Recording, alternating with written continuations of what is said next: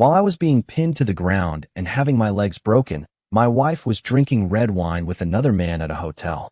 The doctor said I might never be able to stand up again, but Suliuli didn't even come into my hospital room. She just sent me a message. Don't make a big deal out of this. At that moment, I felt like a discarded dog, lying in the hospital bed. Even my mother-in-law was calling me useless, saying I wasn't good enough for her daughter. I didn't cry. I didn't make a scene. I just quietly pulled out the 4 and stared out the window blankly all night. Everyone thought I was completely finished this time. But no one knows that I was able to turn 30 million into 300 million in the stock market back then, and I can also destroy everything they have now. And this time, I'm not going to leave anyone a way out. My name is Zhao Shana. I'm 29 years old, and I work at the library of Tiananmen University. Everyone thinks I'm a good-for-nothing who lives off a woman. Because I live in Yujiangbiyuan, the most expensive residential area in Tiananmen, and the person who bought that house is my wife, Su Liuli, a CEO with a net worth of over 100 million yuan. Nobody knows that I actually have a PhD in economics. Nobody knows that 6 years ago, I turned down an astronomical contract offer from an international conglomerate. Because back then, I believed love was more important than money. It wasn't until our 6th wedding anniversary that I realized I might have been terribly wrong. That evening, I prepared dinner in advance. Red wine, candles, and steak. I even made her favorite cream of mushroom soup myself. But by 9 o'clock that evening, Su Liuli still hadn't returned. When I answered the phone, her voice was cold. I'm working overtime tonight. You go to sleep first. I'll go straight to my parents' place after I'm done. Before I could say anything, the phone was already hung up. The entire living room fell silent. The steak on the table slowly cooled, and the candle burned out completely. As I sat on the sofa, I suddenly felt an inexplicable unease. Today was our wedding anniversary. She had forgotten. Or rather, she simply didn't care. I didn't get angry. For years, the Su Group's cash flow had been strained, and Su Liuli was practically constantly socializing, negotiating deals, and seeking investment. I kept telling myself she was just too tired. But for some reason, that night, for the first time, I began to have doubts. I checked the vehicle location on my phone. I just wanted to confirm she was really at the company, to stop myself from overthinking. But the next second, I froze. The location initially showed the Su Group building. I even mentally berated myself for being paranoid. But within seconds, the red dot on the map suddenly moved. And the direction wasn't towards her parents' house at all. My mind went blank for a second. For a moment, I felt like I couldn't breathe. I didn't care about anything else. I grabbed my keys and rushed out the door. The night wind lashed my face. I rode my electric scooter, frantically chasing after the GPS location. 20 minutes later, I stopped in front of the Marriott International Hotel. The next second, I saw Su Liuli get out of the car. She was wearing a black dress. She was as beautiful as she had been 6 years ago when she first made my heart flutter. But then, a man in a suit also got out of the driver's seat. They smiled at each other. Then, she took his arm. In that instant, I felt as if my chest had been stabbed open. The trust built up over 6 years of marriage shattered completely like glass. I couldn't bear to see her suffer even the slightest grievance. But on our wedding anniversary, she went to a hotel with another man. I gripped my phone tightly and filmed the whole thing. Anger, resentment, and humiliation surged up inside me.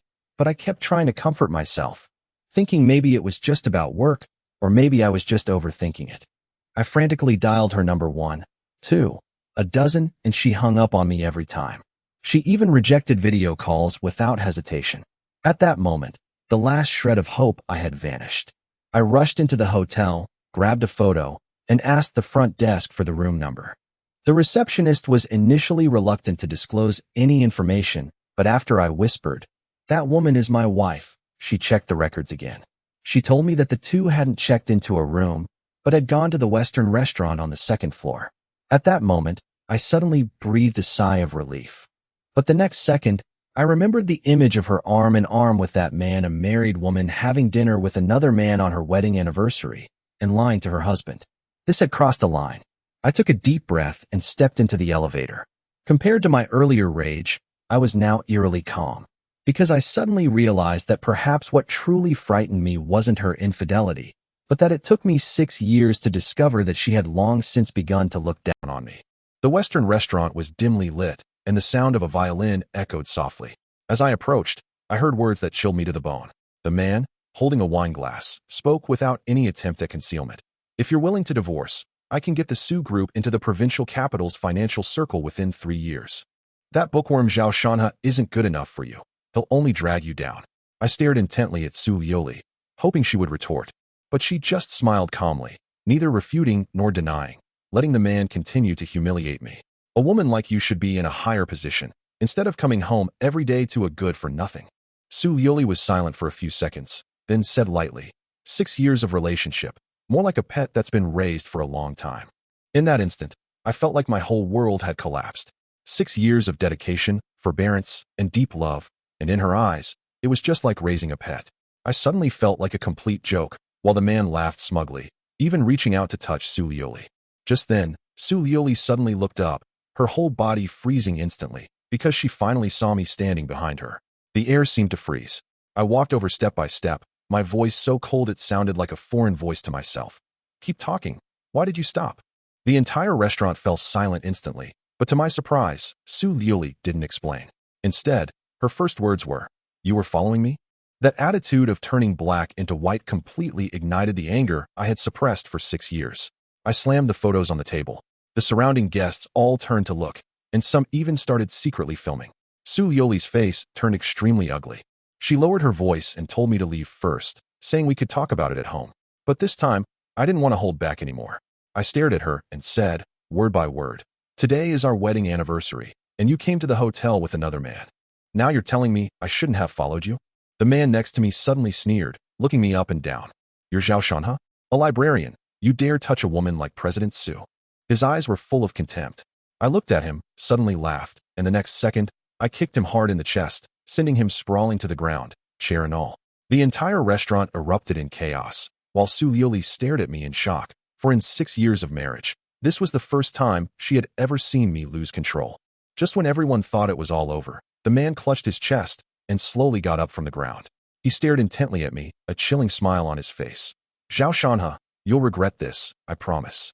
At that moment, for some reason, I suddenly felt an extremely dangerous premonition, as if something was approaching. What I didn't know was that very night, a conspiracy that would truly destroy my life had begun.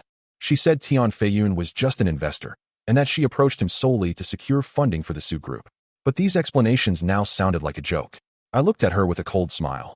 "So, only men with background and capital like Tian Feiyun are truly worthy of you. And I'm just a bookworm who can be replaced at any time?" These words pierced Su Liuli's heart like a knife. Her eyes instantly reddened. "Zhao Shanha, I never married you for money." Her emotions finally spiraled out of control. "Why would you rather believe the photos than believe your wife of 6 years?" she cried out. I stared at her, suddenly feeling incredibly tired, so tired that I didn't even want to continue arguing. So I simply said 2 words, "Divorce." The air went silent instantly. Su Liuli froze, completely stunned, because she never expected that I would actually end the marriage. I looked at her and said, word by word, "Tomorrow morning at 9 o'clock at the Civil Affairs Bureau for divorce." After saying that, I turned and left. But the next second, Su Liuli suddenly rushed up and grabbed my arm tightly. "Zhao Shanha, you can't leave." The emotions that had been suppressed all night finally exploded, and I slapped her away. Slap. The sound of the slap was extremely loud. The room fell silent instantly. A bright red handprint slowly appeared on her face, while I looked down at my own hand. Even I hadn't expected things to turn out this way. Su Liuli covered her face, tears finally streaming down her face. But instead of getting angry, she trembled as she took out her phone. "Fine. You want to know the truth, right? I'll prove it to you right now." She dialed Tian Feiyun's number right in front of me. As soon as the call connected, Tian Feiyun laughed. "Liuli, you've finally come to your senses? As long as you get a divorce, I'll solve all the problems of the Sioux Group for you." Tian Feiyun's voice was full of smugness. "Zhao Shanha is such a piece of trash, he doesn't deserve you at all." Hearing this, my fists clenched instantly, and anger surged in my eyes again. But the next second, Su Liuli spoke coldly. "Tian Feiyun, I'm saying this for the last time. I'm a married woman. Don't do anything to me that crosses the line again." The person on the other end of the phone was clearly stunned, and the air seemed to go silent for a few seconds. But soon, Tian Feiyun suddenly laughed. "Su Liuli, do you really think that bookworm can protect you? Once he's completely crippled, you'll come back begging me sooner or later." The phone was hung up immediately, and the entire room fell silent again. I lit a cigarette. The anger in my heart subsided somewhat, but the stinging sensation lingered. I suddenly realized I could no longer see through my wife. Whether she had betrayed me or not, I had no idea. But I was certain she was hiding something, and that sense of the unknown was more suffocating than the betrayal itself. That night, we lay back to back in bed, neither of us sleeping. Our once warmest home now felt like an icebox. At 3 in the morning, Sulioli suddenly hugged me from behind, her voice filled with an unprecedented weariness. Zhao Shana, if one day I lie to you to protect you, will you forgive me? She whispered. I slowly opened my eyes, my heart suddenly sinking, because this was the first time she had spoken to me in this tone. But before I could speak, she released my hand as if nothing had happened and fell silent again. I couldn't sleep all night, and the unease in my heart grew stronger and stronger. The next morning, Sulioli had already left. On the table was the breakfast she had prepared, and a note. Come home early tonight. The handwriting was still beautiful, but for some reason, it suddenly felt incredibly unfamiliar to me. After leaving the house, I drove to Tian'an University. Less than 20 minutes later, a clear voice suddenly came from behind me. Teacher Zhao. I turned around and found that it was Lin Ruashi. She was as beautiful and dazzling as ever. But for some reason, the way she looked at me today was unusually intense, even carrying some long-suppressed emotion. It's been a year, and Teacher Zhao is still as handsome as ever. She smiled and moved closer, even deliberately touching my chest lightly. I instinctively took a half step back, and Lin Ruashi was clearly taken aback, because I used to never avoid her. In the library, she quickly started talking about entrepreneurship, investment, and the construction company she had recently taken over, her tone becoming increasingly proactive. She even offered to invest in my business unconditionally, helping me escape my current life, if I was willing. I simply shook my head calmly. I'm not interested. But Lin Ruashi remained silent for a few seconds, then suddenly asked in a low voice, what about your teacher's wife? I didn't answer, but she suddenly stared at me, her eyes becoming exceptionally serious. Teacher Zhao, do you really understand Sulioli? In that instant, my heart sank. Lin Ruashi's next words sent chills down my spine. There's been a lot of talk in high society about it. Sulioli often accompanies those big shots to private parties, and many times she doesn't leave the hotel until late at night. My face instantly turned grim, and the scene at the hotel entrance last night flashed wildly through my mind again. The doubts I had forcibly suppressed surged up once more, because I suddenly realized that perhaps I had never truly understood my wife, and that she was hiding far more than I had imagined. After leaving school, I drove alone onto Xinqing Avenue, my mind a jumble of thoughts and my emotions growing increasingly agitated. Just then, a van suddenly crashed into me from behind, forcing me to get out and check on it. As soon as I got out of the car, several burly men surrounded me, demanding 10,000 yuan to settle the matter privately, their attitude outrageously arrogant. I was about to call the police, but the next second, they smashed my phone, clearly having been prepared. My anger, which had been suppressed for 2 whole days, finally broke completely. I punched one of their sunglasses, shattering it, and then slammed him against the hood of the car. With a scream, I twisted his arm off, but the next second, 5 more men rushed out of the van. They were all carrying iron bars, and before I could even react, I was struck hard on the back of the head. My vision went black instantly, and before I lost consciousness, I only heard a sinister laugh. Boss Tian said, crippled both his legs. Those words pierced my mind like an ice pick, and then I completely lost consciousness. When I woke up again, the pungent smell of disinfectant assaulted my nostrils. I lay on the hospital bed, my body ice cold. But what truly terrified me was that my legs were completely numb, as if they had vanished entirely. I tried desperately to move, but no matter how much I struggled, my legs wouldn't respond. The nurses even avoided looking me in the eye. She simply whispered for me to wait for my family to arrive, but the evasive look in her eyes made me increasingly uneasy. A few minutes later, the ward door was suddenly pushed open, and Su Liuli rushed in, her eyes red. She was trembling all over, and I stared intently at her, my voice hoarse and unlike my own. What's wrong with me? Su Liuli's lips trembled, and after a long silence, she finally broke down in tears. The doctor said, you might need an amputation. In an instant, my whole world collapsed. Su Liuli said she would definitely get justice for me, but my heart grew colder and colder because there were very few surveillance cameras on that road. The other party was clearly after me, and I had never offended anyone. The only person who wanted to destroy me was Tian Feiyun. The doctor again urged me to have my leg amputated as soon as possible, saying that if I delayed any longer, I might not even be able to save my life. But I absolutely refused. Because I was unwilling to accept it. I simply couldn't accept that I would suddenly become a completely useless person. Su Liuli told me that she had already signed the surgical consent form for me, and I completely lost control of my emotions on the spot. I couldn't help but sneer and ask her if she couldn't wait for me to become a cripple so she could get rid of me completely. Su Yuli hurriedly explained, and also told me that the murderer had turned himself in and would be sentenced to at least 10 years. But I didn't believe it at all. That was just a nobody pushed out to take the blame. The real mastermind was still out there living the high life. I immediately asked for a divorce. Su Yuli panicked instantly, saying she wouldn't abandon me and was willing to take care of me for the rest of her life.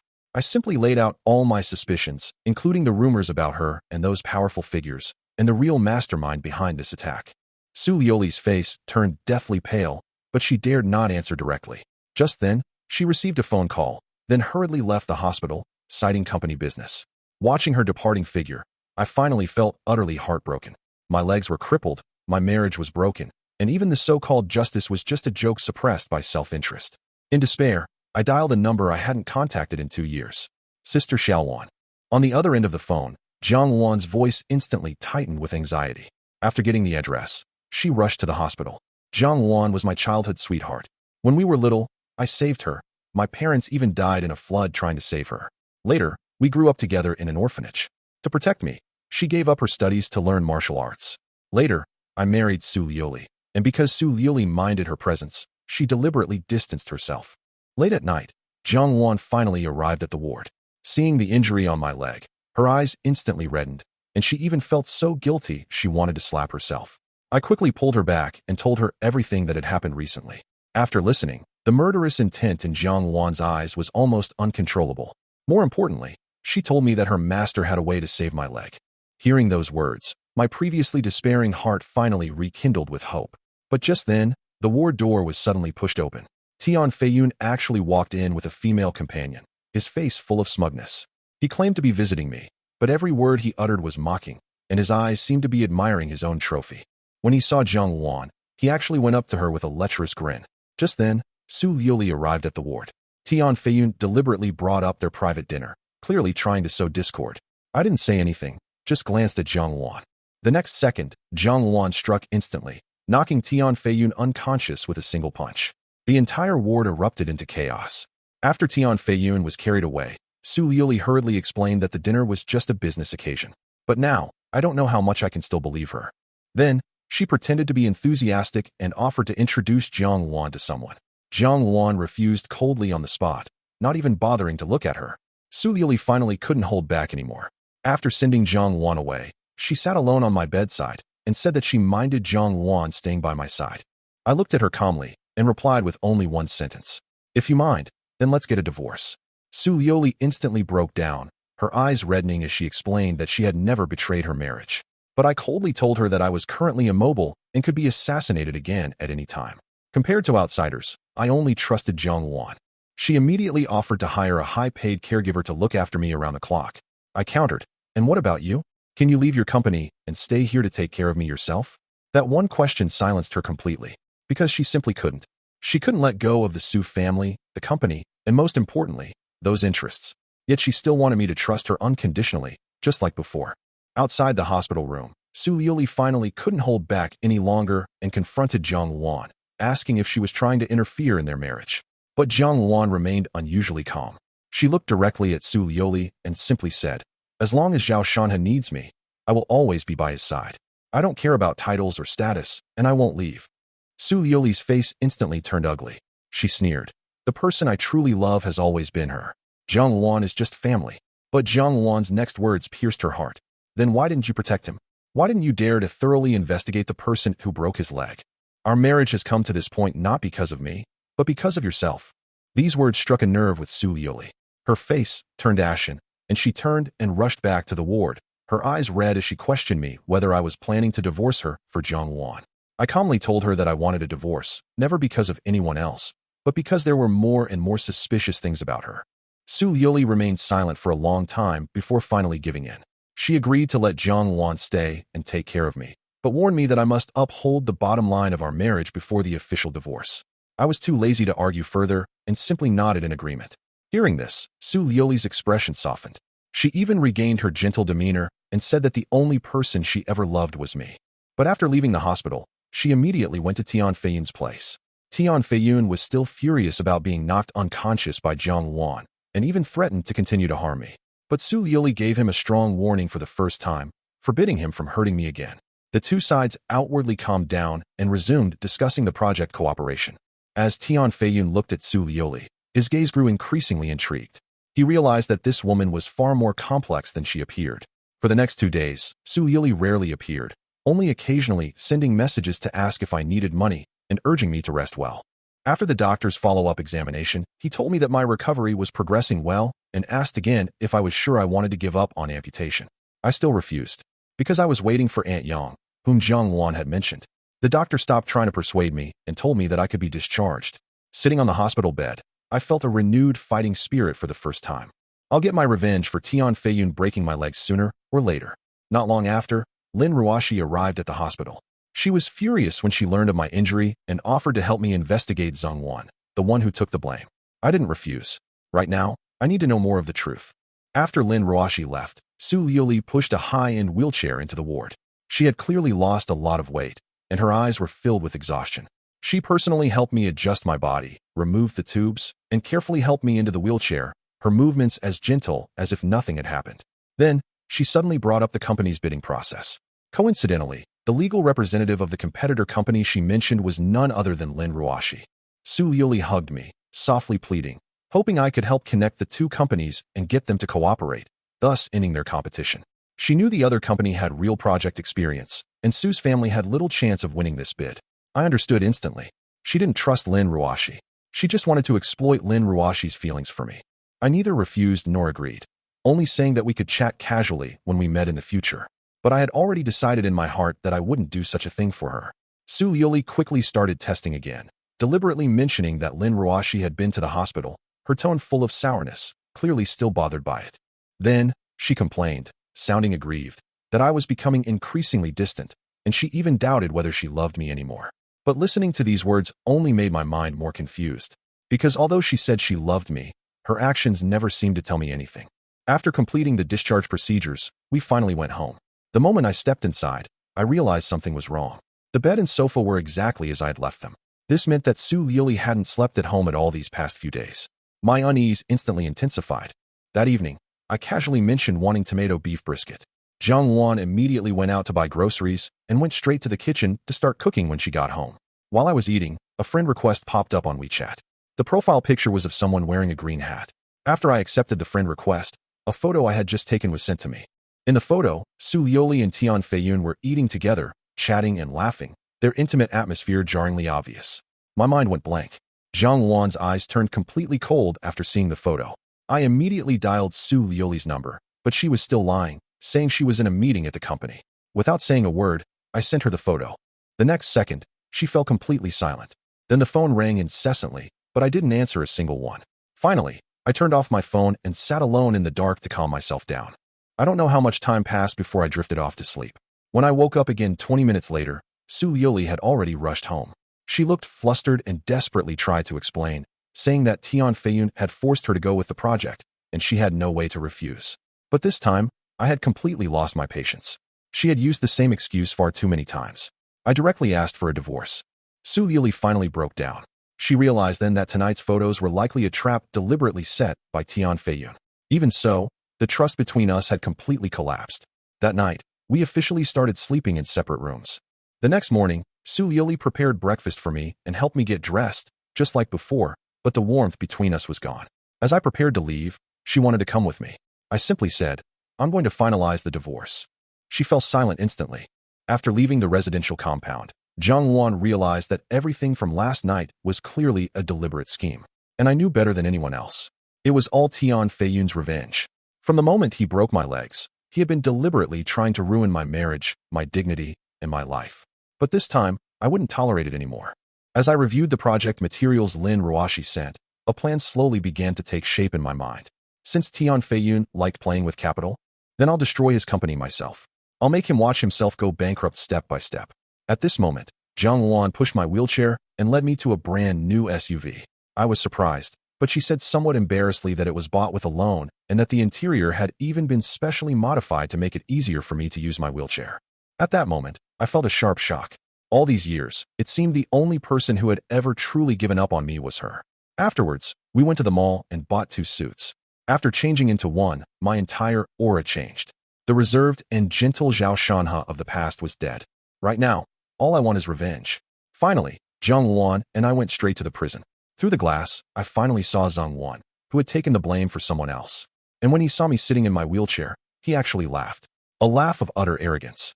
Through the viewing glass, I calmly looked at Zhang Wan and directly asked him who the mastermind was. Zhang Wan, however, swore and stubbornly denied knowing Tian Feiyun, even deliberately using the most vicious words to provoke me.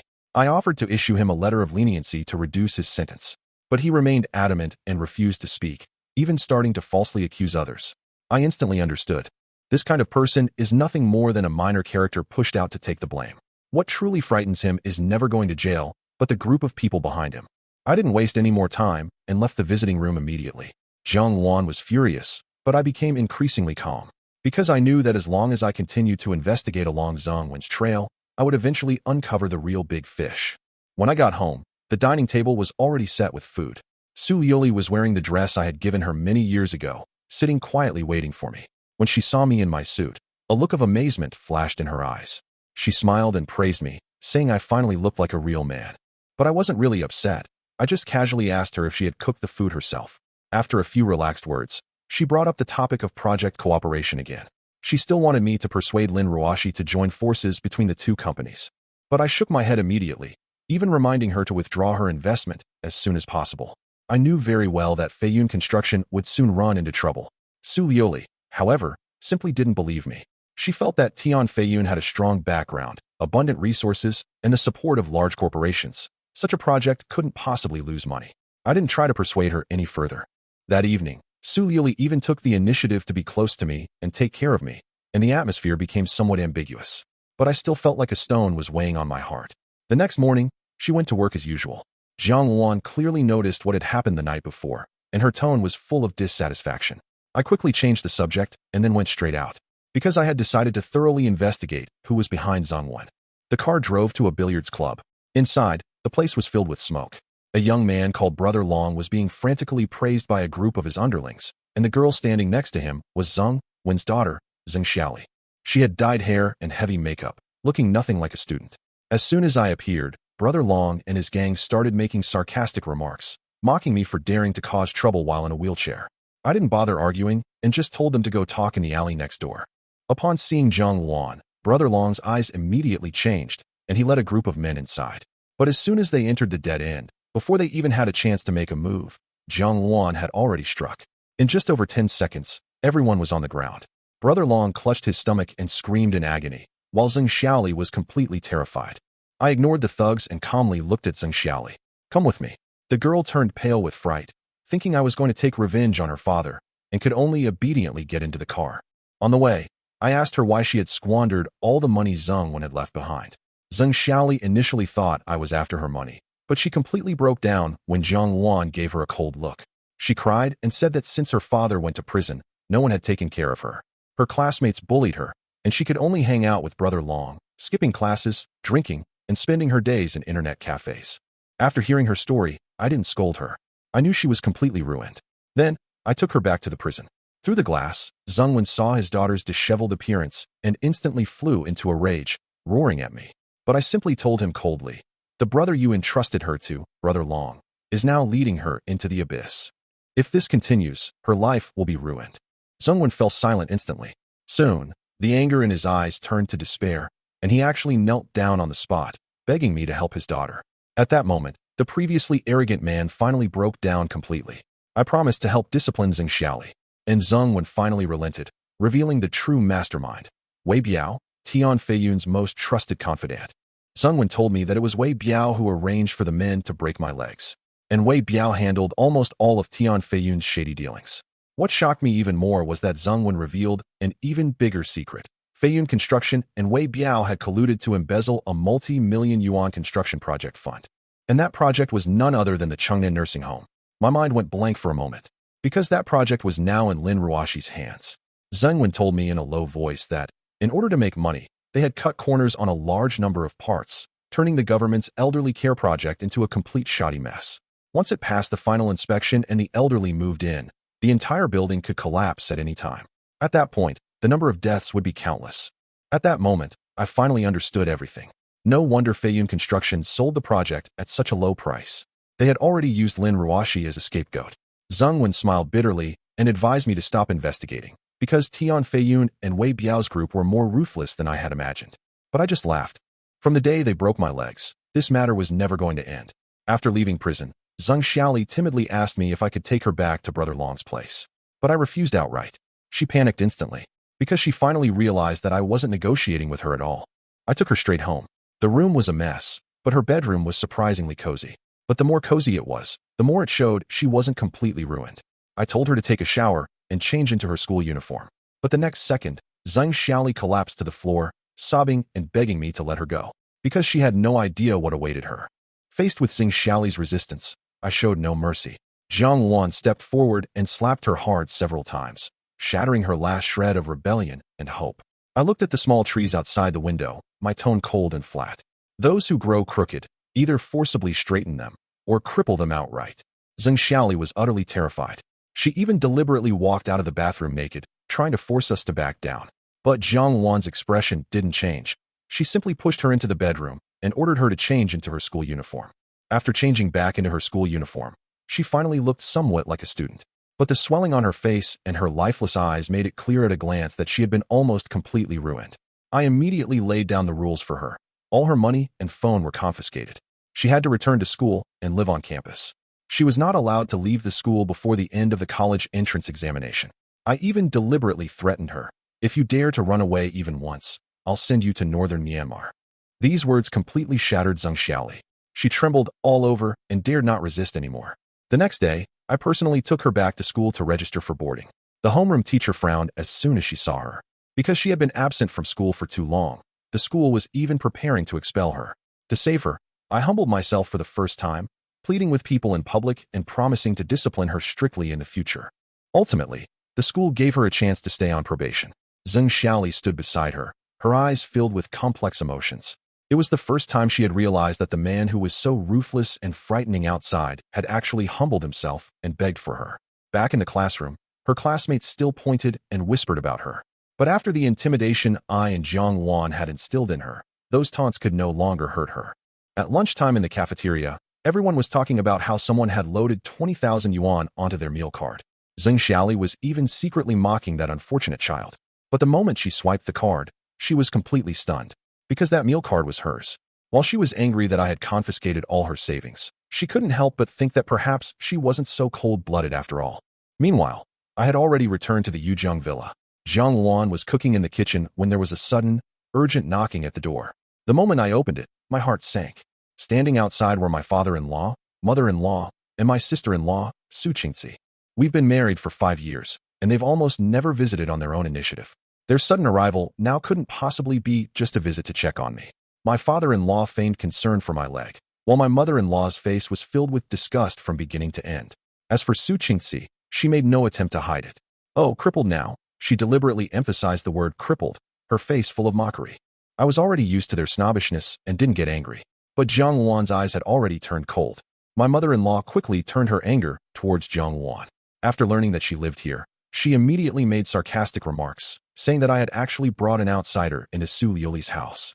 This was the first time I directly defended Jiang Wan, shutting my mother-in-law up. My father-in-law also tactfully went outside for a smoke, clearly leaving his mother-in-law an opening. Sure enough, as soon as he left, my mother-in-law turned hostile. She accused me of being alone with Jiang Wan, saying I was letting down Su Liuli, who was working hard to earn money. I couldn't be bothered to watch their act any longer and spoke directly. Just say what you want to say. Don't beat around the bush. My mother-in-law dropped the pretense and immediately produced a divorce agreement. 10 million in compensation. The condition was that I leave Su Liuli with dignity. I glanced at the agreement. All marital property went to Su Liuli, and I was only worth 10 million. I laughed. Then, in front of them, I tore the divorce agreement to shreds. Divorce is fine. Let Su Liuli come and talk to me herself. You have no right to make decisions for her. My mother-in-law was furious, convinced I was unwilling to give up the Su family's money and status. But I completely ignored her. Just then, my father-in-law pushed the door open again. Seeing the divorce had failed, he produced another agreement, a separate prenuptial agreement.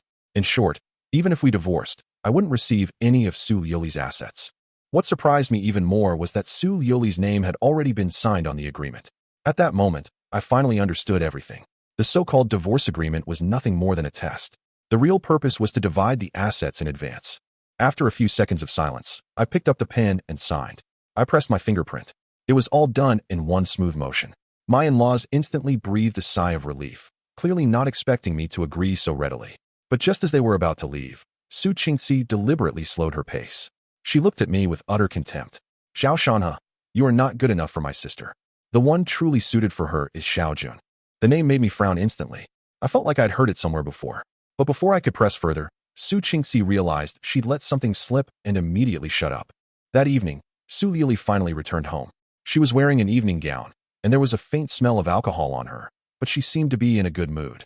However, as soon as she entered, she saw Jiang Wan kneeling beside me, giving me acupuncture and massage. Her expression instantly changed. I calmly explained that the massage was to prevent muscle necrosis in my legs.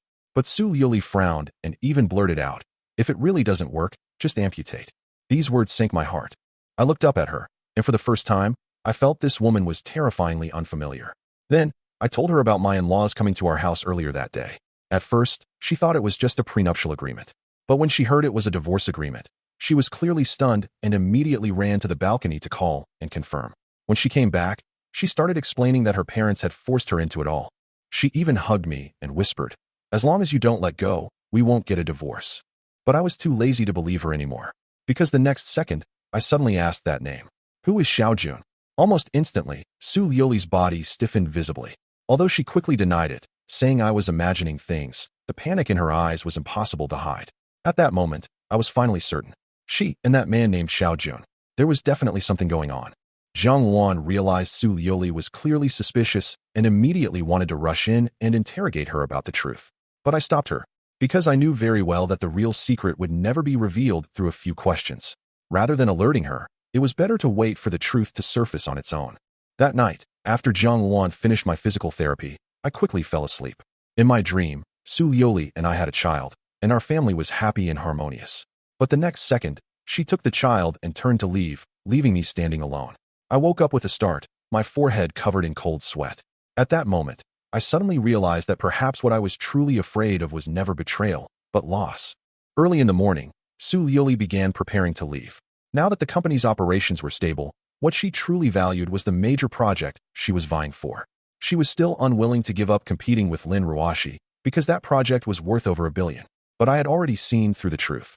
The truly dangerous thing is never a project no one is vying for, but rather something everyone is fighting over.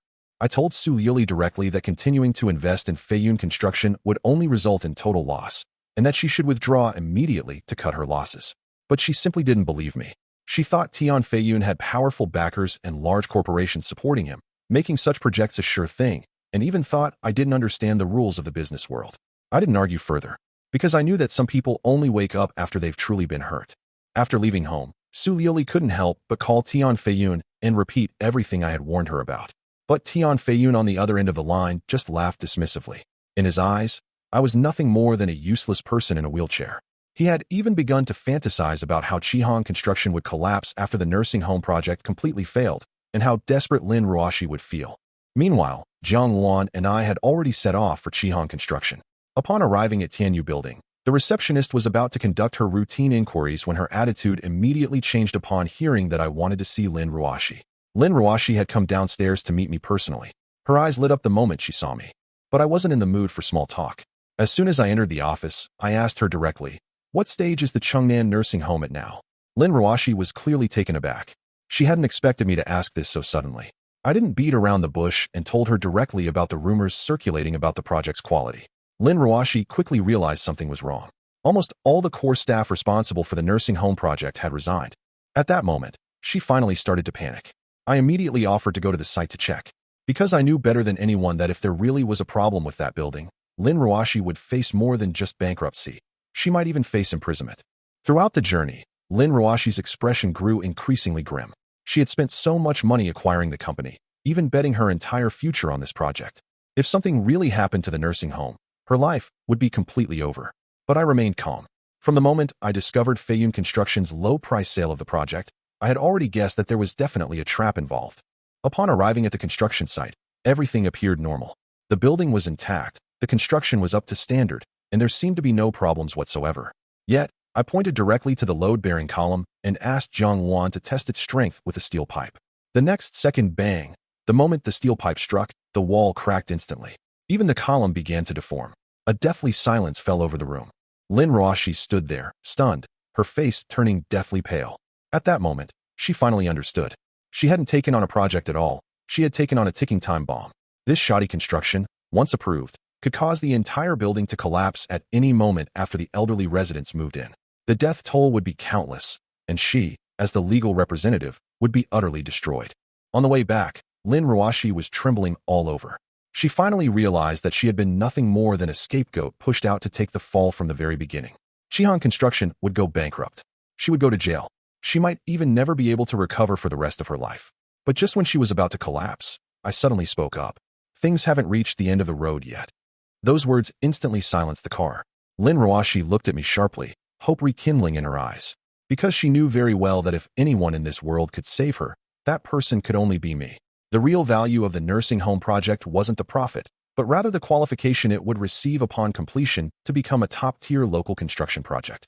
If the project quality goes wrong, the company's reputation will completely collapse. At that point, forget about making money.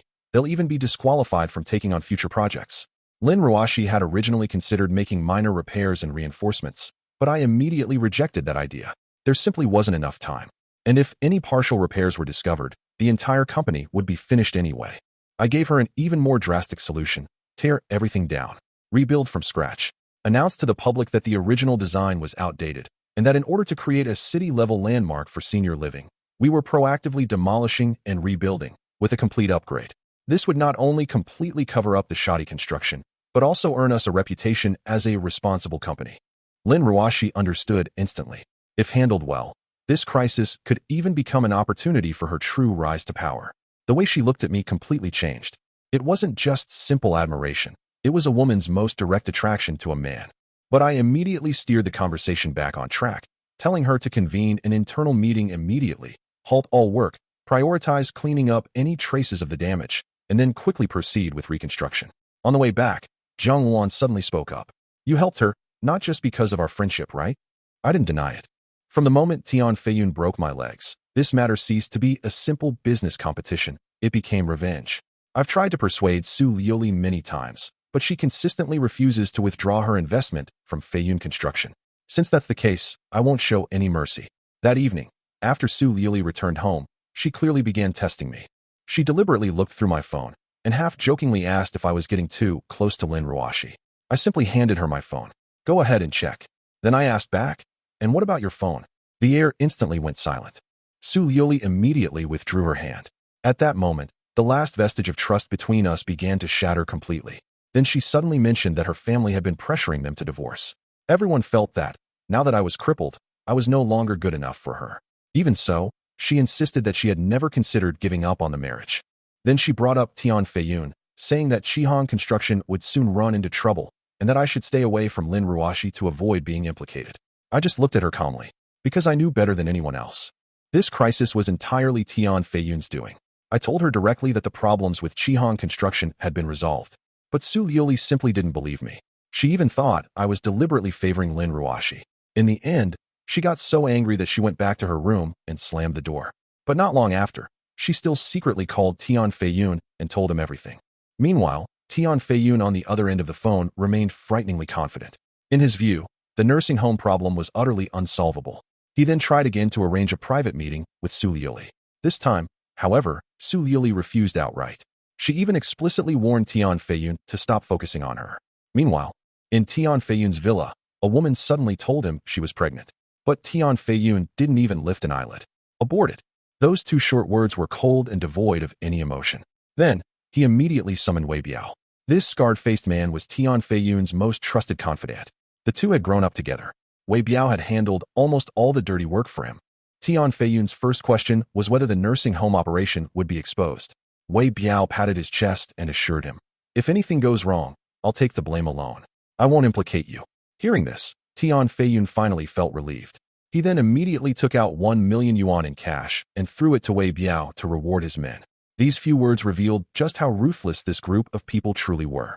For the next 2 days, everything seemed calm on the surface. But I knew the real storm was about to break. Su Liuli started going on frequent business trips and even deliberately distanced herself from me. Before leaving, she told me that rumors were circulating that she was about to get a divorce. Some people were even openly pursuing her. I cut to the chase. These rumors, weren't they spread by your family? Su Liuli fell silent. Because she couldn't explain. She could only tell me that her family had been pressuring her to go on blind dates, but she had consistently refused. But I didn't care about any of that anymore.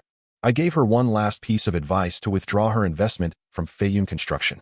But she still felt I was acting out of personal bias and refused to believe Tian Feiyun could lose. I finally gave up completely. Because I've come to understand. You can't teach someone everything. Only reality can truly wake her up. Shortly after Su Liuli left, Lin Ruashi suddenly called. Her voice was filled with panic. It turned out that the nursing home had just begun demolition when a barrage of negative news suddenly broke out. All the public opinion was accusing Chihong Construction of shoddy workmanship. Even relevant departments began to suspect that they were deliberately destroying evidence. I instantly guessed that Tian Feiyun had made his move. I rushed to Chihong Construction. In the office, Lin Ruashi was on the verge of tears. But I remained unusually calm. The old building had already been demolished into ruins.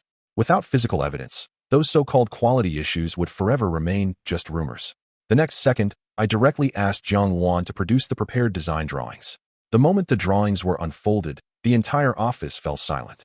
The brand new nursing home design resembles a soaring eagle. It's brimming with technology, modernity, and artistry.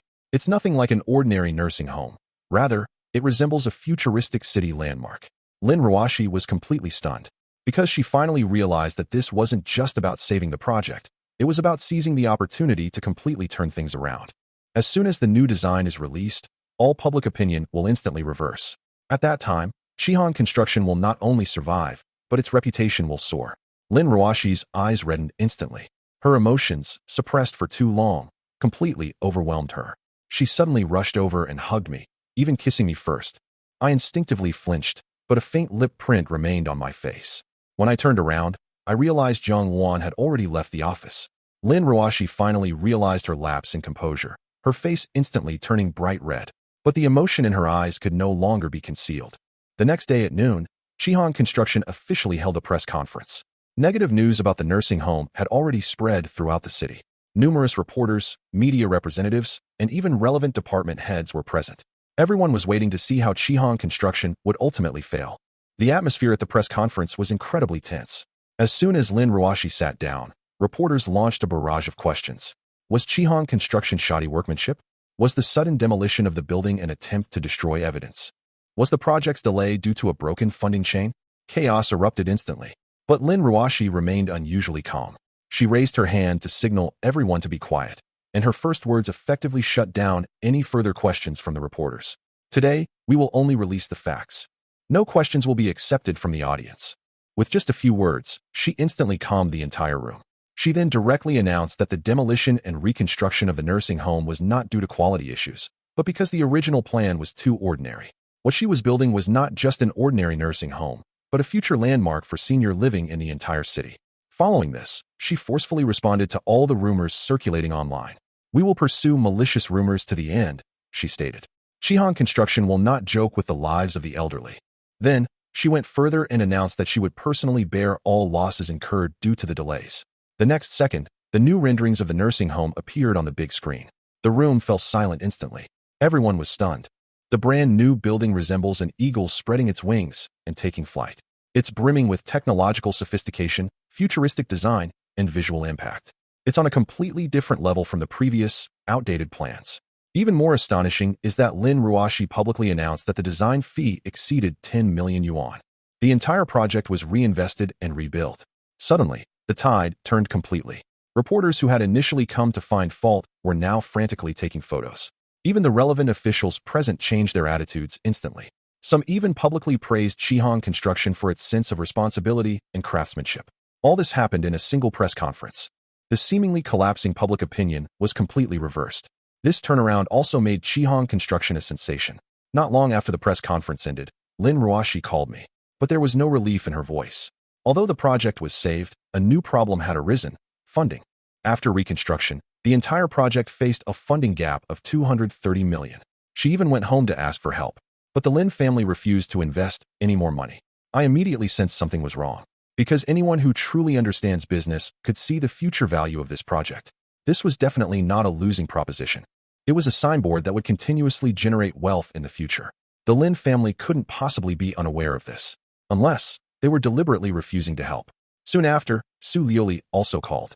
Her tone was full of surprise, clearly not expecting Chihan Construction to actually turn things around. She even proactively inquired about the identity of the expert behind the design drawings. I understood immediately. She didn't want to know for herself. Tian Feiyun wanted to win her over. So I took the opportunity to probe her. Since you're so optimistic, I said, why don't you withdraw your investment from Feiyun Construction and invest in Chihan? She refused without hesitation.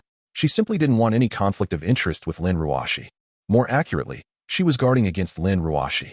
I couldn't help but sneer, because she knew better than anyone what Lin Ruoshi's feelings for me were. After a few words of argument, I hung up the phone. Jiang Wan, who was next to me, suddenly spoke up. If you continue like this, you and her will eventually drift apart completely. I didn't argue, because from the moment I decided to take action against Feiyun Construction, many things were already irreversible. In the afternoon, I was researching stocks when an anonymous package suddenly arrived at my home. Upon opening it, I found a pink silk nightgown inside, and I recognized it immediately. It was Su Liuli's favorite. Even more jarring was the obvious stain on the hem. Tucked inside was a note.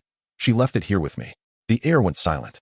Jiang Wan immediately frowned, but I calmed down instead, because I knew very well that this thing was deliberately sent to sow discord. But the more it was sent, the stronger my suspicions became, because there were more and more suspicious points about Su Liuli, especially that man called Xiao Jun.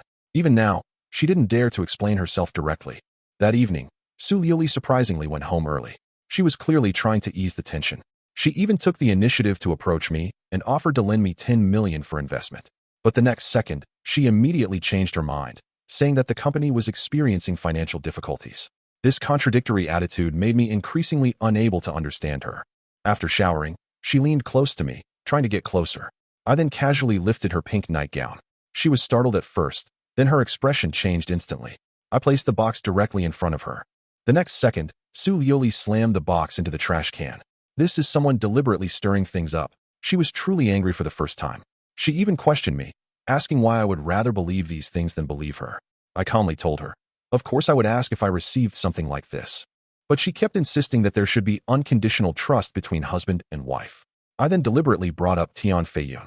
She immediately denied it, even blurting out, he didn't even know about this nightgown. But that one sentence made my heart sink instantly, because under normal circumstances, she shouldn't even know whether Tian Feiyun knew or not. The argument escalated.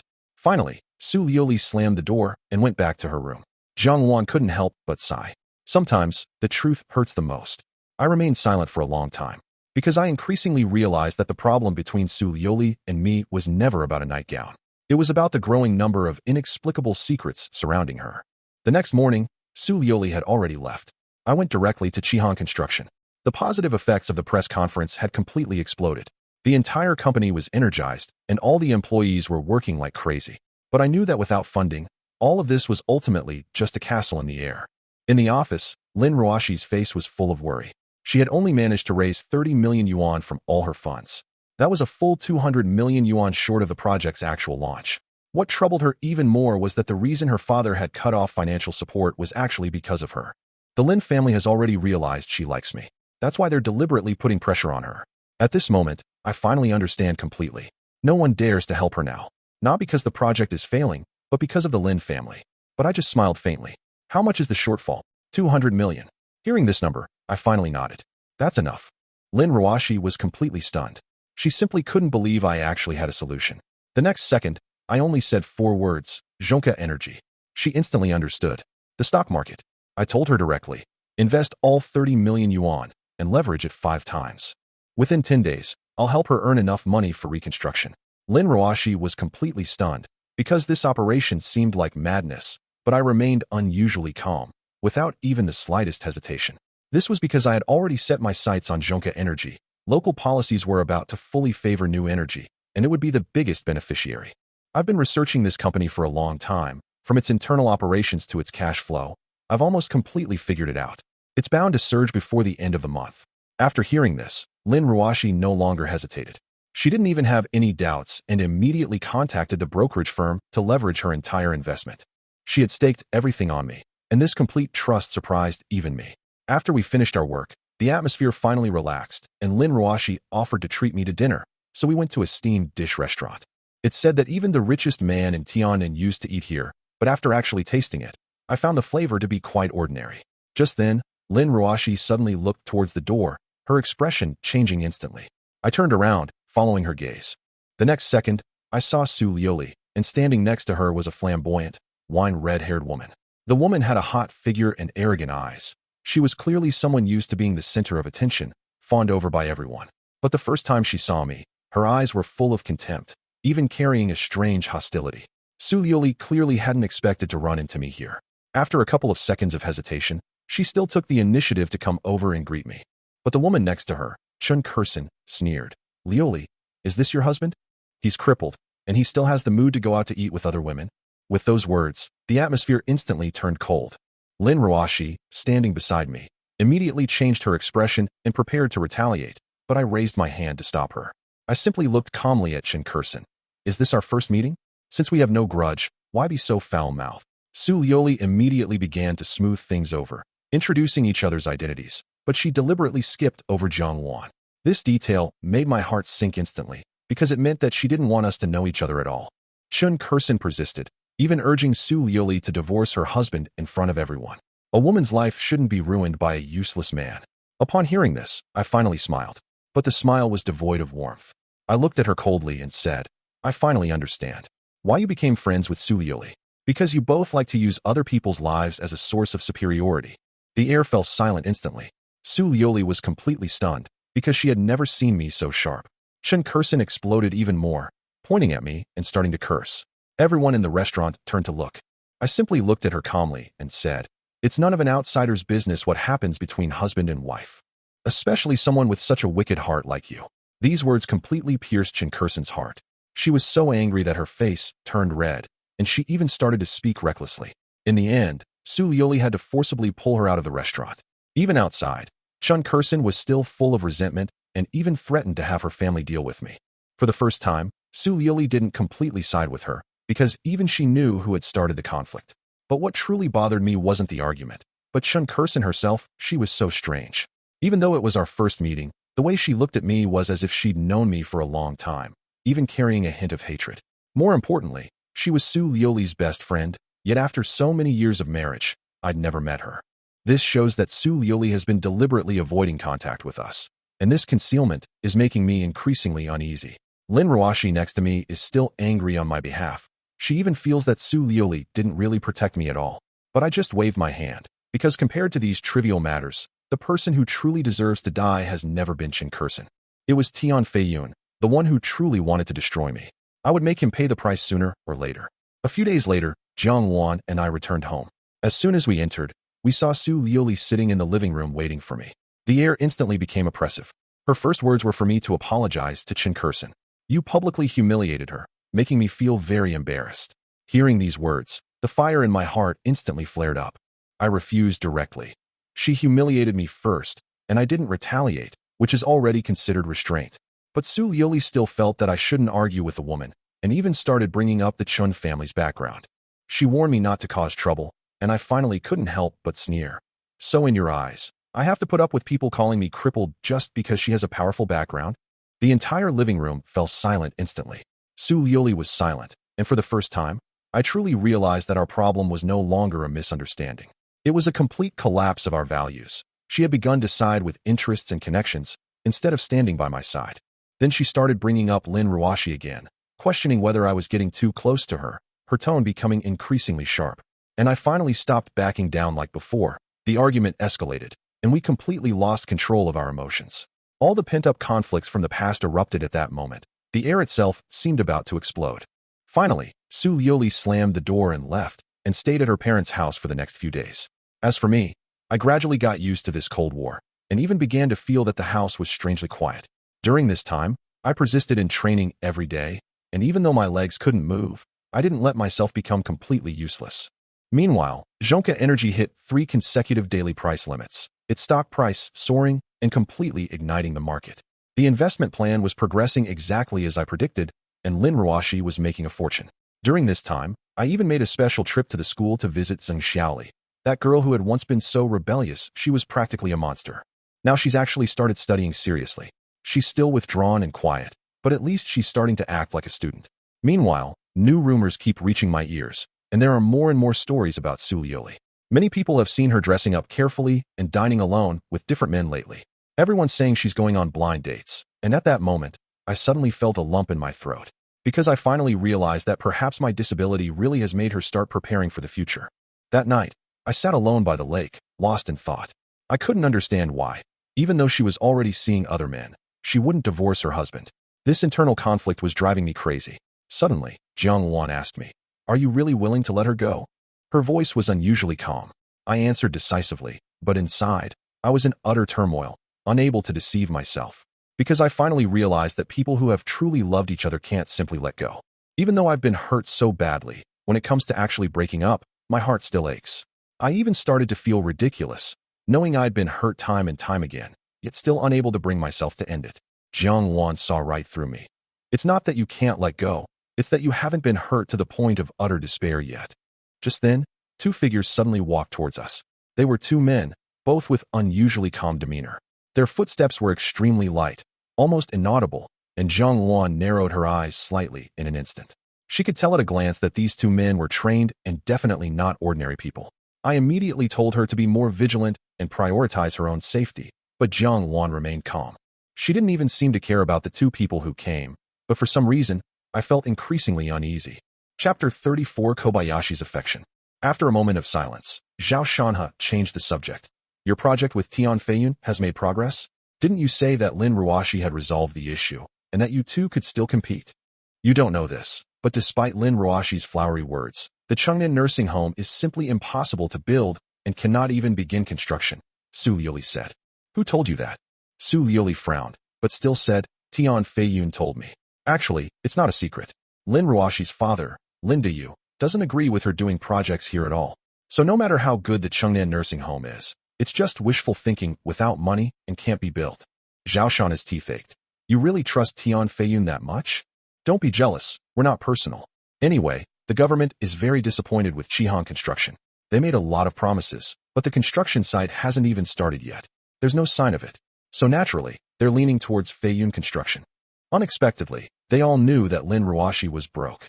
It seems that Lin Deyu spread the word. He's determined to bring Lin Ruoshi back.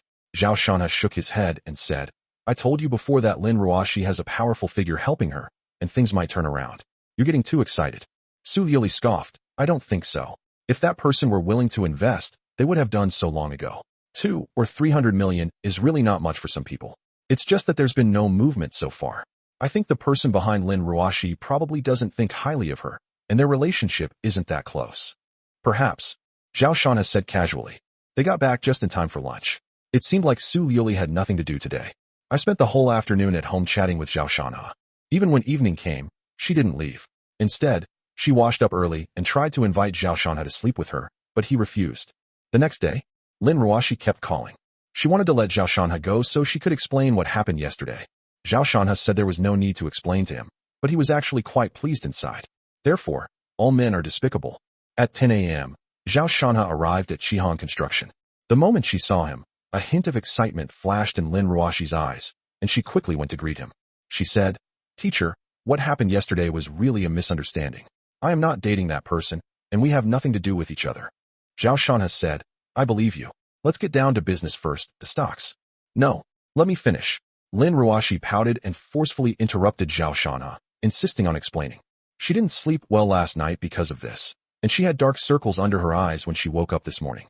The thought of being misunderstood by her teacher made her heartbroken. Jiang Wan watched quietly from the side, a complex expression on her face, seemingly showing some sympathy. An outsider's perspective is often clearer. She could see that this girl's love was too humble. The main reason I was there yesterday was because of my dad. Lin Ruoshi sighed and said, Yesterday morning, my dad called me and asked me to pick up Qin Hao. Oh, Qin Hao is the son of my dad's friend. After I picked him up at the airport in the morning, he said he wanted to treat me to dinner, but of course I refused. I said I would take him to the hotel and leave after he was settled in. But when we arrived, he said he was there on behalf of Qingyang Capital to invest and wanted to ask me about Tian'an City. So I told him about it, and when I was about to leave, he insisted on treating me to dinner and came with me. That's how you saw what happened. So, Qin Hao and I really have nothing going on. Teacher, you have to believe me. She held Zhao Shanha's hand and spoke pitifully. Zhao Shanha laughed and said, What are you saying? You don't need to explain. I believe you. Judging from what you've said, Qin Hao must be no ordinary person. You're too embarrassed to refuse him. Yes, the Qin family is very famous in Yanjing and has many projects in cooperation with my father. Actually, my father wants to match me up with Qin Hao, Lin Ruoshi said, her expression somber. It seems that every family has its own troubles, even a top-tier rich second generation like Lin Ruoshi. Zhao Shanha, however, understood another layer of meaning. Qin Hao wouldn't be leaving anytime soon, which meant he might have to confront him. No, if Lin Ruoshi and I work closely together, we will definitely be a match. He wasn't afraid. He found endless joy in fighting with others. After taking down Tian Feiyun, deal with each new one as they come. Then, before we get down to business, there's one more thing we must do. Suddenly, Lin Ruoshi raised her head and said seriously, What is it? Zhao Shanha asked, puzzled. Lin Ruoshi walked to her desk, took out a document, and handed it to Zhao Shanha. Share gift agreement. At first glance, Zhao Shanha was shocked. This girl actually wanted to give him 99% of her shares, leaving herself with only 1%. He couldn't understand what this meant. He knew Lin Ruoshi would definitely not treat him unfairly regarding the shares, but in his plan, getting 49% of the shares would be the maximum. Unexpectedly, Lin Ruoshi did not play by the rules. Teacher, if it weren't for you, I would have gone back to Yanjing long ago. So this share is rightfully yours. I'm keeping 1% to preserve our partnership. Lin Ruoshi said with a sweet smile, looking at Zhao Shanha. At this moment, Zhao Shanha was overwhelmed with emotions and said with a wry smile, I can't take it like this. No, Teacher Zhao, you must accept it. Lin Ruoshi said firmly. I know you must have your own plans and purposes. Right now, Shihan Construction is my decision maker, but if one day my dad wants to take the company back, I'll be caught in the middle, not pleasing either side. So, giving the company to you will prevent that from happening. Besides, do you think you'd mistreat me if you took the company? After listening to her words, Zhao Shanha thought about it for a moment and realized that they made sense. Lin Deyu's attitude towards him was already very clear. The situation Lin Ruoshi described is very likely to occur in the future. If Lin Deyu forcibly takes over the company, it will directly disrupt his plans and cause him to fail at the last minute. Therefore, he still needs to acquire these shares. He wasn't one to mince words, so he immediately signed his name on the gift agreement and said to Lin Ruoshi, Little Lin, I won't say much more. Once I'm your teacher, I'll be your teacher for life. Lin Ruoshi smiled happily, but thought to herself, I don't want you to be my teacher, I want you to be my boss. By the way, how is Zhonka Energy doing? Zhao Shanha asked. He didn't pay attention to stocks yesterday. Lin Ruoshi said excitedly, the market is doing very well. The value of our Zhonka Energy shares has already exceeded 200 million. She earned this money herself, and she was even more excited than when her father gave her 300 million yuan. Zhao Shanha thought for a moment and said, according to the plan, hold for another 3 days and then sell everything. Lin Ruoshi said, but I checked, and this stock should be fine to hold for half a month, right? There's no need. The longer you hold these speculative stocks, the greater the risk. I also believe they will continue to rise slightly, but if you try to buy them all, you might get trapped. It's best to take profits when you can. Zhao Shanha said calmly. His path lies not in the stock market, but in real industry. Chapter 35 Chen Kurson is a pervert. After leaving Shihan Construction, Zhao Shanha went straight home. That evening, an unfamiliar number dialed in. I am Zhao Shanha. Who is this? Come down. Your wife has had too much to drink. Take her upstairs. The woman on the phone sounded somewhat familiar. After a moment's thought, Zhao Shanha said, Chen Kurson? Stop talking nonsense. Are you coming down or not? Chen Kurson said impatiently. Good. Zhao Shanha hung up the phone and had Zhang Wan push her downstairs. At the entrance of the building, a Mercedes-Benz G-Class with its hazard lights flashing was parked. Chen Kurson opened the back seat, intending to carry Su Liuli out. Don't want. I want to go home. Honey, where's my husband? Su Liuli was completely drunk and was thrown into Zhao Shanha's arms by Chen Kurson. She reached out and touched Zhao Shanha's face, her eyes blurry with intoxication, and giggled foolishly. Husband, you're my husband, hee. Zhao Shanha frowned. How could you drink so much? Who forced you to drink it? TCH, do you think I want to interfere? If she hadn't insisted on coming back, do you think I would have taken her home? Chen Kurson rolled her eyes and said. Zhao Shanha stared at her coldly for a moment, then said, all right, just bring the person back, then get lost. What kind of attitude is that? Chen Kurson was furious. Pointing at herself, she said, damn it, I'm the one who brought her back today. Otherwise, with your wife in this state, anyone could cheat on you. Instead of thanking me, you fucking told me to get lost. She trusts you. If you ignore her and something happens to her, I will kill you, Zhao Shan has said calmly. Chen Kursen's expression changed. Zhao Shan's tone sent a chill down her spine, but she wasn't afraid. She said, you don't need to threaten me. I didn't harm her anyway. Why don't you have this lady take her upstairs? We can talk. Husband, I want my husband. Su Liuli hugged him and kept rubbing against him. Zhao Shanha took a deep breath and said, Sister Xiaowan, take her upstairs. Zhang Wan frowned and said, you go up too. It's all right. She wouldn't dare do anything to me, Zhao Shanha said. Seeing his insistence, Zhang Wan had no choice but to support the swaying Su Liuli and walk towards the elevator. Before leaving, she turned her head and looked at Chen Kursen with cold eyes. If anything happens to Shanha, I will cut you into 1,000 pieces. Chen Kursen sat in the back seat of the G-Wagon, kicking her legs and making a gesture of permission. Zhao Shanha stayed mainly to hear what she was going to say. He had a strange feeling about this woman, or rather, a man's sixth sense. He always felt that she was up to no good when she was around his wife. It was only then that he noticed that Chen Kursen was wearing very little clothing and her attire was quite eye-catching. Are you trying to seduce me by wearing so little? Zhao Shanha said calmly. You? Chen Kursen looked him up and down, her disdain undisguised, and said, even if I lie here and don't move, what can you do? You can try, Zhao Shanha sneered. Chen Kursen's gaze was defiant. Are you crazy? I'm not going to try. I'm not sick. Oh, you're not sick, just walk around a bit? I'll believe you if you walk around a bit. I'm not going to waste my breath on you. I just want to talk to you about what the point of your life is right now. Su Liuli is out every day, and you two basically have no contact. You can only stay at home. Why force yourselves to stay together? A divorce would be better for both of you. Seeing his discomfiture, Chen Kursen smiled smugly, and then spoke slowly and deliberately. Zhao Shanha countered. Speaking of this, I find it quite strange. You're a woman. Why would you want me to divorce her? Are you a lesbian? Or for some man? His gaze was sharp, looking directly into her eyes, as if trying to uncover the secrets in her heart.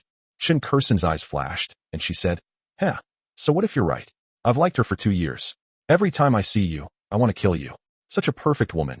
Why do you get to have her all to yourself? So you also want to steal my man? Zhao Shanha's eyes were like torches, flashing with a dangerous light. Chen Kursen's heart skipped a beat, and she stiffened her neck. So what if it is? Zhao Shanha chuckled softly, then suddenly reached out and grabbed the armrest on the back of the G-Class. With a forceful push, he lunged directly at Chen Kursen. In an instant, the two of them pounced into the back of the G-Class.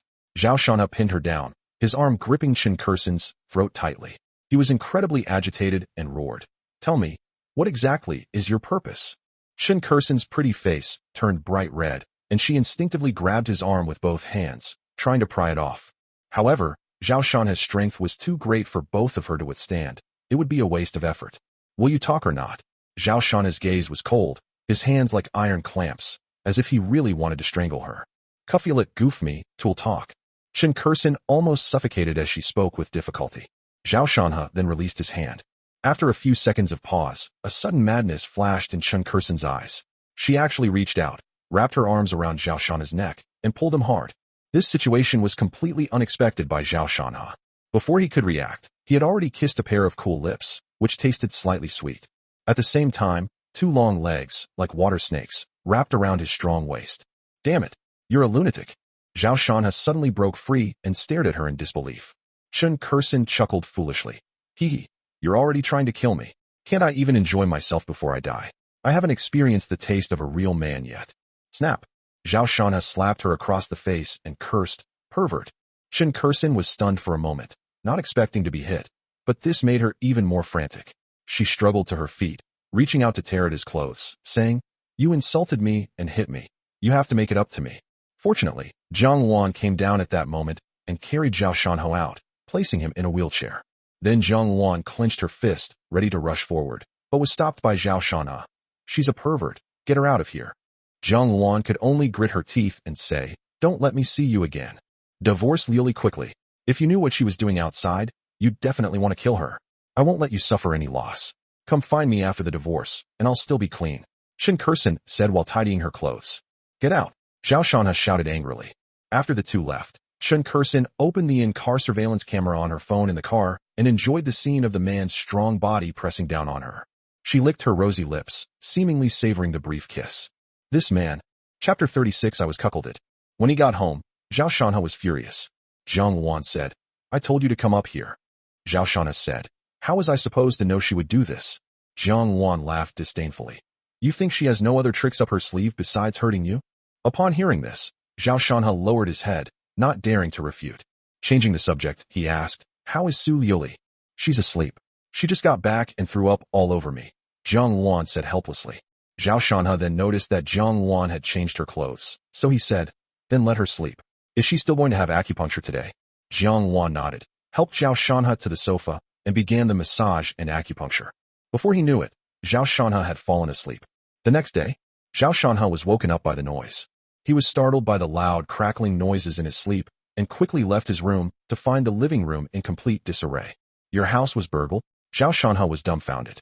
Jiang Wan sat on the sofa, leisurely sipping her tea, and said, the lady of the house is tearing things down. Is she crazy? Zhao Shanhe said. The entire house was in ruins, except for the sofa. From toilet paper torn in half, to the TV screen being smashed. He not only went to the living room, but also wheeled himself into the master bedroom, where the situation was even worse. Even the quilt was horribly cut by scissors, the glass of the dressing table was completely shattered, the wardrobe door was wide open, and clothes were scattered everywhere. Just then, a clattering sound came from the kitchen, and Zhao Shanhe rushed over. The stainless steel pot was thrown to the ground with a clatter, and 2 faucets were turned on, water gushing out. Su Liuli was disheveled, wearing only her underwear and barefoot. Seeing the broken bowls scattered all over the ground, Zhao Shanhe quickly said, be careful, come out first, we can talk things over. Su Liuli turned to look at him, her eyes bloodshot and filled with murderous intent. Stop pretending. I think you'd love for me to get hurt, or even die. What are you saying? Zhao Shanhe frowned. Then, without saying a word, she took the plate, walked out, threw it on the dining table, went back into the kitchen, and brought the plate out again. She went in and out 4 times in a row, and Zhao Shanhe watched with trepidation, fearing that she might step on the broken bowl. Eat up, so you can get on your way. At this moment, Su Liuli rushed out with a kitchen knife, staring intently at Zhao Shanhe, startling him. He glanced at the 4 dishes on the table, and his lips twitched. 1 plate of stir-fried greens, 1 plate of stir-fried green peppers, 1 plate of stir-fried cucumbers, and 1 plate of stir-fried green beans. It was all green. Zhao Shanhe quickly said, put down the knife, let's talk this out. Let me die knowing why. Su Liuli said angrily, what's there to say? Isn't it obvious? You cheated on me. You made me wear a green hat. I'm going to kill you and then jump off a building. Jiang Wan glanced at it out of the corner of her eye, then dismissed it with disdain, muttering, there's no killing intent at all. She, as the nanny, had no desire to get involved in the affairs of the male and female owners. What the hell? I cheated on you? You're fucking rubbish. Zhao Shanhe said loudly, dissatisfied. You're making excuses. Su Liuli threw down the kitchen knife, walked over, and slapped him across the face. Then she took out her phone, pulled out a photo, and said, look at this, you son of a bitch. Is this you? Is this really you? Zhao Shanhe looked over and was immediately stunned. Although the light was dim, it was clear that it happened in the back of the carriage, just last night. In the photo, Zhao Shanhe is on top of Chen Kursen, their lips pressed tightly together in a passionate kiss. Chen Kursen's arms are wrapped around Zhao Shanhe's neck, and her long, snow-white legs are wrapped around his waist. As for this photo, it's a case of no amount of clearing your name can make you regret it. Zhao Shanhe's head buzzed. Damn it, I've been tricked. What else do you have to say? You scumbag, you dog. You even laid a hand on my best friend. Are you even human? I want a divorce. Su Liuli's tears welled up, and she couldn't stop them. Oh no, I got tricked by Chen Kursen. Make her show you the full video. Shut up. I feel disgusted just listening to you. I never want to see you again. See you at the marriage registry, you scumbag. Su Liuli roared, threw on some clothes, and slammed the door shut as she stormed out. Zhao Shanhe sat there blankly for a long time before finally speaking in frustration. Damn it. What the hell is going on? I've become the biggest scapegoat. Uffed. Jiang Wan couldn't help but laugh. What are you laughing at? Zhao Shanhe glared at him angrily. Jiang Wan quickly sat up straight. I wasn't laughing at you, the TV show was just too funny. Zhao Shanhe first looked at the shattered television set, then turned his gaze back to Jiang Wan. Jiang Wan. Oh, I misspoke. I was just thinking about happy things. Zhao Shanhe. He touched his cheek, which still ached slightly. That damned woman really went too far. Zhao Shanhe sighed, made a call to have someone come and clean the house, and then bought all the furniture that needed to be bought again.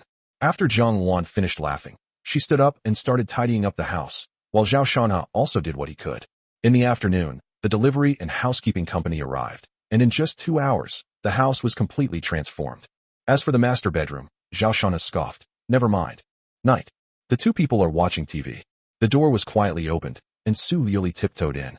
Zhao Shanha didn't even glance at her and said indifferently, "Have you figured things out? Misunderstandings like this are easy to resolve. All you need to do is force Chen Kursin to hand over the complete video, and you'll find out the truth." Su Liuli coughed lightly, feigning composure, and said dryly, "I figured it out. You didn't cheat on me." Zhao Shanha turned to look at her and said coldly, "Then let's go to the Civil Affairs Bureau. Let's go." Under his gaze, Su Liuli's face grew increasingly red. Knowing she was in the wrong, she didn't argue with him. "Don't be so unforgiving. I don't want to talk to you right now. I'm going to sleep." Zhao Shanha scoffed. "That's right. Anyway, you're not the one who gets slapped, so you don't lose out. You hit me last time, so we're even today. No one is allowed to mention it again. Besides, you kissed her, which is unfair to me, and I didn't say anything." Su Liuli said unwillingly, feeling very wronged. "Huh, then go ask your best friend. You treat her like a best friend, and she almost raped your husband. Come to think of it, if you feel you've been taken advantage of, then go kiss someone else. Kiss Tian Feiyun, kiss that Xiao Jun, or kiss some other man. I don't want to talk to you anymore. I'm angry because I care about you, and you don't appreciate it." Su Liuli ran into the bedroom and slammed the door shut. But the next second, she ran out again and demanded, "Didn't you tidy up the bedroom for me?" Zhao Shanha snorted coldly. "Clean it up yourself." Chapter 37, Regenerating Barriers. After the acupuncture treatment, Zhao Shanha took a shower and laid down on the bed. While still half asleep, a smooth body climbed onto his bed. Zhao Shanha was startled awake, opened his eyes and coldly asked, "What are you doing here?" Su Liuli hugged him and muttered, "It's all your fault. My blanket is ruined and I can't sleep. I'll sleep with you tonight. Get out. I don't want to sleep with you. Get lost." Zhao Shanha didn't stand on ceremony and tried to push her off the bed. Su Liuli was angry. "What do you mean? People who quarrel in bed make up in bed. Besides, you were the one who hit Chen Kursin first, and you didn't lose anything. I'm the one who lost out the most. My husband was kissed by someone else, and that's why I feel wronged." Su Liuli is not stupid. On the contrary, she is quite clever. She will not believe Chen Kursin's one-sided story. So, despite being blinded by anger during the day, Su Liuli still went to find Chen Kursin in the afternoon to demand all the videos. Chen Kursin initially hesitated, saying the videos had been deleted, but Su Liuli didn't believe her and immediately turned hostile, saying that if Chen Kursin couldn't produce the videos, they would break off their friendship. Helpless, Chen Kursin handed over the complete video. Knowing the truth of the matter, Su Liuli finally breathed a sigh of relief. However, it takes two to tango. The video showed that Zhao Shanha did indeed pounce and strike first, so she had no reason to blame Chen Kursin. But now that Zhao Shanha is treating her this way, she feels quite wronged. Since both of them are at fault, why should she be the one to be angry? "So it's my fault? I told you to stay away from her, but you wouldn't listen. Anyway, I'm telling you right now, don't let me see her again, or I'll have to take action again." Zhao Shanha's words were utterly unkind. Seeing her husband's insistence, Su Liuli sighed. "I wrecked the house and hit you during the day. It was my fault, and I apologize. But there's no such thing as a grudge that lasts overnight between husband and wife. Do you know why I drank so much yesterday? It's because my mother keeps urging me to go on blind dates. I had a big fight with her and drowned my sorrows in alcohol. In the end, it's all because of you, so you have to forgive me. Anyway, you hit me last time, so let's just let it go this time and move on. Nobody is allowed to bring it up again." Zhao Shanha was silent for a moment, then said, "Can you cut off all contact with Chen Kursin? This woman has ill intentions. He trusts his intuition." Without even thinking, Su Liuli said, "How could that be? She's my best friend. She would never harm me. Don't say such divisive things anymore." Sowing discord, Zhao Shanha laughed in anger. Suppressing his rage, he continued, "She has ulterior motives. She wants to send you to some man's bed. Trust me this once." Su Liuli's face darkened. "What do you mean by saying such nonsensical things? Do you have to interfere with how I choose my friends?" Zhao Shanha said angrily. "Then there's nothing more to say." After saying that, he moved a little further into the bed. Although he did not insist on driving his wife away, the two women on the bed were clearly separated. Su Liuli was also very angry. Her husband really didn't understand anything. The next day, when Zhao Shanha woke up, the bed next to him was already cold, indicating that his wife had long since left. She seemed very angry when she left. Zheng Wan said meaningfully as she came out of the kitchen. Zhao Shanha snorted coldly. "I'm the one who's angry. She misunderstood me this time and didn't listen to me. She's going to suffer a great loss." Zheng Wan shook her head and didn't say anything more. No one can interfere with the relationship problems of this unlikely couple. They have to handle it themselves. Su Liuli did not return that day. Zhao Shanha was displeased, but said nothing. Another day passed, and his wife still hadn't returned, nor had she sent any message. Zhao Shanha was utterly disappointed. Today is the planned day to sell the stocks. After Zhao Shana got up, he received an excited phone call from Lin Ruashi.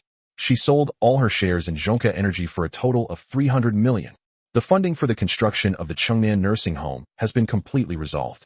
Zhao Shanha asked her to transfer 30 million yuan, and Lin Ruashi transferred the money to him without asking any questions. Then, he had Zhang Wan take her ID card and went out. Half an hour later, he arrived at a sales center. A magnificent land.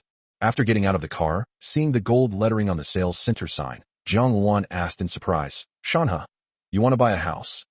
This development is divided into residential areas and villa areas, and is one of the high-end developments in Tian'an City. It boasts an excellent location, surrounded by facilities ranging from kindergartens to high schools, as well as large shopping malls, making it an extremely well-equipped destination. Most importantly, the community is right next to the Yangtze River, which runs through Tian'an City, offering river views at any time. It is the dream home for most Tian'an residents. We need to buy a house, otherwise we'll always be living under someone else's roof, Zhao Shanha said calmly. He had thought about selling his stocks and buying a house before, but he was still hesitant. However, his wife's actions in the past 2 days made him finally decide. Zhang Wan opened her mouth, but didn't say anything. She sensed that this time, there was a real rift between the couple. Zhao Shanha wasn't joking. Zhang Wan pushed Zhao Shanha into the sales center. The interior was decorated in a magnificent style, with a sand table in the middle of the hall, and the model of the entire magnificent landscape was extremely exquisite. Hello, sir and madam. I'm Xiao Lu, the marketing manager. Our Jinxiu Jianshan offers a full range of apartment types, from small apartments of 100 square meters to large 500 square meter apartments, as well as villas. Are you interested in any particular type of apartment? Would you like me to show you around? A woman in business attire walked over and said with a smile. Tell me about the villa area, Zhao Shana said. Xiao Lu was taken aback, then his eyes lit up. He knew that the villas in this area were worth tens of millions of yuan, and even though the commission was only 1%, it was still 2 or 300,000 yuan. She already thought the two men had an extraordinary air about them, but she never expected that their first question would be about looking at villas. How could they say such things so casually without having some kind of wealth? She immediately became even more enthusiastic, first praising the beautiful landscape of Jinxiu Jiangshan by mentioning its surrounding facilities, living environment, and potential for price increases. Then he took Zhao Shanha to the model and said, in the villa area, the ones with lights on are those that haven't been sold yet. I wonder which one Mr. Zhao would like to see. Zhao Shanha glanced around and found that out of the 30-odd villas, only 7 or 8 had their lights on.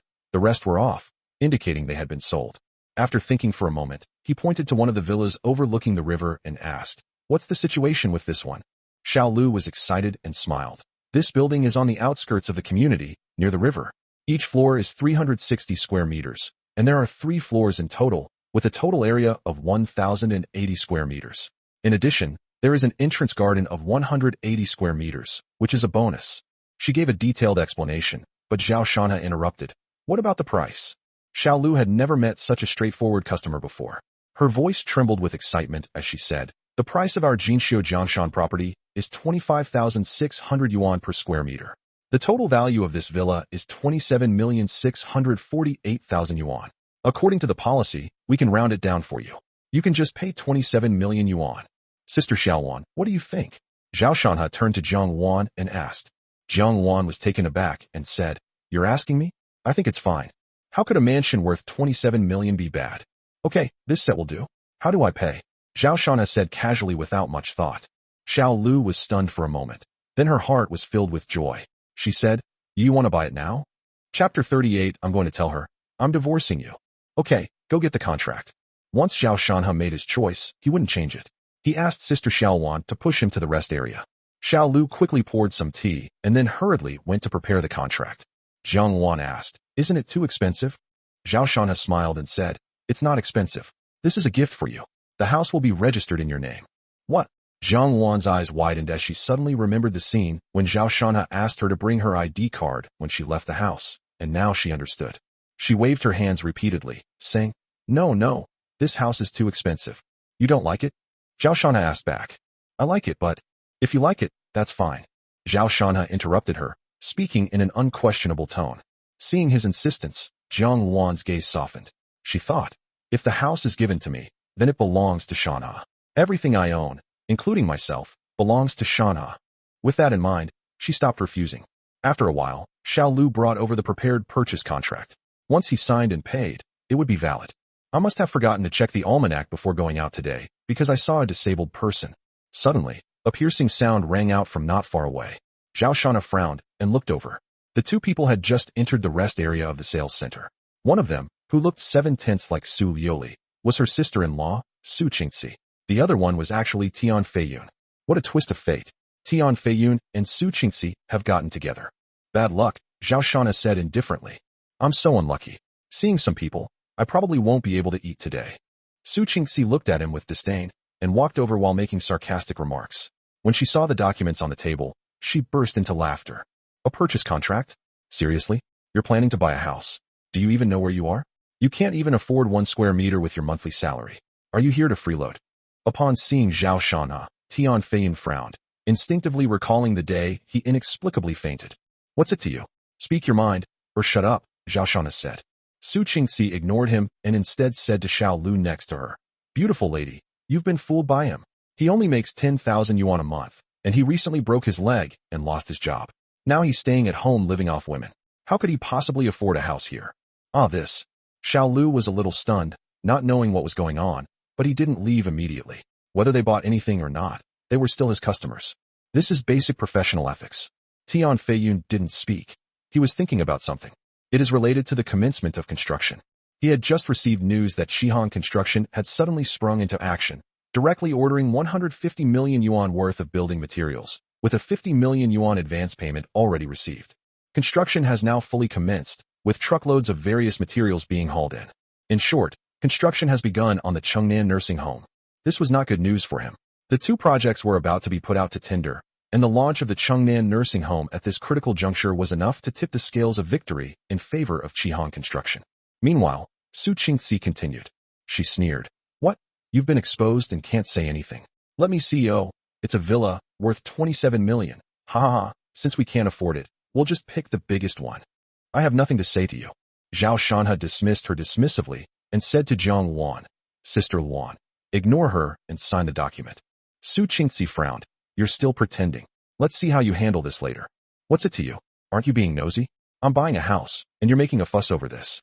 Where's the security guard? Zhao Shanha said impatiently. By this time, Zhang Luan had already signed the contract. Zhao Shanha took out his bank card and said to Xiao Lu, I paid for the house in full. Can I pay by card now? Yes, yes. Xiao Lu quickly took out the machine.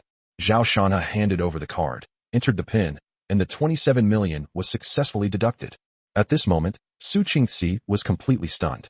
A house worth 27 million was bought just like that, and by this good-for-nothing brother-in-law whom she had always looked down upon, etc. It seems he didn't sign it himself, which means... Su Qingxi immediately screamed, You gave the villa to this woman? Who I give it to is none of your business. Get lost, Zhao Shana said. How could you do this to my sister? You spend money to support other women. I'm going to tell her I'm divorcing you. Su Qingxi said. Please go ahead. Zhao Shana never took Su Qingxi seriously. She was nothing more than a fly. After saying that, he prepared to leave with Zhang Luan to take a look at the house they had just bought, and if all went well, they would move in today. The villas are all fully furnished, so you can move in as soon as you buy furniture. However, some people prefer a different style and can renovate. As long as you have money, it's no big deal, etc. At this moment, Tian Feiyun, who had been silent for a long time, suddenly spoke. Zhao Shanha looked at him. What's the matter? Tian Feiyun asked, Is your money related to Shihan Construction? He knew very well that Shihan Construction should have failed. Because of the Chengnan nursing home incident, he can be said to be the mastermind behind it all. He instructed Wei Biao to bribe the managers who previously worked at Shihan Construction through coercion and enticement, and to tamper with the construction materials and procurement, turning the Chengnan nursing home into a paper-thin project. According to his plan, after Shihan Construction's collapse and reputation ruined, he could smoothly take over the Chengnan nursing home and acquire other projects, which would be a win-win situation. From then on, Feiyun Construction would dominate the government's mid to lower-end projects. However, plans can't keep up with changes. What started out smoothly eventually forced the previous CEO of Shihan Construction to sell the company. But everything changed after Lin Ruoshi took over. First, they noticed the quality problems at the Chengnan nursing home in advance and immediately came up with a solution. Even he found these methods incredibly ingenious, and coupled with the incredible construction blueprints, they completely turned a seemingly hopeless situation around. All of this made him vaguely sense that there seemed to be a figure standing behind Lin Ruoshi. Yes, this is the expert that Su Liuli has mentioned several times recently. If things ended there, that would be fine, because Chihong Construction has run out of money. No matter how ingenious the solution is, it's all just empty talk without funds. Tian Feiyun felt confident of victory. But today, another unexpected incident occurred. Chihong Construction, with funds from who knows where, has started construction on a project worth 2 or 300 million yuan. And now, Zhao Shanha, who has a close relationship with Lin Ruoxi, actually has the money to buy a villa. 27 million, paid in full right away. Where did he get the money? At this moment, he couldn't help but think too much. Could it be that the master has made another move? Chapter 39. He's gone. He doesn't want me anymore. Hey, I'm asking you a question. Where did your money come from? Su Qingxi crossed her arms, her gaze scrutinizing as she questioned him. Seeing Tian Feiyun's expression, Zhao Shan's heart stirred, and the corners of his mouth turned up. Had she taken the bait? Since you're so interested in this expert, don't blame him for ripping you off. He said, you're meddling too much. Where my money comes from is none of your business. What's your attitude? I'm afraid your money is ill-gotten and will affect my sister. You'd better confess now, or turn yourself in if you should, Su Qingxi said angrily. Zhao Shan sneered. If you suspect the money is ill-gotten, then go ahead and call the police. You'll get me arrested. Won't that be what you want? Besides, 27 million is a huge amount. I'll probably get a life sentence. Su Qingxi frowned. She wasn't stupid. This guy was so open about it, so the money must be fine. So she said, we're all family. Don't make it sound so serious. I'm worried about my sister. Just tell us where the money came from, and we'll be at ease, okay? I'll say it again. My money has nothing to do with you. If you have any doubts, then call the police. Hateful. This scoundrel is completely unyielding, which infuriated Su Qingxi, but she was helpless. Seeing Zhao Shan's wealth was more painful than losing money herself. She had only recently returned to China and had originally planned to buy a house today, but now she had lost all interest. After all, this nominal brother-in-law directly bought a luxury mansion worth nearly 30 million, while her own budget was less than 5 million. Even if you don't say it, I know that this money is related to that expert, isn't it? Tian Feiyun suddenly said. Zhao Shan shuddered involuntarily, his face suddenly darkening. She even told you this? Damn it. Think what you want about this. I won't say anything. Tian Feiyun smiled slightly. There are no permanent friends, only permanent interests. What Lin Ruoxi can give you, I can give even more of, as long as you introduce me to the expert. You're dreaming. Sister Xiaowan, let's go. After saying that, he told Zhang Wan to leave. Su Qingxi and Tian Feiyun stood there. Su Qingxi was furious. Zhao Shan's attitude was too rude. Tian Feiyun frowned, becoming increasingly certain of his guess. When the expert was mentioned earlier, Zhao Shanha was clearly agitated. The matter is definitely related to the expert behind Lin Ruoxi, but Zhao Shanha will certainly not tell him. Perhaps Su Liuli can find out something. Afternoon. He led Zhang Wan into the villa. The 27 million house is indeed extraordinary. It is spacious and bright. Sitting in front of the floor-to-ceiling window on the third floor, you can see ships sailing on the river in the distance. The view is clear. However, since no one had lived there, the house was covered in a layer of dust. Zhao Shanha called a housekeeping company to clean the entire house, then ordered some furniture and appliances, and finally packed up all his belongings from the Yujiang villa. By evening, the move was complete. From now on, this is our home, Sister Xiaowan. Let's celebrate and have a drink. Zhao Shanha said to Zhang Wan as he lay on the large sofa. Zhang Wan nodded. Okay, I'll go buy the wine and groceries. An hour later, a sumptuous meal and 4 bottles of Wulianya liquor were laid out on the table. Zhao Shanha hadn't drunk alcohol for a long time, but he was in a good mood today and drank freely. Sister Xiaowan, I respect you. Without you, I can't imagine what my life would be like now. Zhao Shanha, his eyes blurry with drunkenness, raised his wine glass and spoke to Zhang Wan. Zhang Wan's face was flushed, and her eyes were full of tenderness as she looked at Zhao Shanha and said, Shanha, I'm here. I've always been here. It was you, and Mom and Dad, who gave me a second, and even a third, life. Everything I have, all of it, I'll give it to you. She was already drunk, and her vision was starting to blur. She said, Shanha, actually I like you too, not like a younger brother. But I didn't dare tell you. I was afraid you'd distance yourself from me. I didn't go to your wedding. I cried for half a month. I couldn't face the days without you now. Being able to take care of you is the happiest time of my life. I can't marry you. I'm not worthy. I can only be by your side as family. She said a lot, and Zhao Shanha also said a lot. In the end, they both passed out on the sofa. The lights were warm, and smiles played on their lips. On the other side, what did you say? My husband bought Zhang Wan a villa? Su Liuli, who was in a meeting, was stunned when she received a call from Su Qingxi. Her phone slipped from her hand without her noticing, and she seemed completely stunned. Mr. Su, may I ask, the assistant whispered from the side. Su Lioli regained consciousness, a terrifying light appearing in her eyes. The next second, expressionless, she overturned all the documents on the table and threw them onto the floor. The meeting is off. After saying that, she picked up her phone and walked out without saying another word. President Su, President Su. Someone called her from behind. Roll. Su Lioli didn't even turn her head, went straight into the elevator, and drove out of the parking lot. She sped along, running several red lights, until she arrived at Yujung Villa. As she stood at her doorstep, at the home she had returned to countless times day and night, she suddenly felt a sense of fear. She took a deep breath and told herself, no, it can't be. Extend your hand and unlock with your fingerprint. Opening the doorway, the house seemed unchanged, but the person who used to always wait for her was gone, leaving it cold and deserted. On the shoe cabinet, only a few pairs of high heels and women's slippers remained. Panic filled my heart. Her eyes welled up with tears, and she ran into the bedroom like a mad woman, then into the study. It's all gone, absolutely all gone. He really moved away. Her vision was already blurred, and tears streamed down her face. Her heart felt as if a piece was missing, leaving it empty. I sat on the sofa, lost in thought for a long time. Snap! Suddenly, she reached out and slapped herself hard across the face. Just then, the phone rang. It was Tian Feiyun calling. She answered it blankly. Lioli, Shihan Construction suddenly has money, and that crippled too. Tian Feiyun said urgently. Su Lioli suddenly screamed. I won't allow you to call him crippled. Tian Feiyun was taken aback, then quickly said. Okay, I won't say. It's that Zhao Shanha, with so much money, must be related to Shihan Construction. Try to find out where this money came from, whether it's related to that expert. After listening, Su Lioli smiled sadly. It's all your fault. If it weren't for you, my husband wouldn't have misunderstood me. He left. He doesn't want me anymore. Tian Feiyun was secretly delighted, but feigned regret. What a pity, but it's a project issue now. After all, you invested 80 million, which is real money. Su Lioli silently hung up the phone. Gradually calming down, she realized that no matter what, she had to earn money and win her husband back. She wants both fish and bear's paw. Chapter 40. Su Lioli is moving in. In the middle of the night, Zhao Shanha was awakened by the urge to urinate. He struggled to open his eyes, his breath reeking of alcohol. The 3 empty bottles on the ground reminded him that he had drunk too much. My gaze shifted to the side, and I saw Sister Xiaowan lying on the sofa, fast asleep, breathing evenly. Zhao Shanha carefully pulled the wheelchair over and moved it up little by little.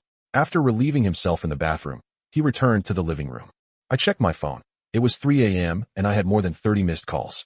Lin Ruashi called 5 times, and the rest were calls from his wife. The most recent one was half an hour ago. Zhao Shanha stared at the call log for a while, but ultimately did not reply. As I put my phone away, I suddenly noticed that Sister Xiaowan had changed her posture. She shifted from lying on her side to lying on her back, and then, as if dreaming about something, she started muttering to herself before a sweet smile blossomed on her face. She was so beautiful, her delicate face was flawless, and Zhao Shanha was stunned for a moment. Having been married to Su Lioli for 5 years, his aesthetic standards had become quite high. Ordinary beauties couldn't even catch his eye. But now, Xiaowan was no less attractive than his wife. How come I never noticed before that Sister Xiaowan is so beautiful? Zhao Shanha muttered to himself, feeling like he was blind. They relied on each other when they were young and never thought about anything else. In addition, they were often together, so their relationship was more like family. But now, looking at Sister Xiaowan, Zhao Shanha's heart skipped a beat, and a special feeling began to grow within him. How come I never noticed how wonderful Sister Xiaowan was before? If I hadn't met Su Lioli and had married Xiaowan, I would probably be very happy, right? Little Shanha, I will take care of you for the rest of my life. Little Shanha, I'm not going to study anymore. If anyone bullies you, I want to become the dean's apprentice and protect you. Zayashan, I'm not going to date. I'm not going to get married. Little Shanha, if you can't find a wife, I'll marry you. The girl in my memory grew up and eventually became the pretty face lying on the sofa now. Zhao Shanha sighed softly. Now that he was married and disabled, why should he think too much? At this moment, he felt a little thirsty. After a hangover, his mouth was dry, so he rolled his wheelchair around to get a glass of water. I accidentally knocked the TV remote off the coffee table, and it fell to the ground. The noise startled Jiang Wan awake. She sat up and saw that Zhao Shanha was up. She said, Shanha, when did you wake up? Why didn't you wake me?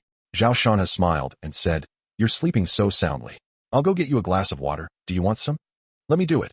Jiang Wan fetched 2 glasses of water and handed one to Zhao Shanha. She was thirsty too, so she gulped it down in one go. With each movement, her clothes opened and closed, making her figure appear even more stunning. Feeling the chill, Jiang Wan looked down and blushed deeply. She quickly buttoned up her clothes and whispered, "Don't look." Zhao Shanha couldn't help but pretend to be calm and said, "Sister Xiao Wan, I didn't see it." Jiang Wan blushed and glared at him, saying, "You're lying through your teeth." Zhao Shanha didn't respond, the scene from just now lingering in his mind, while Xiao Wan was even more shy, yet secretly delighted. "I'm actually no worse than someone surnamed Su." The atmosphere was somewhat romantic and ambiguous. Jiang Wan broke the silence and asked, "What are you and her going to do? We can now say that we are officially separated." Even now, Jiang Wan still finds it hard to believe that she suddenly bought a house and moved out. "I don't know. Maybe they'll get divorced," Zhao Shanha sighed. Jiang Wan asked, "But what if she didn't cheat on you or betray you? Our problem goes beyond that. Even if she hadn't cheated on me or done those other dirty deeds, the key issue is that we've lost trust in each other. That's really fatal. She's willing to trust her friends, but not me. And I'm no better. I was scheming against her too. You're different. You're doing this for revenge. When things come to a head, she'll love you and will have to understand you." Zhao Shanha shook his head. "She won't understand it that way. Our values are quite different. If I bury all her hard work and interests, and she's still willing to stay with me, then that's true love." Jiang Wan said, "Perhaps so. People can change. Rather than believing that she will change, I would rather believe that it is easier to change mountains and rivers than to change one's nature." "No, because you've changed," Jiang Wan said seriously. "Do you remember how persistent you used to be? When you were in the orphanage, you argued with the supermarket owner for a week over 10 yuan and finally got the money back. During the exam, because the examiner marked a question wrong, you pointed it out directly at the school assembly, and the examiner's face turned black. In the past, as long as you thought it was right, you wouldn't care what others thought. But since you got married, all your sharpness has been tempered, and you have become the most suitable shape for Su Liuli." Zhao Shanha remained silent. Because Jiang Wan was right. After 5 years of marriage, he tried hard to change and adapt to Su Liuli's personality. You love her, so you accept everything about her and adapt to everything about her. But now it's the other way around, and you're not backing down. If she loves you and doesn't want to lose you, then she has to change. Finally, Jiang Wan gave a summary. "This is what it means to get along. I never imagined that Sister Xiao Wan, who isn't married, could see things so clearly." Zhao Shanha vaguely realized that he had made a mistake. He had been too indulgent towards his wife over the years. That night, the two chatted for a while and then fell asleep on the sofa. In the morning, Zhao Shanha got up. He felt refreshed after spending a night in the new villa. After maneuvering his wheelchair out and watering the plants in the garden, Zhao Shanha felt an indescribable sense of comfort in this kind of life. This villa is very luxurious, with gardens in the front and back, and swimming pools both indoors and outdoors. It reeks of money. There's a saying that goes something like this: when you gain something, you lose something else. For example, owning this mansion would free you from many worries. Beep beep. Just then, a horn blared. Zhao Shanha looked over in surprise and saw a van drive in. A security guard was directing traffic, then came up to Zhao Shanha and asked, "Excuse me, are these your belongings?" After all, it's a high-end villa, so people need to announce their presence before entering. Otherwise, it would be too cheap if everyone could just walk in. Zhao Shanha looked at the truck and noticed that it had the words "Moving Company" printed on it. He had a guess in his mind and looked back. A Porsche drove up and pulled right into the villa's garage. After parking, a person got out. "It really is Su Liuli." So Zhao Shanha said to the security guards, "This is my place. You can go back to your work." After the security guard left, Zhao Shanha frowned and asked Su Liuli a question. "What are you doing here?" Su Liuli ignored him and directed the movers to unload all the luggage from the truck. There was even a piano among them. "Hey, what do you mean?" Zhao Shanha frowned. Su Liuli said, "I'm going home, so don't block my way. The piano is on the 3rd floor. Hey, don't drop that one. Just leave these 2 boxes in the living room. I'll handle them myself later." She was giving orders on her own, completely disregarding the fact that she was part of the group. Zhao Shan had discovered another characteristic of his wife. She was incredibly shameless. "Sister Xiao Wan, this is your house. You should do something about her," Zhao Shanha whispered to Jiang Wan behind him. Jiang Wan nodded, then went over to help move the things. Zhao Shanha. Chapter 41. Spurring on the horse, they succeeded again. After the moving company left, Su Liuli took an apple out of the refrigerator, and while eating it, asked Zhao Shanha, "Which room are you staying in?" The villa is over 1,000 square meters, but the bedrooms are all located on the 1st and 2nd floors. Zhao Shanha has difficulty walking, so he chose the 1st floor. He pointed to his bedroom and said, "You're moving in here, so you're not staying at the Yuzhong villa anymore?" "Wherever my husband is, that's where I'll be." After finishing the apple, Su Liuli threw all her clothes into Zhao Shanha's bedroom, demonstrating her stance through her actions. With things having come to this point, the separation plan had fallen through, leaving Zhao Shanhe feeling utterly helpless. After all, they weren't divorced. She was still his wife. And for Su Liuli, this behavior was already a compromise. Given his wife's personality, she would have called directly to question him, or come over and forcefully moved his belongings back. Would his wife really change for him? It's too far from here. When I'm busy, I'll stay with my parents. Don't be angry then. Su Liuli walked over, bent down and hugged him, and said softly. Zhao Shanhe said calmly, do as you please. You can stay at your parents' place every day. I won't be angry at all. Sigh, you're being sarcastic again. Su Liuli chuckled, thinking her husband was quite arrogant, and then pointed her index finger at his forehead. Zhao Shanhe said, look, I'm telling the truth, but you think I'm being sarcastic. It seems we no longer have anything in common and have lost our tacit understanding. My husband and I have lost our chemistry. How can this be allowed? Su Liuli said with great dissatisfaction. Don't say things like that again. We are husband and wife. We should be in sync. Zhao Shanhe did not reply.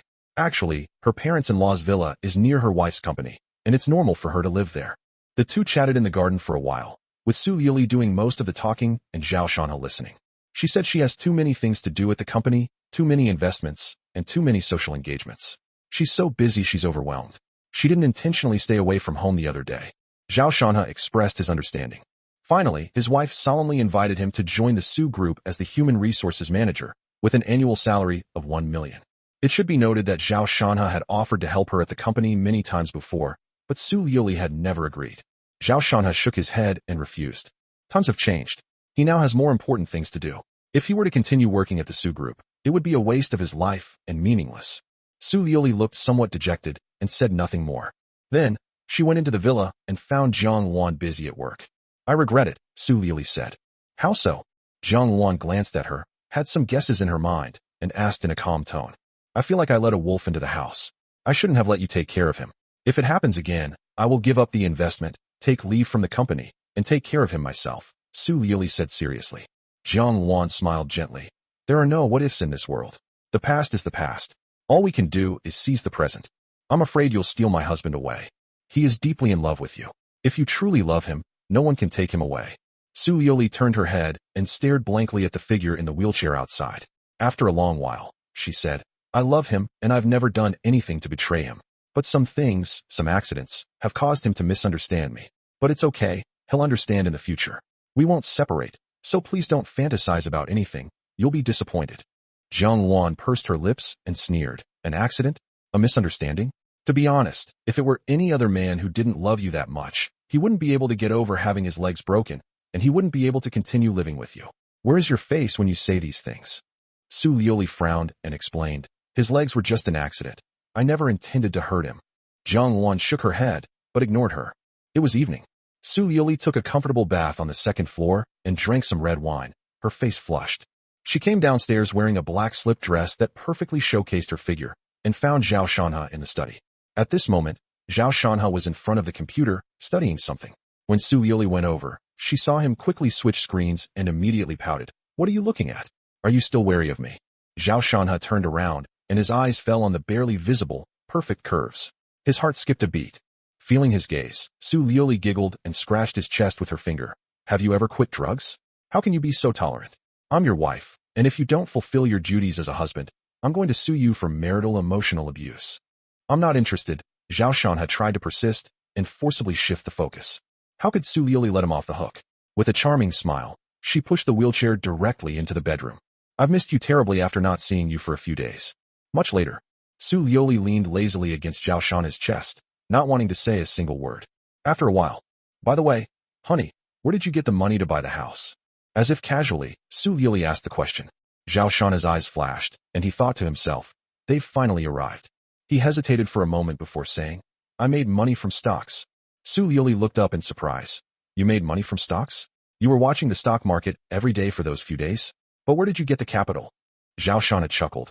I've been following Lin Ruashi's advice. She said an expert recommended a stock and lent me 10 million. I leveraged it and made 30 million. My God, what stock is this? Zhonka Energy. Su Liuli recognized it somewhat, and after a moment's recollection, she exclaimed in shock. Is it that demon stock? Zhao Shan nodded. Ugh, why didn't you tell me about this great opportunity? I have 10 million in the stock market, so I could make an extra 30 million this way. Are you sure I didn't call you? The day I asked you to give me your account and password, it was your own fault for not doing so. Su Liuli was speechless. Subconsciously, she didn't believe her husband had the ability to trade stocks. So she said, "You didn't tell me before that this was guidance from an expert? Is there a difference?" "You don't believe me anyway," Zhao Shan said. "Oh well, let's put this matter behind us and not talk about it anymore. But when can you introduce me to this expert? I really want to see who he is. He's amazing." Su Liuli sincerely praised it. Zhao Shan thought to himself, "A master is right in front of you. You have a treasure trove but don't know it. If you could trust me, you would have made a fortune long ago." But now, of course he wouldn't say it. After all, Tian Feiyun hasn't completely ruined Su Liuli. All I can say is I'm sorry, and I hope you won't blame me. Chapter 42. He became the chairman. The next day, his wife's sudden exclamation woke Zhao Shanha. He quickly looked up and asked, "What's wrong?" "My relatives have arrived." Su Liuli quickly got out of bed and used something to cushion the bed. "The project bidding meeting is on July 1st. I'll be quite busy these few days, so I probably won't have time to come," Su Liuli said as she put on her clothes. Zhao Shanha didn't care. Anyway, since her relatives were coming, she couldn't do any work if she stayed at home. After thinking for a moment, he asked, "I heard there are 2 projects in this tender. How's your progress? How many do you think you'll win?" "We've secured a few. One would be good enough. Actually, we have quite a few projects, but only the city square and the relocation of the 3rd municipal middle school are official projects with high profit margins. The others are commercial contracts, and there's not much profit margin even if we take them on. Currently, the 3rd municipal middle school is relatively better, but we don't have much hope of securing them. However, we still want to try." Su Liuli sighed. Chihang Construction had completely come to life, and they simply couldn't compete. In the end, she will most likely only get the construction of the city square. Based on her investment ratio, she can probably earn 60 million. Snap. Zhao Shanha lit a cigarette and smiled slightly. "You might not get a single project. Be prepared." What do you mean by not being able to get a single project? You'd better explain yourself clearly, or you'll screw me over." Su Liuli was taken aback for a moment, then looked at him seriously, because Zhao Shanha was very familiar with Lin Ruoxi and might actually know something. "It's just a gut feeling, don't worry about it." "Oh, speaking of which, how about you give me tens of millions when you make money?" Zhao Shanha said casually. "I'll give you tens of millions. Do you think I'm picking up money off the ground? You bought a house worth over 20 million on a whim, and I didn't even say anything. You have a nouveau riche mentality now, which is unacceptable. So hurry up and transfer the remaining few million to me, and I'll keep it safe for you." Zhao Shanha laughed. "I'm asking you for money. Why do you want me to throw away my last few million? You're going too far. I'm doing this for your own good. Making money should be done gradually. If you suddenly have money, you're more likely to lose yourself," Su Liuli said with certainty. She dressed herself, then helped Zhao Shanha dress, and helped him into his wheelchair. She said, "I think I should hire a caregiver for you. It's not good to keep bothering Zhang Wan. She'll get married eventually." Zhao Shanha took a bottle of mineral water, gulped down half of it, and said, "No need, Sister Xiaoluan has taken good care of me." The thought that Xiaoluan would one day get married filled him with indescribable emotions. "You don't really want to get involved with her, do you?" Su Liuli looked at him with jealousy, while Zhao Shanha's tone conveyed anger. She was jealous. "What are you thinking about? It's all nonsense." Seeing that she still wanted to say more, Zhao Shanha changed the subject. "Let me be honest with you about your project. I think there will be setbacks, and it will all be for nothing. Tian Feiyun is not a good person. Don't think about making money with him. If you withdraw your investment now, you can still keep your principal. All right, I'm not going to bother with you, and you're not going to bother with me either. Just take good care of yourself and stop thinking about stock trading. You won't always be this lucky. The shareholders of Feiyun Construction all have connections. Even 3 lousy subordinates can be as good as a Zhuge Liang. They're no less capable than the experts on Lin Ruoxi's side." Su Liuli didn't want to discuss the project with Zhao Shanha. He couldn't help at all, and was even discouraging her. She thought for a moment and then said, "If there's any news from Lin Ruoxi, you must let me know. We're family, so don't side with outsiders. She won't give you any money she makes. Just stay home and rest during this time. Spending tens of thousands of yuan a month isn't a big deal. Don't even think about starting a business. They're afraid I'll squander my money. But you're determined to follow Tian Feiyun, so what right do you have to tell me what to do?" Zhao Shanha smiled faintly. "We signed an agreement that we will not interfere with each other's property and business." "Yuhumph, you don't appreciate kindness. All right, let's not talk about these things that might ruin our relationship. I'm leaving. Call me if you need anything." Su Liuli picked up her small bag and hurried out the door. "You're not even eating breakfast?" Zhang Wan glanced at the doorway and said. Zhao Shanha rolled out in his wheelchair. "Never mind her, there are always a few days like that every month." They came again those few days. Thinking about what happened last night, Zhang Wan blushed and secured her wheelchair to the dining table. After breakfast, she pushed Zhao Shanha out the door. Half an hour later, we arrived at Chihan Construction. When I first joined the company, the pretty receptionist I met the other day suddenly lit up and came over in a few quick steps. "Hello, Mr. Zhao." "Zhao Shanha." The next second, the employees in the office area also saw him. "Hello, Mr. Zhao." Feeling overwhelmed by the staff's enthusiasm, Zhao Shanha asked the young receptionist, "What's going on here? You still don't know?"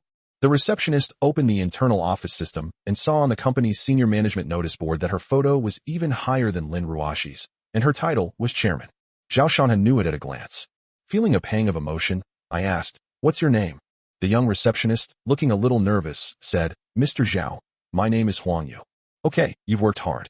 Zhao Shanha nodded and left the front desk. Zhang Wan pushed him into the elevator. When he arrived at Lin Ruashi's office, he knocked on the door. "Please come in."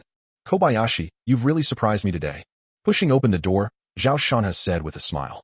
Lin Ruashi giggled, rushed over, took his hand, and said, "This is your company. You are the chairman." The beauty's kindness is immense. A company worth hundreds of millions is given away without hesitation. In other words, Zhao Shanha's net worth has now reached hundreds of millions. Zhao Shanha smiled and got down to business. "What are your plans for the next project?" Lin Ruashi pushed the wheelchair to the sofa, then sat down herself and said, "Teacher, would you like me to take you around the company first and introduce you to the senior management?" "No need. It's enough that they know me," Zhao Shanha said. "All right, let me tell you about the company's next plans." Lin Ruashi nodded and said, "The government has two projects up for tender. One is the construction of a city square, and the other is the construction of the new campus of Tian'an No. 3 Middle School. Among these, our bid for the city square construction project was 700 million yuan, with a profit of approximately 200 million yuan. Our bid for the new campus of No. 3 Middle School was 1.2 billion yuan, with a profit of 350 million yuan. After the Changnan nursing home project was launched, I communicated with the relevant person in charge and basically made it clear that we would have no major problems securing the construction of the new campus of No. 3 Middle School." After listening to her story, Zhao Shanha thought for a moment and asked softly, "Has anyone from Feiyun Construction contacted you?" Lin Ruashi sneered. "Of course they came to me. They want me to give up the construction of the new campus of No. 3 Middle School. How could that be possible? Tian Feiyun is a dirty guy, but my father's status is what it is, so he doesn't dare to do anything to me. In the end, we basically reached an agreement. We will take the construction of the new campus of No. 3 Middle School, and they will take the construction of the city square." Chapter 43 Ning Wanxiu. "I don't think it's necessary to build the city square for them," Zhao Shanha said calmly. Lin Ruashi was a little confused, so she asked, "Are you suggesting we give them the new campus of the 3rd Municipal High School?" "What are you thinking about?" Zhao Shanha smiled and said, "What I mean is, we won't give them a single one. We'll take them all. The two projects together generate over 500 million in profit. How could we possibly give it to him?" Lin Ruashi's eyes widened, but she hesitated and said, "The idea is good, but let's not even talk about whether we can eat it. The key is that this would push him to the brink. What if he becomes desperate and does something rash? The goal is to drive him to desperation. Otherwise, how can we attract an expert to give him guidance?" Zhao Shanha sneered inwardly and said decisively, "Now we only need to secure two projects. I have plans for him." "Okay. On the other hand, we are currently building the Changnan nursing home. If we take on two more projects, we will be short of personnel and other resources. In other words, we may not be able to handle it all. Our company alone cannot manage it. If we outsource, not only will our profits decrease, but it will also be bad for our reputation." Lin Ruashi unconditionally supported the teacher's decision, but still raised her own questions. "That's easy. If one company isn't enough, we'll just swallow another one." Lin Ruashi keenly realized that the teacher wasn't using the word acquisition, but rather swallowing. Her heart skipped a beat, and she said, "Teacher, what do you mean?" Zhao Shanha's lips curled slightly upward. "Acquire Feiyun Construction. This is his plan. He wants it all. He wants the project, and he wants your company too." Lin Ruashi was breathing rapidly. If successful, acquiring the project and merging the company would directly increase the scale of Chihan Construction to several billion. But is that even possible? The teacher's idea is insane. It's like trying to get fat in one bite. Putting everything else aside, just securing two construction projects is incredibly difficult. Tian Feiyun's connections in Tian'an are deeply entrenched. She, on the other hand, is an outsider who only managed to win the construction of the new campus of the 3rd Municipal Middle School because of the success of the Changnan nursing home. If you want to get both, it will inevitably affect your reputation. As mentioned above, Chihan Construction is greedy and insatiable. Securing two projects is not difficult. Zhao Shanha tapped the armrest of his wheelchair lightly with his index finger, his tone calm and unhurried. As I said before, Shihan Construction is committed to high-quality projects. Tian Feiyun has connections and influence. He's probably given a lot of gifts. We won't go down that path. We won't ask anyone else. We'll only offer one thing: political achievements. You need to do two things: build the city square and the new campus of the No. 3 middle school. First of all, since the Chengnan nursing home is under construction, let's invite the media and the marketing team to make a big splash. Let everyone know that Shihan Construction is fulfilling its promises, sparing no expense, and using only the best materials. We are determined to perfectly reproduce the blueprints, allowing no flaws, and creating a true landmark building. The second thing is to redo the plans for the city square construction and the new campus of the No. 3 middle school.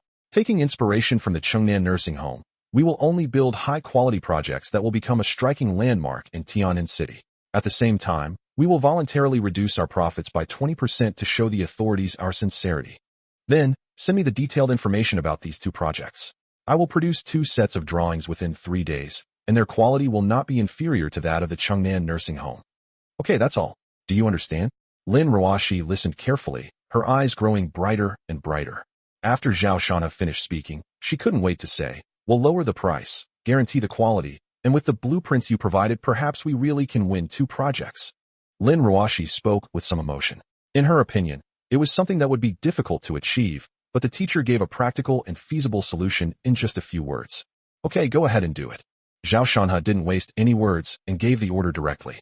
Lin Ruoxi nodded, hummed in agreement, and started making phone calls to get down to business. Zhao Shanha turned around and left Shihan Construction, thinking to myself, "Little Lin, I won't treat you unfairly. Soon I will be able to acquire Feiyun Construction, and Shihan Construction will soar to new heights, reaching a scale of billions. But this is just the beginning.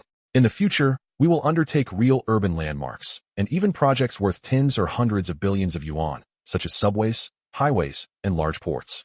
You're giving me your 300 million investment now, and I'll give you back 3 billion, 30 billion in the future." Villa number 6, Jinxiu Jianshan. After finishing the meal, Zhao Shanha leaned back on the sofa to rest. Suddenly, the doorbell rang.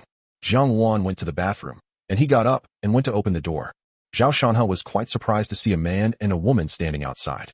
The man's name is Zhang Zhe, and the woman's name is Ning Wanqiu. They are Zhao Shanha's college classmates. Ning Wanqiu was the most beautiful girl in her class in college and had a crush on Zhao Shanha. However, Zhao Shanha was not universally loved in college, but he had quite a few female admirers. In the end, he got together with Su Liuli, which broke the hearts of many people. Ning Wanqiu's outfit today was extremely exquisite, and her temperament was elegant, just like a star on TV. "Ning Wanqiu, Zhang Zhe, it's been a long time, please come in." Zhao Shanha smiled slightly and gestured for them to enter. Zhang Zhe forced a smile, while Ning Wanqiu was incredibly excited. When she saw Zhao Shanha sitting in a wheelchair, she couldn't help but cover her mouth, and her eyes began to well up with tears. Zhang Zhe's expression darkened further. "Old Zhao." Ning Wanqiu spoke in a trembling voice, and the next second, she suddenly did something unexpected. She stepped forward and hugged Zhao Shanha tightly, making his eyes widen in surprise. "Don't push me away, I just want to hug you," Ning Wanqiu said nervously, tears streaming down her face. Zhao Shanha felt the heat and softness, and his body stiffened a little. Fortunately, Ning Wanqiu stood up not long after. She took a deep breath and smiled. "It's a bit exciting to see an old classmate. Zhang Zhe, you don't mind, do you?" A shadow fell over Zhang Zhe's face, but he forced a smile and said, "Of course I don't mind. It's just a normal courtesy." "You?" Zhao Shanha couldn't quite understand their relationship. Zhang Zhe blurted out, "Wanqiu and I are engaged, and we'll be getting married in October." Ning Wanqiu showed a hint of disgust and aversion, but didn't say anything more. Zhao Shanha was somewhat surprised. The two of them didn't have much interaction in college, and he never expected that they would get together after graduation. He led the two to sit on the sofa, at which point Sister Xiao Wan came out and poured them 2 glasses of water. Upon seeing Zhang Wan, Zhang Zhe's eyes lit up, but he dared not look directly at her, instead glancing at her out of the corner of his eye. Ning Wanqiu asked in surprise, "Old Zhao, didn't you marry school beauty Su?" "Her name is Jiang Wan, and she's my older sister," Zhao Shanha explained simply. During her university years, Su Liuli was hailed as the most beautiful campus belle. So many people called her Campus Belle Su. "Oh," Ning Wanqiu nodded. Zhao Shanha asked, "How did you know I lived here?" Ning Wanqiu immediately smiled and waved her phone. "You posted it on your WeChat Moments. Which vixen is featured in Chapter 44? So that's how it is. He took some photos of the garden and posted them on his WeChat moments, accidentally including the location. Ning Wanxiu would occasionally chat with him on WeChat, but Zhao Shanha's replies could only be described in 4 words, concise and to the point. Zhang Zhe felt a little awkward. He glanced at his phone and said, "You two chat for a while. Wanxiu, I'll go out and wait for you. You decide what to do." Ning Wanxiu waved her hand. After Zhang Zhe left, Ning Wanxiu said with a wry smile, "I don't like him, but he's the son-in-law my dad chose for me. I'm almost 30, and I can't stay single." "I see." Zhao Shanha nodded. A son-in-law who marries into a woman's family is worse than a dog. Actually, he was somewhat similar. Back then, his parents-in-law wanted him to become a son-in-law who would live with their family, and the child would have the surname Su, but he firmly disagreed. This incident led to a strained relationship with his parents-in-law after marriage. In fact, Zhao Shanha's thinking was very simple. The Zhao family were rural people and quite traditional. He was the only son left, and if he became alive and son-in-law, it would be equivalent to having no descendants. This is unfilial piety. Someone in the group messaged me saying your leg was broken, but nobody knows where you live. We messaged you to ask, but you didn't reply. You don't even consider us friends. Ning Wanxiu said with some dissatisfaction. Zhao Shanha laughed. I just don't want everyone to see my miserable state. I'm the one who's miserable. I have to marry someone I don't love. Since you're going to be together for life, maybe you can work things out and try to understand him. You might just fall in love with him. Ning Wanxiu spat and complained. Impossible. He got arrested for soliciting prostitutes at a club, and the phone rang at my place. Can you believe how disgusting that is? Then he came to my house, knelt down, and begged for forgiveness. My dad and his dad are comrades in arms, and they actually forgave him. I'm speechless. How could I possibly fall in love with him? Zhao Shanha couldn't help but laugh. Zhang Zhe was just too unlucky. Even if we get married, I won't let him touch me, and I'll let him go out and have fun. By the way, you've been married for 5 years. Why don't you want children yet? This question left Zhao Shanha speechless. He actually really likes children, but Su Liuli doesn't want to, and there's nothing he can do about it. Ning Wanxiu's eyes lit up, and she said, Is it because school beauty Su doesn't want to? How about I have a child for you? Cough, cough, cough. Zhao Shanha coughed.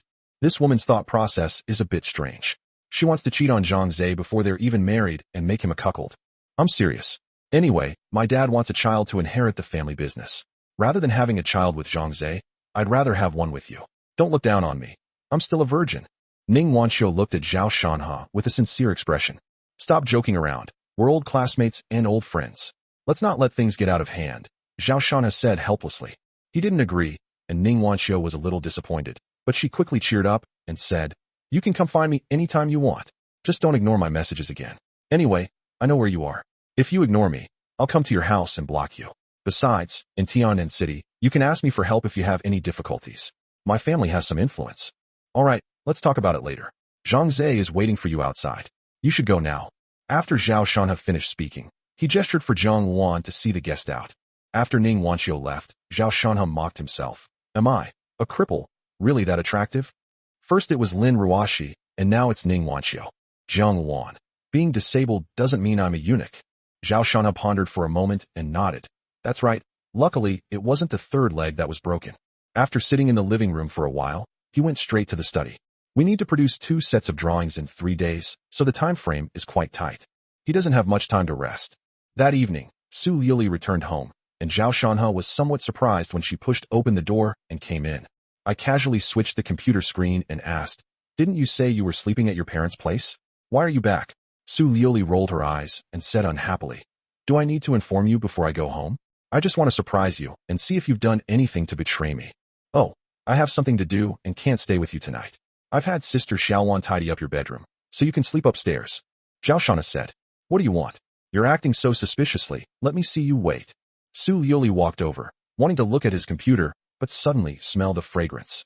Immediately afterwards, with a suspicious expression, she grabbed Zhao Shanha's collar, sniffed carefully, and her face darkened instantly. She crossed her arms and said coldly, Tell me, which vixen is it? Zhao Shanha frowned. What are you talking about? Trying to deny it? I could smell the stench of your perfume even through the door. Su Liuli sneered, her eyes filled with deep disappointment. Zhao Shanha realized what was happening and said, Ning Wanxiu came to see me today. It's been a long time since we last met. We hugged, but it was just a polite gesture. Ning Wanxiu? Is that the girl who used to like you, the class beauty in college? She's really persistent. She only hugged you once, nothing else. Su Liuli gritted her teeth, Ning Wanxiu's face flashing through her mind. They came together as a couple.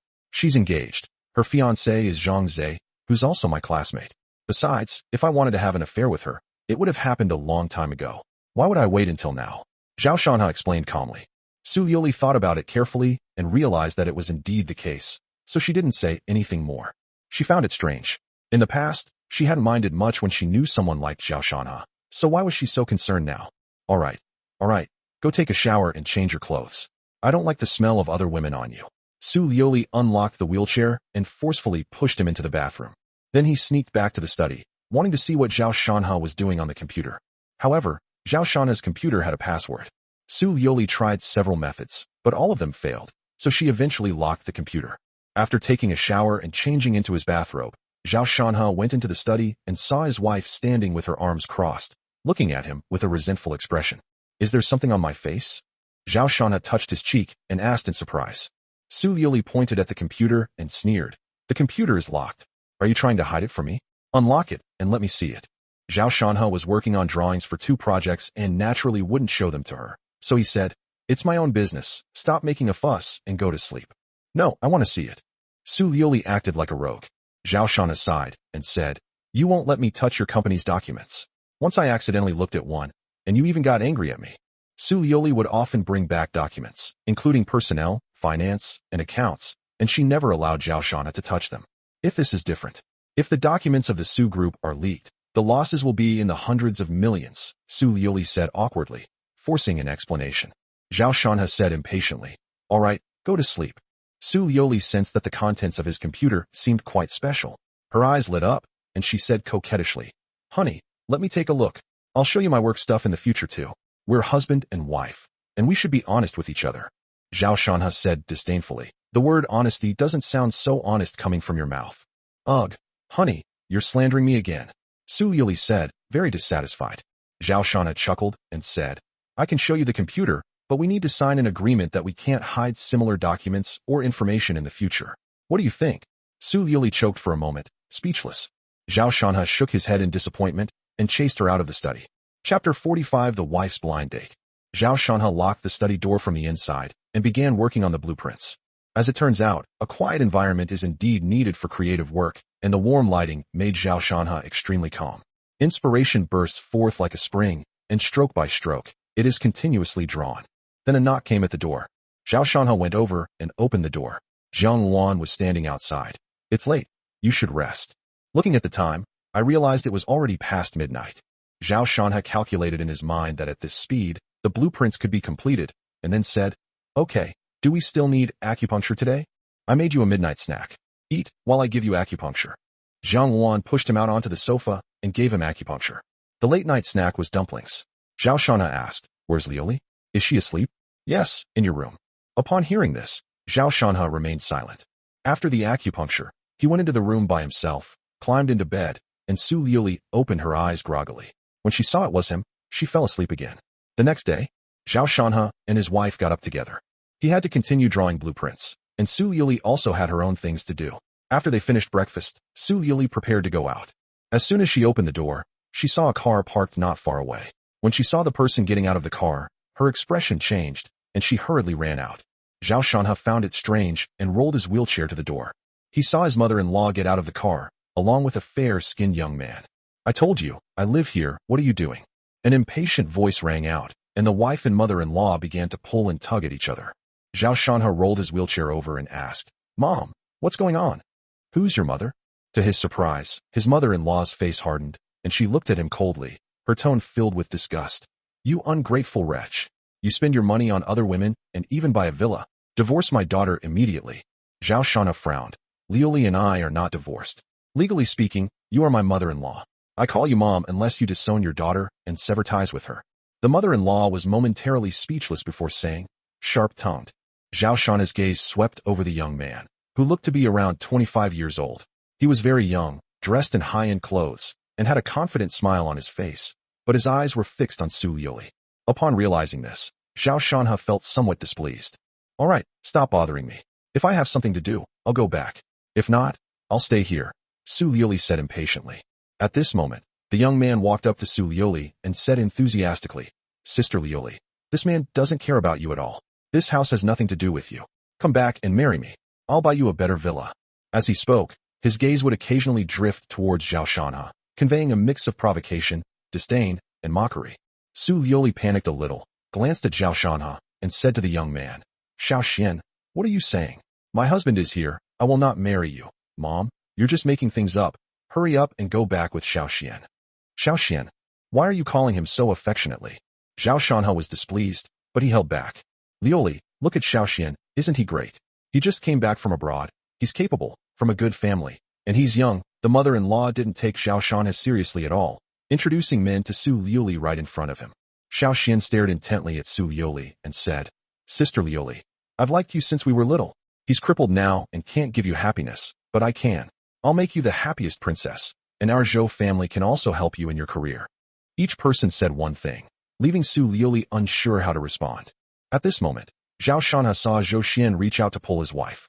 He immediately pulled Su Liuli over, looked at his mother-in-law, and said coldly, I'm neither dead nor divorced. What you're doing is disrespectful to me. Isn't that going too far? I told you long ago, if you knew what was good for you, you should have signed the divorce papers. Now you've made such a mess of things, and you can only blame yourself. The mother-in-law didn't think she was at fault at all. Zhou Xian said, let go of Sister Liuli. I won't allow you to bully her. Zhao Shanha stared coldly at Zhou Xian. There are two great hatreds in this world, the hatred of killing one's father and the hatred of stealing one's wife. If you want to take my wife, are you prepared for a fight to the death? Zhou Xian was startled by his gaze, but seeing Su Liuli behind him, he couldn't help but say, she is free. You can't stop her from pursuing her right to happiness. Right's my ass. Zhao Shanha flicked his wrist, and the metal lighter was flung out, hitting Zhou Xian hard on the forehead. Zhou Xian let out a wail and quickly covered his forehead, where blood trickled down. Zhao Shanha was still not satisfied. He looked around, trying to find a brick. Honey, calm down. He acted too quickly, and Su Liuli didn't have time to react. She quickly grabbed him and hugged him from behind to prevent Zhao Shanha from acting impulsively again. Let go of him. I'm going to kill him, you bastard. You dare steal my wife right in front of me? You think you can get away with this? Mom, take him away. Go to the hospital. Do you really want someone to die? Su Liuli held Zhao Shanha tightly and roared at her mother-in-law. Upon seeing blood, the mother-in-law was completely disoriented and hurriedly pulled Zhou Xian towards the car. Sister Liuli, I won't give up. You will marry me. You will definitely marry me. Zhou Xian said, covering his forehead as he was helped into the car. You bastard, don't let me see you again. Zhao Shanha struggled, pointed at Zhou Xian, and said with a sneer. The farce only ended when the car drove away, and Su Liuli slowly let go of him. Zhang Wan remained a detached observer. She wouldn't take the initiative in this situation, but she was always on guard. Zhao Shanha calmed down, looked at his wife, and was furious. He said coldly, Aren't you going in? Aren't you ashamed enough? Sitting on the sofa, Su Liuli's expression also dimmed. She said, See? My mom is setting me up on blind dates every day.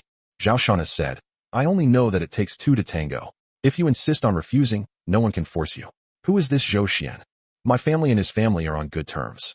I met him a few times when I was a child. I didn't expect him to say he liked me as soon as he came back to China. I only had a meal with him a couple of days ago. Don't overthink it. I won't divorce you. Su Liuli glanced at him cautiously and said carefully. Zhao Shanha stared at her and sneered. I don't think your relationship is as simple as having a meal together. Calling her Sister Liuli and Xiao Xian so affectionately. I don't understand you anymore. Tian Feiyun, that Xiaojun, and now Zhou Xian. You're not Lin Ruoxi, Ning Wanqiu, or... As she spoke, Su Liuli glanced at Jiang Wan. Zhao Shanha sighed. Whatever. Anyway, I'm disabled. Just let me know when you're going to get married, and I'll grant your wish and give you my blessing. Chapter 46. I can understand, but I cannot accept. You're talking nonsense again. Don't say such rubbish things. You are my husband, and you will only ever be my husband in this life. Don't speak so confidently. Your family, your company, and your money will all force you to make other choices. And now your mother has already started to disown me. Next, your father and the rest of your family will disown me as their son-in-law. What will you do then? Will you still be steadfastly with me? Zhao Shanha spoke calmly and indifferently. Su Liuli's expression changed, and she hesitated, as if she wanted to say something but then stopped. Zhao Shanha abruptly changed the subject, his tone turning cold, and continued, leaving aside everything else. Tell me about Zhou Xian and the Zhou family. What do you want to do? Don't do anything reckless. Su Liuli looked at him warily. How come she never knew her husband was so vindictive? Just tell me.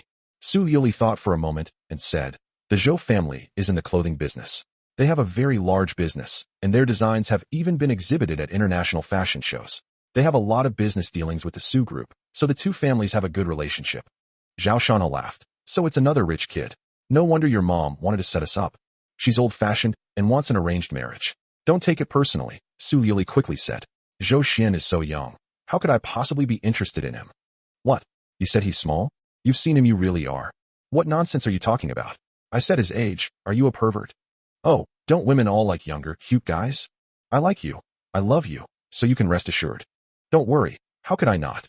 There have never been any clear suspicions about his wife. But he couldn't care less about that now. Zhao Shana sighed softly, feeling particularly lonely and listless. He waved his hand and said, All right, go ahead and get busy. I have other things to do. Okay, you should rest well at home. After Su Lili finished speaking, she picked up her small bag and went out. Zhao Shana also got up and went into the study, muttering a few words to himself. Design clothing. As long as they are not divorced, Su Yoli will remain his wife. Anyone who dares to covet her will face retribution. No rival in love will be able to leave Tian'an City with a smile. After going through some ideas in his mind, Zhao Shanha continued to work on the blueprints. Time flies. My wife hasn't come home for 2 days. July 1st has arrived in the blink of an eye. Today is the day for the project awarding ceremony. We will find out today which of the 2 major projects will be awarded to the winners. He sent the drawings to Lin Ruashi yesterday. Now, together with Jiang Wan, they went to the bidding site. The location is in a 5-star hotel. It was very noisy and crowded, mostly with owners or senior executives of construction companies. However, whether they come or not is actually meaningless. They are unlikely to win the bid. But people often have a sense of wishful thinking. Jiang Wan pushed Zhao Shana inside and immediately spotted a familiar face. To Zhao Shana's surprise, Shen Kursen was also there, along with his wife, Tian Feiyun, and Lin Ruashi. Oh, you're still alive? Shen Kursen was the first to see him and greeted him with a cold smile. The others looked up as well, and Lin Ruashi ran over happily, grabbing his hand. Teacher, you're here. Zhao Shanha noticed the slyness in her eyes and knew she was doing it on purpose, so he quickly withdrew his hand. But it was too late. Su Yoli appeared behind Lin Ruashi, her face grim, and said, What do you mean? Are you pretending I don't exist? Lin Ruashi glanced at her and said in surprise, Oh dear, Master's wife is here too. I'm so sorry. I didn't know you were here since you weren't with Master. She had seen Su Yoli long ago. This was a sarcastic remark mocking Su Yoli and Tian Feiyun for being together. Su Yoli gritted her teeth and said coldly, Green tea. Then, turning to Zhao Shana, he asked, What are you doing here? Zhao Shana smiled and said, Let's watch the show. Tian Feiyun walked over, looked around, and said, There's nothing to see. It's all pre-arranged. President Lin, where's your expert? Isn't he coming to such an important occasion? Ever since he learned that Shihong Construction had been revived thanks to the stock of Zhongke Energy, he had been dreaming of getting to know the person behind Lin Ruashi. With this person's help, his Feiyun Construction would have already reached a new level. Lin Ruashi's eyes darted around, and she said with a smile, How could such a small matter possibly persuade that gentleman? Besides, it's not that I'm looking down on you, but given the current state of Tian's company, that gentleman wouldn't even give it a second glance. Tian Feiyun frowned and said to Su Yuli, All right, the bidding meeting is about to start. Let's go over there first. Zhao Shanha looked at the two of them calmly. Su Yuli bit her lip and said, You go ahead, I'll stay here with my husband. Shen Kursen, Lioli, you are also a shareholder of the company. You will have to go up and take pictures when you win the bid. It's all right, I'll come over when you need to take photos. After saying that, she sat down in the empty seat next to Zhao Shanha. This is a corner, a relatively empty space, and her seat is in the second row, while the first row is for government officials. At this moment, a voice came through the microphone, instructing everyone from each company to take their positions, as the list of winning bidders was about to be read out. There was a commotion at the scene, and Lin Ruashi said, Teacher, I'll go first. As she spoke, she winked at Zhao Shana, her expression meaningful. Su Liuli cursed, You vixen. Then she said to Zhao Shana, These past 2 days, as soon as I get off work, my mom picks me up. She won't let me go home. I didn't mean to stay away from home. I understand. Zhao Shana nodded. Su Liuli said happily, You really understand me? That's wonderful. Sigh, just because I understand you doesn't mean I can accept it. It's like a social problem. Why does being sexually assaulted affect a woman's marital relationship, regardless of whether she consented? Because some things, even if you can understand them, are still psychologically unacceptable. Zhao Shanha changed the subject and said, Guess who will win the bid today? Without a second thought, Su Liuli said, Your classmate Xiao Lin won the contract for the construction of the new campus of the 3rd Municipal Middle School, while the construction of the city square will be given to Feiyun Company. Isn't there any other possibility?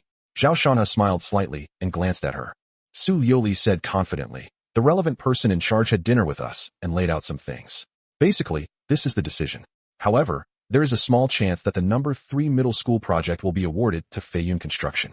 Anyway, there are only these 2 possibilities. As for other companies, they are just there to make up the numbers. Zhao Shanha shook his head and said, neither of these 2. Su Liuli was stunned for a moment, then quickly said, what do you mean? Do you think it's possible that Feiyun Construction won't get either of these 2 projects? Zhao Shanha smiled coldly, his true intentions revealed. What? Impossible. Absolutely impossible. Su Liuli was startled and replied without thinking. Nothing is impossible. That wise man said that Feiyun Construction was like trying to fill a basket with water, all for naught. Chapter 47. Setting sail, construction takes off completely. This? Su Liuli was surprised that the expert would say such a thing, and she immediately became worried. If you can't get government projects, as a last resort, you can only choose to undertake projects for other companies or fund the construction yourself. The former has very low profit margins, while the latter requires bearing risks. This contradicts her original intention for investing. If she had known this situation beforehand, she probably wouldn't have invested. But now she was caught in a dilemma, and Su Liuli was a little irritated. She took a deep breath and gritted her teeth, saying, couldn't you have told me some things sooner? I've told you many times to withdraw your investment, but you won't listen. Are you ever going to stop? You've never helped me. All you do is gloat. Do you only feel happy when you see me suffer? Su Liuli said coldly and irritably.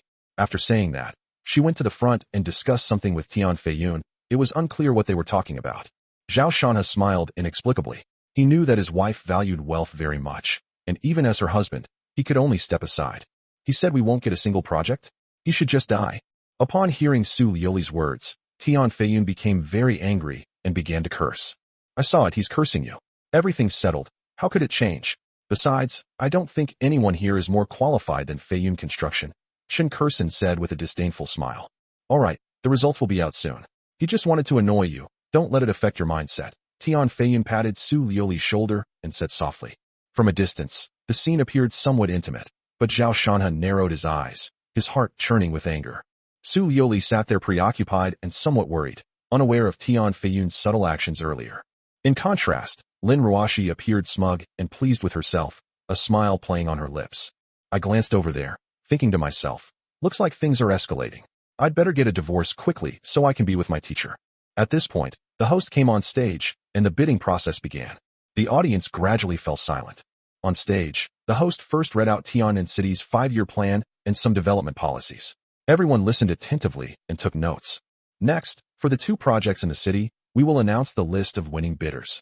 The main event is here, and everyone sits up straight. First, regarding the construction of the city square, we received a total of 25 proposals. After careful review, we ultimately decided that the company responsible for the project would be. Let construction begin. Immediately, everyone's eyes turned to Lin Ruoshi, and then applause began to ring out.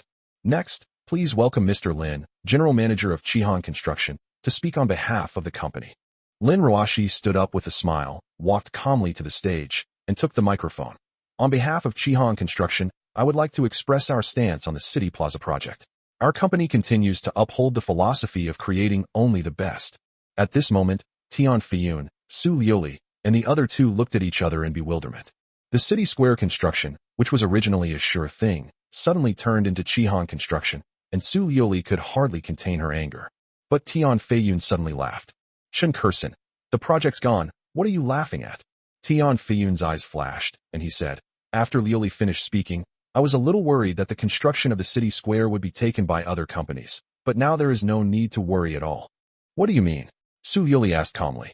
Think about it, the city square project is gone, and all that's left is the new campus of the 3rd Municipal High School, which is the biggest project.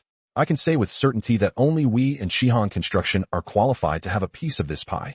Now that Chihan Construction has taken the city square, the new campus of the 3rd Municipal High School is ours. Tian Feiyun's face was filled with joy. Being able to get a place at the new campus of the number 3 middle school in the city will bring him money and fame, and his career will take a big leap forward. Su Liuli let out a soft breath, her tense mood easing considerably. She said, couldn't it be another company? Impossible. Tian Feiyun said decisively. These people here might be able to compete in the city square, but they don't even have the qualifications to run the number 3 middle school. Unexpectedly, I ended up beating the number 3 middle school. If there hadn't been so many people, he would have burst out laughing. That's good. After Su Liuli finished speaking, she turned to look behind her, only to see her husband expressionless, seemingly lost in thought. Suddenly, she thought of Tian Feiyun's actions earlier. Could her husband have seen it? She frowned, feeling that Tian Feiyun was too frivolous. Her husband was probably angry again, and she would have to coax him later. She was feeling a bit tired. At this point, Lin Ruoshi, having finished her lengthy speech, stepped down from the stage. As he passed Tian Feiyun, he was heard whispering, "You didn't expect that, did you? You still lost." His words were full of smugness. Lin Ruoshi gave him a strange look. "You think you can get into the 3rd municipal high school? What are you thinking? Are you still asleep?" These words left Tian Feiyun speechless. Following this, the host continued. "Next, regarding the construction of the new campus of the 3rd municipal high school, we received a total of 7 proposals. After careful review, we have finally decided that the company responsible for this project is. Let construction begin." Buzz. Tian Feiyun's smile froze on his face. He screamed inwardly, "How is this possible? How is this possible?"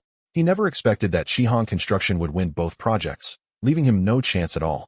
His face turned ashen, his eyes turned bloodshot, and his fists clenched tightly. Lin Ruoshi wiggled her hips, stood up again, saw Tian Feiyun's expression, gave him a mocking smile, and gracefully went back on stage. Today, Shihan Construction has become famous. Among mid to lower tier construction companies, it directly became Nanboan, standing out from the crowd. First, it was the Chengnan nursing home, and now it has taken on the construction of the city square and the new campus of the number 3 middle school, practically becoming the government's exclusive contractor. It is conceivable that once these 2 projects are implemented, Shihan Construction will be the first project that the government will consider for various future projects. With unlimited potential and a steady stream of wealth, ensuring quality, a minimum annual profit of 1 billion yuan is not a problem. How dare she? How dare she? Isn't she afraid of being stuffed to death? Tian Feiyun was furious, his teeth grinding together. Su Liuli was equally furious. This outcome seemed to confirm Zhao Shana's words, trying to draw water with a bamboo basket, all for nothing. Thinking of this, she turned her head, only to find that Zhao Shana had left the venue at some point. Unable to vent her anger, she said coldly, "What should we do next?" "What to do? Just deal with it."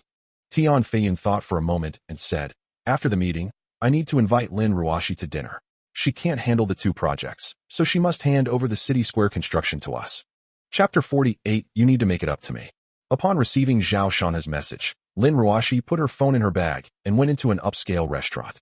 Inside the private room, Tian Feiyun, Su Liuli, and Shen Kursen were all present. "President Lin, you've really given me a wonderful surprise today." When Tian Feiyun saw Lin Ruoshi enter, he said with a forced smile. It was clear that he was furious, but helpless against Lin Ruoshi. Lin Ruoshi smiled gently, pulled out a chair and sat down, saying, "President Tian, please stop joking. You specifically asked me to come out, so let's just talk about what's on your mind." "Okay, I'll get straight to the point. Give me the city square project, and I'll give you half the profits," Tian Feiyun said directly, staring at Lin Ruoshi. The construction of the city square could generate over 200 million in profit. As long as Lin Ruoshi agrees, she can earn more than 100 million without doing anything. Su Liuli frowned, but said nothing. "How generous of you, giving me over 100 million for nothing." Lin Ruoshi chuckled, picked up a teacup, and said casually, "The Chengnan nursing home project will take at least 3 more months to complete. If you take on both projects, you won't be able to handle them," Tian Feiyun said coldly. Lin Ruoshi glanced at him indifferently and said, "You seem to be meddling too much. Whether I can eat or not is none of your business." "You." Tian Feiyun was furious. He took a deep breath and continued, "I don't know why the higher-ups agreed to let you take 2 projects at once. I guess it was that person behind you who pulled the strings again. Do you think this is your own ability? If that person stops helping you one day, you'll be back to square one sooner or later. You mentioned that gentleman. Now that things have come to this, I'm not afraid to tell you. Actually, my relationship with that gentleman is just so-so. It's all your fault for offending him." Lin Ruoshi's words startled Tian Feiyun. When had he offended that expert? He immediately said coldly, "Stop beating around the bush. It's all right to say it, because you offended my teacher. That gentleman particularly admires my teacher's talent, so it's only right that he stood up for my teacher." Lin Ruoshi said with a sly smile, her eyes flashing. "What?" Tian Feiyun was shocked, and Su Liuli was also moved. She never expected that these things would be related to Zhao Shanha. So, that expert helped Lin Ruoshi because of Zhao Shanha? She was furious upon reaching this conclusion and wanted nothing more than to go back immediately and confront Zhao Shanha. Tian Feiyun glanced at Su Liuli with a gloomy face, then changed the subject and said, leaving aside everything else, the issue now is your 2 projects. Give me the city plaza, and you can name your terms. Giving you the city square isn't out of the question, Lin Ruoshi said calmly. Tian Feiyun's eyes lit up. Lin Ruoshi looked at Su Liuli and said, as long as you divorce your teacher, I will unconditionally transfer the project, including the construction plan, blueprints, etc., and give it to you as a package. Tian Feiyun was overjoyed. Okay, we'll accept this condition. Shut up, I won't agree. Su Liuli raised her eyebrows and interrupted him directly. Liuli, what's there to hesitate about? This project is guaranteed to earn at least 200 million. If you agree, I'll give you 100 million of the profits. Think it over carefully, Tian Feiyun said in a deep voice. Su Liuli's face was frosty as she stared at Lin Ruoshi. Don't even think about getting a divorce. Then there's nothing to talk about. Lin Ruoshi smiled, stood up gracefully, and left the private room. Chen Kursen said, actually, I think this is a pretty good deal. It's just a divorce, not a big deal. Besides, haven't you been thinking about divorce for a while? Now it's perfect, and there are such great benefits to be had.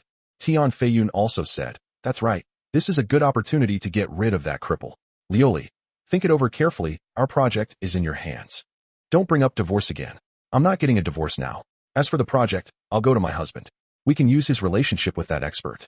After finishing her sentence, Su Liuli picked up her small bag and left. I don't know what she's insisting on. Such a good opportunity, Chen Kursen muttered. Villa number 6, Jinxiu Jiangshan. Living room. Sister Xiaowan, do you think she will divorce me? While eating, Zhao Shanha casually asked. Jiang Wan's cooking skills are extraordinary. You can never get tired of the food she makes.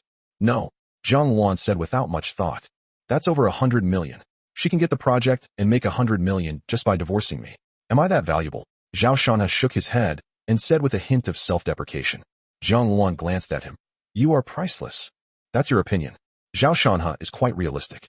His wife has invested so much money, but it's all gone to waste, and she knows it's because of me. She must be furious. Then I told her that as long as she divorced me, she could get the project for free, which would be equivalent to picking up more than 100 million yuan. My wife is very rational and will definitely make the choice that is in her best interest. I don't think she will divorce you, Jiang Wan emphasized again. So certain. A woman's sixth sense. Zhao Shanha didn't reply and focused on eating. At this moment, Su Liuli pushed open the door and came in. Zhao Shanha turned around, glanced at her, and smiled. Have you eaten yet? No, I'm just hungry. Su Liuli said calmly, went to the kitchen to get a set of bowls and chopsticks, and buried her head in her food. Half an hour later, everyone had eaten and drunk their fill. Su Liuli looked at Zhao Shanha. Husband, I need to talk to you. Zhao Shanha nodded, and she pushed the wheelchair into the study, closed and locked the door, then turned around and stared at him. What's with that look? What do you want to say to me? As Zhao Shanha spoke, he lit a cigarette. Su Liuli walked straight up to him, snatched his cigarette, and stubbed it out. I really didn't expect you to be so good at hiding things.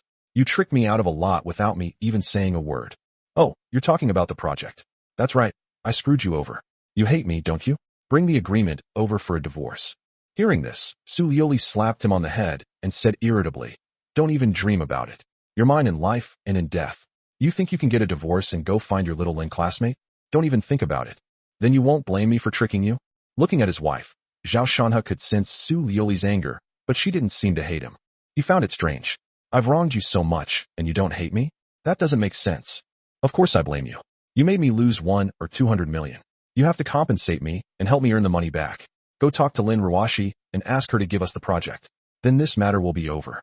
I don't have that much influence. You should withdraw your investment now. It's not a pleasant feeling to lose 80 million. Chapter 49. You're really stupid. I can't withdraw. My investment is through a negotiated agreement. I don't hold any shares. Su Liuli sighed and said. Zhao Shanha was surprised and somewhat taken aback. He looked at her for a long time before saying, You're really stupid. Su Liuli frowned, displeased with her husband's scolding. The matter is not as simple as you think. In fact, for Tian Feiyun, a profit of 1 or 200 million yuan is not enough to cripple him. The most important thing is that this venture is a test for him. If he does well, inheriting Jinding construction will not be a problem. If he does not do well, there will be setbacks in his succession. My investment is not just for making money, but more for his future. But now you've messed up the whole plan. If we don't get the government projects, Jinding Construction's opinion of him will be much worse. I'll lose all my money, and then our family will starve. Zhao Shanha sneered. So you and he are really close. You gave away 80 million for free, without asking for any shares. You're really something.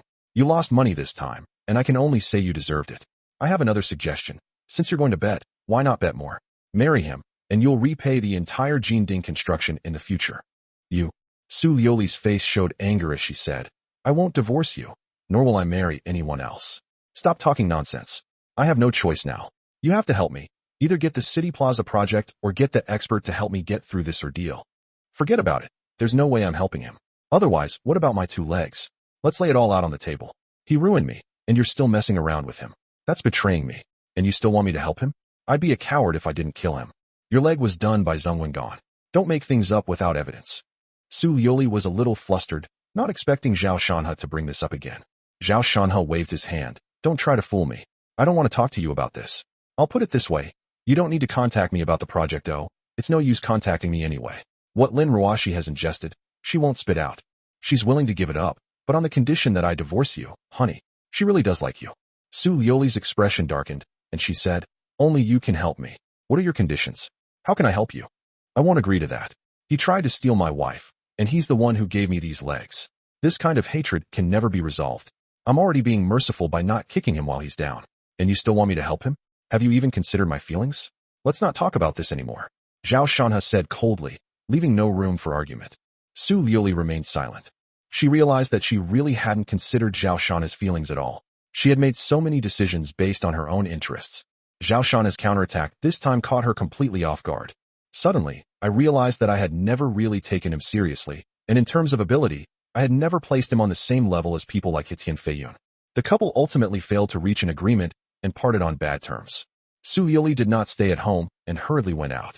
Jiang Wan said, she won't give up. Of course, that's just her stubborn personality.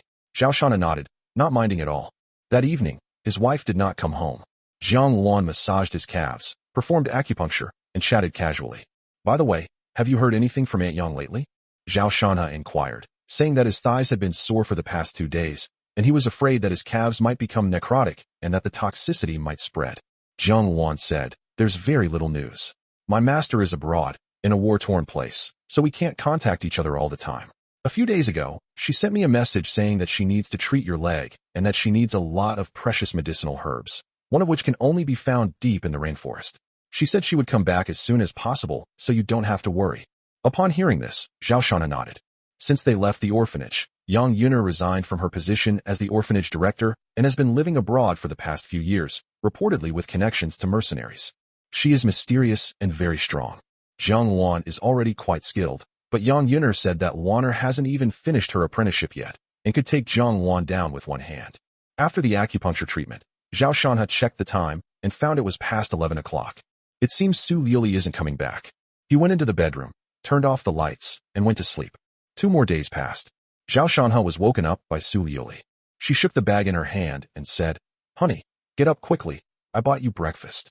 Zhao Shanhe sat up, somewhat surprised, then took the food and began to eat. He casually asked, aren't you going to the company today? Su Liuli sighed and said, I have a lot of things to do and I'm working non-stop. I only took some time to come see you.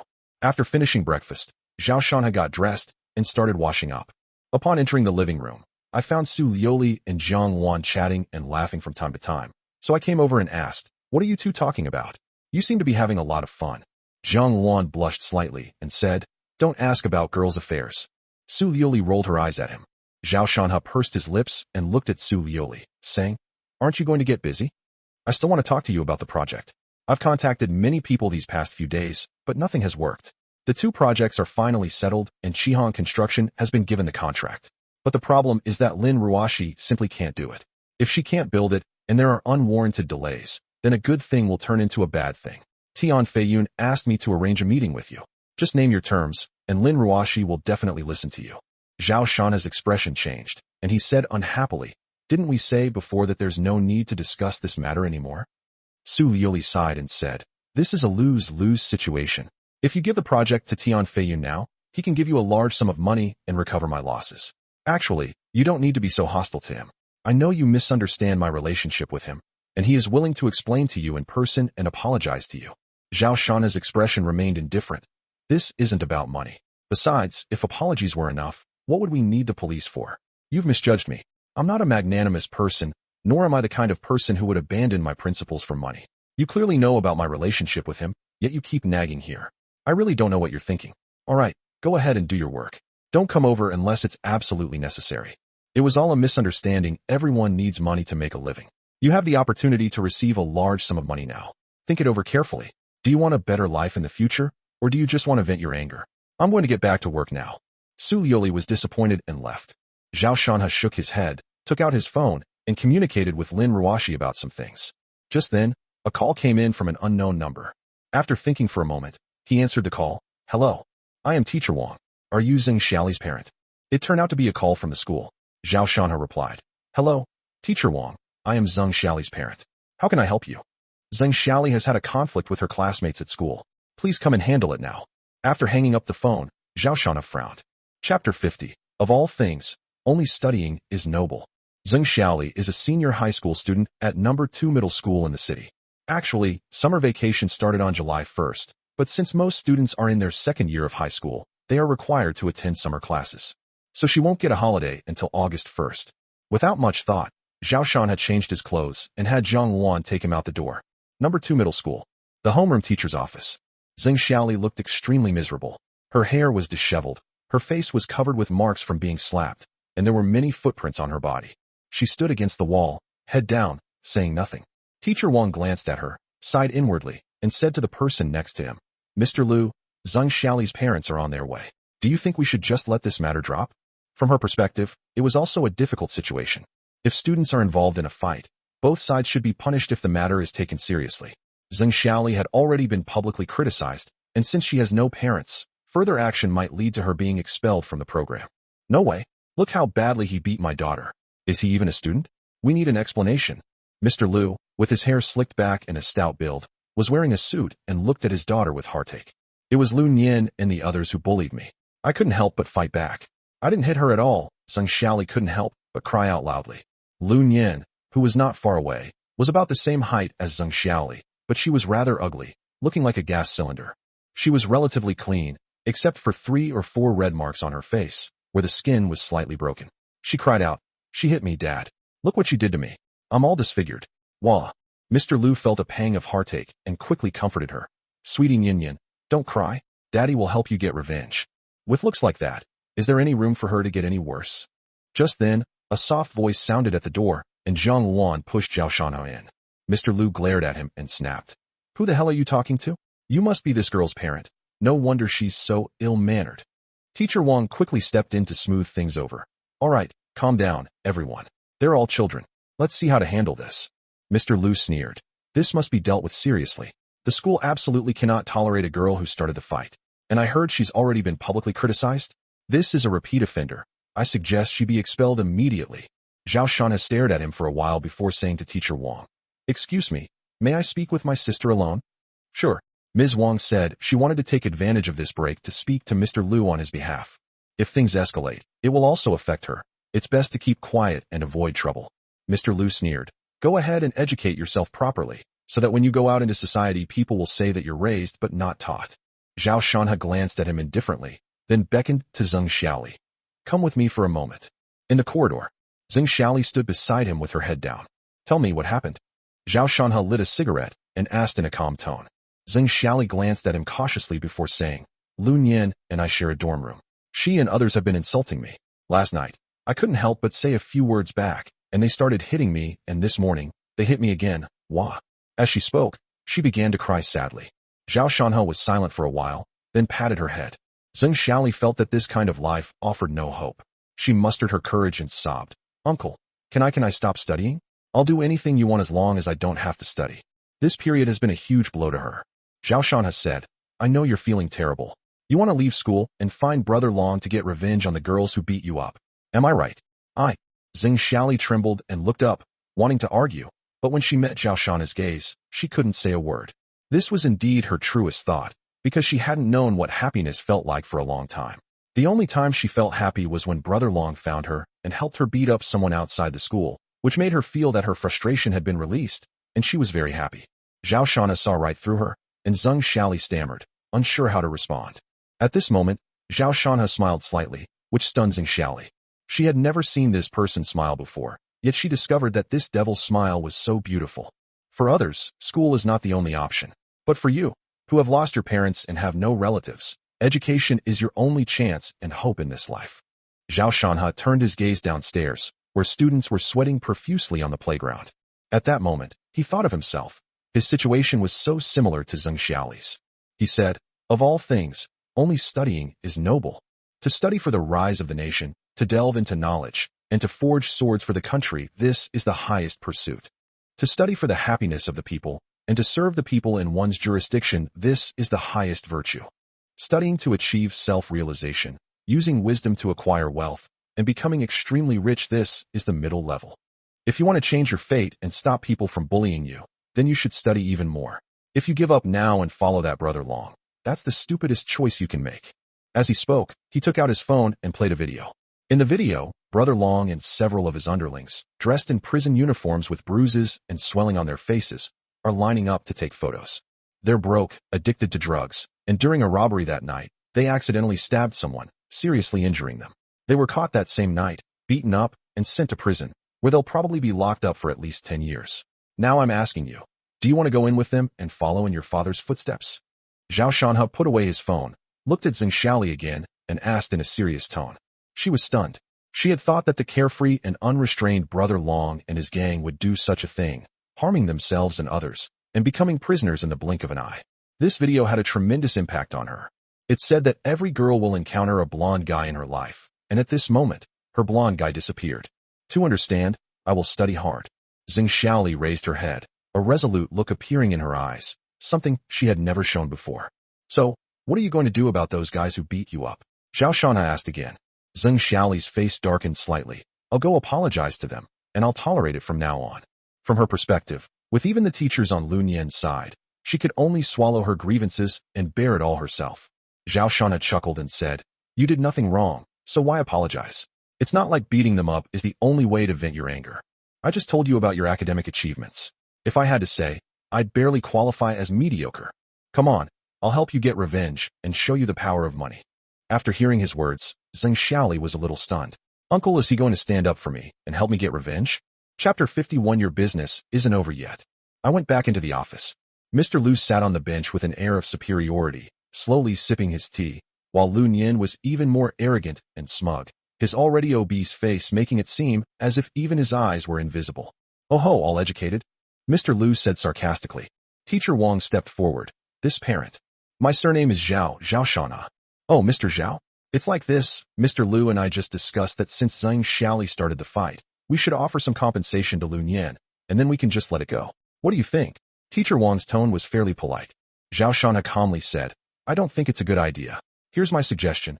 Expel Lun Yan from school, give the others who did the physical altercation a major demerit, and help Zheng Xiaoli change dorm rooms, requiring them to be students with good academic performance.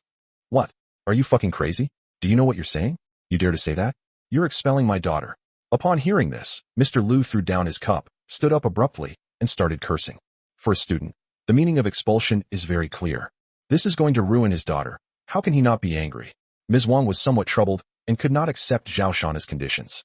She said, Mr. Zhao, I'm sorry, I cannot agree to your conditions. According to the testimonies of Lun Yan and some other students, Zheng Xiaoli attacked first. They acted in self-defense, and Zheng Xiaoli did not sustain any minor injuries. If the school were to handle this, Zheng Xiaoli would receive a more severe punishment. Mr. Lu sneered. Did you hear that? After listening quietly, Zhao Shanhe calmly said, First of all, I don't believe the accusations made by Lun Yan and her classmates are true. The school shouldn't draw conclusions based on just one student's statement. I suggest calling the police. I believe the truth won't be hard to find. Secondly, the harm this incident has caused my sister is mainly psychological. To put it bluntly, it's a case of campus BL, boys love. If the school can't handle this, I believe that people from all walks of life will give my sister justice. After listening to his account, Teacher Wang frowned, sensing that things were getting a bit tricky. She just wanted to minimize the problem and resolve it as soon as possible, but she didn't expect Zheng Xiaoli's parents to be so difficult to deal with. Mr. Lu was enraged at this point. He loosened his tie and said, You son of a bitch, you're asking for it, aren't you? You want to cause trouble? I'll cause trouble with you. I'm going to get to the bottom of this. I don't believe I can't take you down, you bastard. Teacher Wang's expression changed, and she quietly slipped the business card to Zhao Shanha, saying, Mr. Zhao, it's best to calm things down. Making a scene won't be good for the child. Zhao Shanha picked up the business card and saw that it belonged to Xingtian Building Materials, and the person in question was Lu Shiqi, whose position was manager. Those who make building materials usually have workers under their command. No wonder they're so arrogant. Zhao Shanha smiled and said, So it's Manager Lu. My apologies for not recognizing you. Lu Shiqi's face was icy. Kid, let me tell you. Today you either kneel down and apologize to me, or this isn't over. Your sister is studying here, and you can't escape. This is already a blatant threat. Zhao Shanha glanced at him and said calmly, This is a society governed by law. Are you threatening me?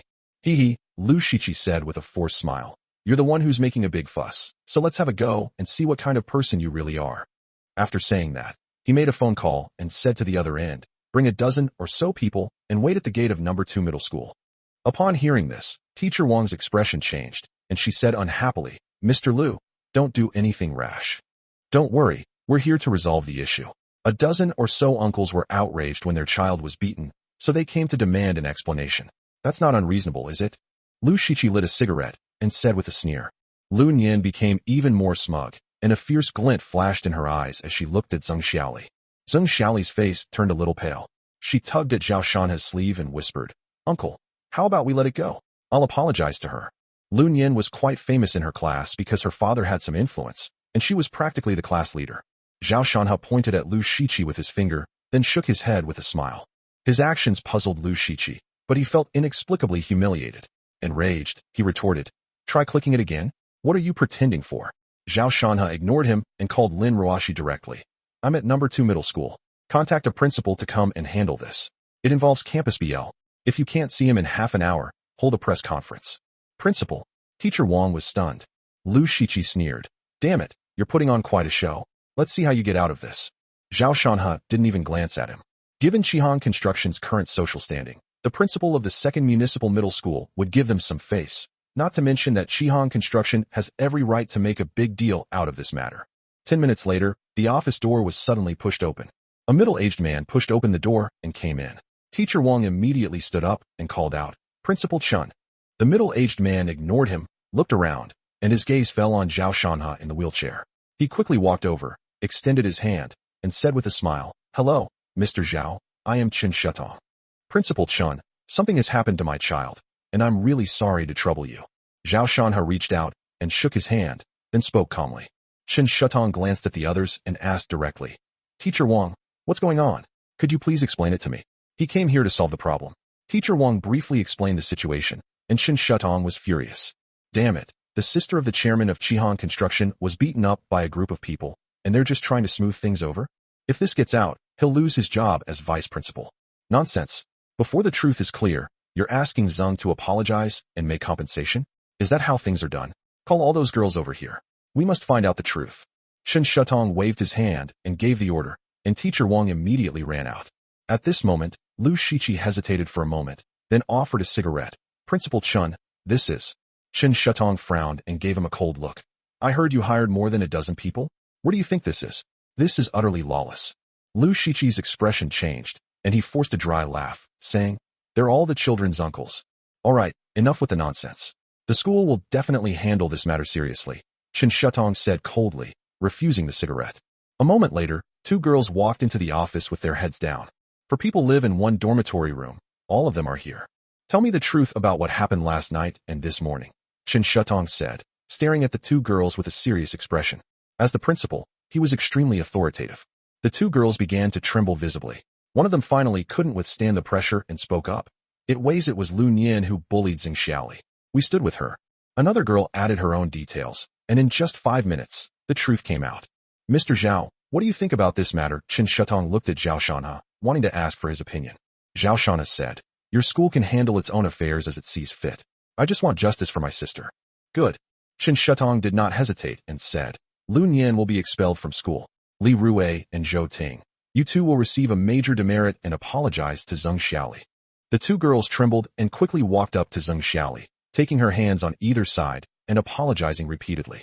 Lu Shiqi never expected this outcome. His eyes reddened, and he angrily said, I disagree. There's something fishy going on here. You're all covering for each other. Your business isn't over yet. Zhao Shanha glanced at him indifferently, then took out his phone and made a call. Chapter 52: The Power of Money. Hello, are you Mr. Su from Shengtian Building Materials? After the call was connected, Zhao Shana said. Lu Shiqi was taken aback. Upon hearing the name, General Manager Su, he had a bad feeling. Hello, this is Su Qing. Who is this? I am Zhao Shana, chairman of Qihan Construction. I have a conflict with Lu Shiqi of your company. In order to avoid affecting the cooperation between the two parties, I would like to trouble General Manager Su to handle this matter. After saying that, he hung up the phone. Lu Shiqi was stunned. The chairman of Qihan Construction? His mind was in turmoil. He gritted his teeth and said, You want to pressure me? Our company has no business dealings with Qihan Construction. Zhao Shanha smiled coldly. You know nothing about the power of money. So what if there's no business dealings? Everyone knows Qihan Construction just landed 2 big projects. If they give them a little something extra, Shengtian Building Materials will be well fed. He could even imagine that Su Qing should immediately rush to Qihan Construction to verify this. Less than 3 minutes later, Lu Shiqi's phone rang. He picked it up and his expression changed drastically. Without hesitation, he answered the phone. He didn't know what was being said on the other end, but his face grew paler and paler until he started trembling and could barely stand. After hanging up the phone, his gaze fell on Zhao Shana, filled with terror. Thump. The next second, he actually knelt on the ground and said, President Zhao, please forgive me. Upon seeing this, Lu Nian exclaimed, Dad, kneel down. Lu Shiqi roared, pulling hard, and Lu Nian also knelt on the ground. Looking at the 2 kneeling figures in front of him, Zhao Shana frowned. What era are we living in?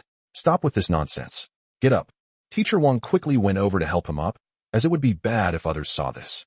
Now, do you agree to my request to fire her? After the 2 stood up, Zhao Shana asked calmly. I admit it. She brought it on herself and deserves to be fired. Lu Shiqi bowed and scraped, his heart bleeding. Facing this man, he dared not have any thought of resistance. The big boss, Su Qing, not only held his economic lifeline in his hands, but also had some illegal evidence against him. If it were exposed, he would be finished. At this point, the matter is completely resolved. After gaining Zhao Shana's forgiveness, Lu Shiqi hurriedly pulled Lu Nian away. Chen Shutong said, President Zhao, would you like to sit in my office for a moment? Principal Chen, you're too kind. I have other things to attend to. I'll take my sister to her classroom and then head back, Zhao Shana said with a smile. He shook hands with Principal Chen again before leaving the office. Afterwards, Zhao Shanha brought Zheng Xiaoli out. He asked, was that good? Zheng Xiaoli kept her head down. Her emotions were extremely turbulent. If you asked her if she enjoyed it, of course she did. Those girls hit her and received the punishment they deserved. It was much more satisfying than beating them up. Not to mention, how satisfying it must have been for them to apologize to you just now. The uncle resolved the matter with just 2 phone calls. Is this the power of money? Uncle, thank you. Zheng Xiaoli said sincerely. She was still afraid of Zhao Shanha, but now, her fear was mixed with respect. Zhao Shanha patted her head and smiled. So, study hard, and when you grow up to be like me, no one will dare to bully you. I will, Zheng Xiaoli said earnestly. Zhao Shanha walked with her toward the dormitory building. Her clothes were dirty and she needed to change. On the road, Zheng Xiaoli glanced at him furtively and asked, Uncle, how much money do you have? Zhao Shanha thought for a moment and said, a few $100 million. Zheng Xiaoli's eyes widened. My God, the uncle is actually a billionaire? She added, Uncle, were your grades good in school? I have a classmate whose father only graduated from elementary school and now runs a company where many college graduates work for him. This is a typical example of the reading is useless argument. It always comes down to how so and so didn't study but still achieved so much. Zhao Shanha scoffed at such remarks, believing that throughout history, studying has always been the best way to change one's destiny. Faced with this question, Zhao Shanha smiled and said, my grades were all right, and I went to university. Zhang Wan, standing behind him, added with a slight smile, 709 points, the top scorer in the college entrance examination in Tianjin City. After listening, Zheng Xiaoli was completely shocked. Just how outstanding was this uncle? After being taken to the dormitory, Zheng Xiaoli changed her clothes, and then they walked together toward the teaching building. Along the way, Zheng Xiaoli became more talkative, chattering incessantly. Zhao Shanha was very patient and responded gently. Before they knew it, they had arrived at the classroom. In a short time, Zheng Xiaoli found herself somewhat reluctant to part with him. She thought to herself, when uncle isn't a bad person, he's actually quite nice. It was during the break between classes. Zhao Shanha escorted Zheng Xiaoli to the classroom door, and the entire class suddenly fell silent, all looking towards the door. Zhao Shanha waved and left. The classroom became noisy again. He's so cool. Xiaoli, is he family? I've never heard you mention him before. A crowd gathered around, and my desk mate asked in surprise. Zheng Xiaoli tidied up her textbooks and hummed in agreement. He's my brother. Wow, he must be rich. He even has such a beautiful secretary with him. A boy with acne exclaimed. Upon hearing this, Zheng Xiaoli smiled and said, my brother is a billionaire. Hiss. Immediately, the surrounding students gaped, shocked by the news. No wonder I felt a little scared when he sat there without moving. Is this the aura of a big boss? With such a rich brother, why bother studying? You won't need to work in the future. Zheng Xiaoli paused for a moment, then said seriously, my brother has excellent grades, and I want to follow in his footsteps. Then, she casually added, oh, my brother scored 709 points on the college entrance exam. These words instantly silenced the entire class. Someone took out their phone to check past college entrance exam scores and exclaimed incredulously, Zhao Shanha, the top science student in Tianjin City, scored 709 points. There's even a photo. It really is him. Zheng Xiaoli pretended to be calm, but she was actually very excited and proud inside. A bold girl approached and said, Xiaoli, I want to be your sister-in-law. Mature, steady, handsome, rich, and talented. A man like that is simply irresistible to young girls. Roll. Leaving the school, Jiang Wan said, aren't you afraid she'll become a gold digger by instilling the idea that money is everything in her mind? Just now at school, Jiang Wan sensed that Zhao Shanha was intentionally or unintentionally emphasizing the power of money. Zhao Shanha said, I just gave her a goal to strive for. As for whether she is materialistic or not, she will naturally understand when she grows up. People's thinking is complex and ever-changing. Just then, as he drove past a movie theater, an idea struck him, and he said, Sister Xiaowan, let's go see a movie. It's the latest sci-fi film. It's really popular. See a movie? Zhang Wan was taken aback, then nodded with a slight blush. Chapter 53. Everyone's at work. Who's going to risk their life for you? Afternoon. After leaving the movie theater, Jiang Wan pushed Zhao Shanha home. Nothing was wrong, so Jiang Wan massaged his legs again. Lying on the sofa, Zhao Shanha fell asleep without realizing it. At this moment, Su Liuli pushed open the door and walked in. Jiang Wan was helping Zhao Shanha turn over to make him as comfortable as possible, and then she adjusted the temperature of the air conditioner. He just fell asleep. Keep your voice down, don't wake him. Upon seeing Su Liuli enter, Jiang Wan made a shushing gesture. Su Liuli was somewhat displeased.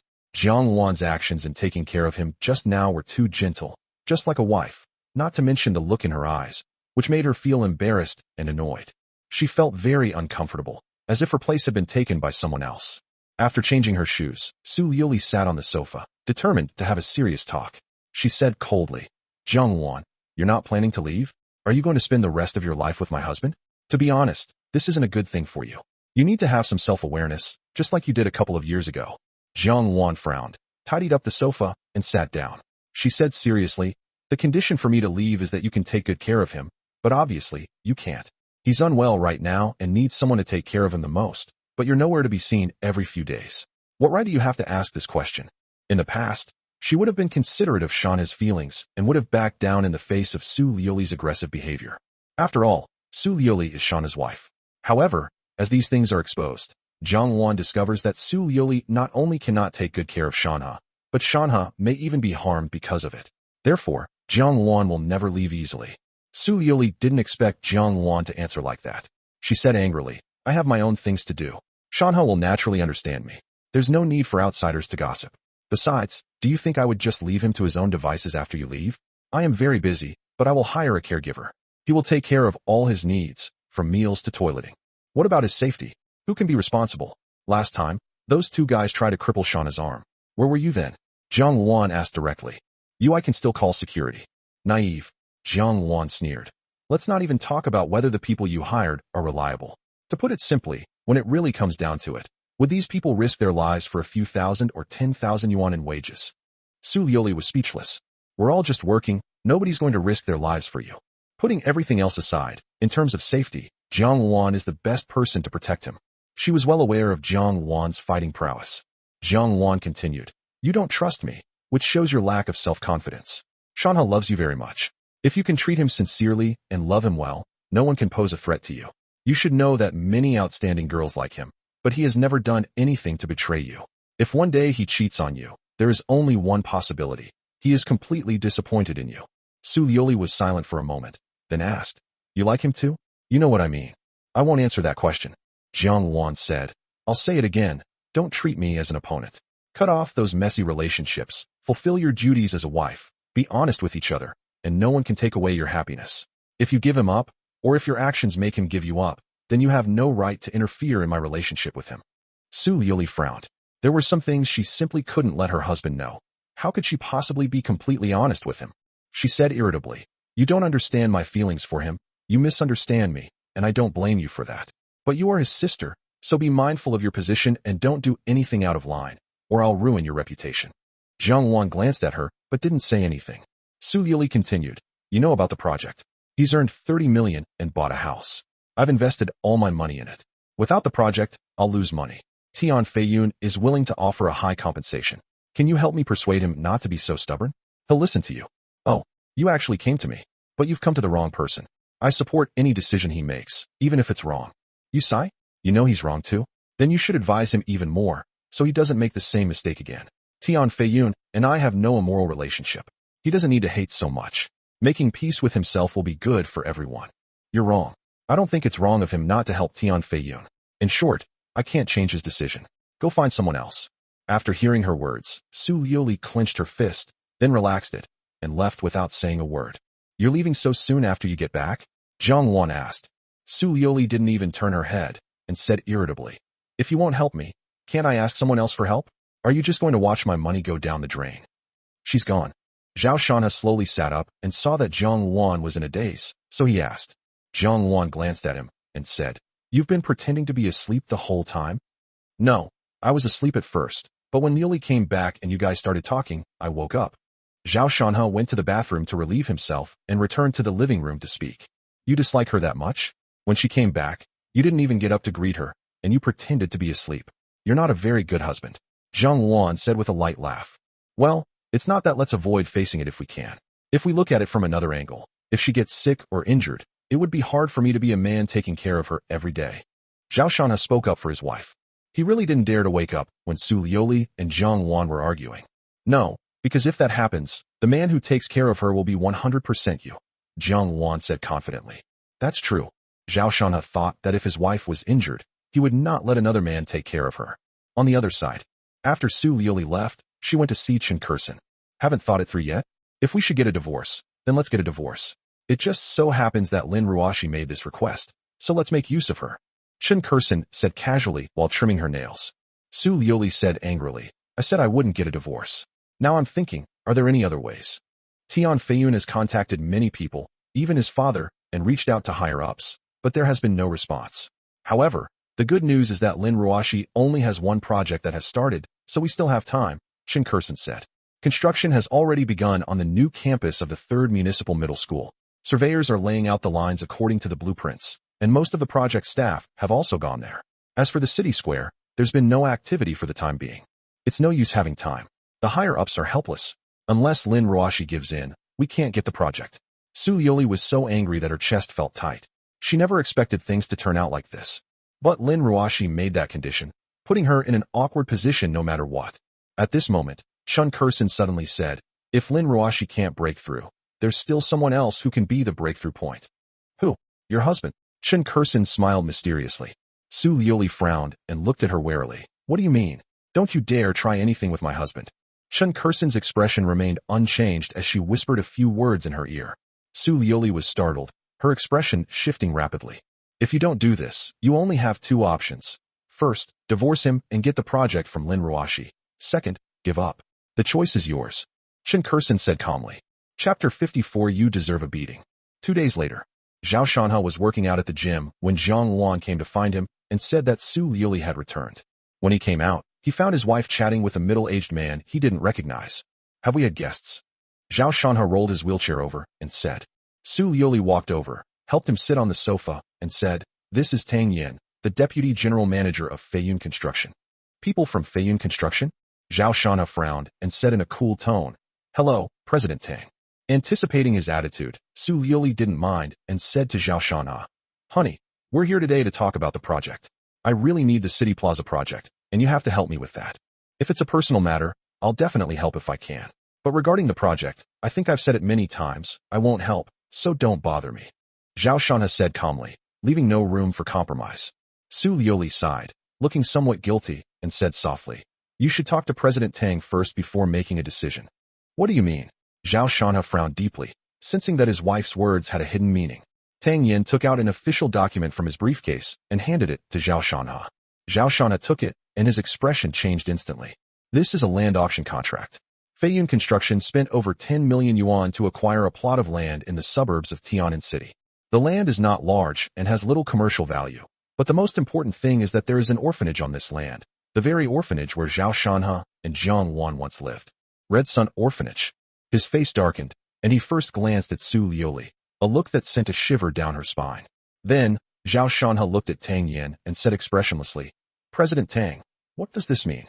Tang Yin smiled slightly and said, "On behalf of Feiyun Construction, I would like to make a deal with you.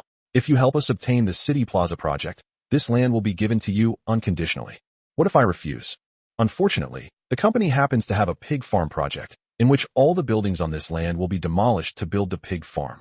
After hearing Tang Yan's words, Zhao Shanha remained silent for a long time. Suddenly, he noticed the fingers beside him trembling.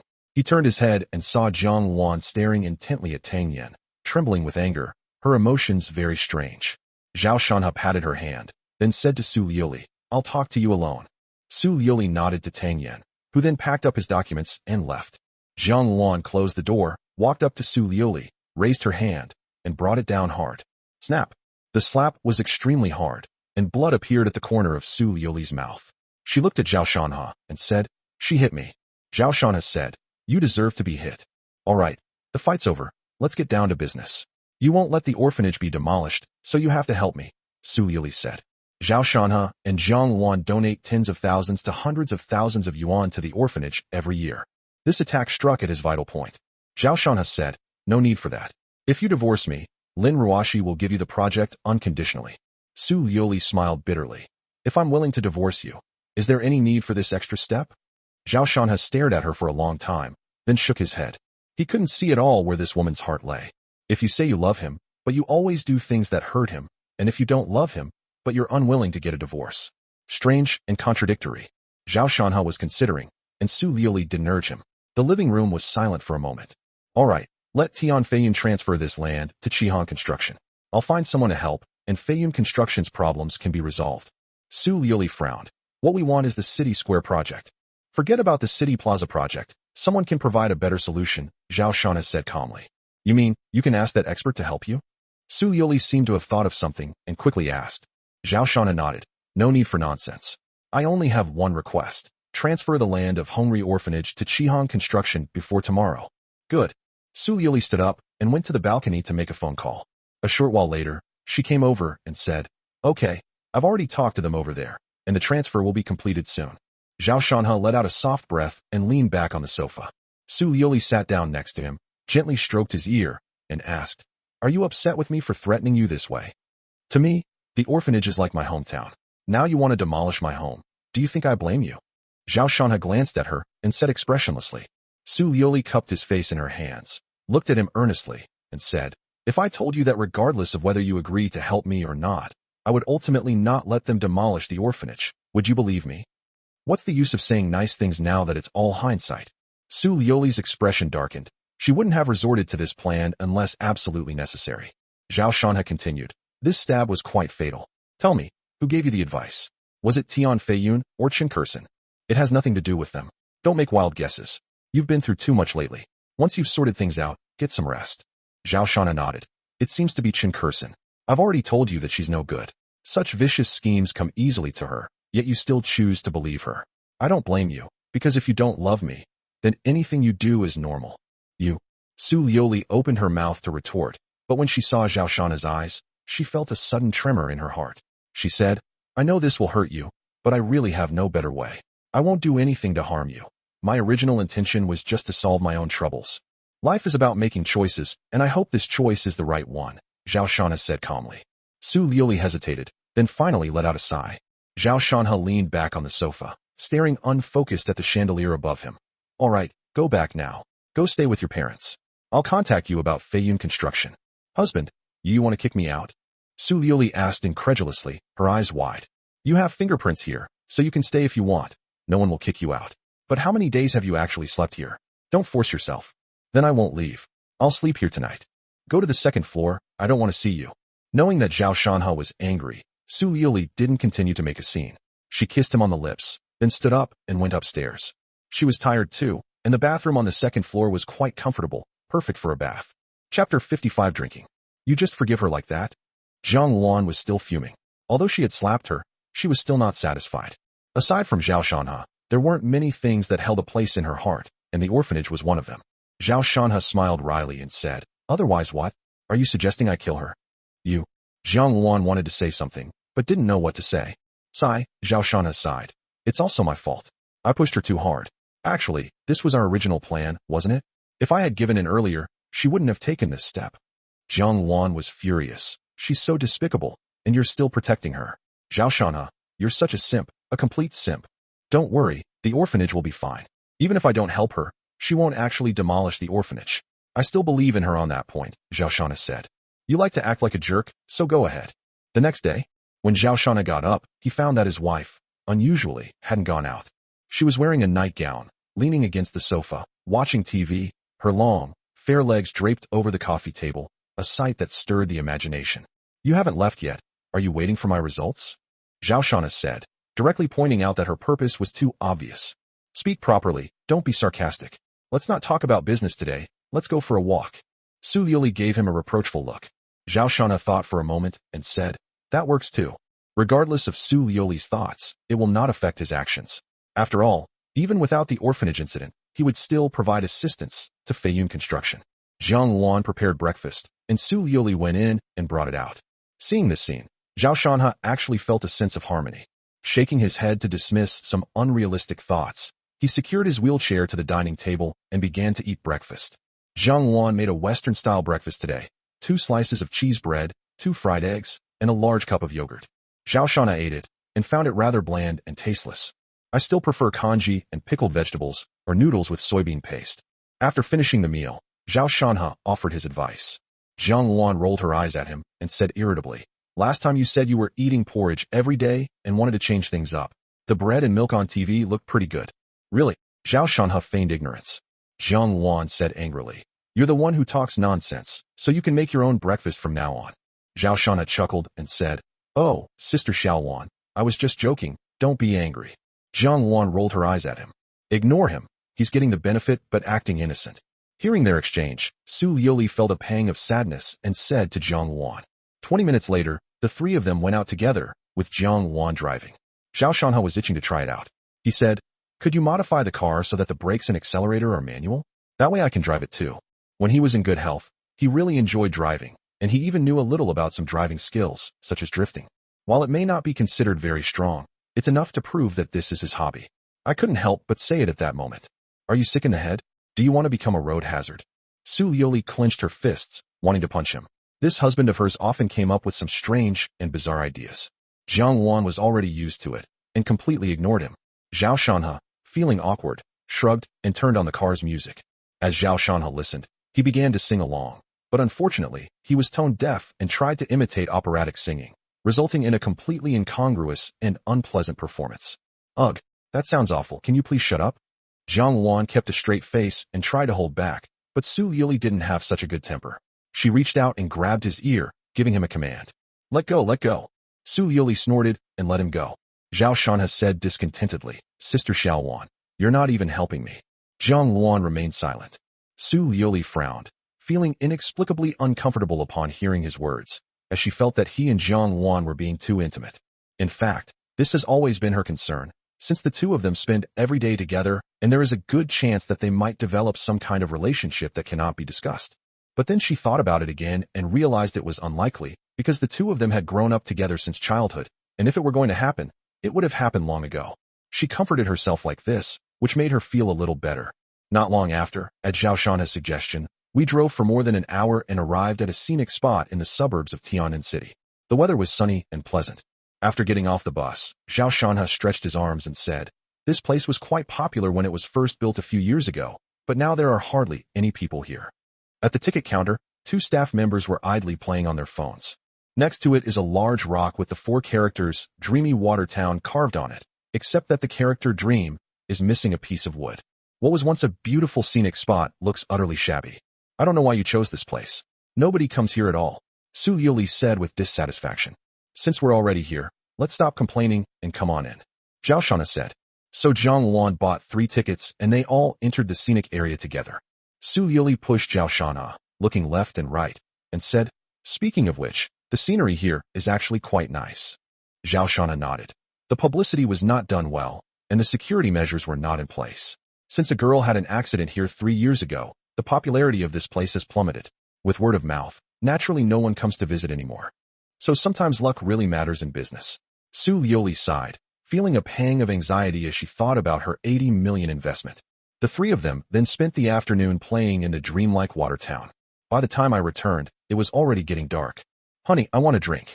Back home, Zhang Luan was preparing to cook when Su Yili pouted and said to Zhao Shana. Zhao Shana nodded and said, then Sister Xiao Wan, don't cook. Let's book a table at the hotel. Today we'll have crayfish and beer. Su Yili smiled charmingly, and her husband was very happy to hear her words. The 3 of them sat on the sofa chatting, and in less than an hour, a delivery rider brought over the packaged dishes.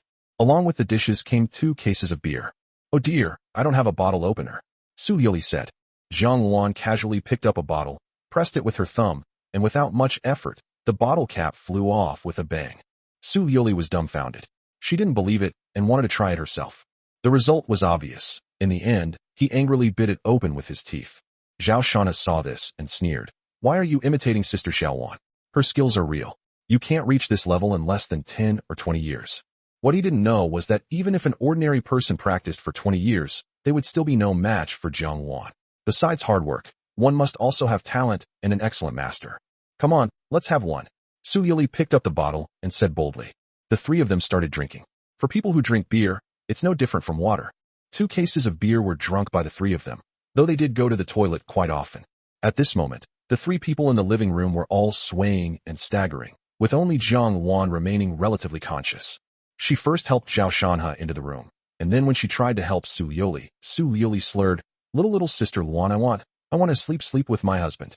Zhang Luan thought for a moment, sighed softly, and helped her into Zhao Shanha's room. Chapter 56 Indecisiveness. The next day, early in the morning, Lin Ruashi called to say that Feiyun Construction had transferred a piece of land. This is the land of the Red Sun Orphanage. He patted his wife and said, get up, it's time to talk business. When Su Yili woke up and learned that the land had been transferred to Chihan Construction, she felt inexplicably relieved. When she looked at Zhao Shanhao again, guilt appeared in her eyes, and she lowered her head slightly. Husband, don't blame me. I had no choice but to do this. I never meant to hurt you. Regardless, what she did was ultimately somewhat despicable. Even though Zhao Shanha didn't say anything, she still felt ashamed and uneasy. Zhao Shanha leaned against the headboard, lit a cigarette, and said, all right, enough of this nonsense. Isn't that obvious? Su Yili was saddened. Do you remember where we went yesterday? Zhao Shanha asked. A water town in my dreams. Su Yili looked at him in confusion, wondering what he meant. Zhao Shanha said, I have communicated with that gentleman, and we already have a solution to Feiyun Construction's current predicament. Su Yoli's expression changed, and she quickly sat up, exclaiming with delight, really? She was in a terrible state lately, having invested so much money with disappointing results. She later discovered that her husband was the one causing all this trouble, leaving her in a terrible predicament. Now that she knows there is a solution, she is naturally overjoyed. Zhao Shana glanced at her and thought to himself, you seemed very happy when I told you that I could solve Feiyun Construction's predicament. So, is it because of the benefits of cooperation, or because of Tian Feiyun? Seeing her husband's fixed gaze, Su Yili misunderstood his thoughts. She held up her fair finger and waved it in front of him. Ugh, can we talk about business first? We can do something else after that. Zhao Shanha shook his head, not intending to explain, but instead shifted his gaze. He said, the current predicament of Feiyun Construction is that we don't have any projects. Well, not that we don't have any at all, but you're not very satisfied, right? Su Yili nodded and said, currently, there are 3 projects to choose from. One is Rinai Hospital, invested by Qingyang Capital. This project will cost about 300 million, but the profit will only be tens of millions. It's a private hospital, so investors will be very strict. The second project is the office building of Feiyue Group. The investment exceeds 1 billion, but the upfront capital is too much, and the final profit will not reach 100 million, so the cost effectiveness is too low. The last one inch. She hesitated for a moment, seemingly considering whether to reveal it or not, as it appeared to be a trade secret. Zhao Shanha was disappointed that you had been wary of him all along. He calmly continued. The last one is that we want to acquire that piece of land in the old city and then develop commercial housing after the demolition. The old city has a large population and high housing prices, but there are many bungalows and private houses in the old city, which is a large area. The cost of acquiring the land and the cost of demolition are very high. If we develop real estate ourselves, the payback period will be too long, not to mention the risk of a broken capital chain and a drop in housing prices. How did you know? Su Yoli was somewhat surprised, not expecting that the things they discussed internally would be revealed by Zhao Shanha. Zhao Shanha smiled dismissively and pointed upwards. Sir, if you don't even know these things, how can you solve your problems? How can you be called a master? That makes sense. Su Yoli nodded in agreement. All right, getting back to the point. Shihan Construction definitely won't give up on the city square and the new campus of the 3rd Municipal Middle School projects. Feiyun Construction has no choice but to find another way to get out of this predicament, Zhao Shanha said. Okay, honey, stop keeping me in suspense. If you have any advice, just say it. It's very simple. We went to the dreamy water town yesterday. We must take it over within 10 days with all our might. Zhao Shanha changed the subject, his words becoming serious and his gaze sharp. What? Su Yoli was taken aback. Was he going to take over the dreamy water town? That place is completely deserted. It's a losing proposition. If we were to take it over now, wouldn't that be a complete waste of money? After all, although dreamy water town doesn't make money, it's very large in scale and the prices are outrageous, calculated in hundreds of millions. Is my husband trying to rip me off? Thinking of this, she said incredulously. To take over dreamy water town? You must be kidding me. Zhao Shanha stubbed out his cigarette and threw it into the ashtray. He glanced at her and said, I've given you the method. Whether you do it or not is up to you, or rather, it depends on whether you believe me. Su Yoli pondered for a long time, then frowned and said, I'm willing to believe you, but you have to give me a reason to believe you. How can I convince them? Although the dreamy water town isn't very popular, buying it wouldn't be something that can be done for 100 or 200 million. It would cost at least 500 million. Zhao Shanha smiled. You trust me, do you need a reason? Anyway, I've given you the solution to this problem. Whether you do it or not is none of my business. Time to get up, etc. Suddenly, Su Yoli grabbed his hand, then turned Zhao Shanha's face towards her, looked him in the eyes, and asked, will buying Dreamland Watertown really solve the problem? Looking at her perfect face and her large, clear eyes, Zhao Shanha calmly said, that's what that gentleman said.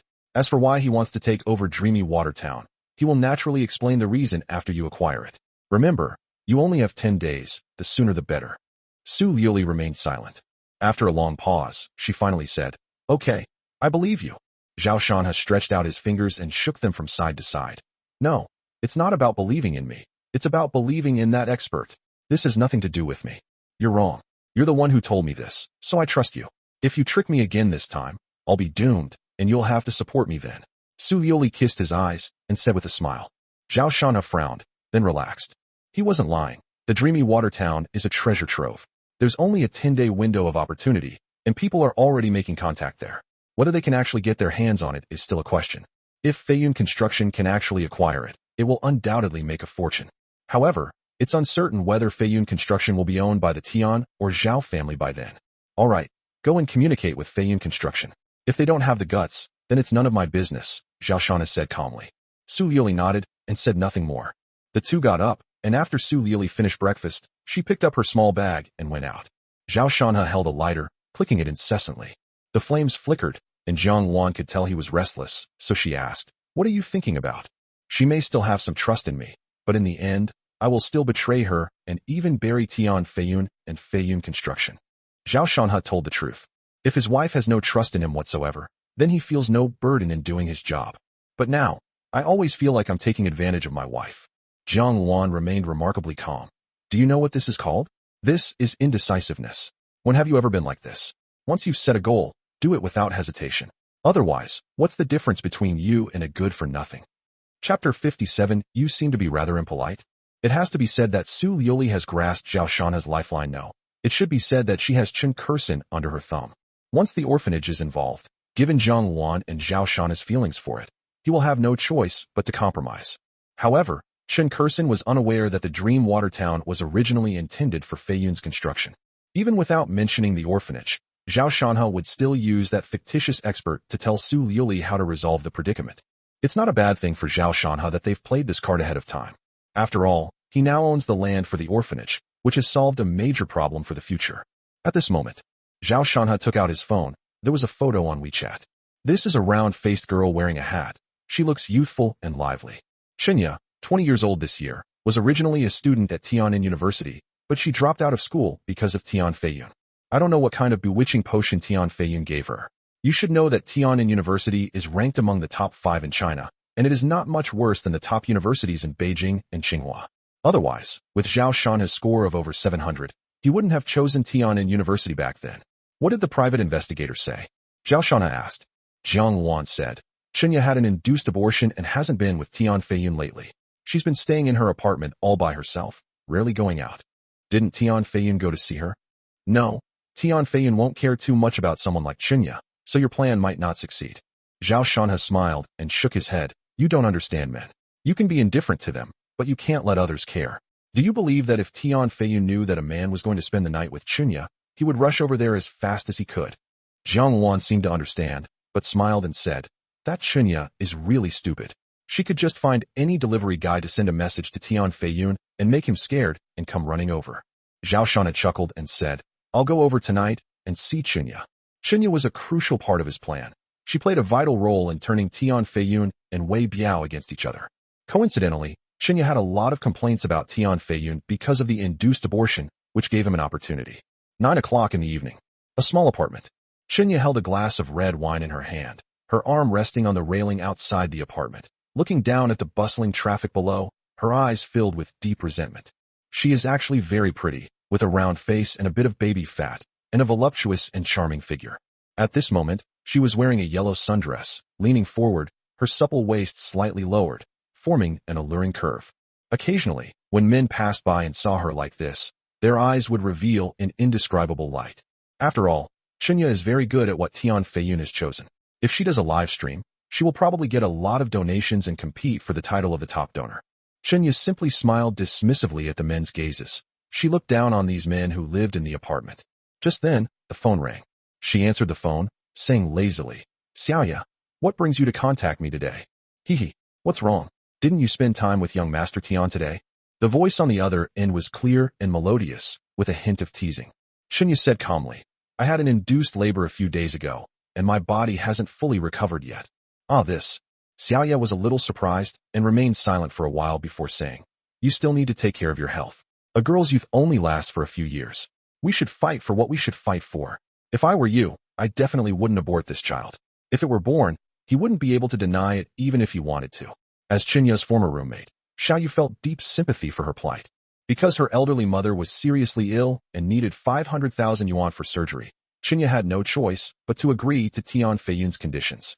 She not only had to drop out of Tian'an University, but also had to become his woman. After a painful struggle, Chunya saw her mother groaning pitifully in the hospital room, cried bitterly all night, and then agreed to Tian Feiyun's conditions. Chunya didn't speak, and Xiaoyu continued, he still gives you 100,000 every month, right? Upon hearing this, a smile appeared on Chunya's face. Now that things had come to this, money was the most important thing to her. Feelings and love were not worth mentioning. She said, this guy only gives me 100,000 yuan a month, not a penny more. He's incredibly stingy. I considered having the baby, but he disagreed. He's not a good person, and I don't dare disobey him.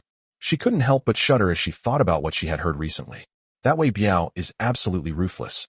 So the idea of secretly giving birth to the child only crossed her mind for a moment, but she immediately gave up on it. Okay, let's get together sometime when we sisters have time. They all miss you.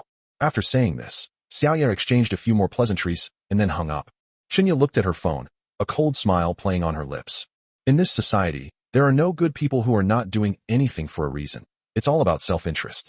So what if she's a top student at Tian'an University? She's nothing compared to a super rich second generation like Tian Feiyun.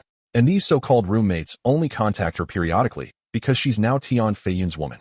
You know, if Chunya really does rise to power one day, then she will be a true socialite, someone above everyone else. In fact, she had already found out what her roommates were saying about her at school. She had heard countless rumors and gossip about her being a gold digger and selling her body. However, given Chunya's current mindset, these words are unlikely to have much of an impact on her. You seem to be in a bad mood, being out alone? Suddenly, a voice rang out not far away. Chunya turned her head and saw a super handsome man sitting quietly in a wheelchair. Zhao Shana. Chunya opened her mouth in shock. She knew this person, of course, it was Tian Feiyun who broke his legs. As a result of his relationship with Lin Ruoshi, Tian Feiyun suffered a great loss and failed to secure any projects. Inside the villa, She often heard Tian Feiyun cursing Zhao Shanha. As he approached, another person stood quietly behind the wheelchair, head bowed, hair obscuring a face that was enough to haunt one's dreams. Even though Chunya was very confident in her looks, she couldn't help but feel ashamed when she saw her. It's that terrifying woman. Chunya frowned, wondering why Zhao Shanha wanted to see her, but she knew she couldn't have any contact with this person. If Tian Feiyun found out, she would be in big trouble. With this in mind, she became cautious, turned around, and walked directly into the apartment.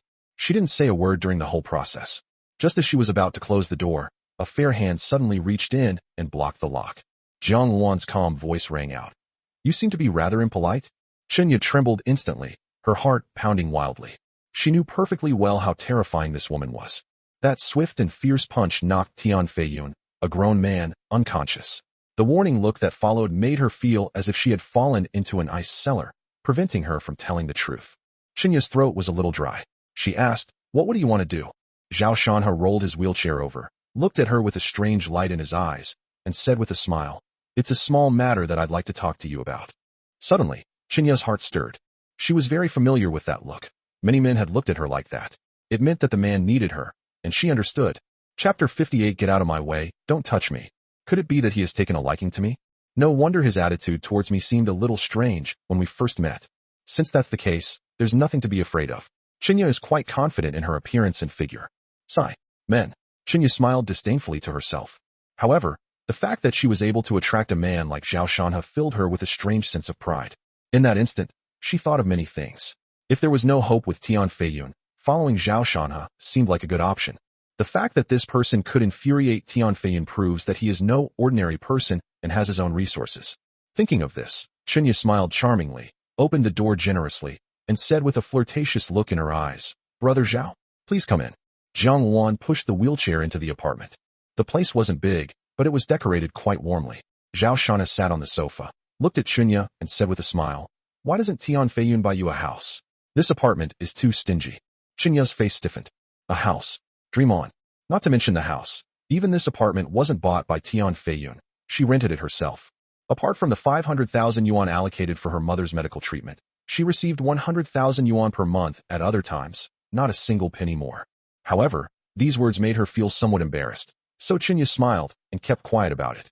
She walked lightly to sit down next to Zhao Shanha, snuggling up to him like a kitten. "Brother Zhao, Xiaoya is so happy that you came to visit," she said, her voice thick with a hint of a lisp, which made Zhao Shanha frown.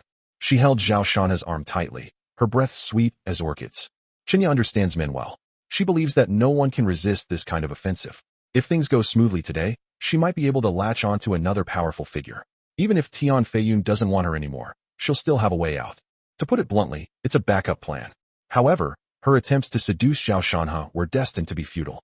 At this moment, the smile on Zhao Shanha's face disappeared, and he uttered two words indifferently. "Get out of here." "What?" Chunya thought she had misheard and looked up in confusion. "I told you to get away from me and not to come near me." Zhao Shanha spoke calmly, his tone leaving no room for doubt, carrying an inexplicable air of authority. At that moment, Jiang Wan also raised her eyes, her sharp gaze causing Chunya's heart to tremble. Chunya was stunned. She couldn't understand what was going on, but her body instinctively moved away from Zhao Shanha. This was completely different from what she had expected. Zhao Shanha came specifically to find me. Wasn't it because he has taken a liking to me? Chunya is quite confident in her assets, as evidenced by the fact that her ex-boyfriend continued to harass her after their breakup. Even though she hooked up with a rich man and cheated on her boyfriend, he didn't mind and was determined to get back together with her. This is enough to prove that her own charm is very strong. However, Zhao Shanha's current behavior is baffling.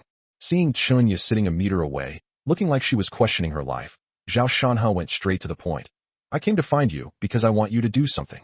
Chunya quickly calmed down. Since it wasn't due to that reason, there was only one possibility. Zhao Shanha intends to use himself to deal with Tian Feiyun. Thinking this, she brushed a strand of hair from her forehead, a faint, sarcastic smile playing on her lips. "Mr. Zhao, you seem to have misjudged me. I'm just an ordinary woman. What could I possibly do to help you? And why should I help you?" Zhao Shanha's behavior towards her just now made her feel humiliated. No matter what it is, even if she had the ability to help, she wouldn't. Tian Feiyun made you have an abortion, which is enough to prove that he used you as a tool for sexual gratification. Don't you want to get revenge on him? Zhao Shanha lit a cigarette and asked with a light laugh. Chunya chuckled. "Revenge? I don't want that. He's my man. I love him so much. How could I take revenge on him? As for the abortion, that was my own choice. If there's nothing else, please leave. Also, don't let that person threaten me. You can beat me up if you want, but I won't agree to it. As she spoke, she glanced warily at Jiang Wan, proving that she was still quite wary of Jiang Wan. Zhao Shanhe took out a card from his pocket, gently placed it on the table, and said, "There are 3 million in here." 3 million. Qinya had never seen so much money in her life. Her body trembled, and she said, "What do you mean by this? Help me with this, and this money is for you." Zhao Shanhe said calmly, "You wouldn't be telling me to kill Tian Feiyun, would you?" Qinya trembled slightly. Even buying someone's life wouldn't cost 3 million. "If I wanted to kill him, I wouldn't need to come to you," Zhao Shanhe said calmly. "This matter is very simple for you, so you don't need to feel guilty. Also, this 3 million is just an advance payment. I will pay you another 7 million after it's done. 3 million plus 7 million equals 10 million. For 500,000 yuan, she betrayed love and her dreams. Furthermore, tempted by the prospect of earning 100,000 yuan a month, she even sold her youth. But it would take her 10 years to earn 10 million. Moreover, she couldn't possibly stay by Tian Feiyun's side for 10 years.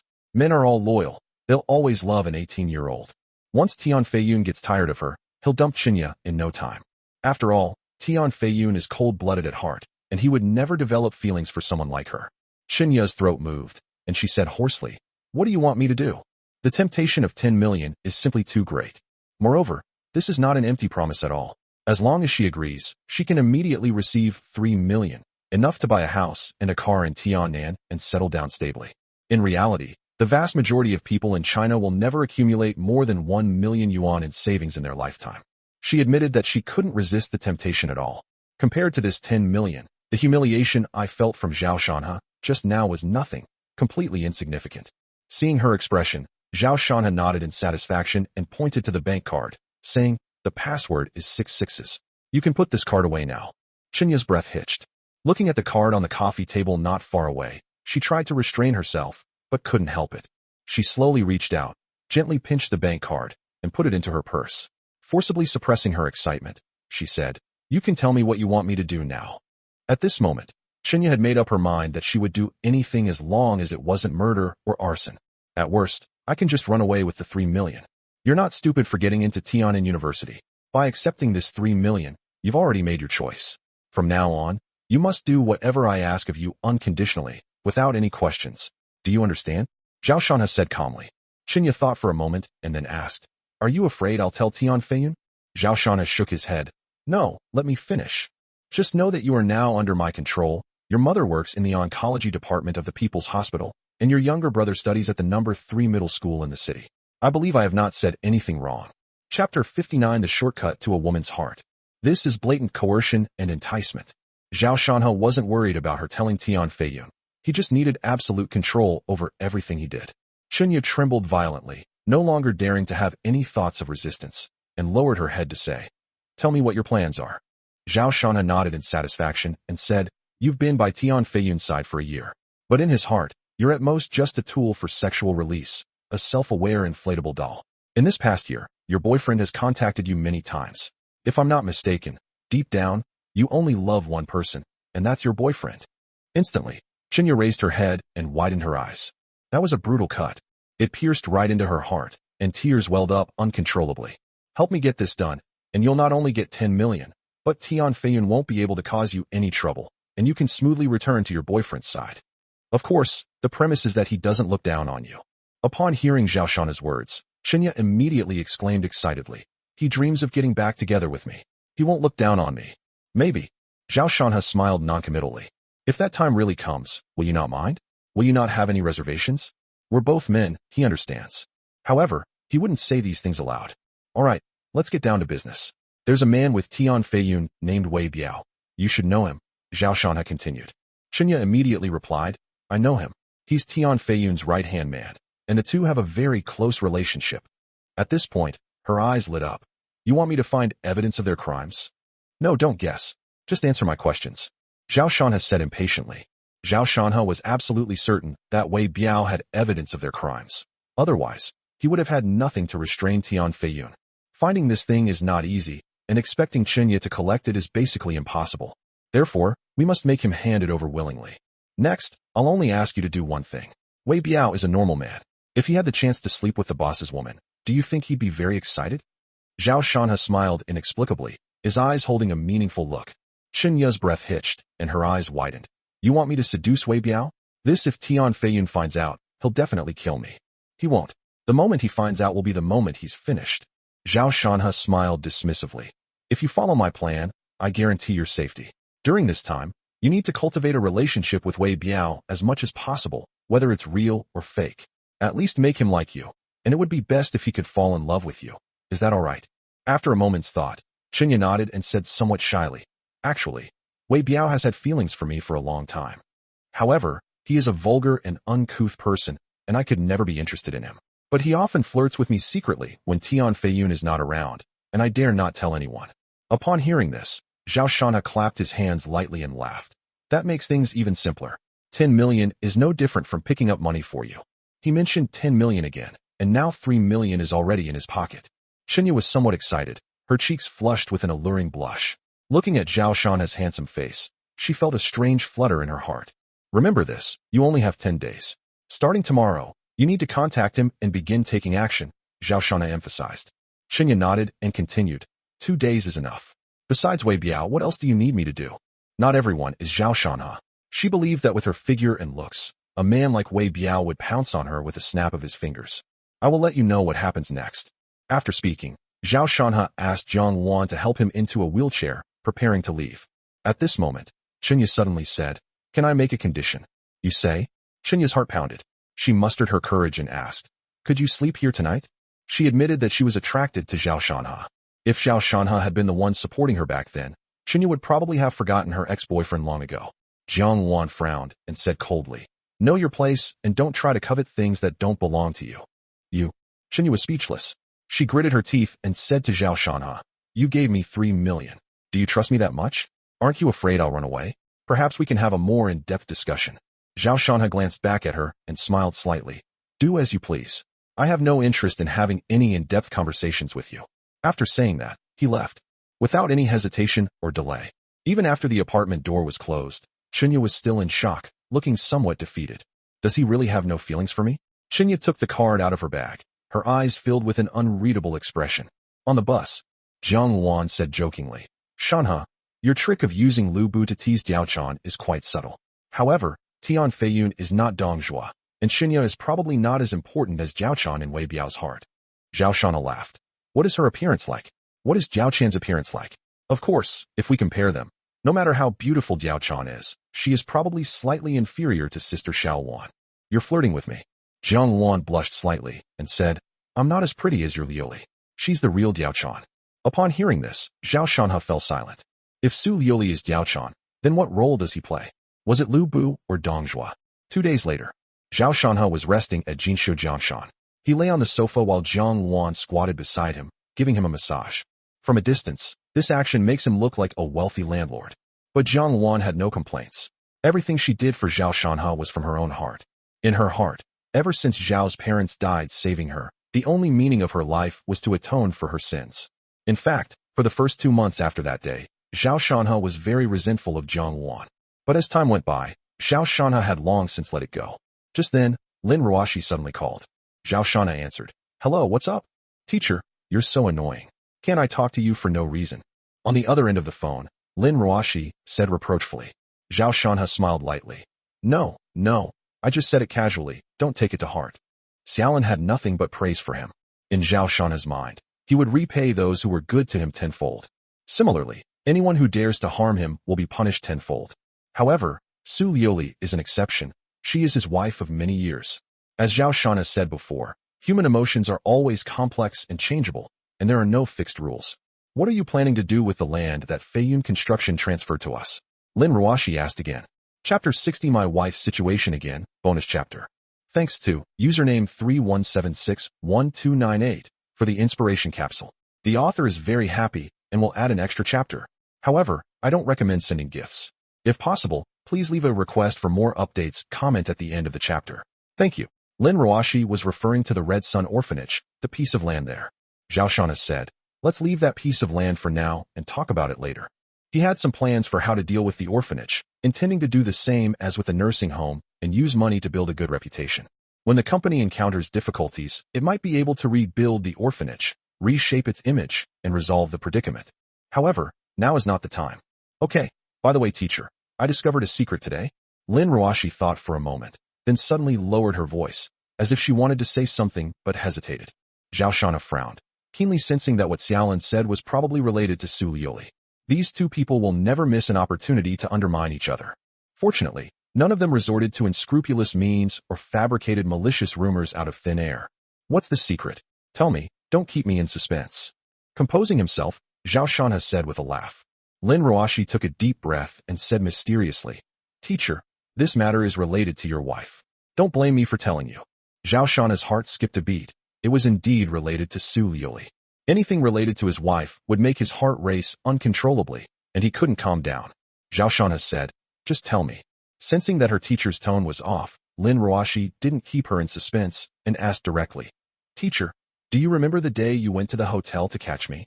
She was referring to the day Su Liuli took Zhao Shana to the hotel to catch them cheating. Zhao Shana coughed awkwardly twice. I didn't arrest you, don't change the subject. Let's get down to business. It's shameful to think about this. He and Xiaolin didn't have any special relationship, so what right did he have to arrest her? Even if Lin Ruashi really did have a hotel room with someone, it would have nothing to do with him. However, Lin Ruashi didn't think so. She giggled and said, I'm very happy that the teacher can catch me, but I will absolutely not do anything that would make the teacher uncomfortable. You can completely trust your classmate Lin. Zhao Shana blushed, unsure how to respond. Before he could reply, Lin Ruashi continued, You saw Qin Hao and me walk out of the hotel that day. I've told you about what happened. But today, guess what? Qin Hao and I met. He's representing Qinyang Capital to invest in a gynecology hospital. Zhao Shana nodded. This project has already been put on Feiyun Construction's agenda. He asked, Did he contact you because he wanted Qihong Construction to help him build a hospital? He thinks that since he knows our drawings are good, he still wants us to help him produce project drawings. Lin Ruashi continued with a disdainful tone. However, he's not good looking, but he's got some pretty big ideas. How could I possibly agree? I told him that Qihong Construction currently has 3 projects underway, and we don't have the capacity to take on any more, so I turned him down. Yes, that's the right thing to do. We shouldn't bother with these private projects if the profit margin is too low. Zhao Shana nodded in agreement. Teacher, don't interrupt me, Lin Ruashi said. Then, here comes the important part. I was talking to him when his phone rang. I overheard a few words, and I realized it was actually my master's wife calling. It turns out that Qin Hao and my master's wife know each other, and judging from his tone, their relationship seems to be more than just ordinary. Later, Qin Hao said he was with me, and my master's wife immediately hung up the phone. Qin Hao. The image of the man wearing gold-rimmed glasses immediately came to Zhao Shana's mind. Su Liuli, you've been hiding your true colors really well. Zhao Shanha was instantly annoyed. No wonder Su Liuli ran over excitedly that day, dragging him to catch her cheating. He was still wondering how Su Liuli knew about Lin Ruashi. It turns out that she and Qin Hao knew each other all along, and only they themselves knew the true nature of their relationship. Zhao Shana instinctively thought that there might be some sordid things going on between his wife and Qin Hao. This idea made him feel very uncomfortable. Hey, teacher, did you hear what I just said? Zhao Shan had tried to calm himself down and said, Okay, I heard you. That's all for now. I'll contact you later. After saying that, he hung up the phone. Snap. Suddenly, Zhang Wan lightly patted his thigh. Zhao Shana had the phone on speakerphone when he answered it, and he didn't hide anything from Zhang Wan, so she heard it too. You're getting carried away again. You can't stay calm whenever it comes to Su Liuli. Zhang Wan sighed and said, Whenever Zhao Shanha heard Su Liuli do something strange, he would wilt like a frostbitten eggplant, looking dejected. Zhang Wan felt terrible upon seeing this scene. Deep down, she didn't want Su Liuli to hold such a heavy place in Zhao Shanha's heart. Zhang Wan stood up, walked behind the sofa, and gently massaged his shoulders, saying, Actually, after so many days, you should know that Su Liuli is behind many things you don't know. So at the very least, you shouldn't have any psychological burden when dealing with Feiyun Construction. I support you in this matter. Zhao Shana nodded. He found his wife increasingly difficult to understand. After 5 years of marriage, he realized that he knew far too little about his wife. He didn't know that while he was doing housework at home, his wife called to say she had to work overtime, or that she was going to her parents' house for dinner. Is she really as she claims? How much of what she said is true? Why would Su Liuli hide the matter concerning Qin Hao? Zhao Shanha couldn't understand it, and felt very depressed.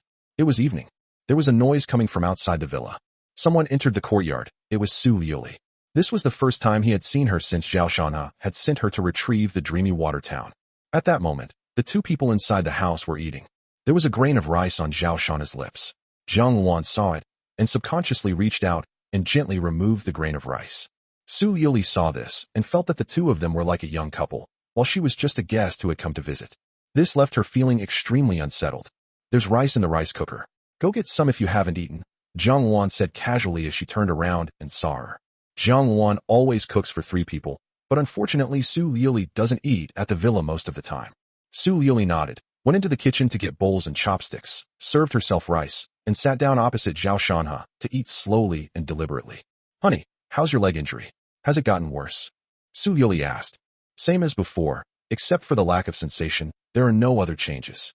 Zhao Shanha shook his head. He was also afraid of necrosis of his calf. However, thanks to Zhang Wan's massage and acupuncture, there have been no adverse changes so far. He was also observing his wife, noticing that Su Yuli had a rosy complexion and was stunningly beautiful, clearly having had a good time these past few days. Chapter 61. What is your relationship with Qin Hao? We're not the only ones working on the Dreamy Watertown project. People from other provinces are also trying to get it. I don't understand why. Honey, can you tell me? Su Yuli was in a good mood. Feiyun Construction had found a way to solve the predicament, so she could naturally relax a bit.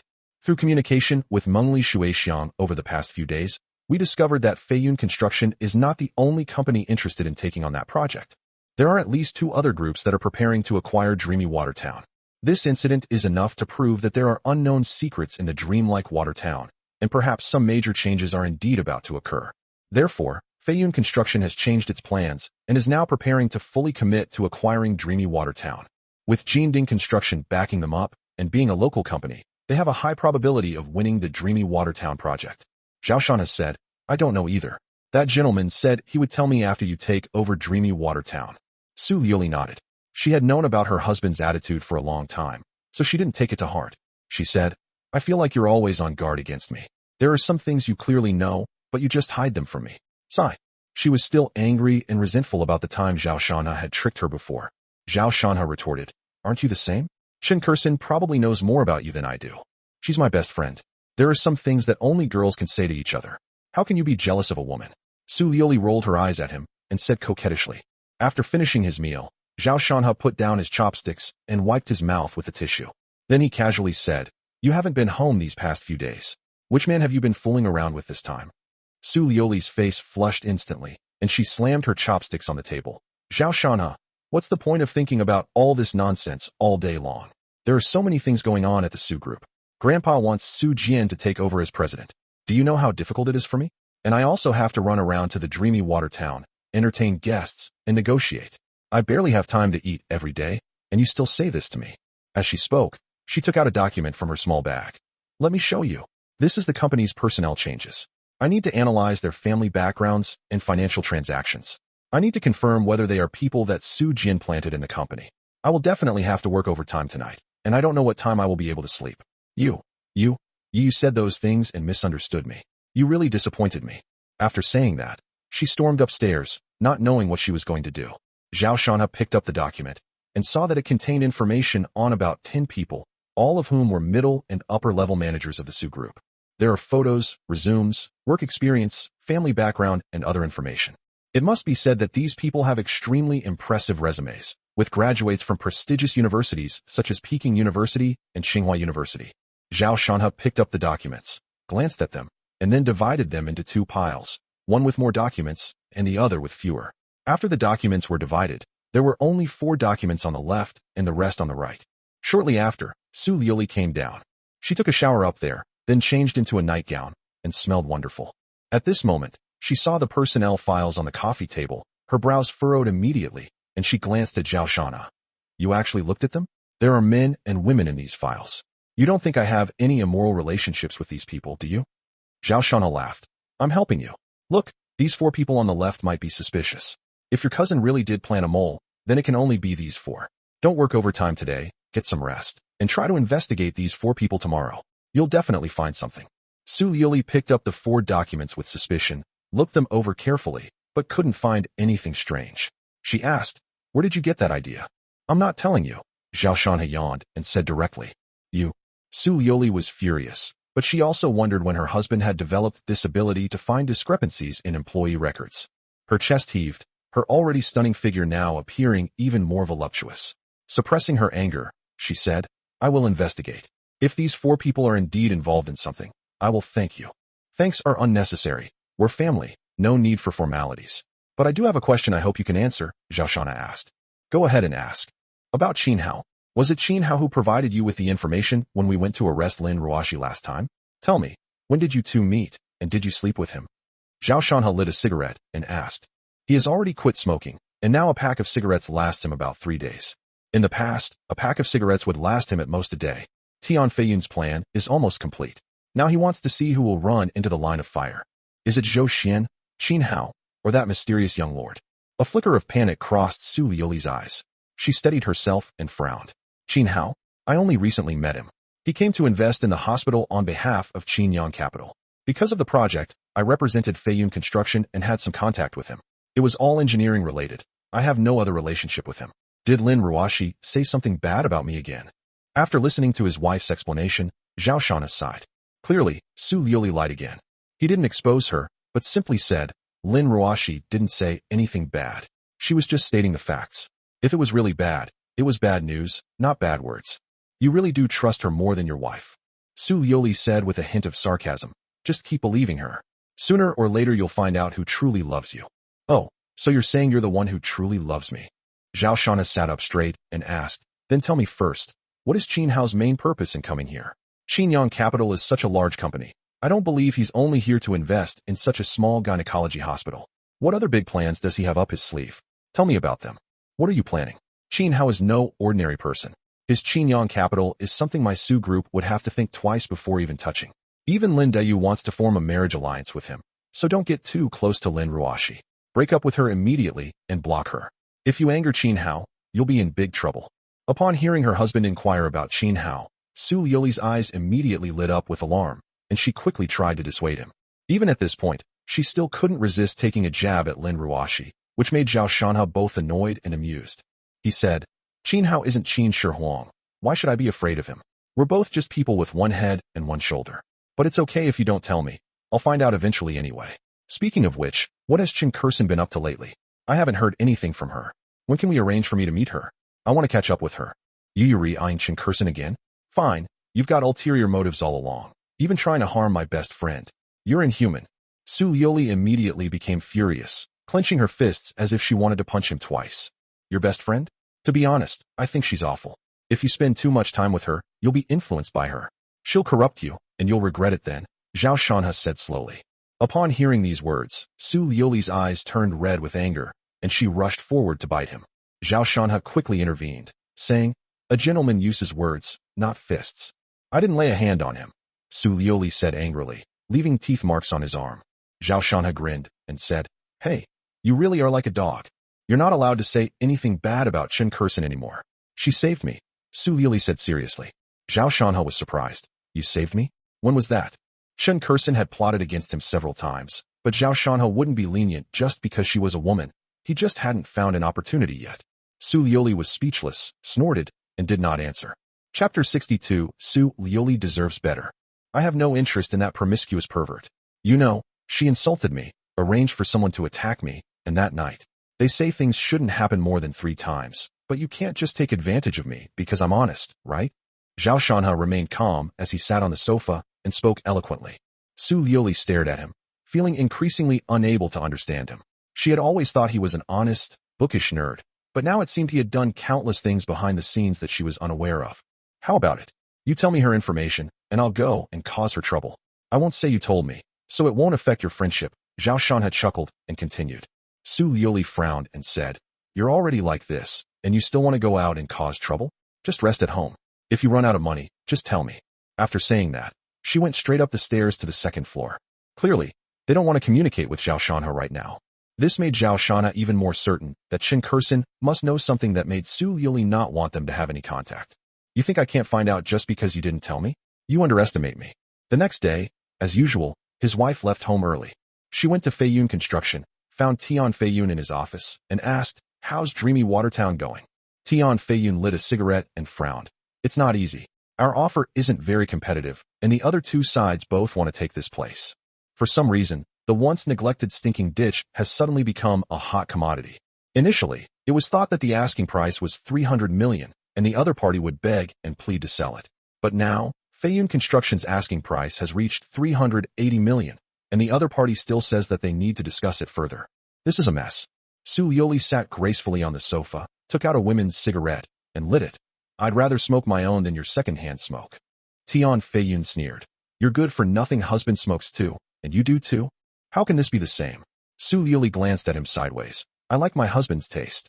These words immediately displeased Tian Feiyun, who said, I really don't know what's so good about him.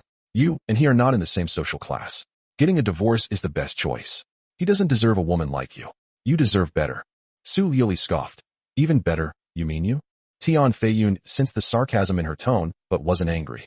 Instead, he smiled meaningfully and said, Who wouldn't want a woman like you? If you're willing, I'd be more than happy to have you. But hasn't that young Master Chen contacted you? He should be your final destination.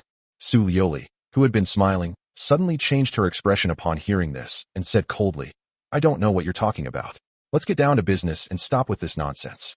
Tian Feiyun frowned. Her emotions were so agitated that it seemed she really had an unusual relationship with Chen Xiao. A pang of jealousy rose in his heart, so he waved his hand and said, all right, stop talking nonsense. The stalemate in Dreamy Water Town is over. What do you suggest we do? You naturally have your own methods, so I don't need to say more. I just want to see the results. Su Lioli's eyes flashed, and she said meaningfully. Tian Feiyun's expression changed slightly. Then he chuckled and gestured for her to proceed. Su Lioli wisely left. After a moment's thought, Tian Feiyun made up his mind. He didn't want to spend any more money and wanted to resort to underhanded tactics. After all, the people in Dreamy Water Town were all locals. If he, young Master Tian, couldn't even secure this project in Tianan City, he might as well give up on his career. With the office door locked, Tian Feiyun made a phone call. To his surprise, no one answered the phone. Several minutes later, Wei Biao called back. Tian Feiyun didn't pay attention to this detail. Biaozi, go to that villa. I'll be there in half an hour. At this moment, Tian Feiyun was considering how to minimize the risks involved. But he didn't hear the slightly uneasy tone in Wei Biao's voice. Brother Feiyun, shall we go now? Okay. I'll be right there. Tian Feiyun frowned. What wrong thing have you done that you can't even speak properly? All right, come over as soon as possible. I have something to arrange for you. Wei Biao chuckled dryly. No, I'm still a little groggy from just waking up. I'll go right now. Hang up the phone. The round-faced beauty lying next to Wei Biao opened her eyes sleepily, rubbed her eyes, yawned, and said, Brother Biao, are we going out so early in the morning? Wei Biao saw this, and his anger flared up. He lunged forward, shouting, Of course you're the most important. From an angle he couldn't see, the round-faced beauty's eyes were filled with disgust and disdain, yet she still said sweetly, Brother Biao, you're so kind. Tian Feiyun said he's coming right away, so get up quickly, don't let him find out. There's still a long road ahead. Chenya was extremely dedicated to her work, even though it was for 10 million. He started working the day after Zhao Shana left. The company barely conducted an interview before hiring him. Perhaps because of her identity, Wei Biao was very excited and even let her stay at his home. Chenya was actually very upset. Wei Biao did not meet her criteria for a partner at all. If she were still in school, she would have said that even if all the men in the world died, she would not let Wei Biao touch a single hair on her head. However, reality still defeated her, and now she is working diligently, more seriously than anyone else. After all, it's 10 million. Even bluefin tuna wouldn't sell for that price. Therefore, Zhao Shana has indeed been inflating prices. On the other side, Zhao Shana had just finished lunch when he received a call from Chen Kursen. Zhao Shana, what the hell do you mean by asking me for information? Trying to mess with me? You bastard, take a good look at yourself. You're crippled and useless, yet you still want to lay a finger on me. As soon as the call connected, Chen Kursen started swearing. Clearly, Su Lioli had already told her that Zhao Shanha was up to something and that she should be careful. Chen Kursen couldn't stand it anymore. I haven't even bothered you. You're a cripple, and I don't know what you're capable of. Where did you get the guts? So she immediately called. Zhao Shanha wasn't angry. Instead, he smiled and said, Don't worry, I was just asking. Maybe we can cooperate in the future. Ha, you're dreaming. It's not impossible for you to cooperate with me, but you have to divorce Lioli. Then I'll not only cooperate with you, I'll even sleep with you. Chen Kursen smiled contemptuously. I won't sleep. Zhao Shanha refused without even thinking. What? Are you afraid of me? You're overthinking it. I don't have feelings for you. Chen Kursen continued. You even pretended? You dared to say you had no feelings for me that day. Hee, I really don't feel anything at all. You misunderstood. Holy crap. This can't be. Shin Kursen understood what he meant and gasped as if she had heard something terrifying. Zhao Shanha chuckled softly, speaking without restraint. Nothing is impossible. Aren't you eager to try? Tell me everything about Su Lioli, and I'll grant your wish. Give me my wish first, then I'll tell you. Shin Kursen's eyes darted around, and she agreed immediately. Sigh? After thinking about it carefully, I'd better not. I find you disgusting. What the hell? Let's get down to business. What percentage of shares do you own in Qinyang Capital? Suddenly, Zhao Shanha casually posed a question. Like a bucket of cold water, it instantly calmed Shin Kursen down. Her eyes flashed with shock, but her voice remained extremely calm as she said, I don't know what you're talking about. Qinyang Capital is from Beijing, so I'm guessing you're from Beijing, right? Zhao Shanha continued his analysis. What nonsense are you spouting? It's just utter rubbish. After saying this, Shin Kursen hung up the phone immediately. Zhao Shanha's lips curled slightly. This woman was indeed hiding a lot. Chapter 63, He Almost Raped Me. After a while, Zhao Shanha took the initiative to make a phone call. Wanxiu, thank you so much for helping me find the information, he said with a smile, expressing his gratitude. Ning Wanxiu's family has an official background, which allows them to access information that others don't know through special channels. Therefore, Zhao Shanha once asked her to help investigate Shin Kursen's information. Unfortunately, apart from knowing that she has shares in Qinyang Capital, there is no other information. But based on her conversation with Shin Kursen just now, she seems unwilling to let people know that she has shares in Qinyang Capital. In other words, Su Liuli may not even know this. So this information is still very useful. Old Zhao, you're too kind. What kind of relationship do we have? And you don't need to call to thank me. Ning Wanxiu said with a grin. Zhao Shanha hummed in agreement. That makes me seem insincere. I should make time to invite the beautiful Ning to dinner. This wasn't just polite talk. Whether considering the friendship between old classmates or the benefits Ning Wanxiu's current status brought, inviting her to dinner to build a closer relationship was absolutely necessary. This society is all about human relationships and social dynamics. No need to make time. Ning Wanxiu continued with a smile. Zhao Shanha was taken aback. You mean? Now. Soon, there was movement outside the yard, and a Volkswagen Beetle drove up. Hey Lao Zhao, hello. The car window opened, and Ning Wanxiu, with a pair of large sunglasses on her pretty face, waved her little hand and greeted Zhao Shanha. Seeing his old classmate, Zhao Shanha's mood inexplicably improved a lot. He smiled and directed, There's a garage over there. Drive your car over there. Following Zhao Shanha's instructions, Ning Wanxiu drove the car into the garage and then came out. Old Zhao, why do you get more handsome as you get older? Ning Wanxiu looked Zhao Shanha up and down and teased him. Sitting in his wheelchair, Zhao Shanha was no longer the reserved man he was in college.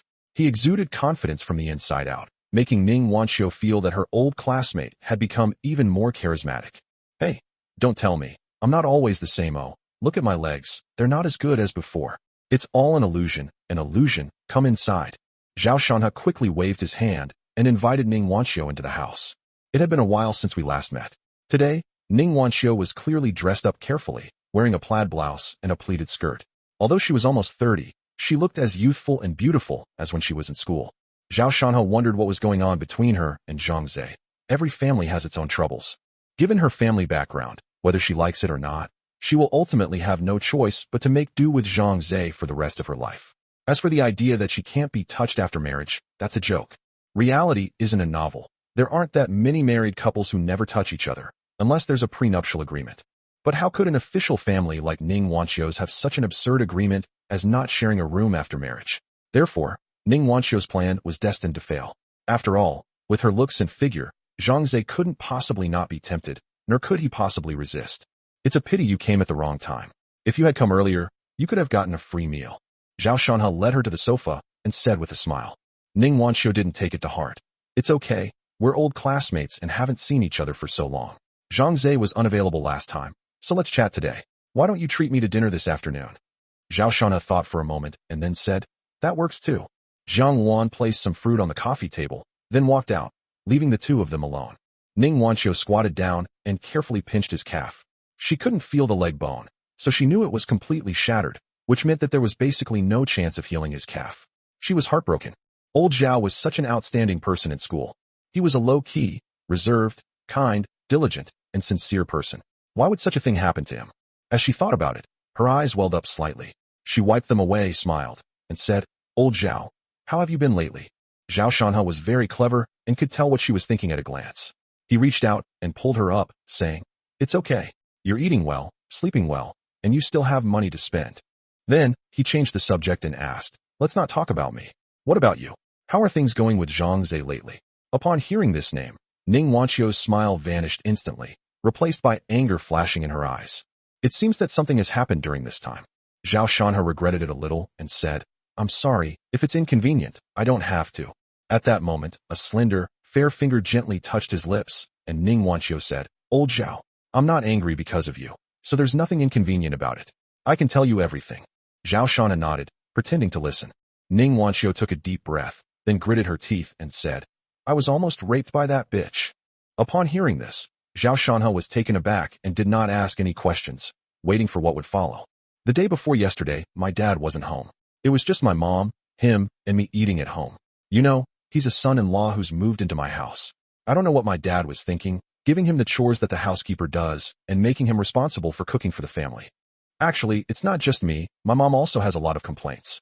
Zhang Zhe is too sloppy, and his habits are completely unacceptable. For example, he will take out a rag that is full of oil stains to wipe the coffee table. Every time I sit on the sofa, I can smell a greasy smell. My mom has told him about it several times, but he always forgets. Of course, these are all minor matters. Just bear with them and they'll pass. Going back to that day, I don't know what he was thinking, he actually put sleeping pills in the soup. If I hadn't had a bit of an upset stomach and didn't want to drink the soup, I would have fallen for his trick. I told him he was acting strangely. We were eating normally, and I had only had a couple of sips of soup and didn't want to drink anymore. But he kept trying to persuade me. You know I don't like him, so the more he tried to persuade me, the less I paid attention. Not long after, my mom had just finished eating when she felt sleepy, sat on the sofa for 2 minutes, and fell asleep. That's when I realized something was wrong. I only drank 2 sips of soup and felt a little dizzy. I knew then that this bitch had drugged the soup. Then, when he saw that I had found out, he stopped pretending and actually started touching me inappropriately, trying to force himself on me. Finally, I picked up a fruit knife, and he didn't dare to make any rash moves, so I prevented him from succeeding. Ning Wanqiu finished speaking in one breath, picked up an apple, and took a big, crunchy bite, clearly showing that her anger had not subsided at all. Zhao Shanhe frowned as well. He, a man, found the whole thing extremely perverted, let alone Ning Wanqiu, who was involved. It's disgusting to drug both your mother-in-law and daughter. He said, this constitutes a crime. Didn't you call the police? Why didn't you call the police? I get so angry just thinking about it. I wish I could lock him up for life. Chapter 64. Where did you hide my wife? Ning Wanqiu said angrily. I was just about to call the police when my dad came back, and he absolutely refused to let me call the police. Upon hearing this, Zhao Shanhe suddenly understood. Ning Wanqiu's father is no ordinary person. The family cannot afford any scandals, and indeed, they cannot call the police. Later I compromised and wanted to cancel the engagement, and my dad agreed at the time. I didn't expect that the very next day, which was yesterday, I heard that Zhang Zhe went to my dad's place and knelt down and cowed out, crying his heart out. I don't know what happened, but my dad didn't pursue the matter anymore. He just told him to move out and the engagement would proceed as planned. Can you believe how disgusting this is? Ning Wanqiu couldn't get over it at all. Just thinking about it made her feel aggrieved. Who would push their daughter into a fire pit? Zhao Shanhe was speechless, feeling very strange about this Ning official whom he had never met before. To be honest, Ning Wanqiu is an only child. It shouldn't be like this. However, he was merely a listener in this matter and didn't have much say, so he asked, what do you plan to do next? Have no idea. Ning Wanqiu said it very simply.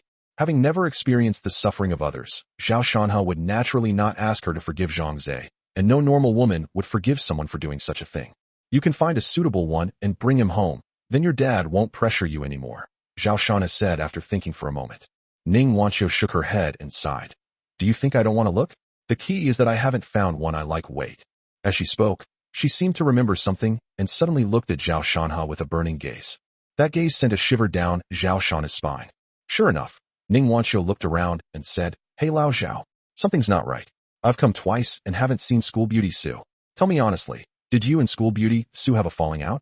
Are you having relationship problems?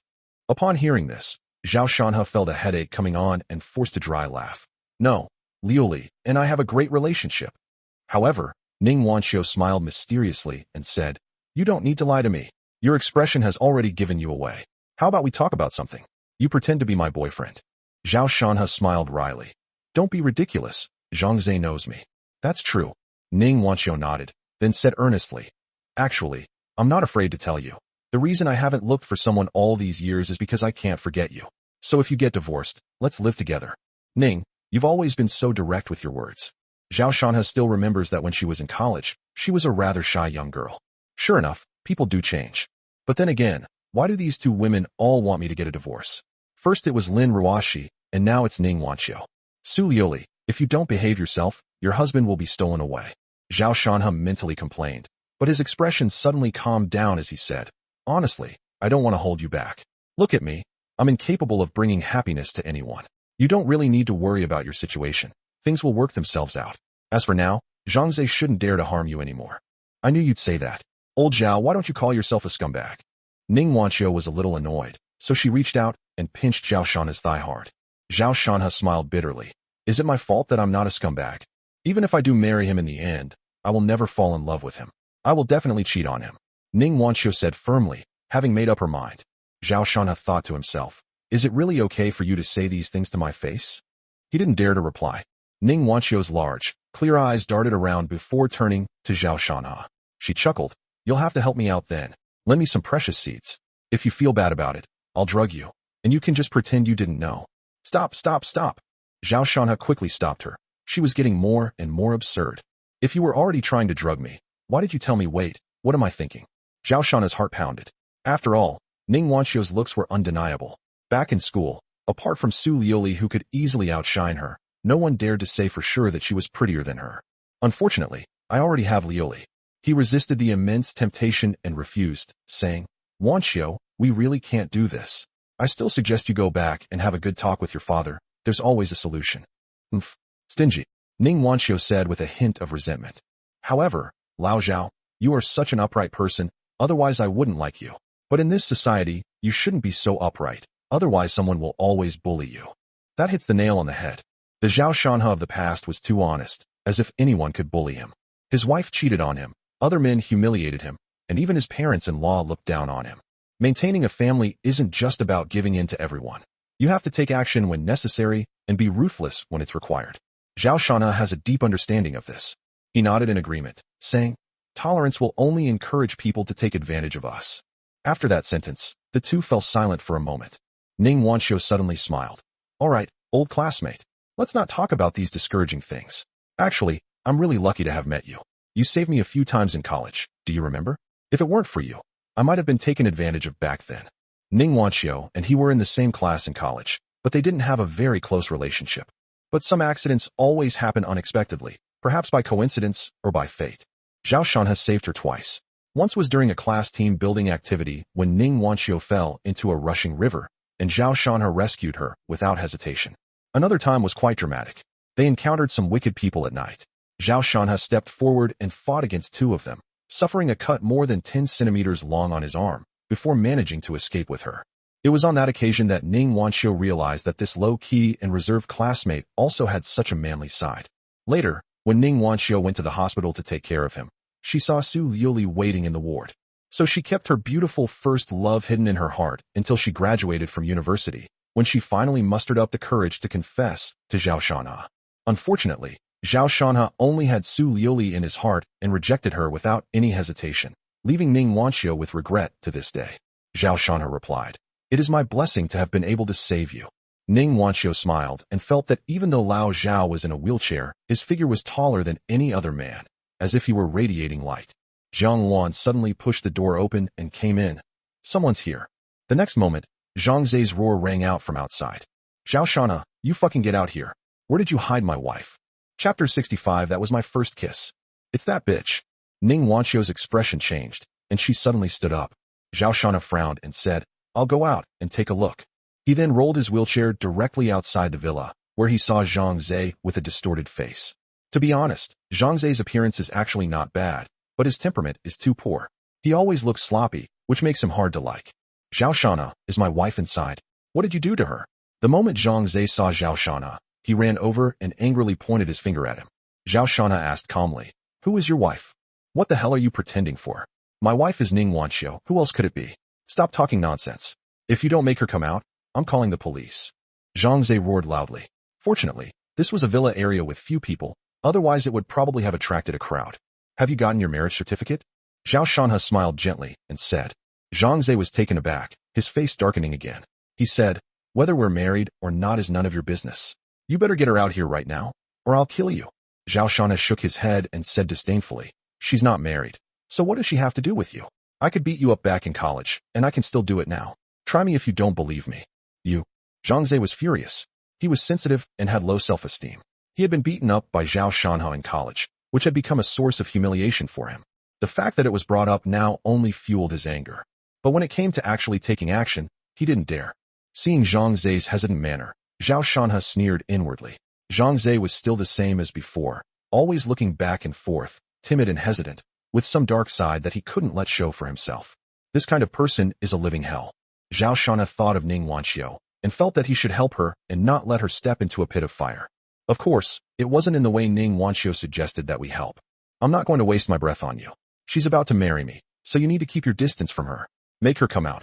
I'm taking her back, or I'll call my father-in-law.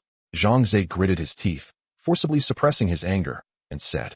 At that moment, Zhang Ze had a sudden thought and took out his phone to call Ning Wanqiu. A faint ringing sound immediately came from inside the villa. He wasn't sure at first, but now he was absolutely certain that his fiancée was indeed at her ex-boyfriend's house. For Zhang Ze, Zhao Shanha was Ning Wanqiu's ex-boyfriend. Thinking of this, he was so frustrated he almost vomited blood. His eyes turned red, and he pointed at Zhao Shanha's nose. Get out of my way, or I'll get rough with you. Zhang Ze's sensitive nature nearly drove him to the brink of collapse. His fiancée, who would rather die than sleep with him, is now brazenly showing up at her ex-boyfriend's house. He feels like he's become a cuckold. A fierce glint flashed in Zhao Shanha's eyes. He wanted to provoke him into making a move so that he would have a reason to teach him a lesson. Just as he was about to speak, Ning Wanqiu stormed out, staring coldly at Zhang Ze, and said with disgust, Who's your wife? Get out of here, I don't want to see you. Wanqiu. Zhang Ze was at a loss, and dared not show any more anger on his face. He pleaded, We're already engaged, please don't do this. Let's talk about it at home. Zhang Ze felt that these words were quite appropriate to say in public. But Ning Wanqiu wouldn't listen. Her eyes blazed with anger as she snapped. Who's going home with you? Who do you think you are? Do I have to repeat what disgusting things you did the night before last? Upon hearing her mention the day before yesterday, Zhang Ze quickly explained, I love you too much. It was just a momentary impulse, and besides, my father-in-law has already forgiven me. If you feel uncomfortable, I'll apologize to you, okay? Apologize to your mother, and get out of here. You're redoing this because of Zhao Shanha. I know he's your ex-boyfriend, but didn't you know he's married? Are you going to be a mistress? And you also had your reasons for that. I'm a normal man. I have needs too. I only used that method because you didn't want me to. Zhang Ze kept talking, even becoming somewhat incoherent. But what he said was absolutely unbearable to hear. Ning Wanqiu was furious. Why did she have to run into such a man? She suddenly turned around, hugged Zhao Shanha tightly, and pressed her lips to his. This scene left Zhang Ze speechless, as if struck by lightning. He took several steps back, his finger trembling as he pointed at them, his lips quivering. You. Ning Wanqiu was pushed away by Zhao Shanha. She raised her head, revealing her snow-white neck, and glanced coldly at Zhang Ze. Let me tell you, I will never like you in this lifetime. As for why we got engaged, wasn't it because you begged and pleaded, using your family's kindness to my father as leverage? I didn't call the police about what happened the day before yesterday, which already gave you a huge advantage. Don't come here to disgust me anymore. After hearing Ning Wanqiu's words, Zhang Ze lowered his head, his face contorted, his fists clenched tightly, as if he wanted to dig them into his flesh, and then left without saying a word. Ning Wanqiu let out a breath and said, That bitch is finally gone. Zhao Shanha shook his head. He won't let this go. Just now, I saw a glint of hatred in Zhang Ze's eyes. In Zhang Ze's mind, he probably considered Zhao Shanha the culprit. In reality, even without Zhao Shanha, Ning Wanqiu would not have fallen in love with him. Soon, Zhao Shanha's words came true. Ning Wanqiu's phone rang. She picked it up and frowned. It was my dad who called. She sighed and answered the phone. Zhao Shanha could faintly hear a stern voice. Ning Wanqiu calmly explained. It's not what he said, we didn't. But clearly, she was interrupted halfway through her explanation. As she listened to the phone call, Ning Wanqiu's chest heaved, her emotions teetering on the brink of collapse. Suddenly, she roared. Kindness, kindness. Do you think that because of your kindness, you should sacrifice your daughter's happiness for the rest of her life, just to repay that kindness? When did I say you were wrong to repay a debt of gratitude? But weren't there any other ways?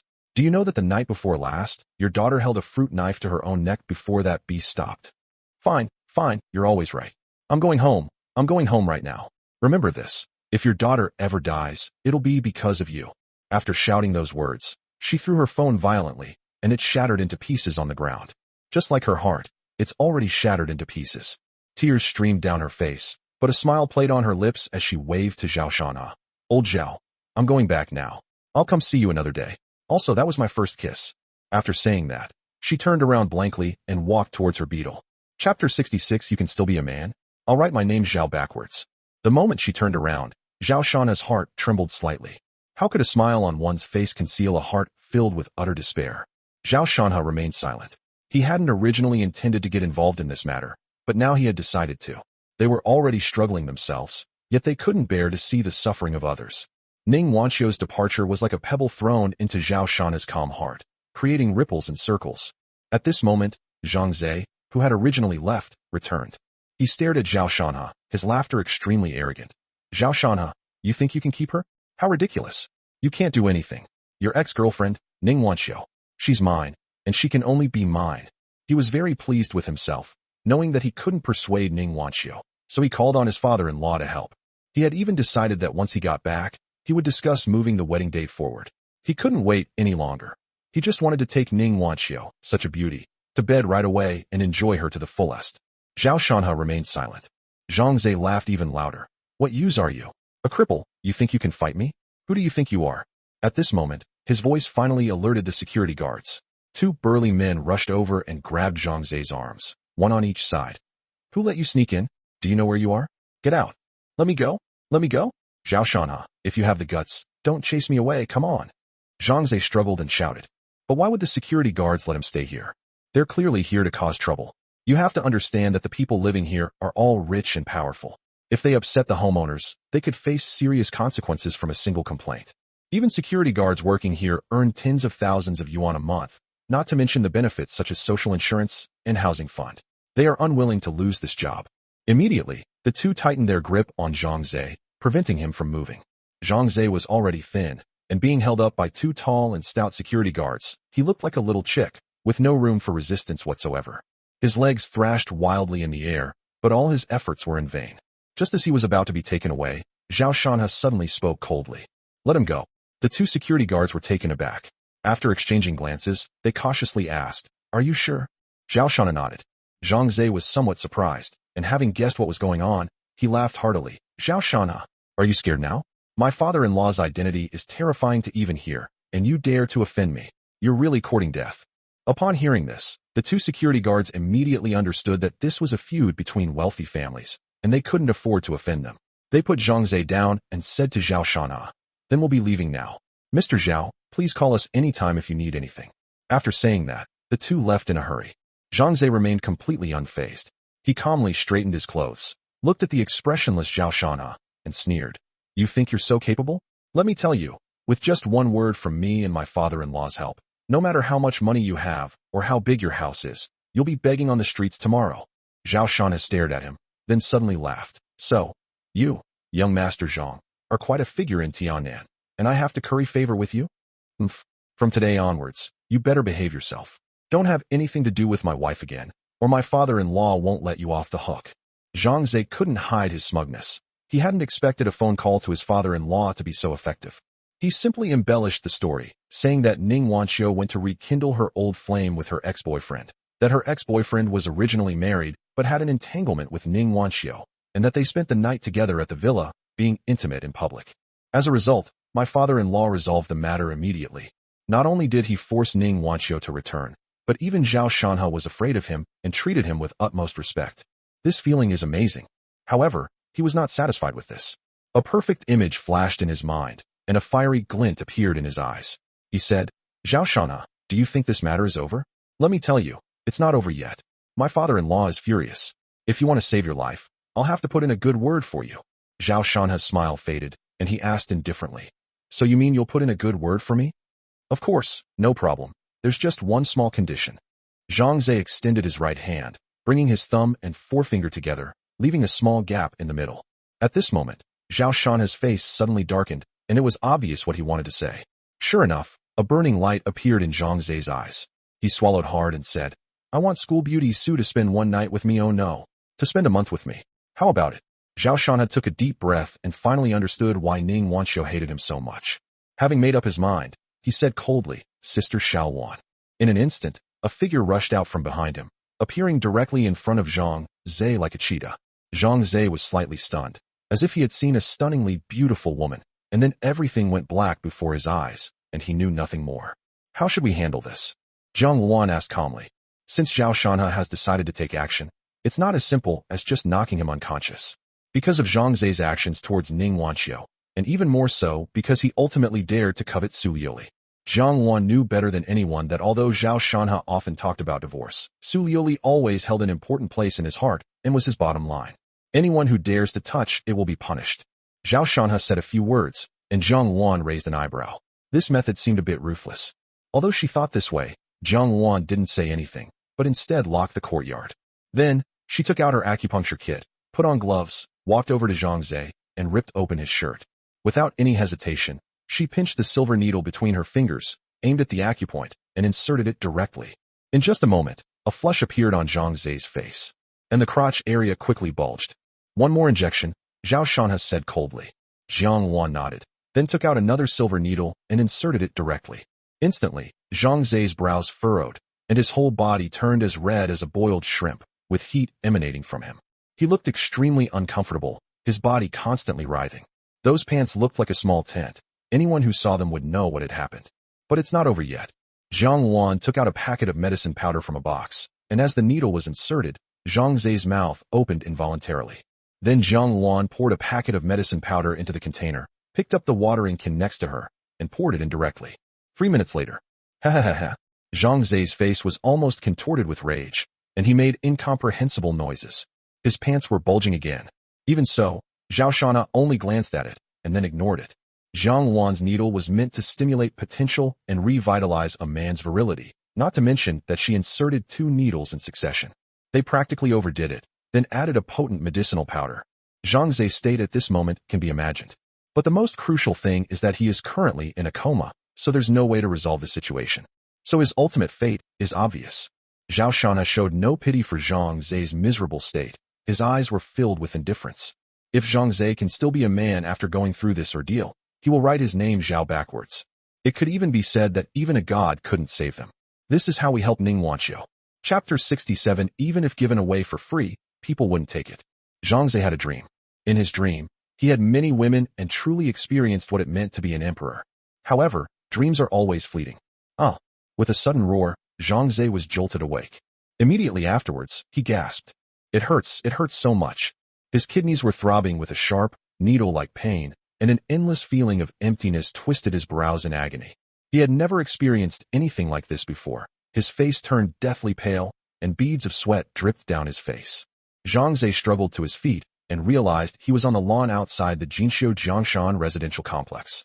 He tried hard to remember and finally recalled what had happened. Wasn't I supposed to be at Zhao Shanhe's place? How did I suddenly wake up here? Before I fell asleep, I seemed to encounter a stunningly beautiful woman. Could it be that Zhao Shanhe sent this woman to seduce me? No wonder I had such a dream. Zhao Shanhe, you have such a vicious heart. You actually came up with such a wicked plan to seduce me with your beauty. Thinking back to the fleeting glimpse of that stunning beauty, he regretted falling asleep. What a pity. Next time he came to find Zhao Shanhe, he had to get that beauty's contact information. He had more important things to do, and feeling the pain in his lower back, he supported his back and struggled to walk out of the lawn. I flagged down a car and went straight to the hospital. He was quickly taken to the ward for examination, and when the final results came out, he was stunned. The report was filled with incomprehensible technical terms, but he understood the words severe kidney deficiency. After consulting a doctor, he received a result that devastated him. Without a miracle, his life is ruined. As if a bucket of cold water had been poured over his head, Zhang Ze sat there blankly, holding the examination report, his face full of disbelief. After a long while, his eyes turned red, and he felt an extreme hatred for Zhao Shanhe. It's you. It must be you.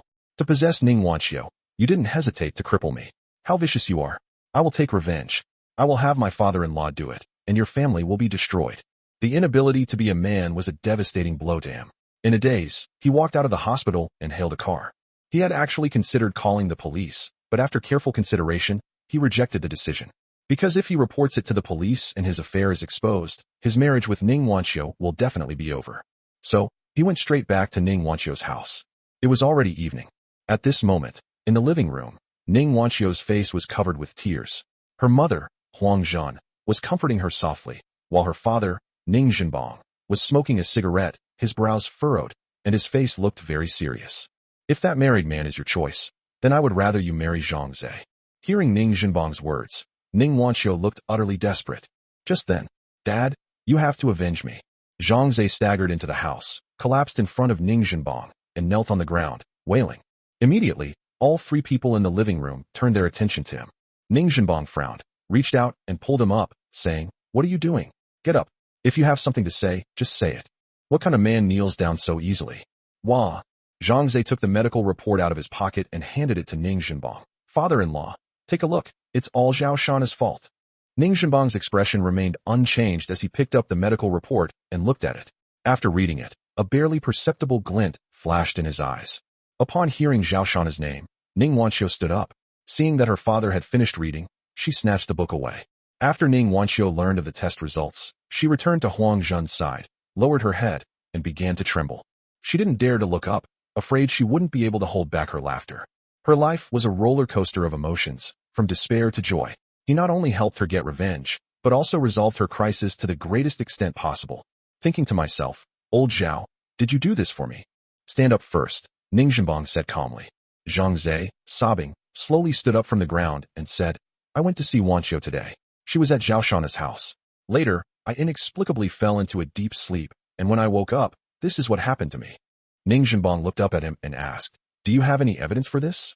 Zhang Zhe was speechless for a moment. He hadn't even considered that. If his father-in-law took action, what evidence would he need? He knew his father-in-law's influence better than anyone else. After all, with his abilities, there was no way he could get into Tian'an University. In the end, he had to ask Ning Zhenbang for a place. Of course, no one is allowed to be told about this. "What do you want me to do without evidence?" A hint of impatience flashed in Ning Zhenbang's eyes as he spoke in a low voice. "Dad, you have to avenge me. What he did is no different from killing me." Zhang Zhe knelt down again with a thud and began to wail. Seeing his reaction, Ning Zhenbang was somewhat displeased and said, "All right, you can go back now. I will investigate this matter." Zhang Zhe wiped his eyes, wanting to say something, but when he met his father-in-law's stern gaze, he immediately dared not speak and left the Ning family. After he left, Ning Wanqiu finally couldn't hold back anymore and burst into laughter through her tears. "Zhang Zhe has gotten into such a big mess, and you can still laugh." Ning Zhenbang glared at her. Ning Wanqiu didn't take it seriously and said, "He did what he did the day before yesterday. This is retribution." "Old Ning, given Zhang Zhe's condition, he's probably not suitable to marry Wanqiu, right?" Huang Zhen thought for a moment and then asked, "We've set the wedding date for October, which is almost 3 months away. We'll talk about it later." As Ning Zhenbang spoke, he looked at Ning Wanqiu and continued, "You mentioned the name Zhao Shana back in college. Tell me the truth. Do you and he have any kind of relationship?" Ning Wanqiu's ears perked up, and she quickly said, "Zhang Zhe's matter has absolutely nothing to do with Lao Zhao Shana. Dad, don't do anything reckless. Answer my question." "Sai, I'd love to, but even if I offered it for free, people wouldn't want it." Ning Wanqiu sighed helplessly. "You silly child, aren't you ashamed to say these things?" Huang Zhen gently patted her arm. "I'm not a child anymore," Ning Wanqiu said, dissatisfied.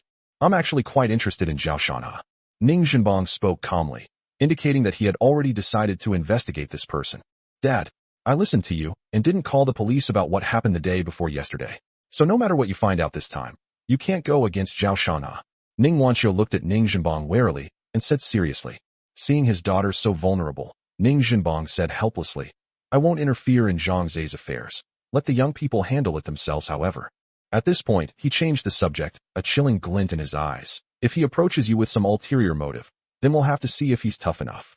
Ning Wanqiu curled her lip in disdain. With Zhao Shana's intelligence, if he had any ulterior motives, she would probably be sold out and still have to count the money for him.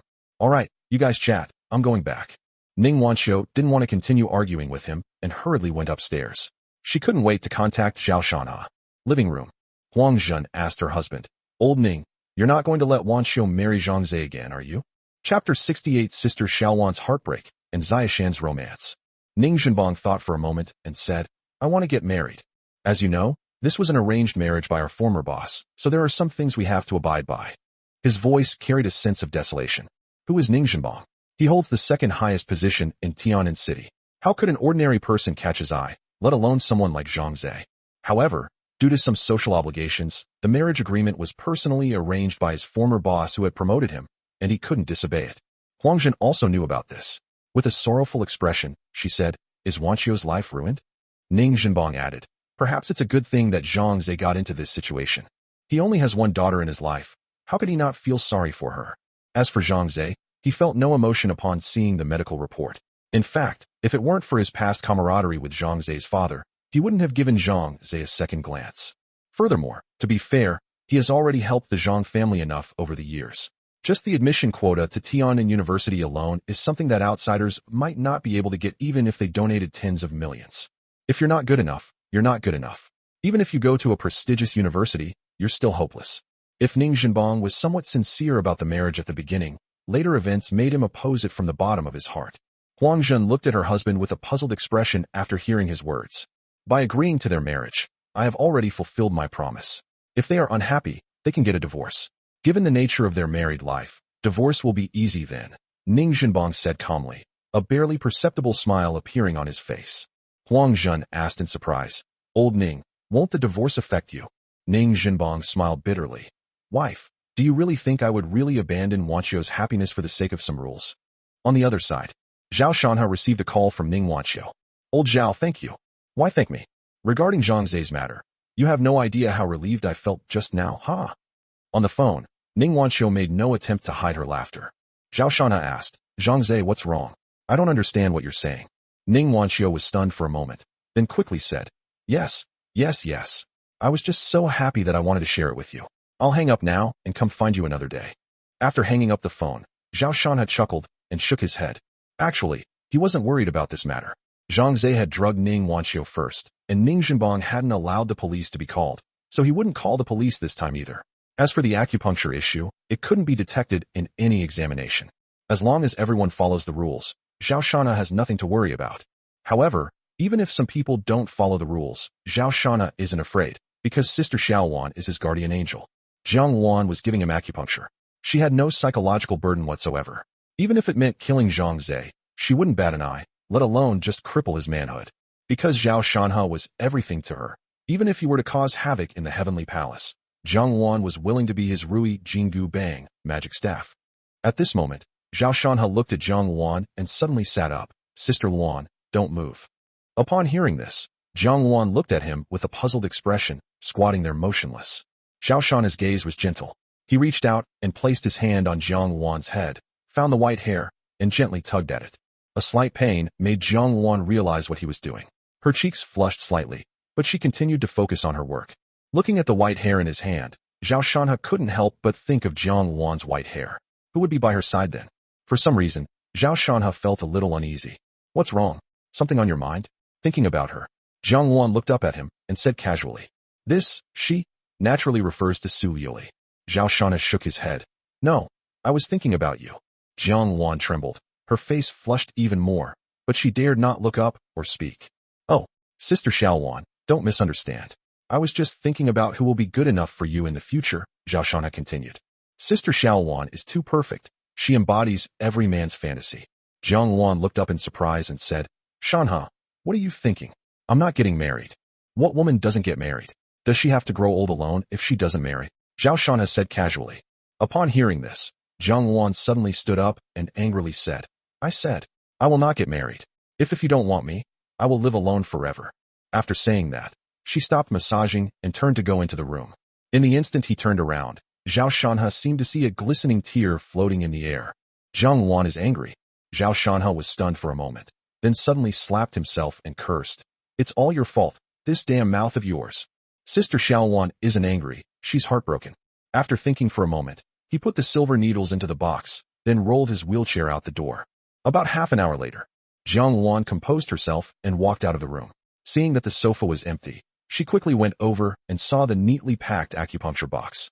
A slight smile appeared on her lips as she muttered to herself, "This whole world is misplaced." Then she placed the silver needles according to their length. Then, she went into Zhao Shanha's bedroom to see what he was doing. However, after opening the door, Zhao Shanha was not found. Jiang Wan panicked and shouted, "Shanha, where are you?" However, the huge villa was quiet, with only her own voice echoing. Jiang Wan panicked and immediately began searching from the first floor, including the kitchen, bathroom, and storage room. But she couldn't find Zhao Shanha anywhere. She panicked completely, her voice trembling with tears. Shanha, come out quickly, don't scare me, okay? I'll never be angry again. Still, no one answered. An overwhelming sense of panic gripped Jiang Wan's mind, and she began to run frantically, searching the entire villa. No, none at all.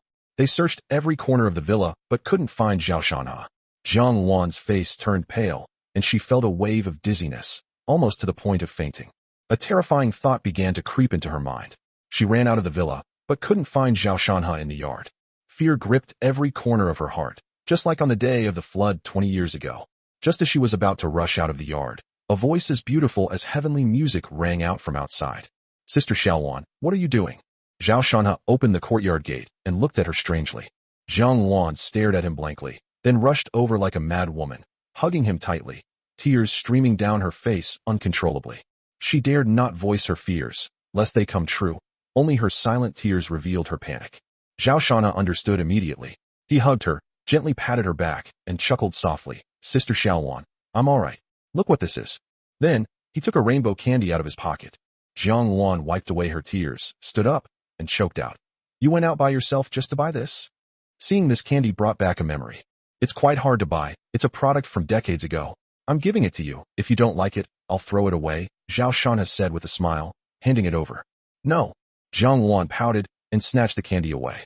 In my memory, she bought candy that day and handed it to Zhao Shanha, saying, Little Shanha, if you can't find a wife, I'll marry you.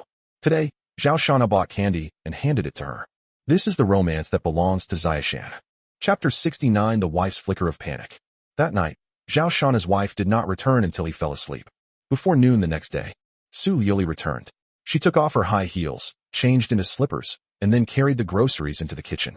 Oh, what a rare guest. Zhao Shanha glanced at her indifferently and said sarcastically. Su Yuli snorted and said, I'm going home. Going home? Do you still consider this your home? You've gotten into the habit of not coming home at night. Zhao Shanha casually asked, What's wrong? Is the project in trouble again and you can't get it done? You guys handle the dreamy Watertown thing yourselves. If you can't even handle this, I'll be too ashamed to talk to people about it. Su Yuli shook her head and said, You underestimate Feiyun Construction. This project has had some twists and turns, but we will definitely win it in the end.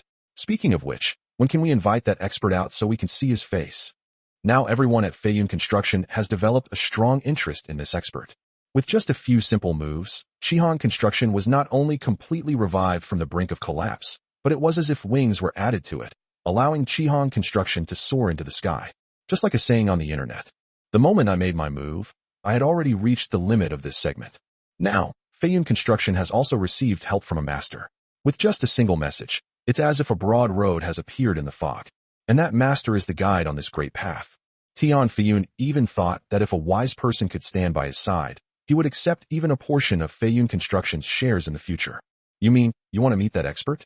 Zhao Shanha frowned, his tone hesitant. Su Yuli was overjoyed. Her husband hadn't explicitly refused, so she had a chance. Unfortunately, Zhao Shanha shook his head again the next moment. Forget it, that person did agree to meet with Tian Feiyun, but after hearing about something, he gave up the idea. What's wrong? Su Yuli asked in surprise. Zhao Shanha stared at her and said meaningfully, Tian Feiyun's reputation doesn't seem to be very good. Now he's involved with dirty things. Even someone of Gao Ren's status and position would be afraid of being implicated if he dealt with Tian Feiyun. After hearing what he said, Su Yuli understood in an instant. Zhao Shanha frowned immediately, referring to Wei Biao in his words. Almost everyone in this circle knows about this. Su Yuli nodded in understanding. In her opinion, that expert must be a high-ranking official or a second-generation Red, and it was indeed necessary to avoid suspicion regarding Tian Feiyun's background. In fact, Tian Feiyun's father, Tian Bin, had mentioned Wei Biao's existence more than once. Zhao Shanha continued. So, let's not talk about meeting. Don't speak ill of him in front of him. This matter can be resolved, Su Yuli said after thinking for a moment. Zhao Shanha's eyes flashed, and he nodded noncommittally. Next, Su Yuli went into the kitchen to help Jiang Wan and started cooking. In fact, Su Yuli's cooking skills are very poor. Under normal circumstances, if Zhao Shanha doesn't cook, the two of them will most likely order takeout.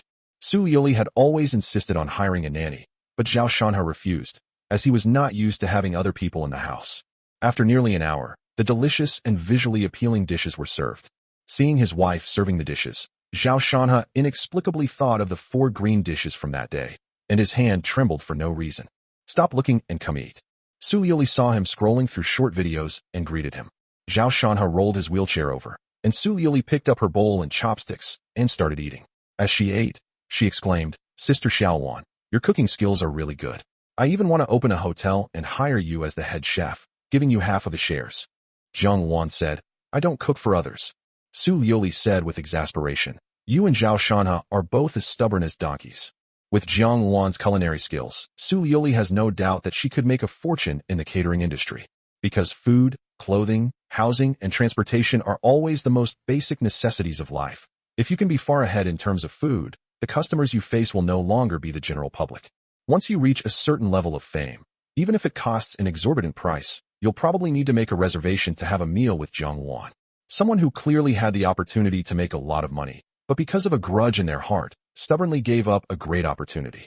The other one is a chef whose skills surpass those of a five-star hotel chef, yet he is content with the status quo.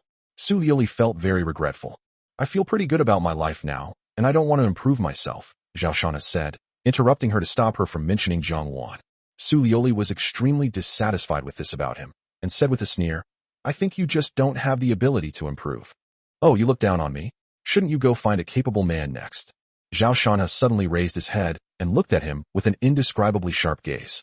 Su Liuli's expression changed, turning frosty.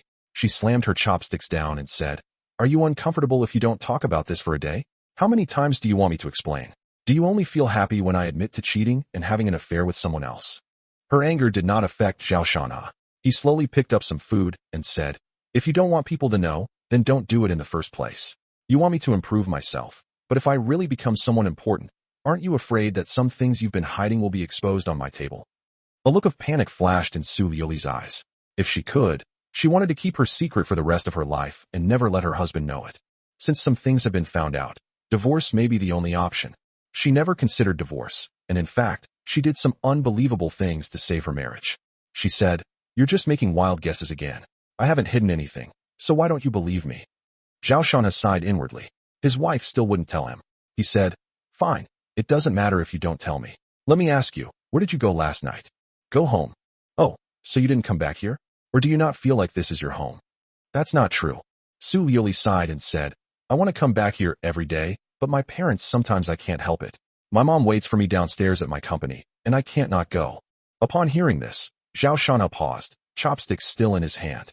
"Is it because of my in-laws? They seem to be getting more and more unscrupulous." He said calmly, "You are a married daughter, and I am not your son-in-law who moved into your family. Is it appropriate for you to go back to your parents' home every day?" Su Liuli's face was somewhat unpleasant. What she feared most was her husband and parents having a conflict. Thinking of this, she said, "Don't be angry. I'll try my best to explain to them. My mom is sometimes unreasonable, so please don't take it to heart. I really gave her too much credit. She wanted to marry you off to someone else. Did she ever have the slightest respect for me? Did she think I was dead?" Zhao Shanha raised his head, his tone turning cold. Su Liuli felt even more upset. "Honey, please don't say that. She's still my mother." The father-in-law and mother-in-law have looked down on Zhao Shanha for a long time, and after learning that Zhao Shanha was disabled in both legs, they became even more outrageous. Su Liuli also knew that things like blind dates were humiliating to Zhao Shanha. But she couldn't stop it.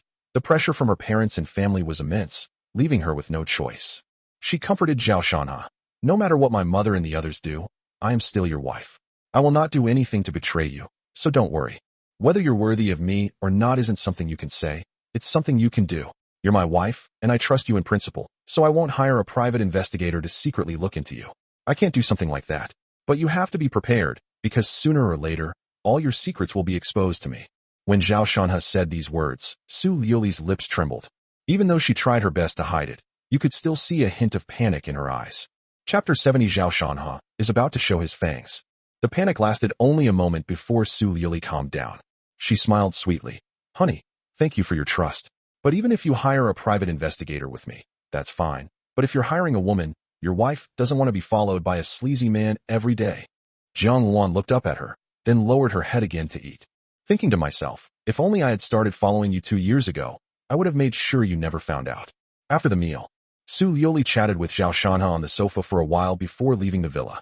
1 hour later, she arrived at Feiyun Construction and met Tian Feiyun in his office. "How's the project going?" "It's still in progress, but it should be finished soon." Tian Feiyun frowned, a toothpick clenched between his teeth. "Just throw money at it," Su Liuli said calmly. Wei Biao's situation can be handled. You don't need to worry about it. Tian Feiyun glanced at her in surprise, but still said. Su Liuli shook her head. I asked my husband today, and the gentleman had already agreed to the meeting, but what? Don't keep me in suspense. That gentleman must be someone from above.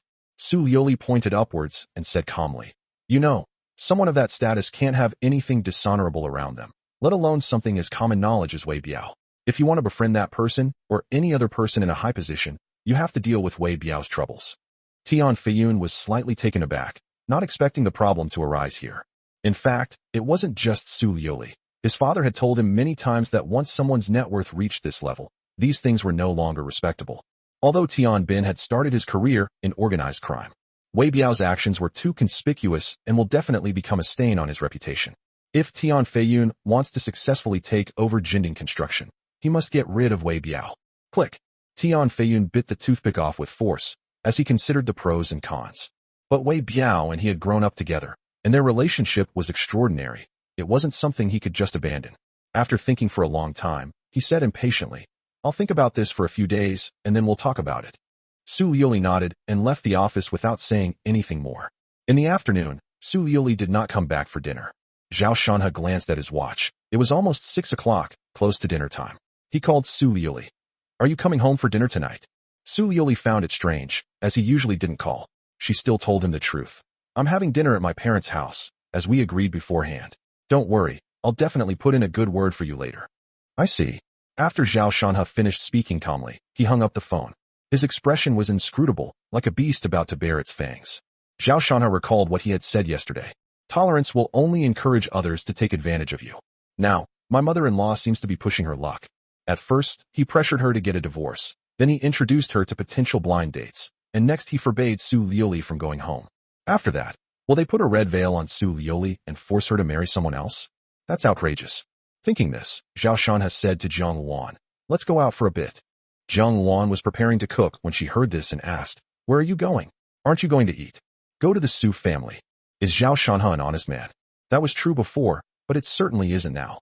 His intellect and Zhang Luan are his source of confidence and capital, far exceeding that of ordinary people. So what if my father-in-law, Su Winshan, is worth over $1 billion? What's wrong with touching him? Today he's going to go and protest. He wants to personally take Su Liuli away, and no one can stop him. The Su family. The brightly lit villa was filled with laughter and cheerful conversation. The smile on Tan Yu's mother-in-law's face never stopped. She looked at the young man on the sofa and liked him more and more. She said, Xiao Xian, I am so happy that you gave me something. Just for your feelings for Lu Li. She will be moved sooner or later. In the living room, Zhou Xian's mother-in-law and Zhou Xian were chatting happily. My father-in-law wasn't involved. He had a laptop in front of him and was looking at company matters. Su Qingxi was also there. Seeing her mother-in-law's appearance, she pursed her lips. She disliked Zhao Shanhe, but she was equally indifferent to Zhou Xian. In her heart, only one person was worthy of her sister. Unfortunately, that person has left for now, and it's unknown when they will return. Thinking of this, she sighed sadly. The nanny has already prepared the meal and is keeping it warm in the kitchen because there is still one person at home who hasn't come home yet. Not long after, Su Liuli's alluring figure entered the villa, and Zhou Xian's eyes immediately lit up. He stood up and said, Sister Liuli, you're back. Upon seeing Zhou Xian, Su Liuli frowned slightly, but the next second, a smile appeared on her lips. Xiao Xian, you're here today too. Liuli, this is a gift I bought for you. Zhou Xian walked over quickly, wanting to take Su Liuli's small bag, but she avoided him without making a sound. Zhou Xian was not embarrassed and immediately took out a box from his pocket. When he opened it, there was an extremely beautiful diamond necklace inside. The luxurious design must have been created by a top designer. Su Liuli could tell at a glance that this necklace was quite valuable. However, she did not accept it, and said with a polite smile, Xiao Xian, this is too precious, I cannot accept it. As she spoke, she turned to the side and bent down to change her shoes at the doorway. Her buttocks immediately formed an incomparably graceful curve, which made Zhou Xian's breathing quicken. The mother-in-law walked over, took Su Liuli's bag, and said with displeasure, You child, this is a gift that Xiao Xian carefully selected. It's not anything too expensive. Why can't you accept it? Yes, it's less than 2 million, not expensive at all. Zhou Xian quickly added with a smile. They say it's not expensive, but they're actually showing off that the necklace is worth 2 million. Even a family like the Su family wouldn't easily spend 2 million on a piece of jewelry. I really can't accept it. It's a matter of principle. Su Lioli changed into slippers and hurried into the living room, saying to Su Wenshan, "Dad, are you still looking at the documents?" She definitely couldn't accept the necklace, and even if she did, she wouldn't wear it. If her husband saw it, she would have to find a way to explain herself. Looking at the information on several people on the computer, Su Wenshan exclaimed in surprise, "Lioli, almost all of these 4 people have problems. How did you find them?" Upon hearing this, Su Lioli looked over in surprise. These are the 4 copies that Zhao Shan has separated from the previous pile of personnel information. Unexpectedly, all 4 of them had problems. How did he figure it out? Was it a coincidence, or was it? Su Lioli was somewhat shocked, and truthfully replied, "It was Shanha who discovered it. This is a rare opportunity to make my husband look good." Unfortunately, Su Wenshan smiled and shook his head, saying, "If you don't want to talk about it, that's fine. You're in charge of the company's affairs. I'm just helping you with the oversight." Chapter 71 Marriage Certificate. Do you still recognize it? Su Lioli opened her mouth, but did not continue to explain. Zhao Shanha's image is deeply ingrained in people's minds. If Su Lioli hadn't seen the documents he had separated with her own eyes, she wouldn't have believed that Zhao Shanha would have such ability to find something amiss in the complex data. In fact, even she didn't know how Zhao Shanha had discovered it. Work matters can be dealt with after we get to work. The food is ready, come and eat. Seeing that Zhou Xian was being ignored, his mother-in-law was a little dissatisfied and hurriedly made arrangements to go to the restaurant. The nanny then began to serve the dishes. Su Lioli refused the necklace, and Zhou Xian turned to Su Qingxi and said, "Sister Qingxi, Sister Lioli won't accept it. Can you help me persuade her? I'll buy you a gift later." Su Qingxi gave him a strange look and was about to refuse, but when she felt Tan Yu's stern gaze, she sighed, took the box, and placed it in front of Su Lioli. "Sister, just accept it. Otherwise Mom will definitely scold me tonight." Su Lioli was speechless and glared at Zhou Xian. "Xiao Xian, when did you learn all these tricks?" Zhou Xian wore a silly smile, but inwardly he was extremely pleased. "What I want to give away, you have no choice but to accept. Similarly, I must get the people I want. All right, it's rare for Xiao Xian to come all this way, so don't say such unpleasant things." Tan Yu tapped the bowl in front of Su Lioli with her chopsticks and said unhappily. Su Lioli didn't say anything more. The mother-in-law continued, "Lioli, you're not getting any younger. It's time to have a child. When are you going to divorce Zhao Shanha?" Su Lioli sighed and put down her chopsticks. "Mom, didn't you say before that you didn't want a grandson? Besides, it's not like Shanha can't have children." Since getting married, Su Lioli's mother-in-law has mentioned many times that they should not have a grandchild for the time being, which has also affected Su Lioli, resulting in her and Zhao Shanha not having children yet. "It's not that I don't like children, it's just that disabled gene is bad, and it will harm the next generation. Now that Xiao Xian likes you so much, you should think about it. In 2 years, you'll be 30. At the dinner table, my mother-in-law said these words directly. "Mom, I'm not divorced yet. I'm Zhao Shanha's wife. If he finds out you said something like that, he'll definitely be angry," Su Lioli said, dissatisfied. The mother-in-law didn't care and sneered. "What can that good-for-nothing do even if he's angry? Before he was crippled, he was just a bookworm who couldn't say a word, let alone now that he's crippled. To be honest, he should thank me. If I hadn't stopped him last time, Xiao Xian would have taught him a lesson. Indeed, he's incredibly bold." Zhou Xian took over the conversation. His forehead was still throbbing slightly. The father-in-law said, "Let's all keep quiet. Lioli, you really should think about this. You and Zhao Shanha are on different levels. You're from different worlds now. He might even hold you back. Whether it's Xiao Xian or anyone else, you should think carefully. Life has just begun. You can't be careless. Don't wait until you're old to regret it." Su Lioli was annoyed. She had heard these words over and over again. Everyone thinks Zhao Shanha is not good enough for her, but why can't anyone understand her? Life is not just about interests, but also about love. Does Su Lioli only deserve one of these things? Su Qingxi, who had been eating in silence, suddenly looked up, as if she had seen through her thoughts, and muttered, "Actually, you can have everything, as long as he comes back." "Shut up."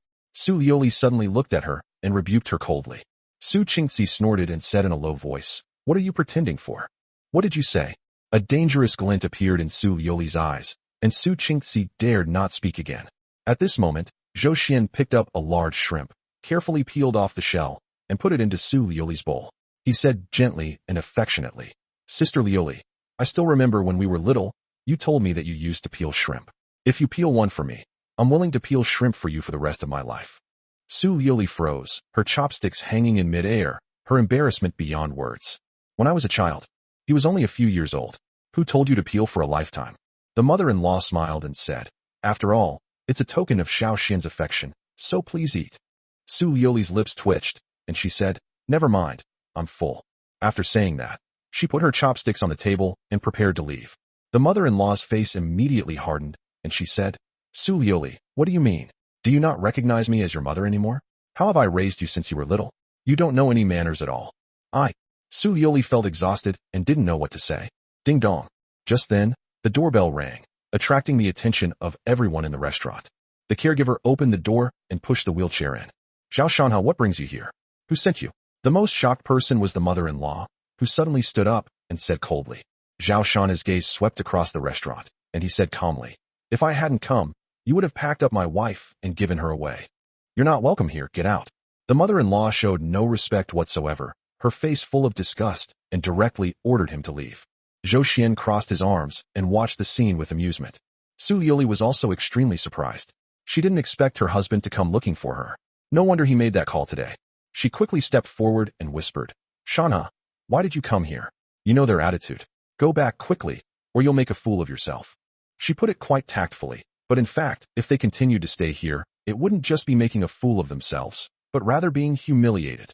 "Really? I don't know if I'll make a fool of myself, but there's someone who will become a laughingstock today."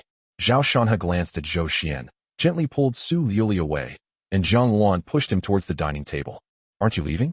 Aunt Wu, call the police and say someone has broken into your home." Seeing that Zhao Shanha was stubborn and unyielding, his mother-in-law became furious and began to give orders. Wu Ma was at a loss. No matter what, Zhao Shanha was still her son-in-law. The father-in-law quickly tried to smooth things over. "All right, stop arguing. Shanha, you haven't eaten yet, have you? Aunt Wu, go get a set of bowls and chopsticks." The mother-in-law coldly replied, "He's here to freeload? Fine, go eat over there. There's no place for him at the table." They were eating at the table, while Zhao Shanha was eating alone on the side. How humiliating. Zhou Xian almost burst out laughing. He felt like he was one of the owners here, while Zhao Shanha had become an outsider. Zhao Shanha's gaze turned cold, and he temporarily restrained himself. "I'm not going to eat. I came here to talk to you about something." Zhang Luan pushed Zhao Shanha to the dining table, where he took out an ID card and threw it on the table. "Dad, Mom, what is this thing? Do you still recognize it?" As Zhao Shanha's calm voice rang out, everyone's gaze turned to the thin document on the table. It's a festive red color, with the words "marriage certificate" written on it. Suddenly, the entire restaurant fell silent. "The state recognizes it, but you don't? Your daughter is already married, and you parents are still here acting as pimps." The words were laced with tension. Chapter 72. Zhao Shanha's patience finally gave out. Zhao Shanha looked directly at his mother-in-law and said with a faint smile, "Don't overthink it. I'm not targeting you." The mother-in-law sneered and remained silent. Zhao Shanha continued, "I'm targeting all of you." Immediately, an uproar erupted, and even the father-in-law's face gradually turned ugly. My mother-in-law, in particular, felt like she had been provoked. She was in her 50s, but she was extremely well-maintained, with a beautiful appearance, fair and smooth skin, and still retained her charm. If she dressed up nicely and went out, people would believe she was only in her 30s. Su Lioli and Su Qingxi both bear a resemblance to her, suggesting they inherited her looks. This demonstrates that she was a stunning beauty in her youth. Moreover, her distinguished background and elite education from a young age have given her a strong desire for control and a principle of prioritizing profit. His mother-in-law looked at him expressionlessly. "Zhao Shanha, I've always thought that although you're not very capable, you're at least an honest person. So when you married Lioli, I didn't object too much. But now it seems I was terribly wrong. How has the Su family treated you these past few years? Have we skimped on your food or clothing? Now, I'm worrying about Lioli's future, while you insist on dragging her along to a life of mediocrity before you're satisfied. Is that it?" Zhao Shanha smiled, disdainful of arguing.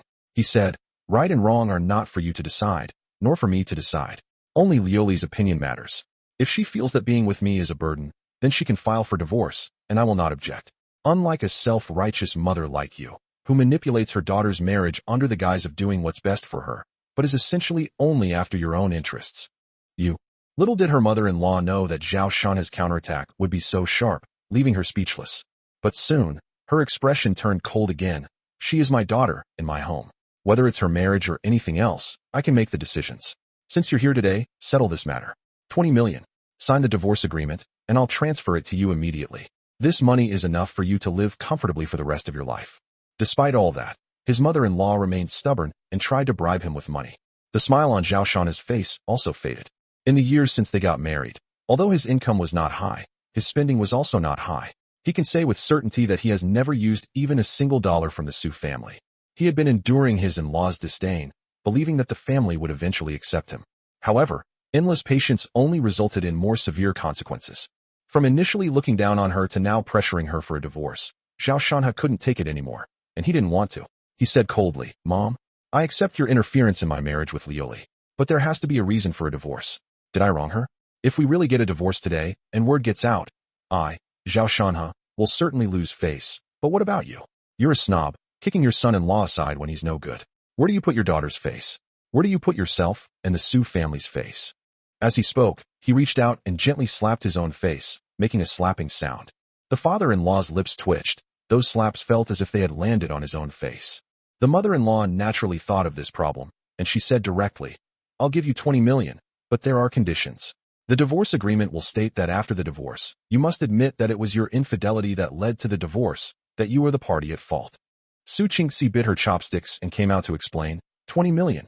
Don't be ungrateful. You know you only earn 10,000 a month working. If it weren't for my sister, you wouldn't even be able to afford a house in Tiannan. Now that things have come to this, you and my sister are destined to have a bad ending. It's better to part amicably. You get the money, and at the same time, you leave some dignity for everyone. Su Qingxi's words sounded like sincere advice, and seemed to make some sense. If it weren't for the sly glint in her eyes, Zhao Shanha would have almost thought her personality had changed. Zhao Shanha took a deep breath, his eyes reddening. He said, "So you all want to maintain a dignified image, to rub my face and even my dignity into the ground? Just because you gave me 20 million, I'm willing to give up everything." "Isn't that right?" my mother-in-law said. Zhao Shanha gave a cold laugh, then suddenly pointed at Su Liuli behind him. "Fine. I don't want a single penny. I'll even give you 20 million, and after the divorce, let her declare that she cheated on you during the marriage. Do you agree?" "How is this possible?" Without a second thought, her mother-in-law refused, frowning. "She's the CEO of the group. Are you going to destroy Liuli? What a fucking double standard. So I deserve it? You all think you're so high and mighty, and I deserve to be bullied." Zhao Shanha laughed angrily, utterly disappointed in the Su family. Su Liuli felt as if her heart was being torn apart.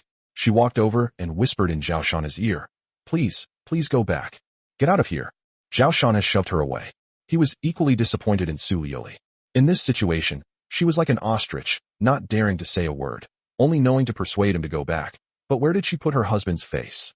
"Zhao Shanha, you've gone too far," Su Wenshan said with a gloomy expression. "Pass? Not at all." Zhao Shanha said coldly. "You want to buy my marriage for 20 million?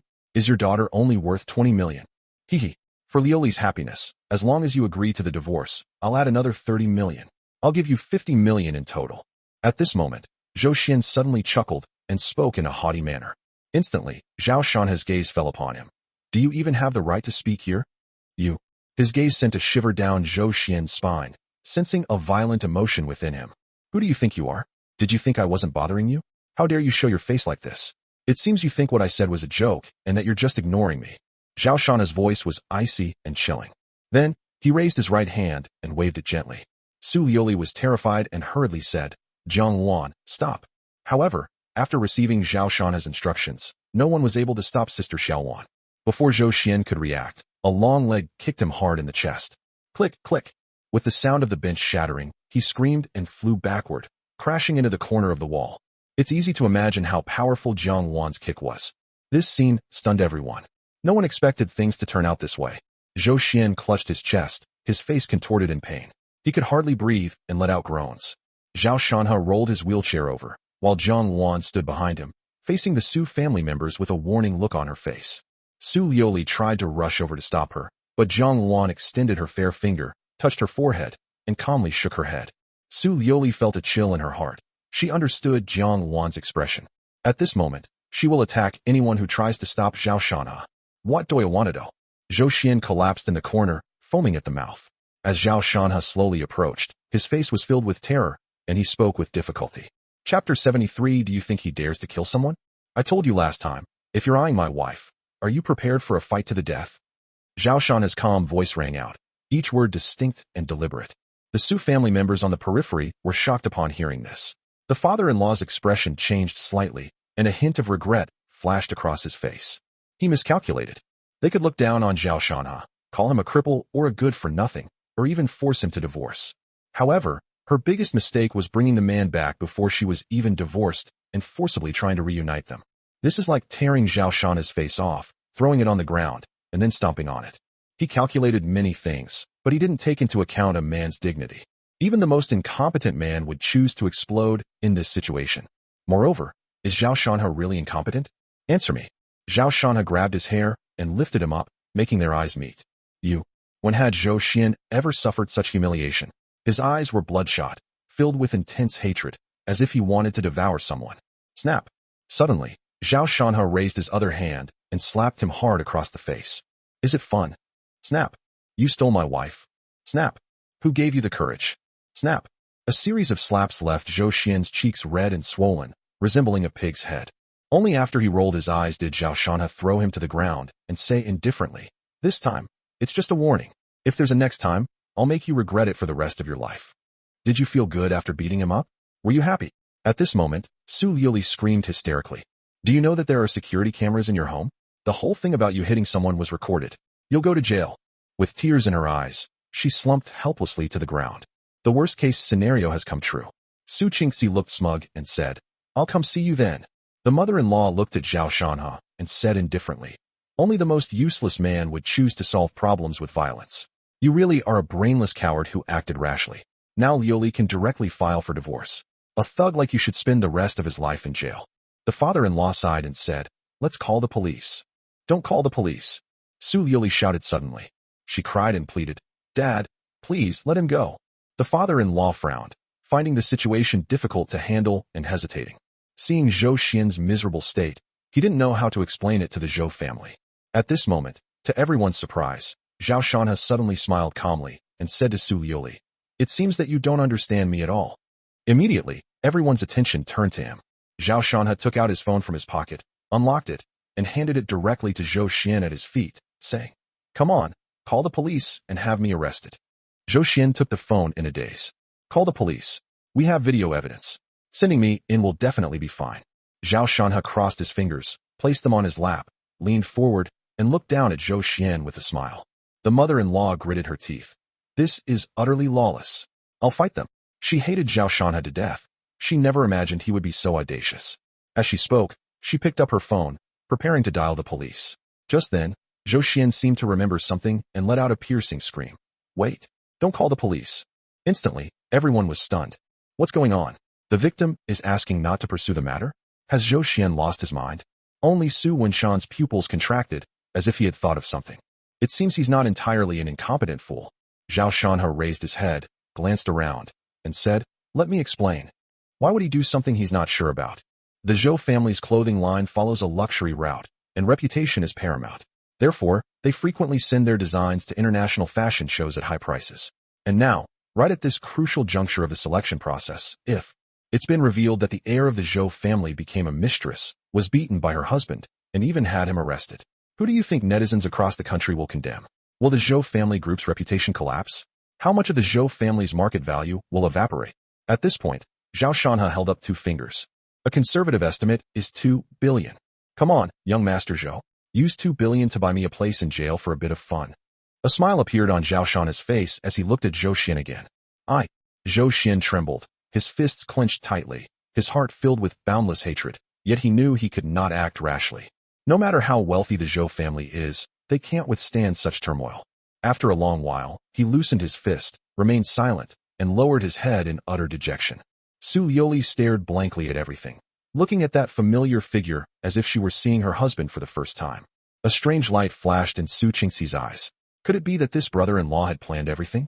Sai, I gave you a chance, but you were useless. Zhao Shanha bent down and patted his cheek, then shook his head in disappointment. He looked at his mother-in-law and said calmly, Mom, I don't care where Liuli stays at night. But as long as we're not divorced, if you... As he spoke, he pointed at Zhou Xian and continued, Bringing trash like this to humiliate me? I'm sorry. You're over 30 years old. Don't do shameless things. You'll end up being talked about behind your back. You've lived a wasted life. Then, Zhang Wan pushed her wheelchair and walked outside. Oh right. At this moment, Zhao Shanha suddenly looked at Su Liuli. If you had been more decisive and had more guts, things wouldn't have developed to this point. You should reflect on your actions. Finally, he gave Su Qingxi a meaningful look and then left. At this moment, the Su family remained silent. Zhou Xian was too ashamed to stay there any longer. He struggled to get up and silently left. Su Liuli stood there blankly, thinking of her husband's disappointed and indifferent gaze just now, and felt a pain in her heart for no reason. Whenever there was a conflict between her parents and husband, she would either remain silent or side with her parents and advise her husband to be patient. Day after day, year after year. This eventually led to the parents becoming increasingly demanding, and the husband finally reached his breaking point. That damn thing. How dare he? How dare he? He's a complete ingrate. What does he think he is? What's the difference between crushing him and crushing an ant? He's incredibly audacious and reckless. At this moment, my mother-in-law exploded. She slammed the bowl and chopsticks in front of her onto the ground, making a series of shattering sounds. Su Liuli, this is the husband you chose. Look at him. He almost tore our house apart. The mother-in-law's anger was hard to suppress, and she shouted angrily. Enough! Su Liuli's shrill scream interrupted her mother-in-law's voice. She said, Are you satisfied with how things have turned out? I've said countless times that I don't want a divorce, but you insisted on doing things your way, and this is the result you wanted. A mocking smile played on her lips as she continued. Fine, find someone else tomorrow, and forget about dinners and gifts, just go straight to the wedding. Let's see if Zhao Shanhe will dare to kill anyone then. Chapter 74. Will my husband forgive me? Aye. Seeing her daughter's outburst, the mother-in-law was clearly frightened and didn't know how to respond. At the same time, the image of Zhao Shanhe's murderous gaze involuntarily flashed through her mind, and she shivered. Su Liuli stood up, wiped away her tears, and seemed to have figured something out. Her expression was unusually calm as she said, Dad, Mom, you saw what happened just now. My husband is not incompetent. In college, he was more outstanding than anyone else. All these years, he has only kept his sharp edge hidden from me, that's why I won't divorce him. What ability does he have? He only found out about Xiao Xin's matter by chance. If it were anyone else, he would have been seriously injured, if not killed. The mother-in-law snorted, disagreeing with her daughter's words. Su Liuli shook her head and left the restaurant, going upstairs. The mother-in-law was so angry that her chest tightened, and her eyes flashed with cold light. I did nothing wrong. This kind of person is not worthy of being my son-in-law, and I will not give up on him. Upstairs, Su Liuli stood at the window, watching Zhao Shanhe get into the car and leave the villa area. The scenes from the restaurant flashed through her mind, and suddenly, she felt that her husband was a complete stranger. They had known each other for 7 or 8 years and shared a bed for 5 or 6 years. She had always thought Zhao Shanhe was just a kind and honest man, but today's events had overturned her perception of him. No, not today. It must have been from the day she and Tian Feiyun entered the hotel hand in hand that Zhao Shanhe began to change. No more tolerance, no more backing down. Honey, if one day you find out about what I did in the past, will you choose to forgive me? The tear tracks on her face were still wet, and new tear tracks appeared. Watching the departing car, she murmured to herself. After leaving, Zhao Shanhe was thinking about things the whole way. Jiang Wan called him several times, but he didn't answer. I'm home. He only snapped out of his daze when Jiang Wan called out to him as the car pulled into the villa's garage. Zhao Shanhe belatedly realized. You're back so soon? What do you mean fast? It's been over 40 minutes already. Jiang Wan pursed her lips, carefully lowered the wheelchair, and then helped Zhao Shanhe sit in it. Oh, I was just thinking about something and got lost in thought for a moment. Zhao Shanhe chuckled and explained to Jiang Wan. Jiang Wan was a little curious. After causing such a scene at the Su family's house, what was she still thinking about? Seeing Xiao Wan's puzzled expression, Zhao Shanhe couldn't help but pinch her cheek and said, Come inside first, I'll tell you. Jiang Wan blushed slightly and silently pushed Zhao Shanhe into the living room. After closing the door, she had Zhao Shanhe lean back on the sofa, gently rolled up his trouser legs, and placed them on a specially made massage stand. Zhao Shanhe closed his eyes contentedly and said, Actually, I've always had a question. The Su Group has a market value of over 10 billion, so why did they choose Su Liuli as their CEO? So it was about Su Liuli. Jiang Wan was a little disappointed and casually asked, She's a member of the Su family. There shouldn't be any problem with her being the CEO of the Su Group, right? After all, such a large group cannot be handed over to outsiders. Zhao Shanhe shook his head and said, The Su family this generation is indeed not very good. There are a lot of oddballs. If you're choosing the tallest among the short, Su Liuli is quite competitive. From that perspective, it seems she has no problem being the CEO. But you have to understand that the previous generation of the Su family hasn't retired yet, and Su Wenshan is only in his 50s, not old at all. Why would he choose to step down? This is what's strange about Zhao Shanhe. Su Wenshan is clearly in his prime and has a more ruthless eye. It doesn't make sense for him to give up his position to Su Liuli at this time. Isn't it normal for a father to give up his daughter? What's the big deal? Jiang Wan replied. That's not the case. No matter how good Su Wanshan is to Su Liuli, he wouldn't joke about the entire Su group. It's obvious that Su Liuli is still too inexperienced and lacks decisiveness. She's fine for small businesses and investments, but she's not ready to lead the Su group. I actually predicted a long time ago that she would be qualified to take over the Su group in about 10 years. But strangely, a little over a year ago, she suddenly became the CEO of the Su group. Isn't that a bit odd? Zhao Shana's voice was filled with doubt. He couldn't figure out what was going on. Jiang Luan stood up, retrieved the silver needles from the bedroom, and said, "You're just making a fuss over nothing. Why are you worrying about such old, trivial matters? Even if she loses the Su group, what does it have to do with you? Don't overthink it. Even the chairman of the Su group agreed to it. So why are you so bothered?" Zhao Shanhe was taken aback, then realized that Jiang Luan's words made sense, and immediately laughed. "That's right. I was overthinking it. Whatever the reason she got the CEO position, it has nothing to do with him. He wasn't even sure how much longer he could stay with Su Liuli." Jiang Luan was actually somewhat dissatisfied with Su Liuli's behavior in the living room today. Su Liuli actually wants to stop Zhao Shanhe from fighting the enemy? Your stance is problematic. After thinking for a moment, Jiang Luan said, "Shanhe, I think you care too much about Su Liuli. No matter what she faces, she has her parents and family by her side. Look at yourself. Sometimes you say you feel guilty towards her, but to be honest, I find it quite ridiculous. Her mother asked you to get a divorce, and you just agreed and waited to see what she thought." Jiang Luan had never advised anyone to get a divorce before, but this time she couldn't hold back. When Shanhe was targeted by her mother-in-law in the restaurant, Su Liuli remained unmoved. But when Shanhe was dealing with his love rival, she actually ran out to stop him. In her view, Su Liuli was protecting her love rival. Jiang Luan was very disappointed. She felt from the bottom of her heart that Su Liuli was not a good match and that it was not worth it for Zhao Shanhe. Zhao Shanhe remained silent. Jiang Luan's words hit the nail on the head. He had seen his wife's behavior just now, and he was also feeling distressed. After thinking for a moment, he explained, "Actually, Liuli wasn't trying to stop me from dealing with Zhou Xian. She was afraid that my impulsiveness would lead to unpredictable consequences, you see. She even pleaded for me later." "Sai, I knew it. You're so smart. How could she have fooled you?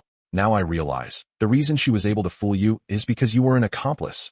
You were just deceiving yourself," Jiang Luan said sarcastically. "She is unable to calm down today. Su Liuli, what makes you think you're so special? You treated him like that, and Shanhe still speaks well of you." Zhao Shanhe chuckled. "I'm smart? No way. I think I'm easy to fool. Why don't you give it a try, Sister Xiaoluan? I guarantee you'll fool me every time." Jiang Luan snorted in dissatisfaction when she saw him change the subject. "Isn't it just because he's attracted to Su Liuli's beauty? She's beautiful, that's true, but I'm no less attractive than her. Does that mean Shanhe likes long hair and knows how to dress up?" Jiang Luan lowered her head, not seeing her toes, and seemed lost in thought. Chapter 75: Preparing to Scam Someone Big. After dinner, Zhao Shanhe took a shower and came out of the bathroom to find Jiang Luan engrossed in scrolling through her phone. He went over and saw that it was an online shopping app, with one sexy little outfit after another, dazzling to the eye. "Sister Xiaoluan, are you going to buy these?" Zhao Shanhe's gaze was peculiar, as if he had discovered a new continent. "Oh." Jiang Luan was so engrossed that she didn't notice Zhao Shanhe approaching, and was startled into letting out a cry of surprise. She quickly turned off her phone screen, her face turning as red as a monkey's bottom. Zhao Shanhe laughed. "What are you shy about? Sister Xiaoluan, are you having trouble choosing? How about I give you some advice?" Jiang Luan was both embarrassed and annoyed, and pushed him directly into the room. "Go to sleep." With a snap, she turned off the light. Zhao Shanhe couldn't help but laugh out loud, climbed into bed, and fell asleep in no time. The next morning, Zhao Shanhe woke up and went outside to find that his wife had returned. The two looked at each other for a moment, but remained silent. Jiang Luan brought out breakfast. "Shanhe, you're awake. Have breakfast first." While calling out to Zhao Shanhe, he glanced at Su Liuli but did not extend an invitation. However, the breakfast laid out on the table was for 3 people. Noticing this detail, Su Liuli breathed a sigh of relief. Zhao Shanhe said, "You guys eat first, I'll brush my teeth first." He went to the bathroom, and after he finished washing up, the 2 women were already sitting at the dining table, eating slowly and deliberately. Zhao Shanhe sat down without saying a word. All 3 of them had their own thoughts on their minds, and the atmosphere was somewhat strange in the silence. After they finished eating, Su Liuli was the first to give in.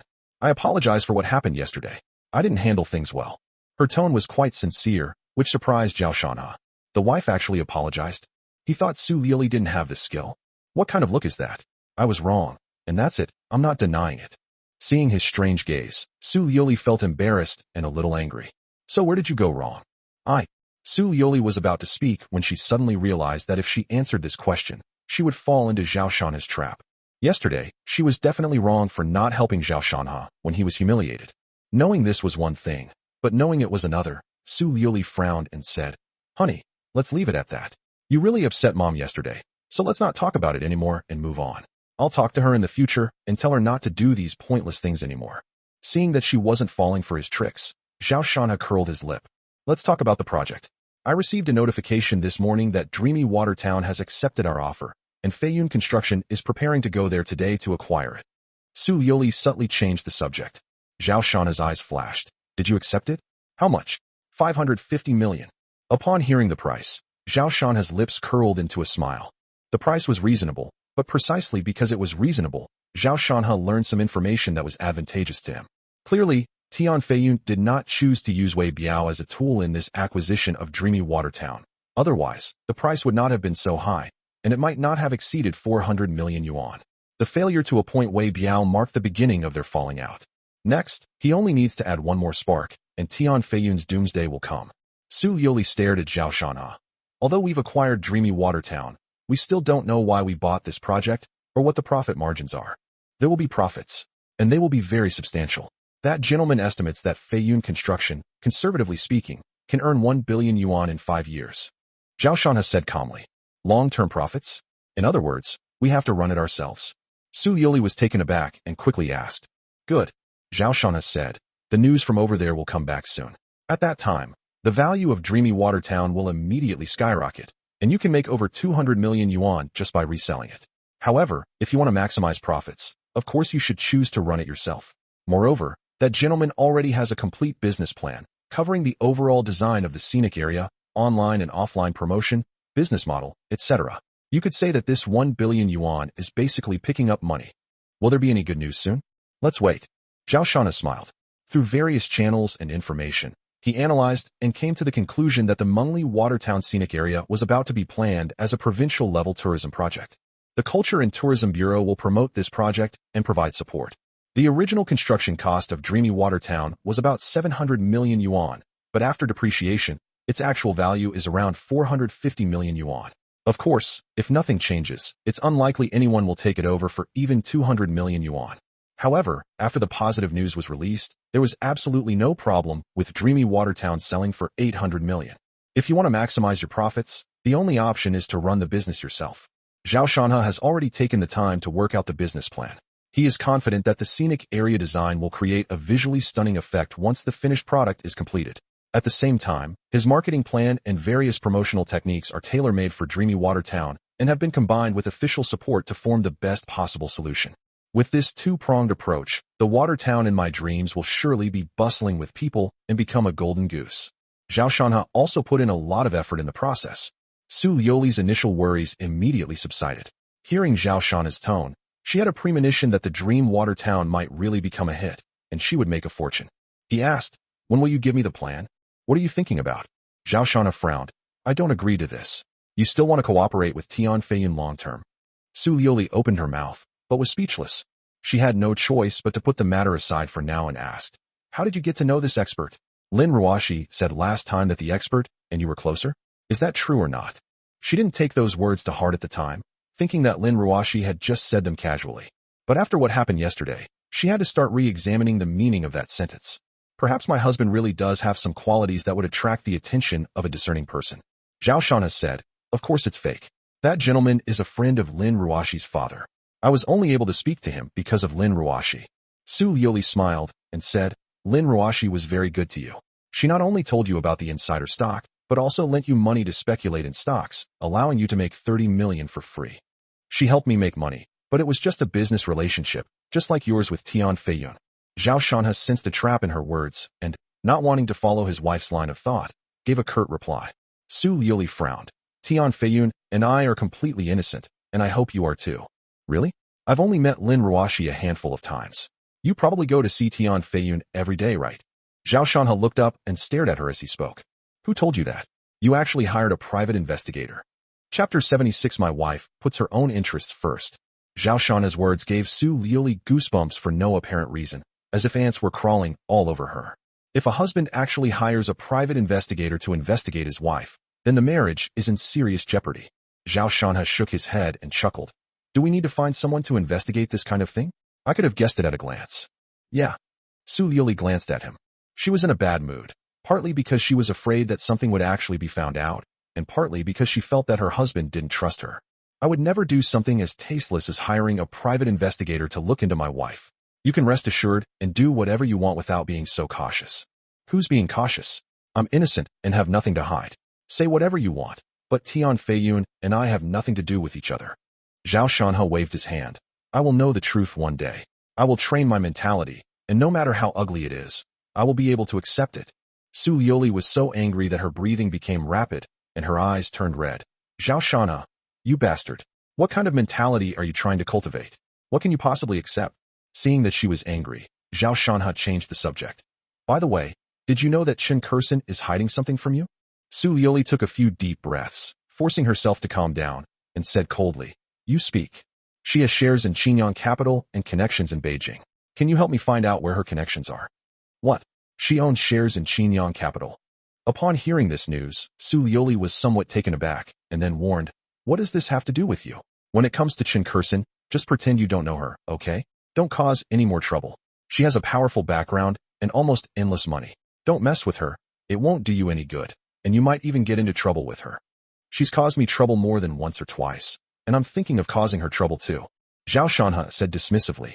Forget it. Your thought process is a bit strange. You don't even understand the principle of the egg doesn't hit the rock. So I'm too lazy to communicate with you. Su Liuli sighed and went to work. Zhao Shanhe watched her retreating figure and muttered to himself, Who is the egg, and who is the stone? At noon, Su Liuli was processing documents at the company when Tian Feiyun suddenly called. As soon as she answered the call, she heard Tian Feiyun's overjoyed voice. We've made a fortune on the dreamy Watertown project. Upon hearing this, Su Liuli paused in her work and asked, Has the official news come out? Tian Feiyun was taken aback and asked in confusion, You saw the news too? No. That expert said the government will soon release some positive news that will directly boost the value of dreamy Watertown. Tian Feiyun then understood and exclaimed sincerely, That person is truly incredibly resourceful. They can even anticipate such information in advance. With their help, one can easily make a fortune with just a few moves. Su Liuli asked, Has the acquisition contract been signed? Of course, I went over and got it sorted out this morning. The money has already been transferred, so they can't go back on their word. Tian Feiyun was overjoyed and said, It's a pity you didn't come. When the other two sides and the people from Mengli Watertown heard the news, they were filled with regret. Who would have thought that Mengli Watertown would be designated as a provincial-level key scenic spot? Unfortunately, they lacked boldness and were stingy with their offers. Our bid of 550 million was at least 50 million more than theirs. So Mengli Watertown didn't hesitate much and agreed immediately. His voice was full of pride. Su Liuli also breathed a sigh of relief. A huge weight lifted from her heart. With her 100 million yuan investment, the project's return on investment can reach 200%. Once all the funds are recovered, plus her own shares in the Su Group, her net worth is estimated to reach 500 million yuan. Thinking of this, a charming smile appeared on her lips. All right, I'm not talking to you anymore. I'm going to find a buyer. I've got a lot of people contacting me right now, but anything less than 900 million is out of the question. Etc. Seeing that Tian Feiyun wanted to sell it, Su Liuli quickly stopped him. She said, That expert said that if we leave the dream Watertown behind and develop it ourselves, we can conservatively earn 1 billion within 5 years. What? Tian Feiyun was taken aback again, but he quickly became excited. After all, there is a fundamental difference between earning 4 or 500 million and earning 1 billion. He said, That would be wonderful. What more could a master say? He now blindly believes in that mysterious master, and every move he makes is astonishing. Regarding dreamy Watertown, from the layout of the scenic area to the marketing plan, that expert has already prepared a complete set of plans, Su Liuli said truthfully. Then what are we waiting for? Let's ask him for it. Tian Feiyun said eagerly. A solution from a master is definitely top-notch. Thinking of that expert's abilities, Tian Feiyun felt a surge of excitement. If that person could help him, Feiyun Construction could be renamed Feiqian Construction. Su Liuli said, Let me ask my husband first. Wait for my news. After hanging up the phone, she paced back and forth in her office, seemingly restless. To be honest, she didn't really want to make this call. Last time, she used the Red Sun orphanage to force her husband to help her. If she called again this time, what reason would she have to ask him to help her? Furthermore, If Dreamy Water Town continues to operate, she will inevitably have to cooperate with Tian Feiyun for a long time, and Zhao Shanha's opinions will only increase. This situation is quite contradictory. On one hand, there are tangible benefits. On the other hand, there's the emotional consideration of caring for her husband. It's a dilemma. Su Liuli hesitated for a long time before rubbing her temples and sighing. This is a chance to earn 200 million. If I give it up, I'll regret it for the rest of my life. Honey, you'll understand me eventually. Then, she took out her phone and dialed a number. Honey, what are you doing? Get to the point. Su Liuli's smile froze on her face, and she said irritably, can't you be a little nicer? Please get to the point. Su Liuli was breathing heavily, her cheeks puffing out, clearly very angry. She said, the news about the water town in dreams has come out. Have you seen it? Oh, really? I didn't see it, and then? Su Liuli had the words on the tip of her tongue, but she couldn't say them. When the moment came, she was horrified to find that taking care of her husband's feelings and the 200 million were like a scale in her mind. Neither side could win. On the other side, Zhao Shanha could guess why she was calling, and he was quite surprised to see that she couldn't bring herself to say it. You know, back then, his wife was indifferent even when her leg was broken because of 50 million. Moreover, they took advantage of this to increase their investment from 50 million to 80 million. Now, with such terrifying profits, why is she hesitating? After a brief internal struggle, Su Liuli finally spoke. She said, honey, we talked about the Dreamy Water Town project today. Feiyun Construction wants to do it themselves. How can we get that gentleman to give us his design proposal? She finally spoke, and Zhao Shanha sighed inwardly. His interests always came first in his wife's heart. Chapter 77. This is the reward you deserve. Oh, so you want a solution? No way. Zhao Shanha said calmly. Su Liuli was stunned by the straightforward refusal, then said unhappily, give my offer to that guy first, and see what he says. Hehe, do you think that gentleman is short of money? He's after the feeling, don't you understand? If the feeling comes, he'll give it away for free. Su Liuli was speechless. To talk about money with someone of such high ability was somewhat insulting. They probably wouldn't care about tens of millions or hundreds of millions. All right, if you want a solution, go find him yourselves. At most, I'll help you arrange a meeting. At this moment, Zhao Shanha spoke nonchalantly, giving Su Liuli hope. She quickly said, that's for the best, let's go talk to him. Okay, but that person is leaving in the next couple of days, so let me know when you've chosen a time. Hearing Zhao Shanha's reply, Su Liuli was overjoyed. However, before hanging up, Zhao Shanha added, oh, by the way, the thing I mentioned last time should be resolved, right? If not, let's not meet. After saying that, the phone call ended. Su Liuli frowned as she held her phone. She dialed Tian Feiyun's number directly and said, the plan can be obtained. That's great. Any price is fine. Upon hearing this good news, Tian Feiyun was overjoyed. Successfully managing the Dreamy Water Town would prove his abilities. It can play a vital role in inheriting the architecture of Jinding. However, his joy was short-lived, as Su Liuli poured cold water on his enthusiasm. I said you can get it, not that you have. The key lies with you. What do you mean? Tian Feiyun asked, puzzled. A hint of impatience flashed in Su Liuli's eyes. She said, the solution is in the hands of an expert. My husband can arrange for us to meet, but the expert only has 2 days. If you don't resolve your problem, the expert won't see you. Understand? After listening, Tian Feiyun frowned. Things have come to this point, and we can't delay any longer. We must make a choice. Giving up this opportunity would mean giving up at least 500 million yuan in profits. Is Wei Biao worth 500 million? The answer is no, he's not even worth 5 million. To say that Tian Feiyun had any feelings for Wei Biao would be a joke. The reason he was conflicted was that having Wei Biao by his side made it much more convenient for him to do many things. He enjoyed that feeling. Although it often offends people and even requires the father to clean up the mess, it is undeniable that the effects of this knife are sometimes beyond what money can solve. After a moment's thought, Tian Feiyun's eyes changed, revealing decisiveness. He said, I understand. Let's arrange it for tomorrow night. I'll resolve Wei Biao's problem tomorrow. Su Liuli was fairly satisfied with the answer and hung up the phone. Jinxiu Jiangshan Villa. Zhao Shanha received a call from his wife. When he learned that Tian Feiyun had arranged a dinner party for the following evening, a smile appeared on his lips. But there was an indescribable chill in that smile. He then sent a message on WeChat. About 5 minutes later, a call came in from an unknown number. Zhao Shanha answered. How is Wei Biao doing? We already took it. Shunya's listless voice rang out as she dealt with Wei Biao and Tian Feiyun simultaneously, which exhausted her. Oh, how are his feelings for you? That's good. Yesterday, Tian Feiyun bullied me, and I felt that Wei Biao seemed very angry. Zhao Shanha nodded, understanding the situation. He said, at the latest by tomorrow, there's one more thing to finish, and the remaining 7 million will be in the account. Without asking any further questions, Zhao Shanhe went straight to the point. After a moment of stunned silence, Qianye's voice trembled with excitement. Really? Tomorrow it'll all be over? She found Wei Biao quite disgusting during this period. People like him were even more unacceptable than Tian Feiyun. Under normal circumstances, she wouldn't even glance at it. I was so exhausted I almost threw up. Now that she heard the matter would be resolved soon, she was naturally extremely excited. Well, barring any unforeseen circumstances, Tian Feiyun is going to Wei Biao's place tomorrow. I want you to accidentally get caught. Arrested? Upon hearing Zhao Shanhe's words, Qianye's voice suddenly rose. No way, brother. He'll kill me with a knife. I'd rather break up with Tian Feiyun first. You don't want to do this anymore? Zhao Shanhe's tone suddenly turned serious. Qianye felt a chill run down her spine. After a long pause, she whispered, Didn't you say you could guarantee my safety? Zhao Shanhe's tone softened. Don't worry, I will naturally keep my promise. Tian Feiyun won't kill you, but he will beat you up. This is your deserved reward. A beating? A reward? Do people say that?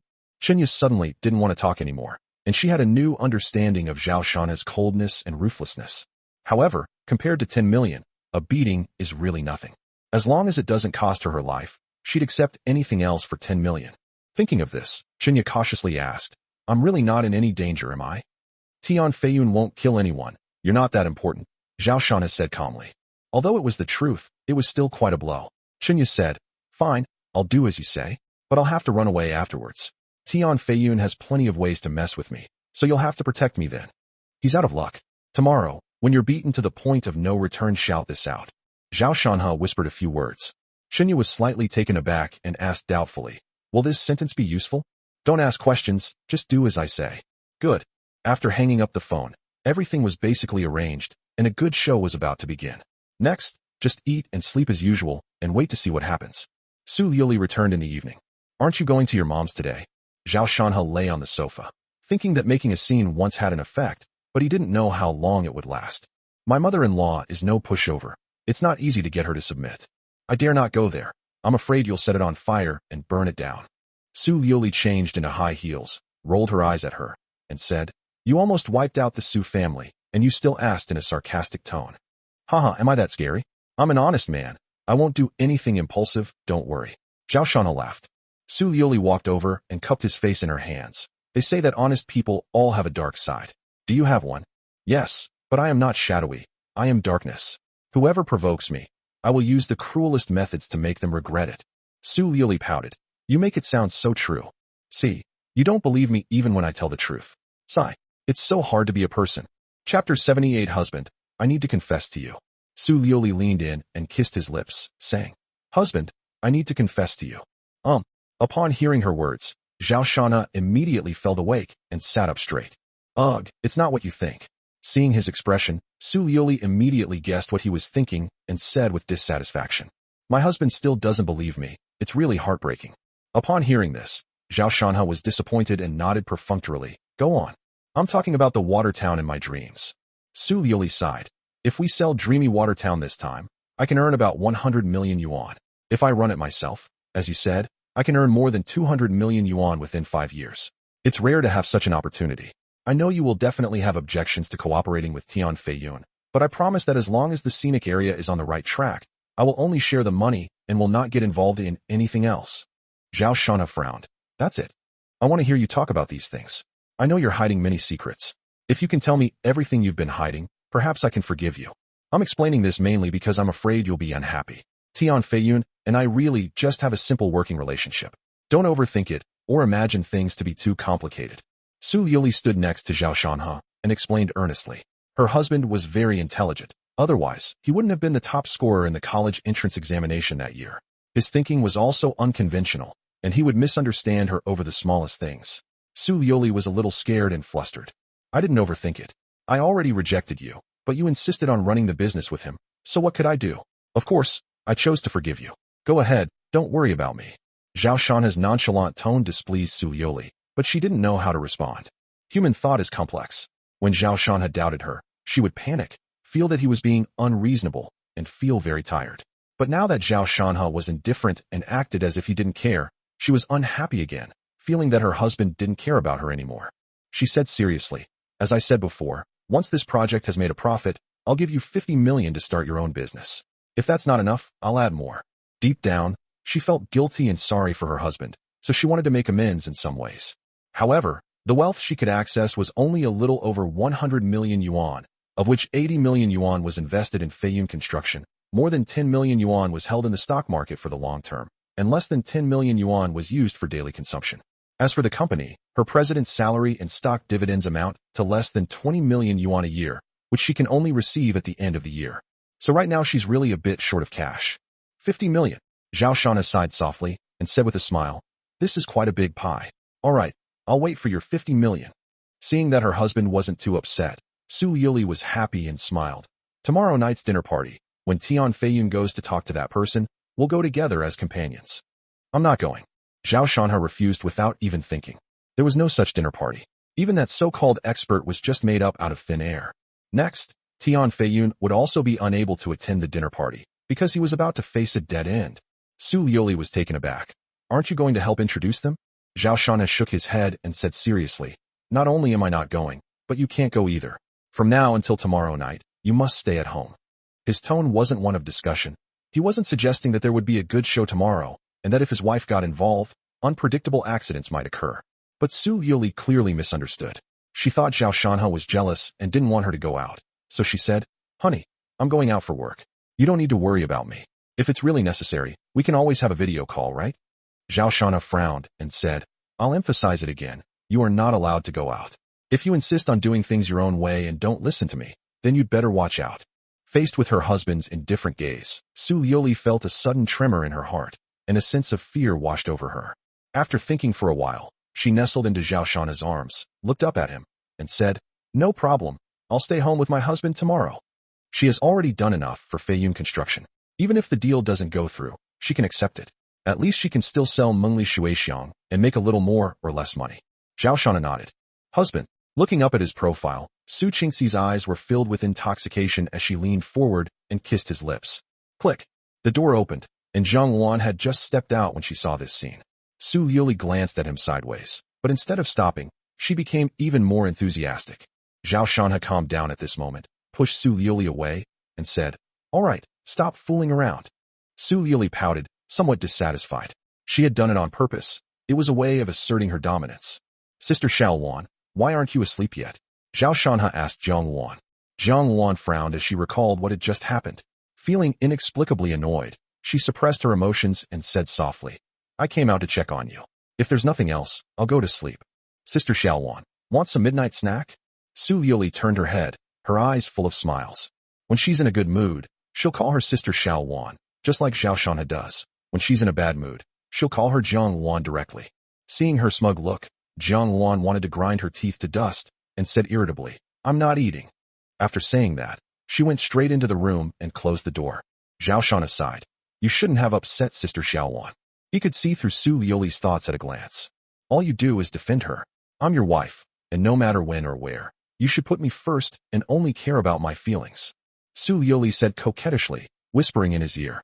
However, Zhao Shanha didn't feel anything at the moment and pushed her away. Go take a shower. You're sweating and you smell. No way. Your wife smells amazing. She doesn't even need perfume. Su Yoli sniffed her arm a few times, wrinkled her little nose, and said unwillingly, Yes, you're right. Go take a shower. Come in and wash with me. I already showered and was planning to watch some TV before going to bed, but then you suddenly came back. Humph, couldn't you have called me if I hadn't come back? It's your own problem. Just admit it. Su Yoli helped him into a wheelchair, pushed him into the room, and placed him on the bed. Zhao Shanha stopped arguing with her. This woman had two mouths. She could argue whether she spoke horizontally or vertically. I'm going to take a shower, but you're not allowed to fall asleep. Su Yoli smiled charmingly, swayed her hips, and walked out gracefully. Zhao Shanha lit a cigarette and stared at the ceiling.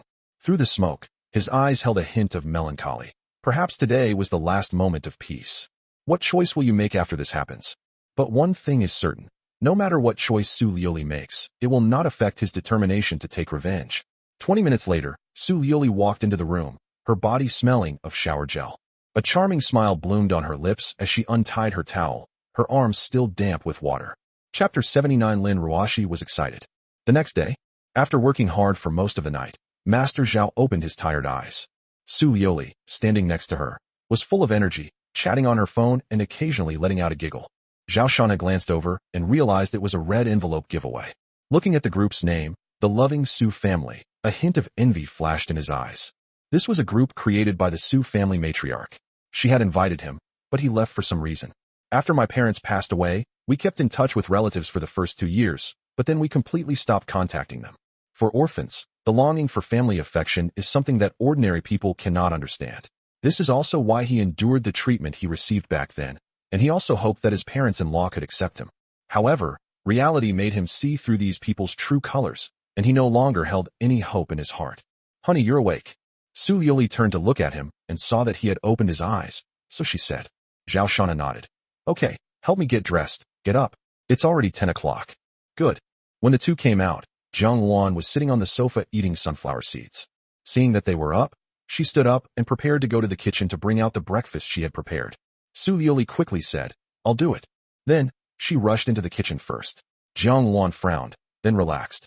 Zhao Shanha ignored these things, went to the bathroom to flush the toilet, and then washed up. After finishing their meal, Zhao Shanha said, "Sister Xiaowan, take me out for a bit." Su Liuli looked up, puzzled, and asked, "Weren't you at home today? What are you doing out?" Something came up. As the two walked out and closed the door, Su Liuli was somewhat bewildered. "Last night, my husband told me not to go out, but he went out anyway. What's he up to?" She first called Tian Feiyun, and seeing that there was nothing unusual, she stopped worrying and lay on the sofa watching TV. On the other side, "Let's go to Chihan Construction first." "Get in the car," Zhao Shan has said to Zhang Luan. Shortly after, the two drove into the underground parking garage. Upon entering the company, Zhang Luan led Zhao Shanha directly into Lin Ruashi's office. There was no one in the office at the moment. Lin Ruashi had gone out. After waiting for nearly half an hour, she rushed over, panting. "Teacher, you didn't even call before you came." Lin Ruashi closed the door and sat down in a chair. Zhao Shanha laughed and said, "I thought you were in the office. After all, you're a workaholic." "Hee, I went to the construction site. The number 3 middle school new campus project cannot be taken lightly." Zhao Shanha was absolutely right. Lin Ruashi was either working or on her way to work. She was terrified by the accident at the Chengnan nursing home, and she personally oversaw everything, not allowing any mistakes to occur. "Very good." Zhao Shanha took the documents she handed him, looked at them for a while, and nodded approvingly. She pays attention to aspects such as personnel, procurement, and finance, and the audit department is on standby around the clock to ensure the project is implemented to the greatest extent possible. Setting down the materials in his hand, Zhao Shanha looked at Lin Ruashi and asked, "How much money is left in the company's account?" "The new campus of number 3 middle school has been launched, but the City Plaza project has not yet started. The project loan is still in place, and the available funds are about 400 million yuan without affecting the company's operation." Lin Ruashi turned on her computer and looked at it before speaking to Zhao Shanha. Zhao Shanha nodded and smiled. "Have the finance department prepare 200 million. 200 million? Is it to buy land?" Lin Ruashi looked up in confusion, wondering why he suddenly wanted so much money. She asked casually, and then called the finance department. She complied with Zhao Shanha's request without any reason. Zhao Shanha calmly said, "I'm planning to acquire a company." Lin Ruashi's eyes widened suddenly, looking somewhat dazed. After a moment, remembering what Zhao Shanha had said earlier, she suddenly realized. "Teacher, you mean Feiyun Construction?" Zhao Shanha nodded slightly, but Lin Ruashi looked worried. She said, "Feiyun Construction is different now. I don't know what kind of luck they had recently, but they actually got the dreamy Watertown project, which brought Feiyun Construction back to life. Now many people are comparing Feiyun Construction to us. They are known as the two leading construction companies in Tianan City." Tian Feiyun did not hide the fact that he had obtained the dreamy Watertown. He announced it publicly. This made Feiyun Construction famous throughout the country during this period. Those who bought in early could make a profit of 400 million yuan just by reselling. As a result, Tian Feiyun's name was frequently mentioned, and he received widespread praise. What was originally completely overtaken by Chihan Construction is now showing signs of resurgence. It is rumored that Tian Feiyun made this investment, including in the Jin Ding Group, and his vision and courage have earned him praise from the chairman. The fact that a teacher would want to buy such a thriving and powerful construction company for 200 million yuan is not only unreasonable, but almost impossible. Dreamland Watertown? I made him buy it, and he's made such a big splash. It's not unreasonable for him to give me the company, is it? Zhao Shanha smiled coldly, his eyes flashing with a chilling light. The hatred between the two legs has never been forgotten. Even if you made him buy what? Lin Ruashi suddenly looked at Zhao Shanha, her expression completely frozen. Otherwise, how could he have the vision to spend so much money to buy Dream Watertown? Zhao Shanhe said disdainfully. Lin Ruoshi was completely shocked. She hadn't expected that this project was also spearheaded by her teacher. She simply couldn't believe how amazing her teacher was. Taking a deep breath and suppressing her excitement, she said, "As expected of you, Teacher Zhao, so you gave him such a great project because you were confident you could win Feiyun Construction? That way, the project will ultimately be in our own hands. In other words, when Shihong Construction is established, we will have 4 major projects: Chengnan Nursing Home, City Square, the new campus of No. 3 Middle School, and Mengli Water Town. Even a cursory thought is frightening. As the chairman who holds 99% of the shares, Zhao Shanhe's net worth will take off, perhaps exceeding 2 billion. However, Zhao Shanhe is not currently considering how much money he can make. The most important thing is revenge. We must make Tian Feiyun suffer eternal damnation." Zhao Shanhe patted Lin Ruoshi on the shoulder and said with a smile, "All right, don't think too much about it. Wait for my message anytime today. I'll contact you later." "Good." Lin Ruoshi nodded with a hint of excitement. At that moment, she thought of many things. Acquiring Feiyun Construction meant that Shihong Construction had officially set sail and was now qualified to compete with other companies. This also means that the money invested by the teacher's wife will go down the drain. And will the relationship between the teacher and his wife break down then? Does this mean I have a chance? Thinking of this, she felt a surge of excitement, and her little fists clenched involuntarily. Zhao Shanhe looked at her strangely for a moment, then couldn't help but ask, "What's wrong with you?" "No, nothing." Next, Zhao Shanhe gave a few more instructions before letting Jiang Luan take him away. Chapter 83,100,000,000. The sunlight was blinding. Tian Feiyun, who had just arrived at the City Beauty residential area, looked up. The bright sunshine made him even more determined to move up in life, and he decided it was best to get rid of anything that couldn't be brought to light. Unit 1201, Building 4, is Wei Biao's residence. This neighborhood isn't cheap, which is enough to prove that he's given Wei Biao a lot of money over the years. He had a bank card with 3 million yuan in it, which Tian Feiyun had prepared for Wei Biao. "Today, I will use this 3 million to completely sever ties with Wei Biao. From now on, we will go our separate ways and have no further connection. Biaozi, don't blame me. In this society, the old ways don't work anymore." He muttered to himself and rang Wei Biao's doorbell. 5 minutes later, Wei Biao saw Tian Feiyun through the peephole. His expression changed slightly, and he subconsciously said, "It's Brother Feiyun, wait a moment, I'll go change my clothes." "It's nothing. There's no one else here, just open the door," Tian Feiyun said irritably. Making this decision was quite difficult for him. There are advantages and disadvantages. The advantage is that more people will be willing to play with him in the future. The disadvantage is that everything must be done within the rules, and some red lines cannot be crossed. Wei Biao hesitated for a long time before opening the door. Tian Feiyun walked in and found Wei Biao wearing only his underwear. He casually asked, "What are you doing, holed up at home in broad daylight? Did you steal something last night?" Wei Biao's expression was somewhat strange, a mixture of embarrassment and panic. Despite the relatively mild weather, there were a few drops of sweat on his forehead. Wiping his forehead casually, Wei Biao chuckled, "I didn't sleep much last night, so I'm catching up on sleep today. By the way, Brother Feiyun, what brings you here all of a sudden?" Normally, when they have business to attend to, they meet at one of Tian Feiyun's villas and rarely come to this place. "I've already sold the villa in Shuiyan," Tian Feiyun said calmly, sitting on the sofa. Some things happened there before, and he dealt with them yesterday. Upon hearing this, Wei Biao was visibly taken aback and quickly said, "So you mean we should meet somewhere else from now on, or should we just meet here?" Tian Feiyun didn't answer his question directly, but smiled and said, "Biaozi, how long have we known each other?" "It should be 18 years. Wei Biao's pupils contracted, and he had a premonition. He spoke in a low voice. "Yes." Tian Feiyun sighed. "It's been 18 years. I still remember the first time we met. I was only 12 years old. I was being beaten up that day, and you rushed up to protect me. There were 6 people on the other side, and you took care of half of them. As soon as you arrived, 3 of them were beating you up. Ha." Wei Biao laughed too. "Haha. Later you treated me to lobster and a stay at a fancy hotel. It was the first time in my life I knew what it meant to enjoy life. Time flies. We're already 30 years old." After Tian Feiyun finished speaking, Wei Biao, unsure of what he was thinking, remained silent. The atmosphere was somewhat silent when Tian Feiyun suddenly noticed the 2 sets of bowls and chopsticks on the table and asked in surprise, "Do you have guests at home?"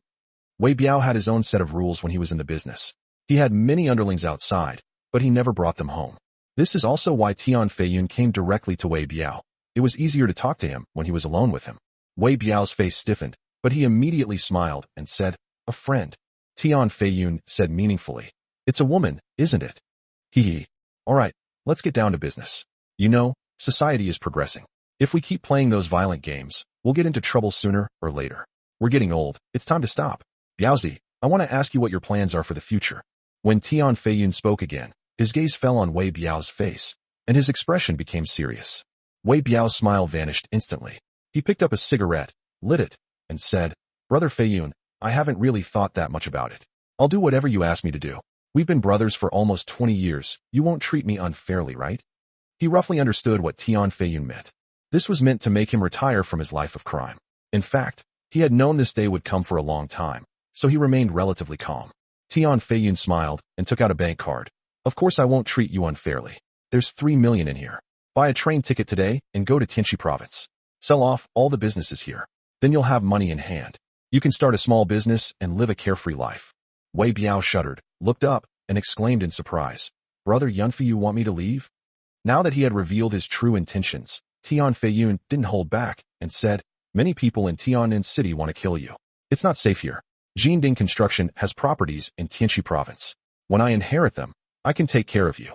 Wei Biao's face immediately darkened. By now, he understood Tian Feiyun's meaning perfectly.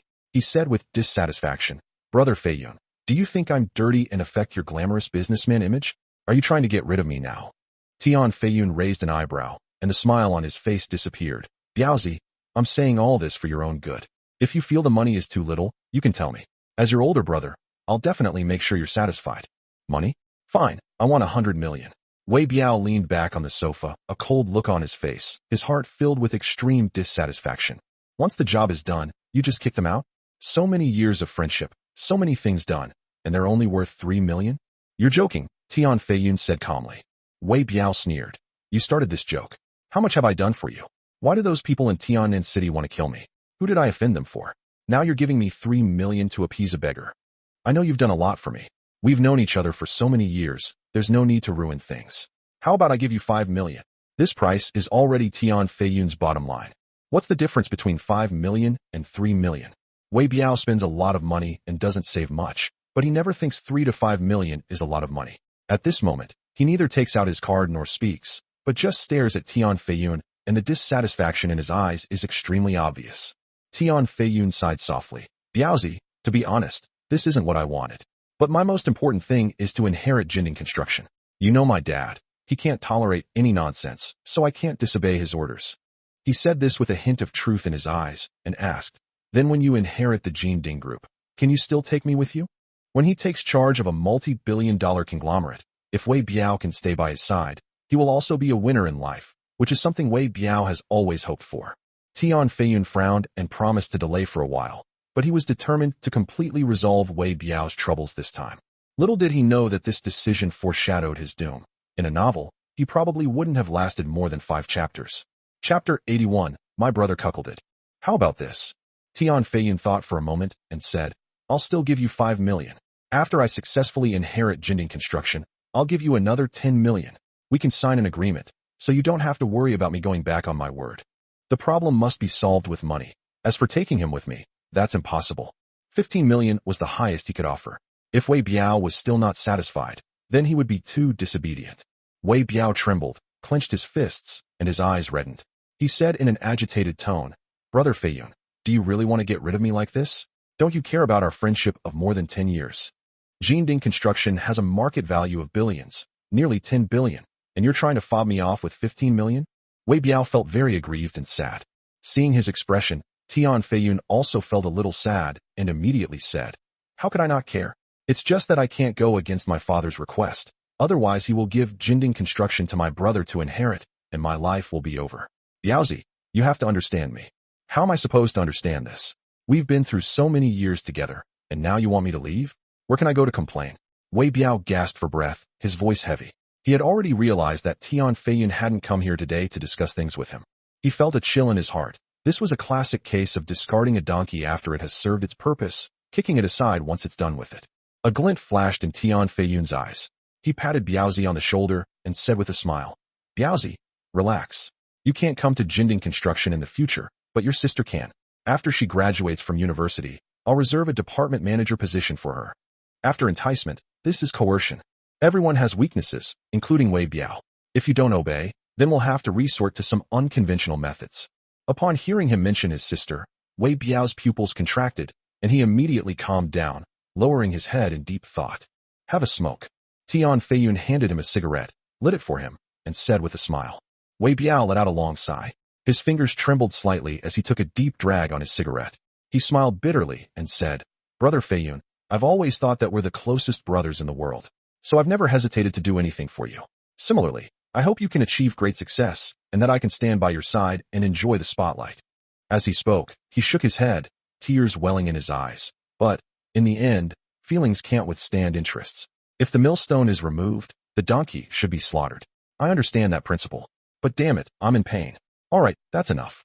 Leave your bank card. I'm leaving this afternoon. Wei Biao realized that given Tian Feiyun's status, and the fact that he only had some underhanded methods, it would be unwise to turn against Tian Feiyun now. However, Wei Biao did not give up. He would not let Tian Feiyun get away with this. 5 million to buy me out. Don't even think about it. Wei Biao sneered inwardly. Tian Feiyun breathed a sigh of relief. The matter has finally been resolved. Seeing Wei Biao's downcast and silent appearance, he also felt a little ashamed and was about to speak when a gasp suddenly came from the bedroom. Upon hearing this, Wei Biao was startled, abruptly raised his head, and his expression changed. Tian Feiyun frowned, because the voice was very familiar. An absurd guess popped into my head, but I subconsciously rejected it. Impossible, absolutely impossible. The voices are somewhat similar. Immediately afterward, he stood up, pointed to the bedroom, and said with a faint smile, Biaozi, isn't your sister-in-law in the bedroom? Won't you come and see her? Wei Biao's smile was a little stiff. He said, Brother Feiyun, she's quite shy. Let's just forget it. I'm planning to take her to another city. There's no need to meet her anymore. Okay, I'll be going now. Tian Feiyun nodded and turned to leave. Wei Biao let out a long sigh of relief. Just then, a pleasant ringing sound suddenly came from the bedroom, and Tian Feiyun stopped abruptly. Brother Feiyun, is there anything else? Wei Biao asked through gritted teeth, sweat beading on his forehead. Tian Feiyun's face was ashen, extremely ugly. He raised his hand, and a number was dialed on his phone, with the contact name Xiaoya. Although he told himself it was impossible, he was still uneasy and called Chunya anyway. As long as she answered smoothly, then nothing would happen. Unexpectedly, before Chunya could even answer the phone, her cell phone rang directly in the bedroom. At this point, nothing could be said. It was obvious that the woman in the bedroom was Chunya. Moreover, she didn't know when she had gotten together with Wei Biao. Damn it, I've been cheated on. In that instant, Tian Feiyun's eyes turned red, clearly extremely angry. Wei Biao's pupils shrank instantly, and he was speechless for a moment. Get out of here. Tian Feiyun's voice was cold and piercing. He never imagined that one day he would be cuckolded, and by his best brother no less. Chunya was, after all, Tian Feiyun's woman. Even if she didn't love him very much, they had spent so much time together that there was still some affection between them. Moreover, given his wealth, his possessiveness is even more unquestionable. He went straight to the bedroom and kicked the door open. Brother Feiyun, I'll explain later. Let's leave it at that. Give me some face. Wei Biao quickly came over, grabbed him, and said sincerely, Snap, who do you think you are? Why should I give you face? Tian Feiyun slapped Wei Biao hard, throwing him aside, and then walked into the bedroom. Wei Biao, who had fallen to the ground, had some blood at the corner of his mouth, and a gloomy expression appeared on his face. In the bedroom, the bed was in disarray, and the floor was littered with tissues and used safety supplies, quite a few in number. Any adult would know what had happened in this room. Although he didn't see anyone immediately, the scattered familiar clothes had already brought Tian Feiyun's anger to its peak. He bent down and looked under the bed, but still nothing. The window was covered with barbed wire, making it impossible to get out. Tian Feiyun's gaze quickly settled on a cabinet. He walked over and reached out to open the cabinet. Don't open it. At this moment, Wei Biao walked in to stop him. He said, Brother Feiyun, don't open this cabinet. I agree to all your conditions. I will never contact you again, and everything will have nothing to do with you. Unfortunately, Tian Feiyun's eyes were already red with tears, and he could no longer listen to anything else. He gave a cold laugh and pulled open the cabinet. Suddenly, a petite girl, barely clothed, crouching inside trembling, screamed in panic the moment the cabinet door opened. Brother Feiyun. The girl with the round face was Chunya, who was staring at Tian Feiyun with a look of horror. Chunya, it really is you. Good, very good. Tian Feiyun's voice was as cold as ice, chilling to the bone. As he sneered, he reached out and grabbed Chunya's hair, pulling her out. Ouch, that hurts. Her hair was pulled, and Chunya cried out in pain. Pain? This is nothing. You dared to cheat on me. You should have thought this day would come. When Tian Feiyun spoke, he actually laughed, his expression seemingly morbid and somewhat insane. Xinya was a little scared. Tian Feiyun's current state reminded her of some perverts on TV. But before she could explain, Tian Feiyun's brutal beating came straight at her. A 30-year-old adult man is not weak, and with his hands and feet combined, Xinya was completely unable to resist. She screamed in agony, begging for mercy. "Feiyun, please let me go, please let me go, I'll never do it again." However, Tian Feiyun had already lost his temper, and instead of stopping, he became even more ferocious. In just a short time, Xinya was covered in wounds. Wei Biao stared blankly, his expression shifting between light and dark. The sounds of smashing and hitting filled the air, a mixture of women's screams and men's angry curses, leaving Wei Biao in a daze. He knew that Tian Feiyun had a reason to beat up Xinya. No man would remain unmoved in this situation. Having cheated on his older brother with his girlfriend, he's been under a lot of psychological pressure lately, so what happened today was somewhat expected. Now that it has happened, it seems he can't do anything about it, and he has no right to do anything about it. Wei Biao just stared blankly, without making any move. At this moment, Xinya's voice softened considerably, and she looked at Wei Biao with pleading eyes, wanting him to save her. That dim and disappointed look in his eyes deeply affected Wei Biao. His fingers trembled, and he struggled internally. My mind is filled with Xinya's tenderness during this time. In contrast, Tian Feiyun's ruthlessness today, and the threatening words he used with his sister. Seeing that he didn't move, Xinya closed her eyes in despair and weakly uttered the few words Zhao Shana had told her. "Brother Biao, I hate you." Suddenly, Wei Biao raised his head, his trembling hands instantly regaining their composure, and threw a fierce punch at Tian Feiyun. Chapter 82 Everything is under control. That punch was very heavy. This caused Tian Feiyun to lose his balance and crash directly into the cabinet next to him. He never expected Wei Biao to dare to lay a hand on him, and immediately flew into a rage. "Wei Biao, you son of a bitch. You slept with my woman and then hit me. Do you want to die?" As he spoke, he suddenly rushed forward and slapped him across the face without any mercy. Wei Biao stood in front of Xinya without dodging or avoiding her, and said, "I'm the one who wronged you. If you have a problem, come at me. Let Xinya go." "Let her go?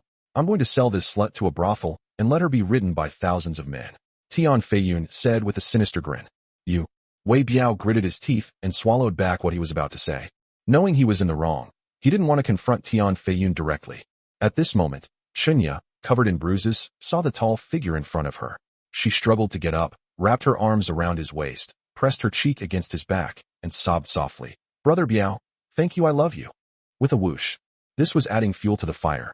Tian Feiyun's mind seemed to explode, and he completely lost his mind. Pointing at the two of them, he shouted, "You two bastards. Xinya, did I not give you enough money? You want to betray me? Fine. I'll make you wish you were dead. You still like that boyfriend, right? I'll have someone castrate him." Xinya's expression changed, and she panicked, pleading, "No." Tian Feiyun ignored her and turned her gaze to Wei Biao. Enraged, she spoke recklessly. "You've been living off me for over 10 years, and you're still an ungrateful wretch. You slept with my woman, so give me your sister in return and let her be my woman. That's not too much to ask, is it?" Ha ha ha. The words had barely left his lips. Wei Biao's eyes changed instantly. Thinking of all that Tian Feiyun had done to him today, he could no longer bear it. Suddenly, he raised his foot and kicked Tian Feiyun in the chest. "I'll kill you." As he spoke, he reached under the pillow beside him, pulled out a dagger, and in a moment of impulse, stabbed it directly. Tian Feiyun's eyes suddenly widened in terror, and she quickly moved backward. Whoosh! The dagger fell, and by sheer coincidence, it embedded itself between Tian Feiyun's legs as he moved it. Suddenly, Tian Feiyun's eyes bulged, as if he had experienced something unimaginable. Fresh blood oozed from beneath her body. He struggled to look down, reached out incredulously to touch it, and it was broken. Unparalleled terror and madness flashed in Tian Feiyun's eyes as he screamed, "I'm going to kill you all! I'm going to kill you all!" Wei Biao panicked. This blow was almost fatal. It was too late to say anything now. He only had one choice, to run away. He quickly grabbed the cash and some necessities from the house, then pulled the completely dazed Xinya and ran out of the house. "Two need to use the restroom." Startled, Xinya jolted awake and quickly said. Wei Biao nodded. He was also very nervous. He lit a cigarette with trembling hands at the entrance of the public toilet in the community. 10 minutes later, Xinya came out. Perhaps because she went to the restroom, her panicked expression eased considerably. "What should we do next?" Xinya asked, completely lost. Wei Biao threw down his cigarette butt and said, "Let's find a place to hide first." The two then avoided the conspicuous cameras and made their way through the old town. On the 4th floor of a tenement building, Xinya took out a key from under a flower pot and said to Wei Biao next to her, "This is an apartment my dad left me. I haven't lived here for a long time. It's been sitting here waiting for demolition. No one will suspect anything about it. Wei Biao breathed a sigh of relief. He slumped onto the sofa, his brow furrowed in worry. Suddenly remembering something, he took out a red USB drive from his pocket. Seeing that the device was intact gave him a sense of security. Brother Biao, what is this? Xinya asked. Wei Biao shook his head, not wanting to say more. It's nothing. Oh. Xinya didn't ask any further questions, but instead said, what should we do next? Wei Biao looked at the USB drive in his hand again and said, find a way to make money, then run away. His next step will definitely be to make money first, and then run away. On the 5th floor of the apartment building across the street, Zhao Shanha put down his binoculars and said calmly. Jiang Luan also glanced through the binoculars and said, if they just run away, wouldn't all your efforts be in vain? After all, that thing is still in Wei Biao's hands. No, if he runs away directly, we have a plan B. He had a red USB drive in his hand just now. I suspect it's evidence of Tian Feiyun's crimes. I'll go get it for you, Jiang Luan said. No need, everything is under control. Sister Xiao Wan, you just stay by my side, and we won't go anywhere. Zhao Shanha said calmly. With Chunya by his side, Wei Biao will act according to my plan. There's no need to cause any trouble. In less than 2 days, that thing will be in my hands. Let's go. As he spoke, he gestured for Jiang Luan to see him off.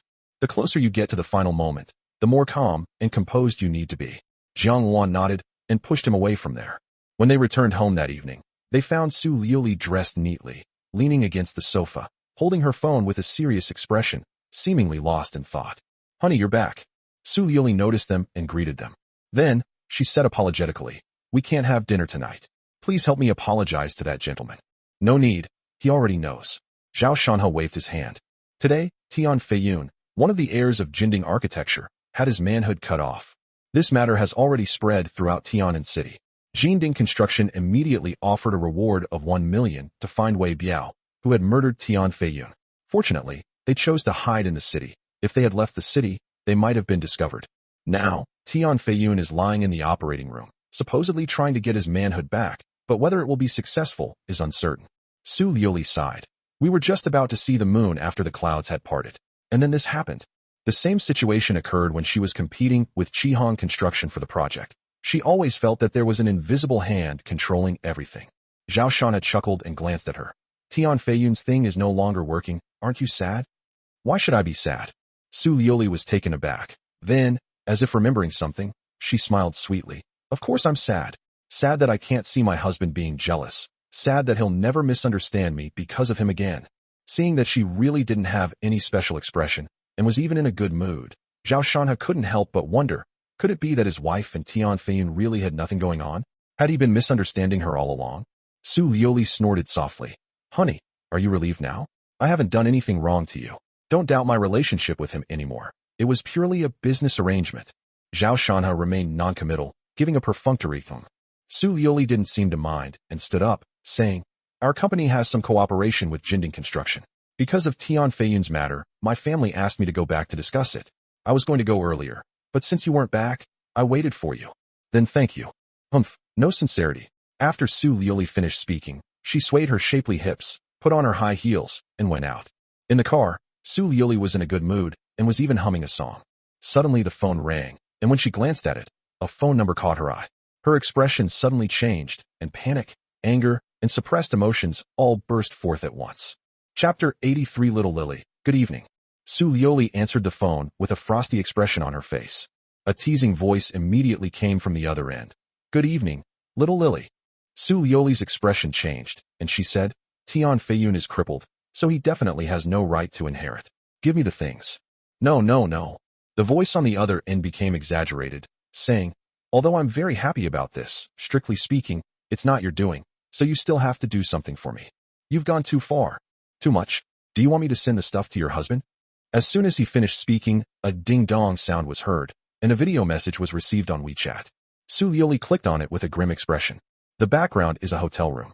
In the video, she is wearing a white dress, her cheeks are flushed, and she is looking at the camera with a dazed expression. She is lying motionless on the bed.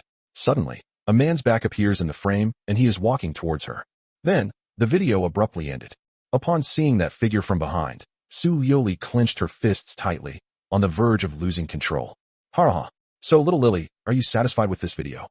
The voice on the other end of the line was laughing loudly, and it seemed to be able to sense Su Liuli's emotions.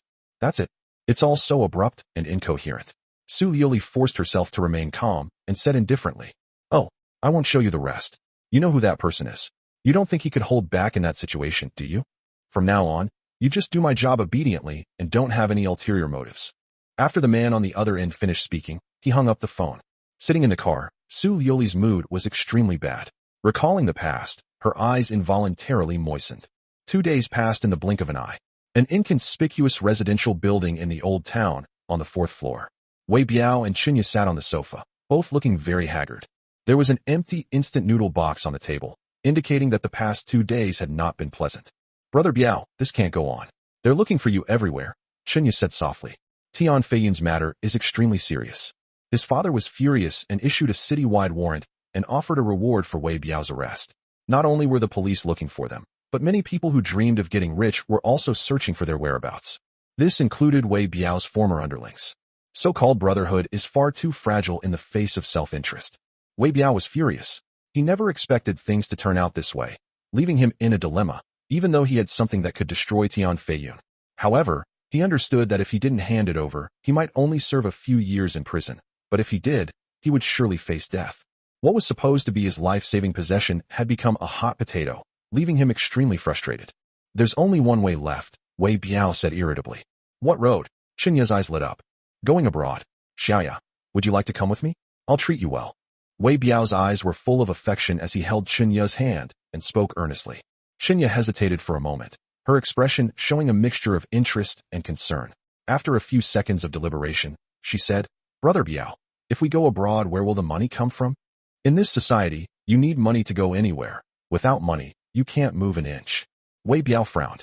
His bank card is no longer valid, and he only has less than 20,000 yuan in cash. He's tried everything he could these past few days, but no matter who he calls, they all agree to give him money, but the next thing they ask is where he is. Anyone with a brain knows that what were once considered friends are now seen as $1 million bounty. This resulted in him trying his best for the past 2 days, but failing to raise any money. Shinya's expression was somewhat sorrowful. Her eyes were empty and lifeless, and coupled with her haggard appearance, she looked extremely fragile. Wei Biao's heart softened instantly. He had made up his mind that if Xiaoyu was willing to be with him, he would do everything he could to get the money and then go abroad. "Brother Biao, actually I'm not happy living with Tian Feiyun.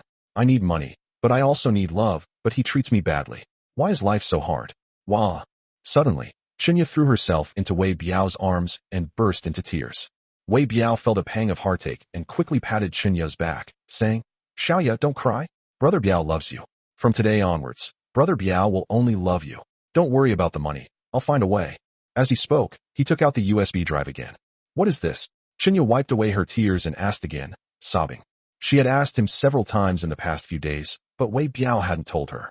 "Kill Tian Feiyun's bastard," Wei Biao said in a cold voice. "Since you are so heartless, don't blame me for being unjust." By this point, he had no other choice but to turn back. "Are you still going to mess with Tian Feiyun?" Chinya's eyes widened as she advised, "Brother Biao, we can't beat him. How about we find a way to make some money and go abroad to live a better life?" Wei Biao nodded. "Don't worry, I won't act impulsively. I'm going to sell this. It's priceless to those who need it." "But who would buy it?" Chinya seemed to have thought of something, and her heart pounded wildly. Sure enough, Wei Biao considered for a few seconds, and then casually uttered a name, Zhao Shana. At that moment, Chinya was horrified and felt suffocated. In my mind, I saw a figure sitting in a wheelchair, his handsome and resolute face now appearing terrifying. It turns out that all of this was within his expectations. She already understood that Zhao Shana's ultimate goal was this USB drive, but now, Wei Biao was the one who wanted to deliver the USB drive to her.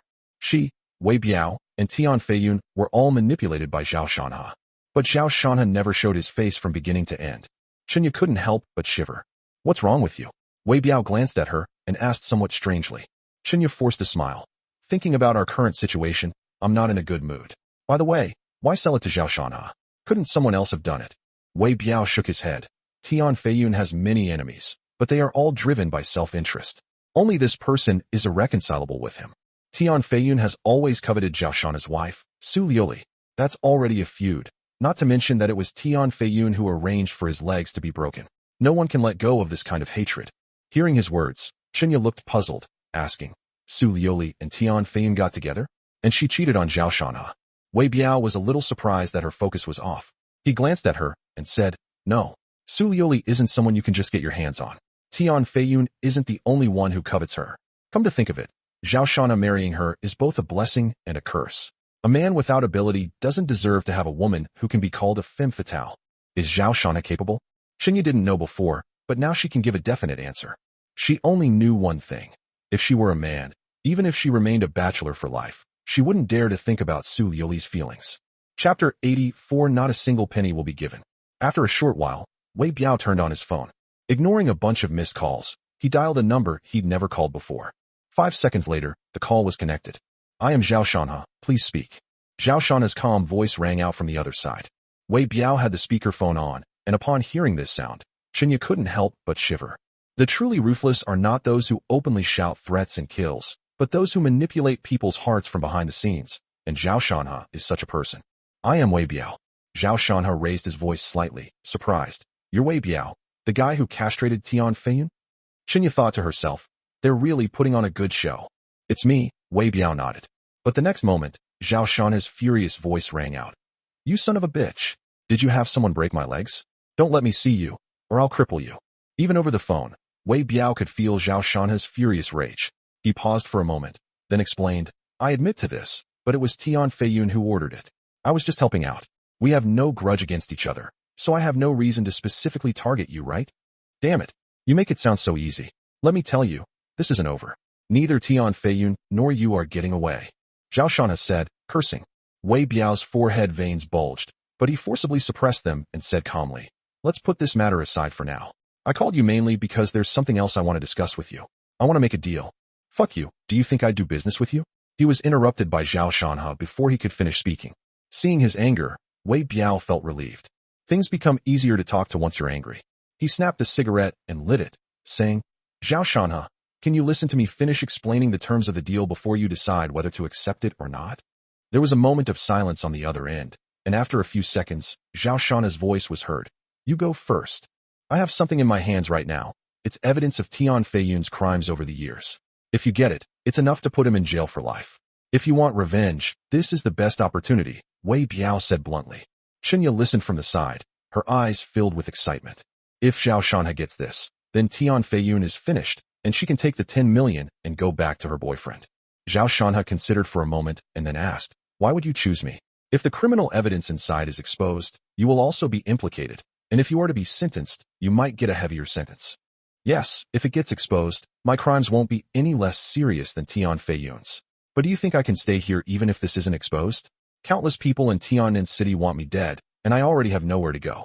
As for why I chose you, it's because only the hatred between you and Tian Feiyun is irreconcilable, and you have money. One last question, why should I believe you? This so-called evidence of a crime might be fabricated by you. This is very simple." A short while later, Wei Biao sent over 2 recordings. Zhao Shanha immediately clicked on it. "Should we call the police?" "Call the police? At most, he'll be detained for a few days. That's too lenient. A bookworm dares to mess with me? He's asking for it, he's asking for it. How could that be?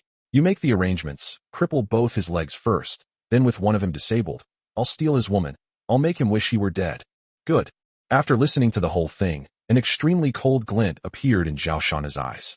The truth has come to light. It was Tian Feiyun who arranged for it. He then opened the second recording. "Wei Biao, the construction of the Chengnan nursing home is about to begin. If this project is done well, their competitiveness will be greater than ours in the future." Tian Feiyun scoffed. He's dreaming. "I'll give you a list, you can make arrangements. These people need to be under our control, whether by coercion or bribery. I want to turn the Chengnan nursing home into a huge time bomb." "Okay, how exactly do we do it?" "You're doing this.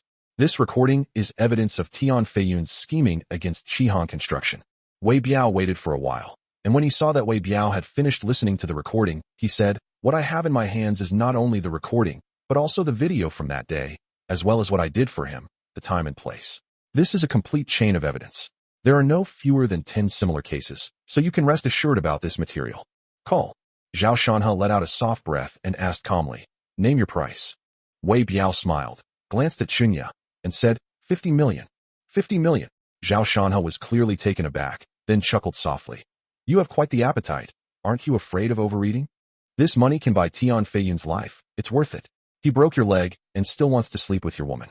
I don't believe you can resist. Even without these things, if his injury heals and he's back to his old self, your woman will still be entangled with him, Wei Biao said. Zhao Shanhe didn't speak, but his breathing was very clear coming from the phone. I waited for about a minute. 20 million. Zhao Shanhe's voice came again, unexpectedly calm. He said, I'll spend 20 million to buy this material. Too little. I told you, the maximum is only 20 million. Wei Biao hesitated for a moment before saying, then I have one more condition. The money must be in cash. I want US dollars. Okay, how do we trade? Now that a consensus has been reached, the next question is how to proceed with the transaction. At this point, Wei Biao cannot reveal his location, because for Zhao Shanhe, he himself was also one of his enemies. Suddenly, he looked at Chunya beside him and said into the phone, I'll contact you later to make the deal. You can go get the money now, and remember I need US dollars. After saying that, he hung up the phone, looked at Chunya, and asked, Xiaoya, can I trust you? What do you mean? Chunya frowned, a surge of anger rising in her eyes, and said coldly, Wei Biao was about to speak when Chunya angrily interrupted him. A tear welled up in her eye, and she said, her voice choked with emotion, why have I ended up like this? If Tian Feiyun hadn't bullied me, do you think you would have had a chance? Now you're saying these things. If I wanted to sell you out, you would have been caught long ago. Now that I'm on your ship, you'll get the money right away, and you're trying to kick me off, aren't you? Okay, you don't need to rush me, I'll leave now. As she spoke, Chunya stormed out, but Wei Biao grabbed her and hurriedly explained. Xiaoya, that's not what I meant. On the other side, Zhao Shanhe hung up the phone, a faint smile appearing on his lips, a stark contrast to his earlier exasperation. Jiang Wan asked, are we going to the bank to withdraw money? Withdraw money? I won't give him a single penny. He can just wait to die. Zhao Shanhe's tone was cold. After all, Wei Biao also deserves some of the grudge for the broken leg. Chapter 85. Zhao Shanhe cares about Tian Feiyun. Chunya didn't turn around, but stopped in her tracks. She said coldly, then what do you mean? I'd like to give this USB drive to Zhao Shanhe, and you can take the money then. So you're afraid I'll take the money and run away, right? Chunya said with a sneer. Wei Biao was taken aback. He did indeed have such concerns, but of course he couldn't say it out loud. He immediately took Chunya's hand and said sincerely, it was my fault. I shouldn't have said such things. We're in this together. You would never do such a thing. I believe you. Chunya took a deep breath, and after a long while, she turned around and said, what should we do next? Wei Biao nodded, handed the USB drive to Chunya, and said, these are the materials Zhao Shanhe needs. Once we get the money, we'll meet here and then figure out how to go abroad. Chunya nodded solemnly, her expression seemingly reflecting her anticipation for the future. After making the plan, Wei Biao contacted Zhao Shanhe again 2 hours later. Is the money ready? Zhao Shanhe replied, time is too tight. We only have $1 million right now. I'll prepare a Swiss bank check for the rest. What do you say? Wei Biao considered for a moment, then nodded. Okay, take the money to the entrance of the flower market in the old town now and wait there. After receiving Zhao Shanhe's reply, he hung up the phone. Then he said to Chunya, all right, let's set off now. Be careful on the road. A complex look appeared in his eyes. Now that things had come to this, he had no choice but to believe Chunya. Chunya nodded. She was wearing sunglasses and a mask, and her clothes looked extremely shabby, completely unlike her previous glamorous appearance.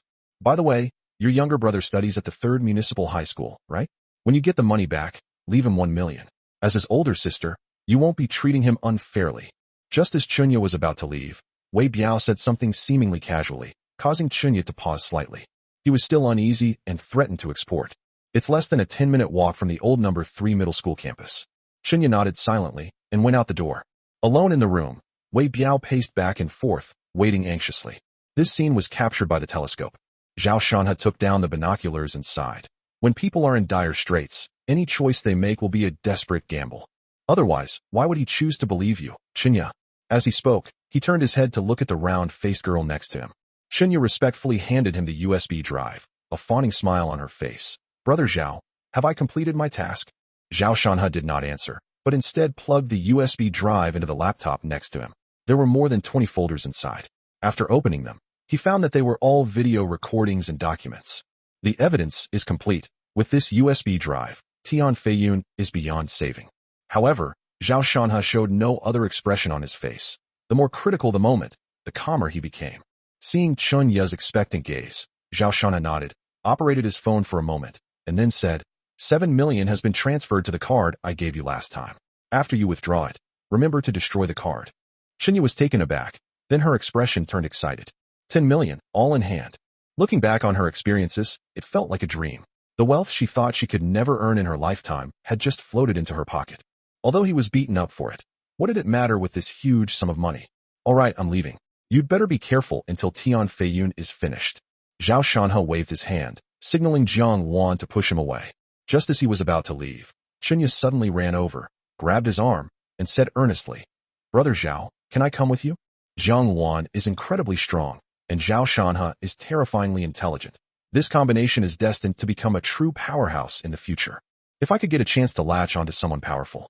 Chunya made this decision without much hesitation. It was entirely a subconscious thought. Zhao Shanhe was somewhat surprised. He turned his head to look at her and smiled faintly. "You want to do something for me?" Chunya nodded earnestly. Her expression one of sincerity Wei Biao had never seen before. However, Zhao Shanhe shook his head and said, "Now is not the right time. Go back to your boyfriend. I will contact you if needed." After saying that, he left without looking back, leaving Chunya standing there, feeling lost and dejected. After leaving the apartment building, Jiang Wan asked, "Actually, we could take her in. It wouldn't cost much, and this woman would have a special effect in many situations. Taking her in is no problem, but now is not the time. She still has a tribulation to overcome. When she comes back to me after she has passed her tribulation, I can arrange some things for her to do." Zhao Shanhe nodded and said, "You mean her boyfriend?" Jiang Wan guessed. Hee. Who knows, there might be a show to watch then." Zhao Shanhe smiled, his expression somewhat meaningful. The two got into the car and drove straight to the hospital. Tian Feiyun's surgery was half successful. What does half mean? It means that the tube has been reconnected, but it only has the function of urination. It cannot do anything else. In other words, he was ultimately ruined. However, this is only temporary. Once the bird has recovered sufficiently, a second surgery can be performed, giving it a chance to fully recover. Therefore, Tian Feiyun was not so desperate. At this moment, he was lying in the hospital bed with his lower body wrapped in gauze, looking extremely miserable. "Still haven't found those two? Are you all idiots?" Several men in suits in the ward lowered their heads and remained silent in the face of Tian Feiyun's roar. Tian Feiyun was panting heavily, full of anger, but he knew that getting angry wouldn't solve the problem, since even the police couldn't find Wei Biao and Chunya. Just then, the ward door was pushed open, and a stunningly beautiful woman pushed a wheelchair in. Tian Feiyun glanced at him, then glared at him. "Zhao Shanhe, what the hell are you doing here? Who told you to come? Get the hell out of here." Zhao Shanhe smiled gently. "Don't get excited. I'm here to check on you. Look, I even brought nutritional supplements, which will be of great help in your recovery after surgery." Tian Feiyun recognized the words. He immediately realized that these were the words he had said when he went to mock Zhao Shanhe that day. However, now the tables have turned, and he is facing a similar situation. "I'm afraid I'll disappoint you. I have a chance to recover, while you will spend the rest of your life in a wheelchair," Tian Feiyun said with a sneer. Zhao Shanhe sighed softly. "Let's not talk about these unhappy things. It's just a pity about the dreamy Watertown project. You know, I went to great lengths to arrange a meeting for you with that gentleman, but you two couldn't even meet. I'm really disappointed." This was also something Tian Feiyun regretted. Hearing this, he snorted and remained silent. Chapter 86. Tian Feiyun panicked.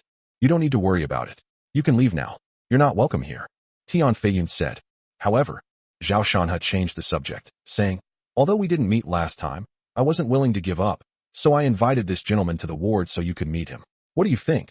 Tian Feiyun was stunned and looked at him in disbelief. Moreover, that gentleman even brought out the planning proposal for the dreamy Watertown, which shows his sincerity. "The proposal is right here with me. Take a look and see if you're satisfied." As Zhao Shanhe spoke, he took the laptop from Jiang Wan, opened the business plan for dreamy Watertown, and placed it in front of Tian Feiyun's hospital bed for him to look at. Tian Feiyun had no idea what he was up to, but she glanced at it subconsciously and was immediately drawn to the concept drawing, which was the design blueprint for the dream Watertown. It looked extremely beautiful, and even he longed for it. Before he knew it, he had a general understanding of the plan, and he was utterly shocked. I felt a renewed sense of admiration for the man. His thinking was boundless and unpredictable, like a gazelle hanging its horns without leaving a trace, yet it always managed to achieve extraordinary results. If this plan is implemented, he can almost be certain that dreamy Watertown will become a hit. Thinking of this, Tian Feiyun, ignoring the pain, sat up excitedly and asked, "That gentleman, where is he? I want to visit him. As long as he can help me, I will agree to any conditions." Zhao Shanhe leisurely picked up the laptop, a slight smile playing on his lips. "Isn't it right here?" Tian Feiyun looked around, then suddenly fixed his gaze on Zhao Shanhe's face. "You mean it's you? Doesn't it look like it?" Zhao Shanhe asked calmly. "Ha ha ha ha. Tian Feiyun laughed out loud and said disdainfully, "What do you think? If you're going to pretend, you should have someone else. Who do you think you are? A bookworm who lives off a woman. I don't know where you got this plan from. What are you pretending for?" Zhao Shanha raised an eyebrow, but remained silent. Hee. It's a pity you overdid it. I've roughly gone through the plan in my mind. Although I can't copy it entirely, it has given me a lot of inspiration. In other words, the operation of Dreamy Watertown can begin now. Zhao Shanha, thank you. Tian Feiyun smiled smugly, then picked up his phone to prepare to arrange company matters. But at that moment, Zhao Shanha suddenly pressed down on his phone and said, "Don't waste company resources. If you're going to use something, use the best solution to maximize profits." His actions completely enraged Tian Feiyun, whose face darkened visibly. "What are you doing? I have plenty of money. What's it to you?" After saying that, he flung Zhao Shanha's hand away. Zhao Shanha shook his head and said, "I certainly have no say in your money, but I cannot agree to your use of my company's resources." "You company? You mean Feiyun Construction?" Tian Feiyun looked bewildered. He understood every single word Zhao Shanha said, but when they were put together, he couldn't understand them. Zhao Shanha nodded affirmatively. Then, Tian Feiyun burst into laughter as if he had heard the biggest joke of the century. Cough cough ouch. Zhao Shanha, are you crazy? Or are you still half asleep? Otherwise, why would you start talking in your sleep? Su Liuli actually married you? She must be blind. Tian Feiyun pointed at Zhao Shanha and mocked him without restraint. Zhao Shanha wasn't angry. He took a document from Zhang Wan and said calmly, "This is the shareholding agreement. I will invest 200 million yuan to acquire 100% of Feiyun Construction's shares. Take a look and sign it if there are no problems." After saying that, he placed the agreement in front of Tian Feiyun. Seeing his very serious expression, Tian Feiyun couldn't help but yell, "Are you fucking crazy? Wanting to acquire Feiyun Construction for 200 million? What's wrong with you that makes you have such a fantasy?" "No, don't interrupt me." Zhao Shanha waved his hand to interrupt him, saying impatiently, "It's not an acquisition, it's an investment. I'm investing 200 million yuan in Feiyun Construction, taking 100% ownership. Do you understand?" "I understand your mom. This is even worse than before. It means that Tian Feiyun won't get a single penny." Tian Feiyun couldn't take it anymore and burst out cursing. "You want me to give you the company for free? Do you have the nerve to say that? Calling you crazy is too kind of you. You're just a daydreaming idiot, a hopeless moron." Zhao Shanha actually dared to set his sights on his company. He's asking for trouble and courting death. Tian Feiyun's face was gloomy, and a hint of ruthlessness appeared in his eyes. It seemed that breaking his 2 legs was not enough. He had to be taught a lesson he would never forget. His insults did not affect Zhao Shanha's emotions in any way. At that moment, he took out a USB drive from his pocket, plugged it into the laptop, and then turned it so that Tian Feiyun could see the files. Tian Feiyun was about to speak when he suddenly stopped. Zhao Shanha clicked on the first video, and his expression changed drastically, revealing obvious shock and panic in his eyes. "How could you possibly have this?" he said with difficulty, his voice hoarse. But Zhao Shanha ignored him and started playing videos one after another. As the video played, Tian Feiyun felt as if her throat had been pinched, and she couldn't utter a single word. His face grew paler and paler, and sweat poured down his forehead like rain. He couldn't take it anymore halfway through the video and growled, "Stop. Don't play it anymore. What are you trying to do?" Panic had taken over his entire being. He knew that if the documents inside were exposed, he would be completely finished and would have to work on a sewing machine for the rest of his life. It contains not only his underhanded dealings with competitors, but also the shady things he did. There is also a lot of evidence of bullying, including insults, abuse, kidnapping, and rape. It's fair to say he's done almost everything except murder. Now that the evidence was in Zhao Shanha's hands, he completely broke down. He roared, "Attack! Take it! Take it now!" Upon hearing his voice, the 4 men in suits who had been pretending not to exist in the ward suddenly sprang into action and surrounded Zhao Shanha. Zhang Wan moved lightly, turned around, and shielded Zhao Shanha behind her, her gaze calmly fixed on the men in suits. For Zhang Wan, dealing with these 4 men in suits would take no more than 30 seconds. "Are you sure you want to do this?" However, Zhao Shanha did not intend to make a move. He looked at Tian Feiyun and smiled gently. Looking into his eyes, Tian Feiyun's forehead was covered in more and more sweat. He was under unimaginable pressure at that moment. 10 seconds later, Tian Feiyun lowered his head dejectedly, waved his hand to signal the bodyguards to leave, and then gritted his teeth and said, "What exactly do you want to do?" Chapter 87 The Terrifying Zhao Shanha. Zhao Shanha pointed to the share transfer agreement in front of him and smiled faintly. "It's just investing in a company. Now I'm spending 200 million to buy 100% of your company's shares. That's not excessive, is it?" Tian Feiyun clenched his fists, his eyes red.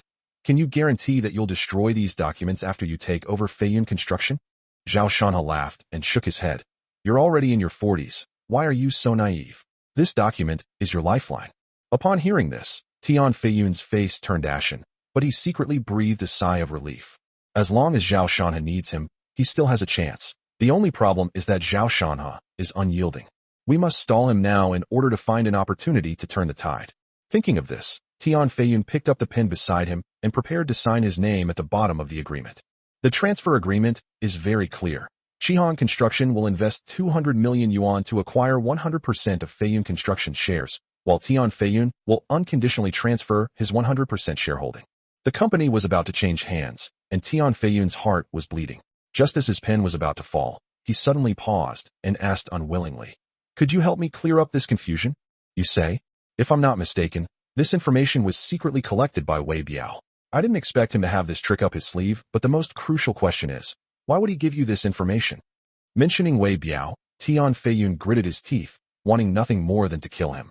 Zhao Shanhe laughed. Just like you, he had no choice. He had to make money and run away. After considering all the options, he finally thought of me. Damn it, more than 10 years of relationship. How it's all fucking bullshit. Tian Feiyun cursed, his eyes red. Zhao Shanhe chuckled lightly. Aren't you the same? In order to meet a master, you didn't hesitate to kick him aside. If Chunya hadn't exposed herself at the crucial moment, you would probably be smug right now. I had nothing but good things to do for him. I even felt guilty towards him, but I never expected him to sleep with my woman. Wait a minute. At this point, Tian Feiyun was startled, as if a thunderbolt had struck his mind. He seemed to have thought of something terrifying and asked incredulously, "How do you know that Chunya exposed herself?" He felt something was off about this. He was about to leave, so why did Chunya make a sound?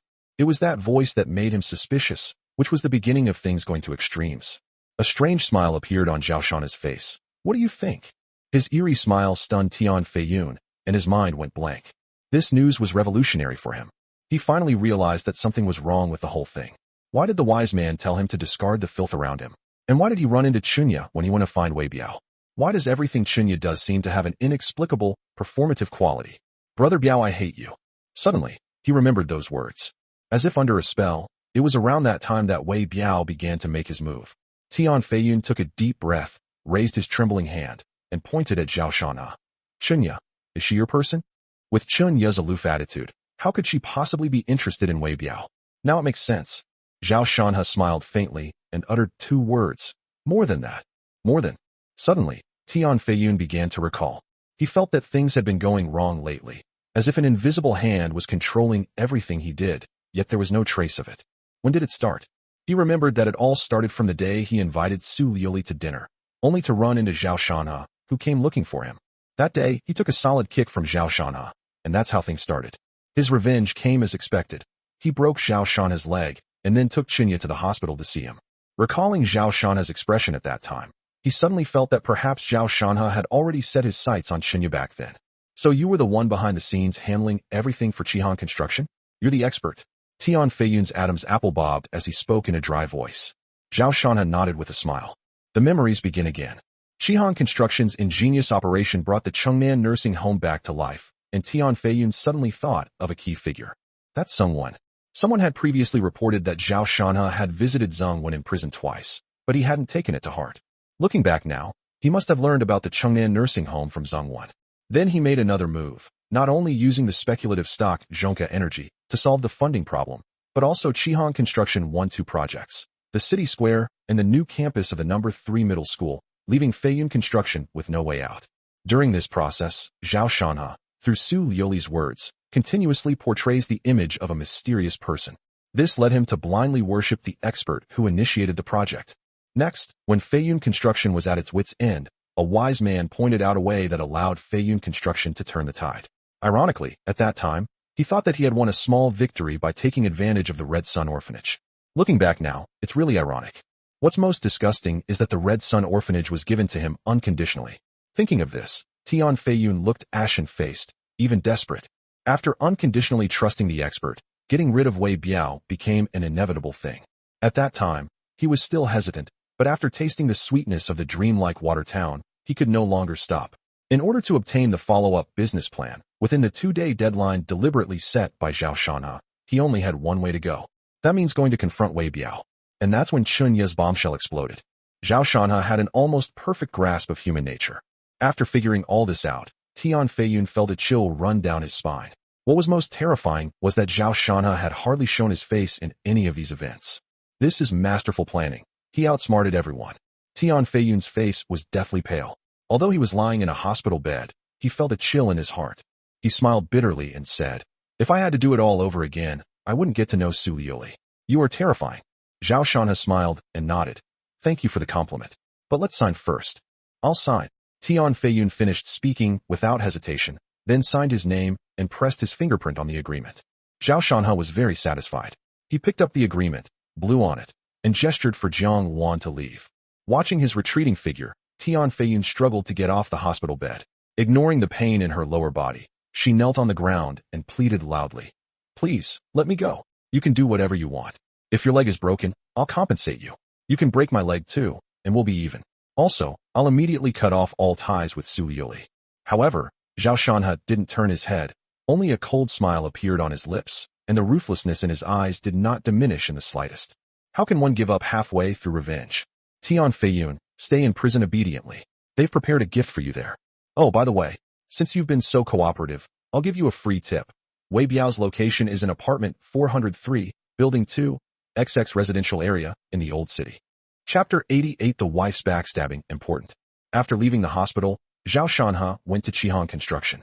When he handed the agreement to Lin Ruoshi, she could hardly believe her eyes.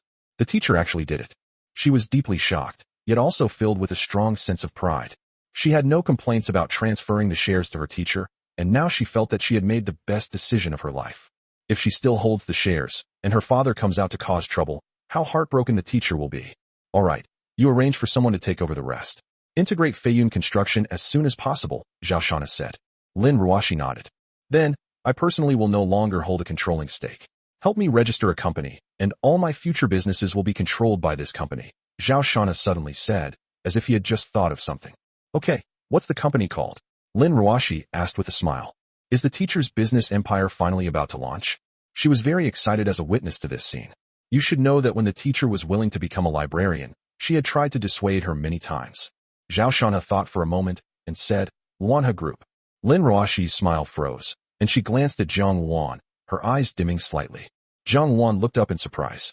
Zhao Shanha added, Shaolin, Qihang Construction and Feiyun Construction will merge to form the construction department, and you will always be the general manager of the construction department of the group, while holding 20% of the shares of Luanha Group. This was his promise. He wouldn't be stingy with anything for Xiaolin. Hearing this, Lin Ruoshi's expression softened somewhat, and she said, I don't want the shares. I'm happy to help you, teacher. However, at this point, she hesitated, her expression turning somewhat sad. Zhao Shanha was taken aback and asked, What's wrong? Lin Ruoshi sighed. I might need to leave for a while. My dad wants me to go back to Beijing. Her voice carried a sense of desolation. Zhao Shanha quickly realized that Lin Dayu didn't want Lin Ruoshi to play with him. So Zhao Shanha smiled and said, It's all right. You can arrange for a professional manager to take charge of the company's affairs. It's good for you to go back and see your father. I'm afraid you'll forget me. Lin Ruoshi's eyes were a little red as she looked at Zhao Shanha, her voice trembling. Zhao Shanha rolled his wheelchair forward, gently hugged her, and said, How could I? I could never forget Xiaolin. Besides, going back to Beijing isn't like disappearing. We can call each other anytime. That's right. Lin Ruoshi blushed slightly as she was hugged, but her mood improved considerably. She smiled and teased, Teacher, is this a farewell hug? That's not enough. I want a farewell kiss. You've gone too far. Zhao Shanha wasn't fooled and laughed as he scolded. After chatting for a while longer in the office and going over the details of registering the company again, Zhao Shanha left. At that moment, a notification popped up on my phone. Wei Biao, a wanted criminal in this city, was found at 4:29 p.m. today. He had been stabbed multiple times and was unconscious due to excessive blood loss. He is currently undergoing emergency treatment, and further updates are pending police notification. Upon seeing the notice, Zhao Shanha's lips curled into a slight smile. How could he possibly let Wei Biao go? He and Tian Feiyun were birds of a feather. He had guessed this outcome from the moment Wei Biao gave Tian Feiyun his address when he left the ward. I don't know who did it, but it was pretty ruthless. It should be Tian Feiyun's father, that ruthless man from Tiannan. After returning to the villa, Zhao Shanha called Zhuge Yang. The evidence he had regarding Tian Feiyun was a great contribution, as Zhuge Yang had helped him with Zheng Wen's matter, and this was a way of returning the favor. Zhuge Yang said he was on a mission. Zhao Shanha was on the phone and couldn't say much, so he just told him to come to the villa in Jinxiu Jiangshan the next day before hanging up. In other words, Tian Feiyun is doomed tomorrow. Zhao Shanha's good mood lasted until his wife returned. Su Liuli entered the room without even changing her shoes. She walked straight up to Zhao Shanha without saying a word, staring directly at him. The complexity in his gaze was indescribable. Surprise, astonishment, disappointment, anger. Seemingly unable to resist, she reached out and slapped Zhao Shanha on the face. It wasn't too hard, but it was definitely a slap in the face. Jiang Wan rushed over immediately, but Zhao Shanha grabbed her and hugged her around the waist, saying, "Sister Luan, don't worry about this, go inside first." Zhang Wan could easily break free if she wanted to, but she was unwilling and reluctant to be held by Zhao Shanha. After enjoying a moment of tenderness, she glared at Su Liuli with hatred before turning her gaze to Zhao Shanha's face. Seeing the serious look in his eyes, Jiang Luan felt deflated. She felt there was no point in communicating with the sycophant, so she pursed her lips and walked into the bedroom without saying a word. Su Liuli glared at Zhao Shanha with resentment. After Jiang Luan left, she gritted her teeth and said, "It was you. You did everything? You made up that expert, didn't you? You lied to me and schemed against me from beginning to end." Zhao Shanha touched his slapped cheek. His body didn't hurt, but his heart ached. Silence means consent. Su Liuli could no longer hold back and shouted, "Zhao Shanha, do you know that after Feiyun construction was completed, I had nothing left? The 80 million investment went down the drain, all because of the rotten things you did. It all benefited Lin Ruoshi. Now, I demand that you immediately get that agreement back from Lin Ruoshi, or else we will divorce." Seeing his wife lose her temper and shout those two words, Zhao Shanha's expression remained surprisingly calm. He had anticipated this scene, not only because Su Liuli's investment had come to nothing, but also because he had been using and scheming against her from beginning to end. "This is a difficult situation for anyone," Zhao Shanha said. "The agreement has already been sent to Lin Ruoshi. The legal department has taken over and is probably already liquidating Feiyun construction, so the agreement is definitely not going to be returned. As for the divorce, have you thought it through?" He once said that he would never stop his wife if she asked for a divorce. Hearing what he said, Su Liuli's eyes reddened. 80 million. That was almost all of her assets. Moreover, thinking about how her husband had been doing so much behind the scenes without saying a word all this time, she felt a chill run down her spine. What hurt her even more was that her husband remained so calm in the face of her impulsive request for divorce. She asked herself if she had wronged her husband financially, but he used such cruel methods on her just for his own selfish desires. It nearly bankrupted her overnight. "Fine. Very well. How can you hurt me like this? Doesn't your conscience hurt?" Su Liuli's eyes were already wet, filled with indescribable sorrow. When she heard about this series of events, her first thought was that this was definitely not something her honest husband would do. But the facts forced her to believe it. "I just did what I was supposed to do," Zhao Shanha said calmly. "Ah!" Su Liuli screamed and rushed forward, shoving him. Caught off guard, Zhao Shanha was pushed to the ground. Then Su Liuli straddled him, grabbing his neck with both hands. "Why are you doing this to me? Why are you doing this to me? Tell me." Zhao Shanha did not fight back.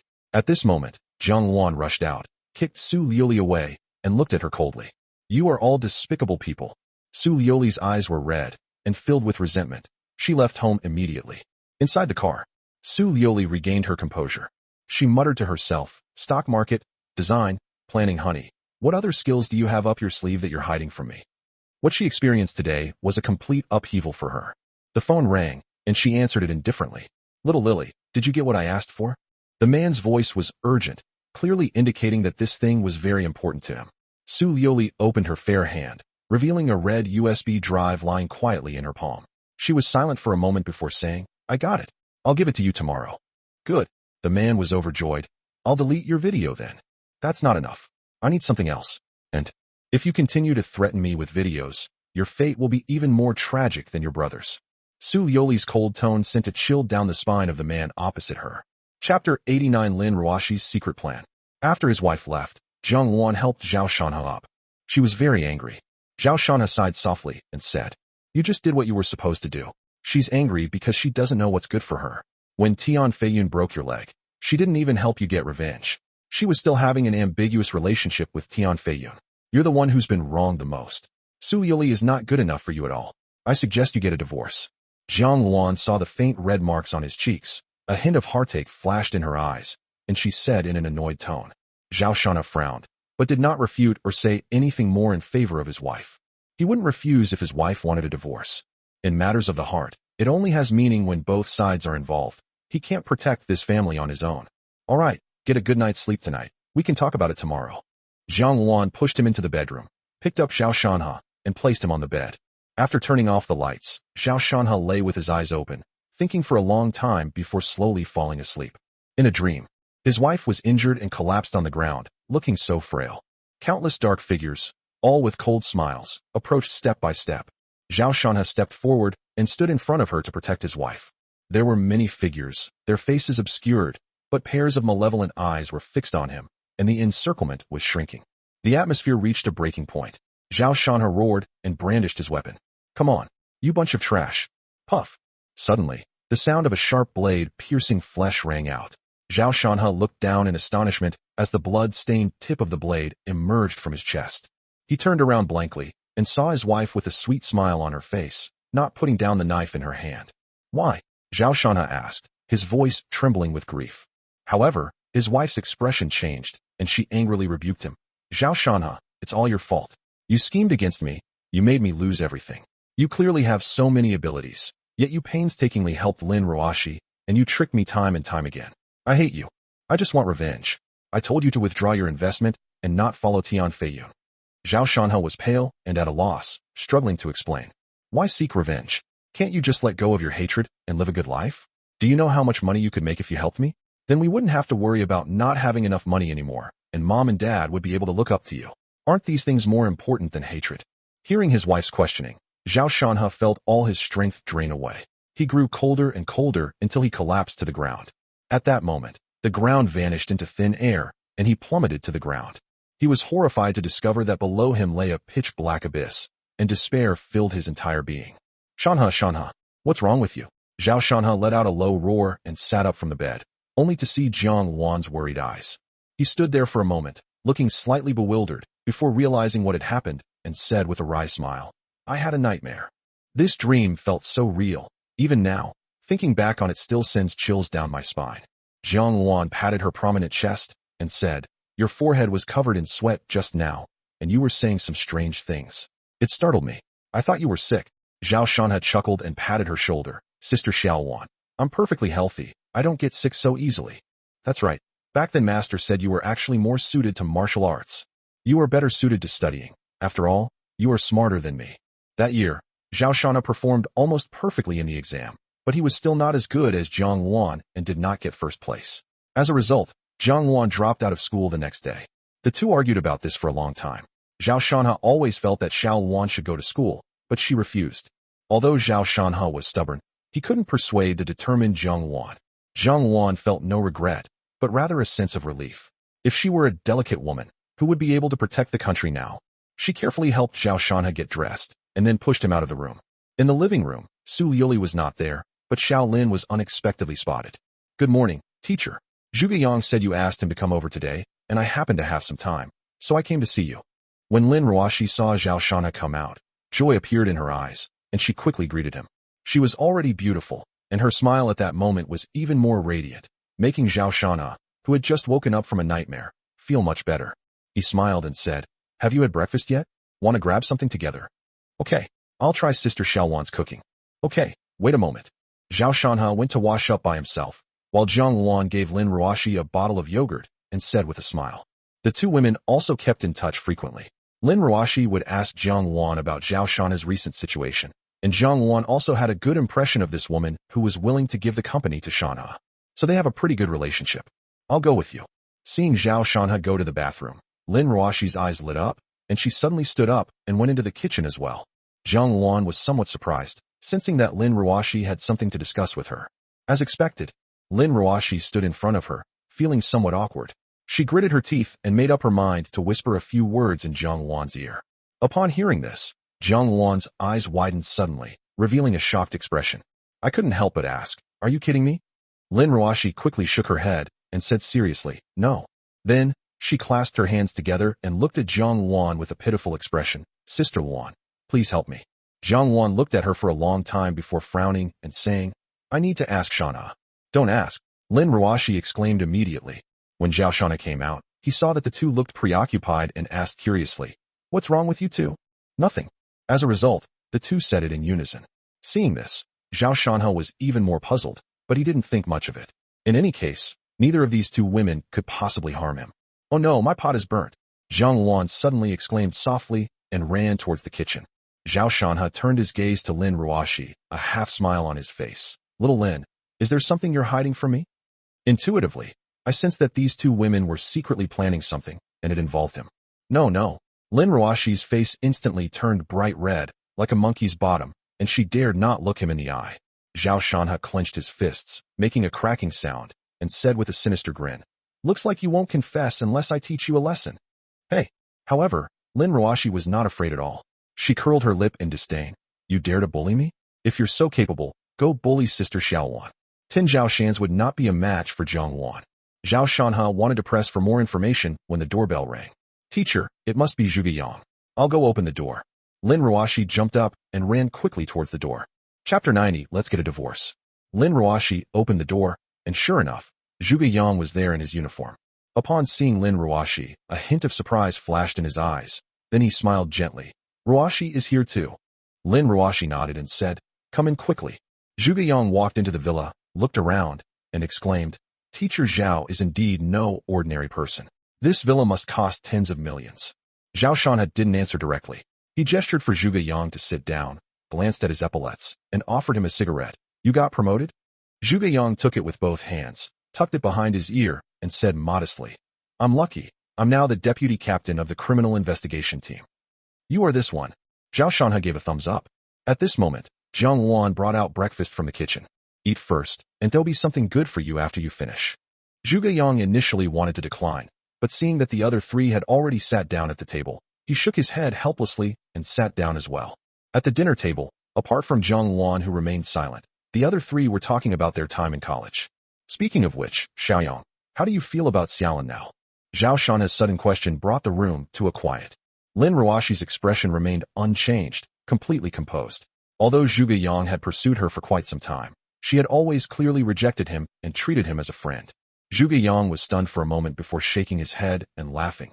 I'm getting married soon. What feelings could I possibly have? Lin Ruoxi asked in surprise. Married? Really? Zhuge Yang nodded. Yes, my wife loves me very much, and we've decided to get married next month. We hope you'll do us the honor of joining us for a meal then. No problem. Let me know in advance. I'll definitely go. Zhao Shanhe nodded. He quite liked Zhuge Yang. They are honest and upright in their conduct and actions. At this moment, Zhuge Yang looked at Lin Ruoxi again and said meaningfully, Ruoxi, you're not getting any younger. Haven't you given up yet? Lin Ruoxi's smile froze on her face. She glanced at Zhao Shanhe cautiously, her expression somewhat forlorn, and said, All right, why are you asking me this out of the blue? You should think more about the wedding. Have you taken the wedding photos yet? Seeing that she changed the subject, Zhuge Yang immediately knew what she was thinking and didn't ask any further questions. I sighed inwardly. Teacher Zhao is wonderful, but she's already taken. After they had eaten and drunk their fill, Zhao Shanhe asked directly, Zhuge Yang, do you know Tian Feiyun? When he suddenly mentioned this name, Zhuge Yang's expression brightened, knowing that the main event was about to begin. He immediately perked up and said, I know. He was stabbed, but yesterday, when the suspect Wei Biao was found, he had been stabbed multiple times and was still not out of danger. However, when he woke up in the middle of the night, he testified that the murderer was related to the Tian family, but there was no evidence. That's not what I'm talking about. Tian Feiyun has done a lot of things over the years. Haven't you received any reports about it?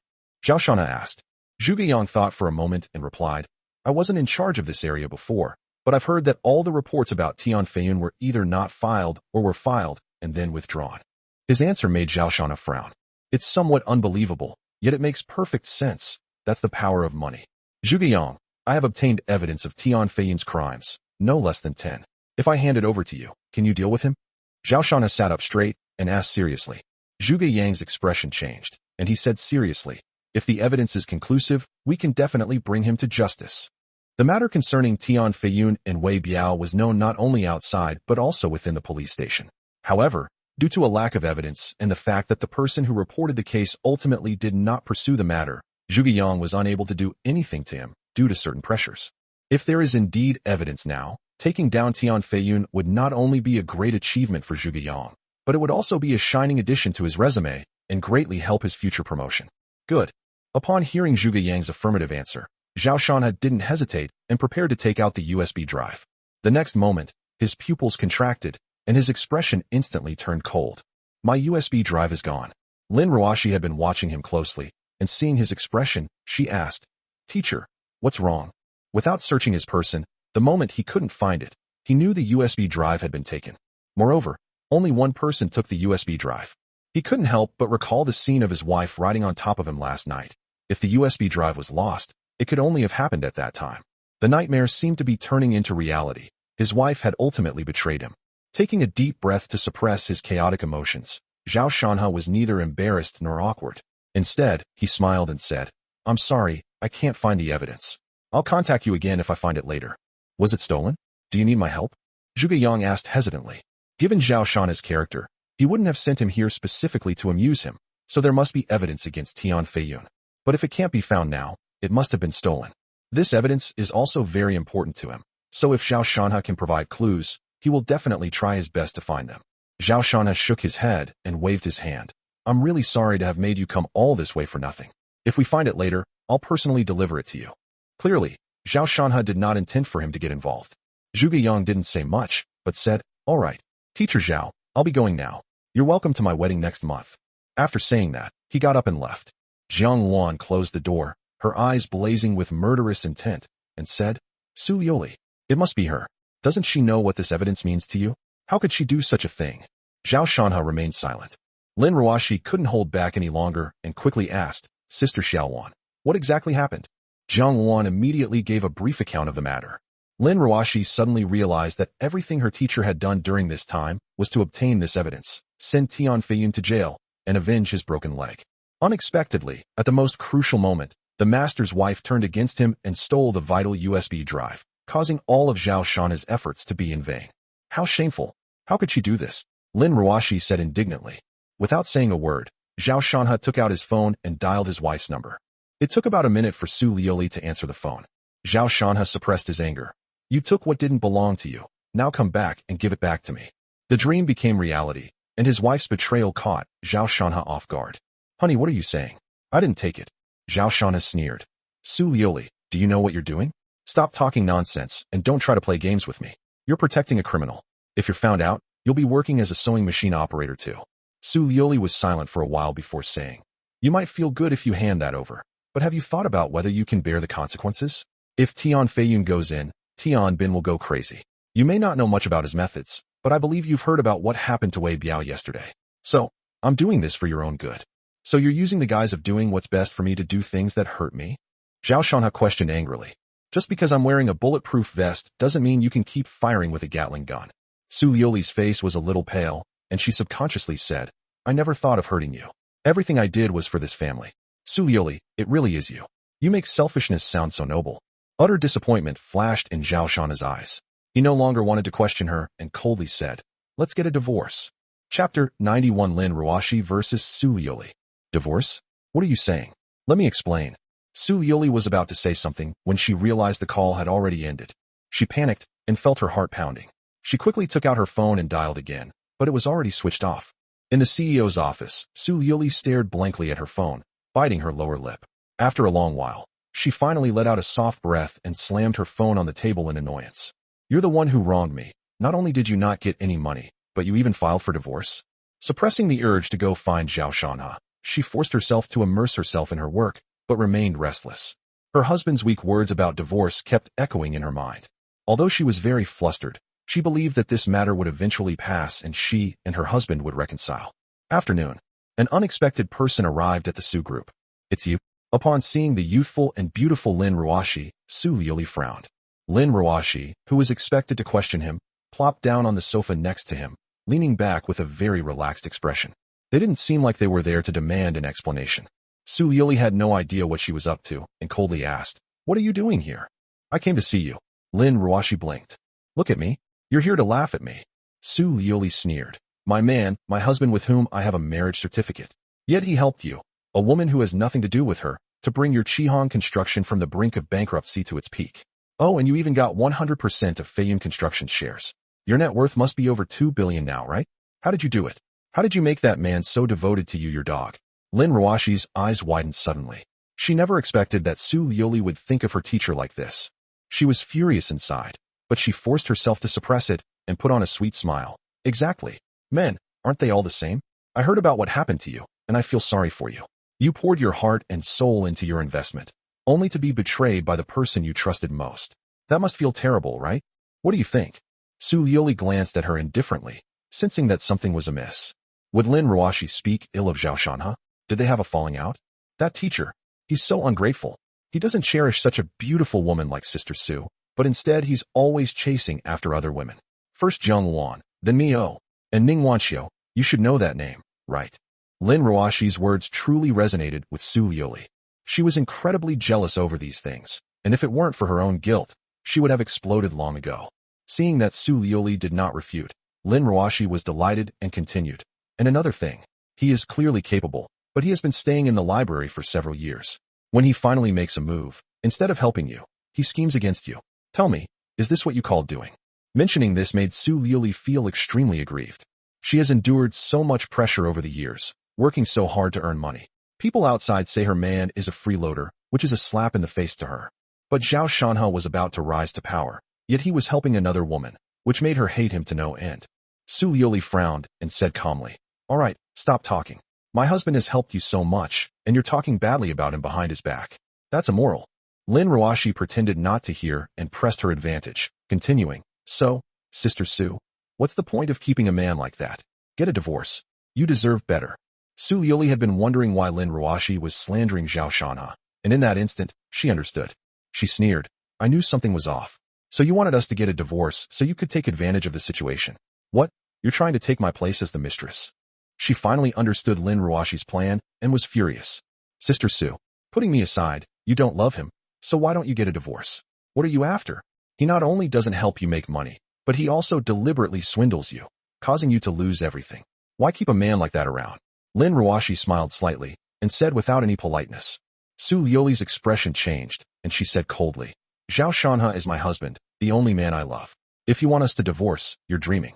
We will not divorce. Whether or not to get a divorce isn't up to you alone," Lin Ruoshi said calmly, no longer putting on an act. "It's ridiculous. Marriage is between two people. I love him, but he won't divorce me. The less someone loves you, the more they like to talk about love all the time. But I haven't seen how much you love him. Instead, you've hurt him time and time again." The argument between the two attracted the attention of others, and someone knocked on the office door. "President Su, what happened? Do you need any help?" "It's okay, don't bother me." Su Liuli asked the people outside to leave, using this opportunity to adjust her mindset so as not to be led by the nose by Lin Ruoshi. Then, she smiled faintly. "First of all, anything between my husband and me has nothing to do with you. Secondly, I know you like him and want to be the other woman, but have you thought about it? Even if I divorce him, do you think it would be your turn? You must know how important his mistress is to him, right? Of course, I'm just giving an example. I will not divorce my husband." When it comes to Zheng Luan, Lin Ruoshi has to admit that she really can't beat her. However, she also knew that Zheng Luan was not her enemy, because... "Su Liuli, do you want to hear what you're saying? You keep saying you don't want to divorce your teacher, yet everything you do is pushing him to the brink. Is this how you show your love? You've been involved with so many people, you may love some man, but it's definitely not your teacher," Lin Ruoshi said bluntly. Su Liuli's pupils contracted, her face turning frosty. "Lin Ruoshi, do you really think I have no temper? You can do it, but you can't let people talk about it? There are so many rumors, some of them must be true, you can't hide it from them." Lin Ruoshi was not afraid at all, looking directly at her. "It's just a rumor. You can't understand it because you're ugly. You..." Lin Ruoshi was furious. In terms of looks, only Zheng Luan and Su Liuli were comparable. She was also a university beauty, but she was still a notch below. "All right, enough nonsense, just state your purpose." Su Liuli tapped the table with her index finger and looked up at her. "Okay, where's the teacher's thing? Give it back to him." "Oh, so that's why you came here." Su Liuli was not surprised. She had already guessed it. "That's none of your business. Do you know how much he's done for this? Do you want him to fail at the last hurdle? Don't worry about it. My husband will understand. You'll regret it if you don't return the USB drive to him." "Regret? Won't he regret what he did? What if you get married and your husband teams up with someone else to ruin you, almost bankrupting you? Won't you be furious? Forget about a USB drive. You'd probably want to kill him. I did nothing wrong. I tricked him this time, so we're even." Chapter 92 Divorce Agreement. "So, do you think this evens things out?" Lin Ruoshi's gaze was fixed on Su Liuli with a strange expression. Su Liuli frowned. "What are you trying to say? You forced two unequal things to be equal." Lin Ruashi gently shook her head. If teacher were my husband, and his leg was broken, I would do anything to avenge him, even if it meant going bankrupt. You. When Lin Ruashi mentioned Zhao Shana's legs, Su Liuli frowned. This was the last thing she wanted to face. Her face was a little pale as she explained, these are two different things. Shana's leg is named Zhongwan. Stop deceiving yourself. Lin Ruashi ignored the interruption and asked directly, you haven't seen that USB drive, have you? Without waiting for Su Liuli to speak, Lin Ruashi took out her phone and played the recording that Zhao Shana had forwarded. How could that be? You make the arrangements, cripple both his legs first, then with one of him disabled, I'll steal his woman, I'll make him wish he were dead. When Tian Feiyun uttered those words, Su Liuli's expression completely changed. All the pretense, all the self-deception, were torn apart and vanished in that instant. Because of you, the teacher and Tian Feiyun had a conflict, and Tian Feiyun was the culprit who broke the teacher's legs. But you clearly know. Su Liuli looked flustered. I don't know. Lin Ruashi sneered. Do you even believe that yourself? Su Liuli fell silent. Lin Ruashi continued. For the sake of so-called benefits, you not only failed to avenge your teacher, but also maintained an ambiguous relationship with this murderer. You are capable of betraying everything for profit. That's your true nature. That's why your teacher came to me, because he wanted revenge. Even though you treated him this way, your teacher never actively targeted you. It's just that because your interests are intertwined with Tian Feiyun's, your fate was sealed. Do you understand? Su Liuli suddenly raised her head. You're wrong. I didn't betray him for personal gain. I made the best choice after everything happened. The best option is to stay with him and bring the murderer to justice. Lin Ruashi said, without hesitation. Su Liuli had no way to refute it. All right, let's leave that matter aside for now. What about now? The thing our teacher finally obtained was the key to his revenge, yet you betrayed him and dealt him a fatal blow. Do you deserve to be a wife? Su Liuli, do you even know what kind of behavior you've committed? It's betrayal. You completely and utterly betrayed him. Su Liuli gritted her teeth and said, I did not betray him. Tian Feiyun's father, Tian Bin, is not an ordinary person. We cannot afford to offend him. It's better to avoid trouble. Upon hearing this, Lin Ruashi's eyes immediately reddened. She roared, what about the teacher's two legs? What about the teacher never being able to stand up again? Do you know what this kind of ending means for a man? If your leg were broken and you were confined to a wheelchair for the rest of your life, and you could still so magnanimously say you'd give up revenge, then I'd agree with you. But ultimately, it's not you who suffers, it's your teacher. What right do you have to make decisions for him? Is hurting the person who loves you most in the cruelest way your way of showing love? Actually, I'm glad you made this choice. It's impossible for your teacher to be with you anymore, and your marriage should end. Having shouted these words, Lin Ruashi could no longer stay. Looking at the stunned Su Liuli, she laughed disdainfully. Pathetic and pathetic. I'm not talking about the teacher, but about you. After saying that, she walked straight out of the office. Su Liuli sat blankly in the chair, remaining motionless for a long time. She was completely lost and confused. Was my husband serious when he brought up divorce this time? She mentioned divorce yesterday, but it was just something said in the heat of the moment and shouldn't be taken seriously. In fact, when she slammed the door and left, she completely forgot about that idea. By the same token, she believes that her husband's decision to file for divorce today is likely due to a similar situation. It was an impulsive act. Once you understand it, the matter will be over. It was evening. In the living room, Zhao Shana sat in his wheelchair, lost in thought. After dinner, he sat there, and he's been doing that for quite some time now. Jiang Wan walked over worriedly. Shanha, are you all right? Zhao Shanha looked at her, a smile playing on his lips. Of course I'm fine. I was just thinking about something and got a little lost in thought. Are you really sure? Jiang Wan suddenly asked. Zhao Shana understood what she meant. She was asking him if he wanted to divorce Su Liuli. Do you support my divorce? Zhao Shana nodded. Jiang Wan nodded. I support whatever decision you make. Zhao Shanha then asked, after my divorce, who should I marry? I'm almost 30, and it won't be easy for me to have children then. After a man turns 30, his body begins to decline, and the quality of his sperm also starts to decrease. Therefore, the best age for men to have children is under 30. The same applies to women. Without hesitation, Jiang Wan replied, both Ning Wanxiu and Lin Ruashi are fine, but Lin Ruashi is more suitable. She treats you very well. Zhao Shana chuckled. There's another person, why don't you mention him? Jiang Wan was stunned for a moment, and her face immediately turned bright red. There's another person, of course, it's herself. Her heart pounded, and her cheeks flushed. She lowered her head and whispered, we'll talk about it after you get a divorce. Zhao Shanha stopped smiling and teasing her, and instead contacted a lawyer to begin drafting the divorce agreement. This time, he was truly disappointed in his wife. No, It should be called despair, starting from the moment his wife betrayed him. Just then, his phone rang. It was an unfamiliar number. Zhao Shanha answered. This is Zhao Shanha, please speak. Brother Zhao, how come Tian Feiyun is still alright? I'm a little scared of Wei Biao's condition. A cautious, timid voice came from the other end of the line. Zhao Shanha chuckled. Something unexpected happened, but I'll take care of it soon. Really? But I'm so scared right now. Can you come and stay with me? Zhao Shanha frowned and comforted her. Don't worry. Things will be resolved soon. Have your boyfriend go with you. I don't dare to contact him.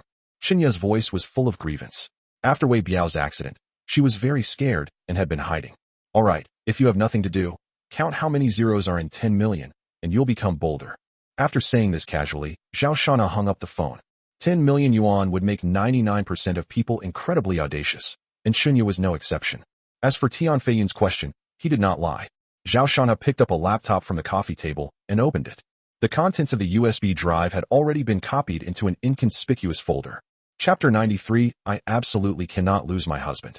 No matter what happens, time will not stand still, and the sun will rise as usual. Su Lioli, sporting dark circles under her eyes, sat in her office processing documents. Ever since Lin Ruoxi left yesterday, she has been absent-minded. I want to contact Zhao Shanha, but I don't know what to say. Admit your mistake and apologize to him? This isn't like her at all. I didn't go home that night, nor did I go to my parents' place. Instead, I slept in the break room in the office. I barely slept all night, which resulted in me waking up with huge dark circles under my eyes. Just then, that person called again, and Su Lioli answered. What do you mean? You said you'd give me the things yesterday, but you haven't brought them over yet. The moment the call connected, you could immediately sense the other person's anger. They were clearly furious that Su Lioli had stood them up. Su Lioli frowned and said, I'm considering it. Have you thought it over yet? I've already said I agree to your conditions. Su Lioli's eyes lit up. Not only could he delete her video, but he also agreed to such a harsh condition? Thinking of this, she could hardly contain herself and immediately wanted to agree to send him the USB drive. But the next second, Lin Ruoxi's words from yesterday kept replaying in her mind, making her hesitate. Hey, what do you mean? Say something. The voice on the other end was already impatient. Su Lioli said calmly, I need to think about it. I'll give you an answer later. Then she hung up the phone. Thinking about it. She was conflicted. After all, what the other party promised to give was something she could only dream of. She thought about it for a full half hour, but still didn't want to let this opportunity slip by. As for my husband, I'll go back and apologize properly later. He's not heartless. If he loves me, he'll definitely forgive me. Having made her decision, she was about to dial the number when someone knocked on the door. It was her assistant. Mr. Su, the front desk called and someone wants to see you. Who is it? Su Lioli asked. The assistant hesitated for a moment, then stammered. It's a lawyer. A chill seemed to spread from her spine throughout her body. A terrible thought appeared in Su Lioli's mind. Her fingers trembled slightly, but she forced herself to remain calm. Let him come up. At that moment, she no longer had the heart to make that call. Shortly after, there was another knock on the office door. Please come in. The door was pushed open, and a middle-aged man in a blue suit walked into the office carrying a stack of documents. The moment he saw Su Lioli, a flash of amazement crossed his eyes, and he went straight to the point. Hello, Ms. Su. My surname is Li. I'm here on behalf of Mr. Zhao Shanha to handle matters related to your divorce. Divorce? It really is a divorce. Attorney Li's words shattered all of Su Lioli's illusions. Mr. Su, take a look. This is the divorce agreement drafted by Mr. Zhao. If you have any requests, please feel free to make them. Attorney Li took out an A4 sheet of paper from the documents, placed it on the desk, and pushed it over. Startled, Su Lioli grabbed the divorce papers in front of her, tore them to shreds without even glancing at them, her voice almost hysterical. What does he mean? Is he forcing me? He wants a divorce? I don't agree. Attorney Li's expression remained unchanged. He took out another document and said, Ms. Su, if I may be frank, when things have escalated to this point, it means that there is no longer any possibility of reconciliation. It would be better to calmly discuss and come up with a solution that satisfies both parties. Otherwise, the next step will be to file for divorce in court. No, he won't file for divorce, Su Lioli murmured softly. Attorney Li shook his head. Mr. Zhao has already guessed your reaction, so he has entrusted me with full authority. If Ms. Su does not agree to the divorce, I will formally file a lawsuit in 2 days. What? At this moment, Su Lioli was completely panicked. From filing for divorce, to hiring a lawyer, and then filing for divorce. Zhao Shanha is determined. His refusal to appear in person indicates that there is no room for compromise. Did he say anything else? Su Lioli's voice was lifeless, as if all her strength had been drained away. Attorney Li shook his head. Mr. Zhao's goal is very clear. As long as I give him a result, Su Liuli's expression became uneasy. Without realizing it, she opened the drawer, where a red USB drive lay quietly. She wondered, am I really wrong? When she made this move, she had imagined that Zhao Shanhe would be very angry, but she never expected such a decisive divorce. In that case, what's the point of hiding so many things? What's the point of making so much money? My husband is gone. The thought of life after the divorce was like a piercing pain, and Su Liuli felt a chill run down her spine. Faces flashed through her mind, finally settling on Zhao Shanhe's face. Only he can bring me true happiness and warmth. No, I absolutely cannot get a divorce. I cannot lose my husband. After a long while, Su Liuli came to her senses, looked at Lawyer Li in front of her, and forced a smile. Lawyer Li, let's put the divorce on hold for now. I'll talk to my husband and ask him to cancel the engagement. She already knew what to do. If she made the wrong choice again, she would have no chance to make amends. Attorney Li didn't understand her thinking and said sincerely, Miss Su, I've spoken with Mr. Zhao, and he's not the kind of person who changes his mind easily. I don't think that even if you talk to him, you won't get the result you want in the end. No, you're wrong. There are feelings between us, so anything is possible. Su Liuli interrupted him without room for argument. Excuse my bluntness, but your relationship has broken down. In fact, this is the reason Mr. Zhao filed for divorce 2 days later. Attorney Li replied calmly. He has handled many divorce cases. Apart from the fact that the clients have unique good looks, their reactions are not unexpected. He has targeted his words accordingly. Su Liuli smiled gently. Attorney Li, to be honest, even we ourselves can't define our relationship. How can he say that our relationship has broken down?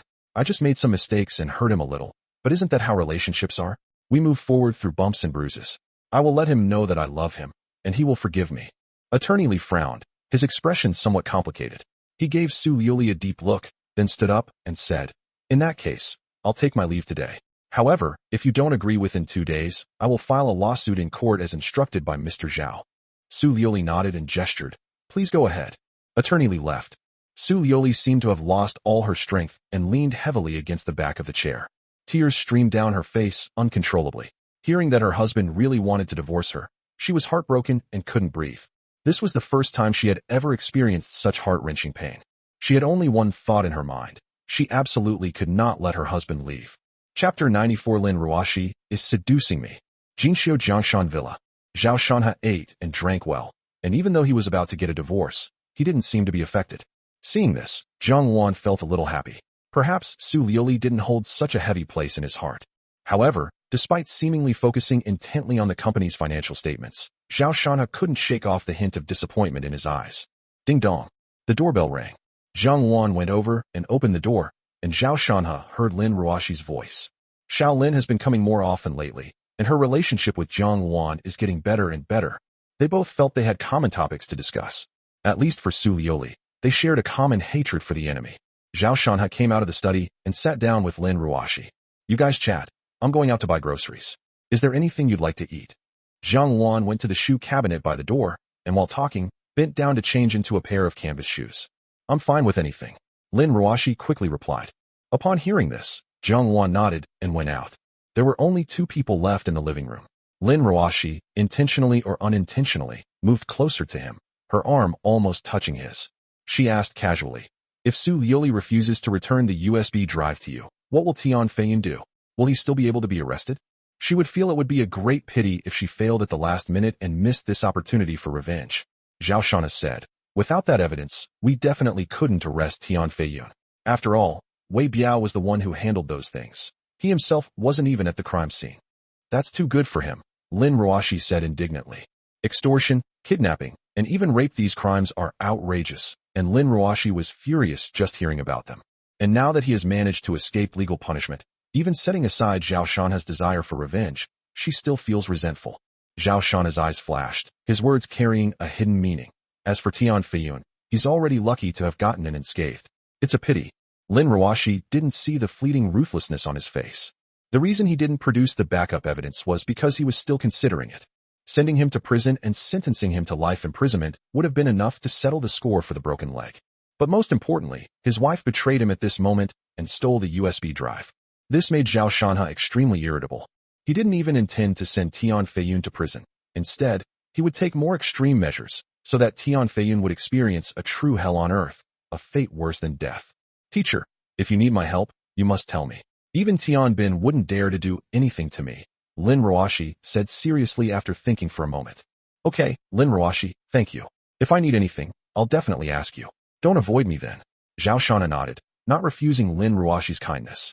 Upon hearing this, Lin Ruoshi smiled happily and took the opportunity to pat Zhao Shana's thigh. Hey, Shaolin, you're taking advantage of me. Zhao Shana exclaimed. Really? I didn't mean to. Why don't you touch me back? Lin Ruoshi licked her lips, stretched out her long legs, and said slyly. Zhao Shana's heart skipped a beat. Lin Ruoshi was wearing a skirt, and with her movements, her jade-like calves and half of her thighs were revealed, which was extremely alluring. The straight, jade-like legs in front of me were smooth, tender, and perfectly fleshy, truly exquisite. She's seducing me. Zhao Shana inwardly cried out, but dared not act rashly. After casually deflecting the attack, he chuckled and brought up the professional topic. Little Lin, stop fooling around. What will your dad ask you to do after you return to Beijing? Lin Ruoshi pouted and said, How would I know? He's gone crazy. My brother is there. Why would he want me to go back? Anyway, there's something I'm curious about. You say? You said your teacher's wife was so career-oriented. Why didn't you help her back then? Upon hearing this question, Zhao Shanha paused for a moment before smiling wryly and saying, Back then, I was quite young and thought that someone had to stay home to take care of the family, so I chose a relatively easy job. The most crucial issue is that my values are different from hers and her family's. The Su Group is a family business, and I'm always an outsider. They don't trust me. I understand. The teacher's mind is on her family and she has no intention of starting a business. Lin Ruoshi nodded. Zhao Shana said yes. Including this time, I didn't actually plan to make a lot of money. My initial idea was to get revenge and help you out while I was at it. Lin Ruoshi chimed in. But I never expected that you would become a billionaire. Zhao Shana laughed. To be precise, he's a billionaire. The merged Luanhe construction was valued at over 2 billion yuan, and he held 99% of the shares, making him a true billionaire. After the divorce, once Su Liuli knows your net worth, what do you think she will think? Lin Ruoshi knew that Su Liuli had been kept in the dark about the teacher's worth, so she asked. Zhao Shanha said, She will only feel ashamed because Qihong construction was transferred to me unconditionally, something she cannot do. Moreover, I will give her dreamy water town and will not treat her unfairly. Out of consideration for the relationship they've built over the years, he will give away the dreamy water town. It's already written into the divorce agreement. It's worth 1 billion. Given his wife's money-grubbing nature, she'll definitely sign off on it. Even if he doesn't sign, it's no use. Zhao Shanha has made up his mind this time. He's a stubborn mule, and no one can change his mind. Appreciation appeared in Lin Ruoshi's eyes. This is the teacher's true character, ruthless towards enemies, yet deeply sentimental. Although many times, he acts like a lapdog. At this moment, Zhao Shanha sighed again. Actually, Su Liuli isn't that bad. What she does is hard for ordinary people to understand, but from her own value perspective, it's not wrong. Putting myself in her shoes, if I were schemed against by her and another man, I might have done even worse than her. Hearing the teacher say this, Lin Ruoshi frowned. Don't try to speak up for her. Putting everything else aside, I will never forgive her for stealing the USB drive. Sai, what can I do? She's my wife. Zhao Shan's tone was filled with helplessness and heartache. Lin Ruoshi sensed the teacher's affection for her and felt resentful. Su Liuli, what have you done to deserve such love from your teacher? You don't deserve it at all, she said excitedly. Teacher, do you know that I've always liked you? I want to be with you. Zhao Shanha is not stupid at all. On the contrary, he is quite clever. How could he not see it? He glanced at Lin Ruoshi gently and said, Of course I know. Lin Ruoshi became even more agitated. She grabbed Zhao Shanha's hand, her eyes reddening, and asked, Why can't you like me? Her gaze was fiery and intense, and Zhao Shanha, unable to resist, looked away. Seeing that the teacher didn't speak, Lin Ruoshi became stubborn and suddenly sat on his lap, cupped his cheeks, and asked, Teacher, have you ever liked me, even just a little bit? Chapter 95 Lin Ruoshi's plea. She forced herself to meet Zhao Shanha's gaze, her eyes stubborn and unwavering. Looking at the beautiful young face before him, Zhao Shanha replied, seemingly unrelated to the question, Do you think I'm good enough? Without hesitation, Lin Ruoshi replied, Of course my teacher is loyal, kind, and beautiful. Sigh, but I'm disabled. I'll never be able to stand up again. If you really stay with me, you'll regret it sooner or later. Hearing this, Lin Ruoshi laughed instead, touching his lips with her jade-like finger to interrupt him. I don't care at all what you said, teacher, because you are too perfect, and I am not worthy of you. Only now can I take care of you, and only now do I dare to love you. Zhao Shana shook his head. Things aren't as simple as you think. You know Su Liuli, her family is very wealthy, so she's arrogant and has always looked down on me. Ever since I broke my leg, she's been even more disgusted with me. Your family is far superior to the Su family. If I were to be with you, the first people to object would be your family. They wouldn't let you marry a divorced disabled person, and you would face endless pressure. Teacher, you're wrong. The predicament you're facing right now is entirely due to Su Liuli's inaction. She's trying to smooth things over and doesn't respect you. But I'm different from her. If you're with me, I'll face anything with you because I know I'll be happy, so no one can shake my resolve. The firmness in Lin Ruashi's tone moved Zhao Shanha. He was a normal man, and not heartless. He couldn't remain indifferent to Xiaolin's sincere feelings. Every word I say is spoken with utmost seriousness. Lin Ruashi added. Zhao Shanha silently turned his head away, unsure how to respond to such intense emotions. I owe so much an emotional debt that I can't repay it. Look at you, you coward. Lin Ruashi had no choice but to change her approach. She couldn't press the issue any further, so she rolled her eyes and tried a different method. She was delicate and frail, her breath sweet as orchids as she whispered in Zhao Shanha's ear, and her fingers began to wander slightly. Zhao Shanha's expression changed, and he immediately thought of a solution. He reached out and tickled her armpit, which made Lin Ruashi giggle. Ouch! Ha ha, teacher, stop tickling me, it tickles. He he he. Lin Ruashi laughed and kept dodging. Zhao Shanha said sternly, do you dare to act up again? I won't do it again. I won't do it again. Please forgive me, teacher. Lin Ruashi quickly begged for mercy, and Zhao Shanha then put her aside. The teacher is such a coward, Lin Ruashi pouted. Zhao Shanha was extremely helpless. It would be a lie to say he wasn't tempted, but since they weren't divorced yet, he had his own moral bottom line. He could not make any promises to Kobayashi. It's a pity I have difficulty walking, otherwise I would have run to my room long ago. Lin Ruashi noticed his embarrassment and was quite satisfied with Zhao Shanha's reaction. She smiled slyly and said, Teacher, I'll go check on the kitchen. After saying that, she got up and walked to the kitchen. Zhao Shanha let out a long breath, and the burning passion in his heart slowly cooled down. In the kitchen, Lin Ruashi blushed again, seemingly lost in thought. What are you thinking about? She complained about herself, opened the refrigerator, and found there were still many vegetables inside. She tried to work on it, only to find that she wasn't cut out for it at all. 5 minutes later, she muttered to herself in frustration, who says cooking is easy? I can't even handle vegetables properly. Her beautiful face suddenly turned worried. I won't be able to cook, and the teacher will definitely dislike me. No, I can't let him dislike me.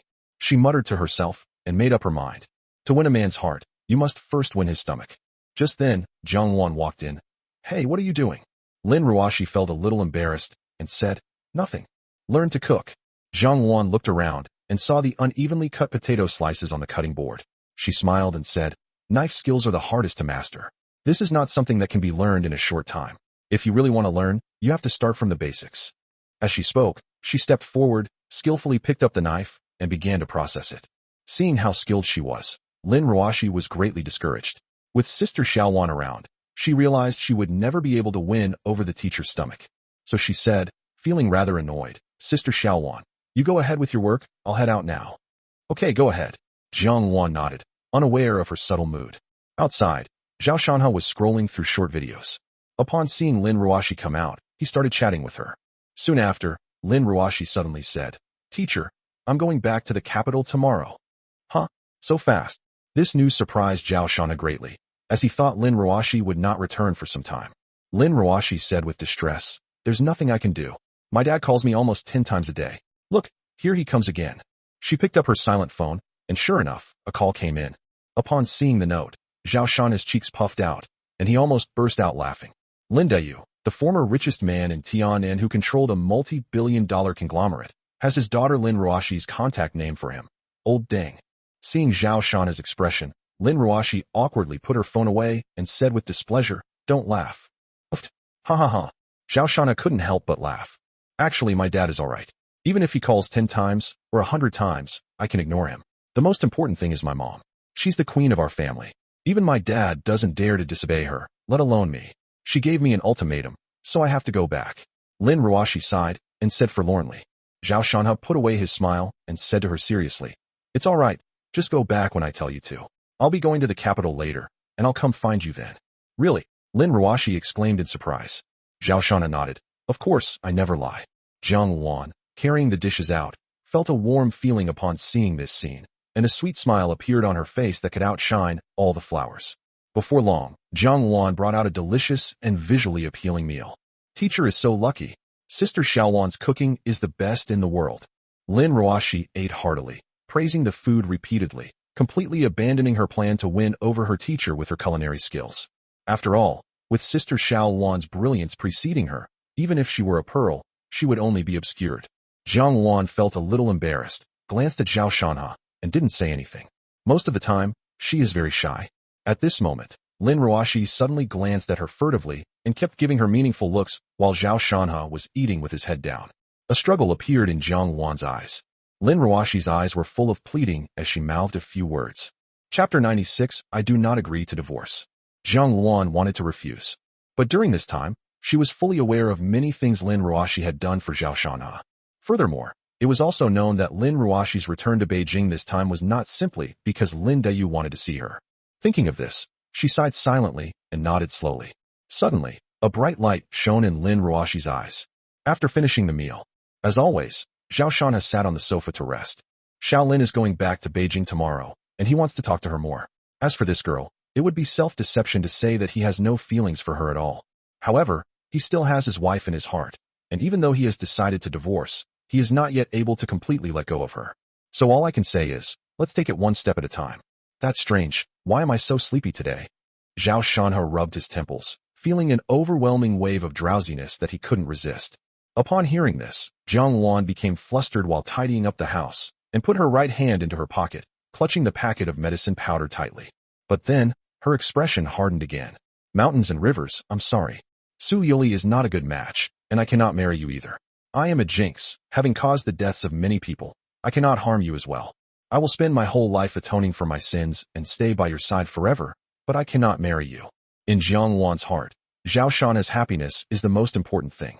If she had to choose, Lin Ruoshi was 100 times more suitable than Su Yuli, which is why she didn't refuse Lin Ruoshi's request. Unconsciously, Zhao Shanha fell into a deep sleep on the sofa, breathing evenly. Lin Ruoshi and Jiang Wan exchanged a glance, both feeling somewhat nervous. Xiao Lin gritted his teeth, helped Zhao Shanha into his wheelchair, and pushed him into the room. Looking at Zhao Shanha, her gaze fell upon that resolute face, and instantly transformed into deep love and unwavering determination. Morning. Zhao Shanha slowly woke up. Shanha, you're awake. Get up quickly, I'll wash your blankets. Jiang Wan sat by his bedside, then quickly stood up, helped Zhao Shanha sit up, and helped him get dressed. Zhao Shanha was in a daze when she helped him into a wheelchair. As Jiang Wan tucked in the sheets, she said, Shanha, go brush your teeth, and then have breakfast. Something strange. Zhao Shanha was fully awake, and could vaguely see a bright red stain on the bed sheet. But Jiang Wan quickly gathered it up, and nothing could be seen anymore. A jolt seemed to run through her mind. Her fingers trembled slightly, and she asked with a seemingly casual smile, Sister Xiao Wan, what time is it now? It's 10:30. Something's not right. Zhao Shanha had never slept for so long before. I went to bed so early last night, but I'm still getting up so late today. Jiang Wan tidied up the sheets, took them outside, and put them in the washing machine. After watching for a while, Zhao Shanha wheeled himself into the bathroom and began to wash up. During breakfast, he asked, where is Lin Ruoshi? Her flight was this morning, and she went back last night. Jiang Wan said without thinking. Zhao Shanha seemed to be deep in thought, then suddenly picked up his phone and dialed Lin Ruoshi's number. The number you dialed is either switched off or out of service area. I can't get through. Looks like they've already boarded the plane. Zhao Shanha sent her another WeChat message. After sending the message, he put down his phone. What's wrong with you? Jiang Wan asked in a muffled voice, not daring to look up at him. Zhao Shanha chuckled. It's all right, let's eat. Jiang Wan breathed a sigh of relief. It was good that Shanha hadn't discovered it. As for what would happen later, they could deal with it then. Time slips away quietly. Before we knew it, it was evening. Ding dong, the doorbell rang. Jiang Wan walked over and glanced at it. It's Su Yuli. Zhao Shanha frowned and said, let her in. Su Yuli walked into the living room, looked at Zhao Shanha, and asked incredulously, you deleted my fingerprints? Why keep them for the new year? Oh, you've come at the right time. Go clean out your clothes. Zhao Shanha said indifferently, without looking up, scrolling through short videos on his phone. His wife bit her lip, walked over, and reached out to touch him, but Zhao Shanha calmly pushed her away. Seeing his actions, Su Yuli was shocked and looked terrified. She said helplessly, husband, don't be angry. I'm not angry. Zhao Shanha glanced at her, his gaze as calm as a lake, unfathomable. He wasn't angry, but disappointed, with an indescribable sense of powerlessness. You still say you're not angry? You want a divorce and you want to kick me out. Oh, I almost forgot. At Zhao Shanha's prompting, Zhang Wan took out a prepared divorce agreement from the printer in the study and handed it over. Take a look and sign it. Zhao Shana handed it over. I won't get a divorce. I won't sign the papers. Su Liuli tore the divorce agreement to shreds in a fit of rage. Why not get a divorce? Do you think we can still be together? You love me, and I love you too. Let's not get a divorce. I forgive you for what you did to me, and you have to forgive me for what happened this time too. Su Liuli bit her lip and said stubbornly. Zhao Shanha smiled contemptuously. Love me? Not to mention you stole my things this time. She was having an affair with another man behind my back. My leg was broken, but you remained indifferent and even maintained a close relationship with him. You were seen entering and leaving hotels with other people, and there were even rumors that you were someone's lover and that you danced in public. Her relationship with Qin Hao, and that disgusting nightgown. Oh, and that mysterious young lord. Of course, not to mention your endless lies. Without any hesitation, he brought up old grievances, and with each sentence he spoke, Su Liuli's face grew paler. You still owe me a reasonable explanation for all of the above, but it doesn't matter anymore. From the moment you stole that USB drive, it was destined that there would be no future between us. So don't say you love me anymore. After Zhao Shanha finished speaking in one breath, he felt completely refreshed. No wonder women like to bring up old grievances when they argue. It feels so damn good. No, Su Liuli kept waving her hands, wanting to explain and tell everyone what she had been hiding, but the words just wouldn't come out. In the end, she didn't say anything, her voice choked with sobs, her eyes brimming with tears. Husband, don't you love me anymore? Zhao Shanha had been staring at her, and upon hearing this, he sighed in disappointment and said, sign it. Otherwise Attorney Li will file a lawsuit in court tomorrow, and if things get out of hand, it won't look good for anyone. Su Liuli bit her lip. Husband, this is all a misunderstanding. I didn't cheat on you. If you insist on divorcing me, you'll definitely regret it when the truth comes out. Zhao Shanha did not answer, but instead took out another divorce agreement and placed it on the coffee table. I do not agree to a divorce. Su Liuli was furious, so she picked it up, tore it to pieces, and left home. Chapter 97. The wife made a deal. Honey, you have to forgive me this time. We'll be fine from now on, happy and fulfilled. I'll do my best to fulfill my duties as a wife. Su Liuli wiped away her tears, started the car, and left the Jinxiu Jiangshan residential area. Recalling her husband's attitude, which was so unfamiliar it chilled her to the bone, Su Liuli felt a sharp pain and panic in her heart. I really wish I could go back to the past, when my husband was healthy, had an easy job, and kept the house in perfect order, while I could work hard outside without any worries, because there was always a warm light shining in the house. It's a pity, we can't go back. Su Liuli sighed softly, and before she knew it, she had arrived at her parents' house. But she didn't get off the bus immediately. Instead, she was deep in thought, considering some things. Subconsciously, she took out a red USB drive from her delicate little bag. After staring for a long time, a sharp glint appeared in her eyes. Without further hesitation, she took out her phone and dialed the man's number. Hey, what exactly do you mean? As soon as the call connected, I heard a man's angry voice. Do you know how angry my dad is about this? If you don't give me the things, don't blame me for going to your husband. I'm not as merciful as my idiot brother. Tian Feiyang. His voice was interrupted by Su Liuli. If you dare touch my husband, I'll make you wish you were dead. His voice was as cold as ice. Tian Feiyang was taken aback, then scoffed. Little Lily, when did you develop a habit of bragging? If you're not afraid of death, then just take this as a joke. Su Liuli's voice was calm, but it made Tian Feiyang on the other end of the phone tremble inexplicably. Thinking of her network of connections, he swallowed back some words that were about to slip out. He paused for a few seconds before laughing. All right, there's no need for us to be so tense. Let's talk about a deal. I agree to the conditions you mentioned last time. Besides deleting the video, that. He hesitated for a moment, but for the sake of his father's opinion and the right to inherit Jin Ding architecture, he gritted his teeth and continued. I'll give you that ticket too. Okay, let's make the deal now. Su Liuli spoke calmly and directly arranged a meeting place with Tian Feiyang. Soon, the two met. The moment Tian Feiyang saw Su Liuli, a fiery glint flashed in his eyes. This is truly a rare beauty, a natural wonder. Her voluptuous figure, encased in a dress, is perfectly proportioned, just as the old saying goes. An angelic face and a devilish body coexist. Su Liuli frowned, but she was already used to this kind of gaze. She took out the USB drive and said calmly, Where's what I asked for? Tian Feiyang was decent looking, but he was less than 1.7 meters tall. Upon hearing this, he immediately took out a gold card and sighed. I don't know how much I've sacrificed for this ticket. What a pity. Now I have to give it to you. Sigh. Su Liuli nodded, casually took the card, and tossed the USB drive to him. Happy transaction. Tian Feiyang extended his hand and said with a smile. Su Liuli didn't shake his hand. Looking into his eyes, she asked, "You still haven't told me about the video. What's the next step?" Tian Feiyang's face stiffened, and he said awkwardly, "Actually, that's all the videos I got. I don't know anything about what happened after that." Upon hearing this, Su Liuli not only did not breathe a sigh of relief, but her brows furrowed even more. "How did you get that video?" Tian Feiyang shook his head again, his face also showing doubt. "Someone sent it to my email, but I don't know who it was." Su Liuli's expression was unpleasant. She sensed that someone was targeting her from the shadows, but she couldn't figure out who it was at the moment.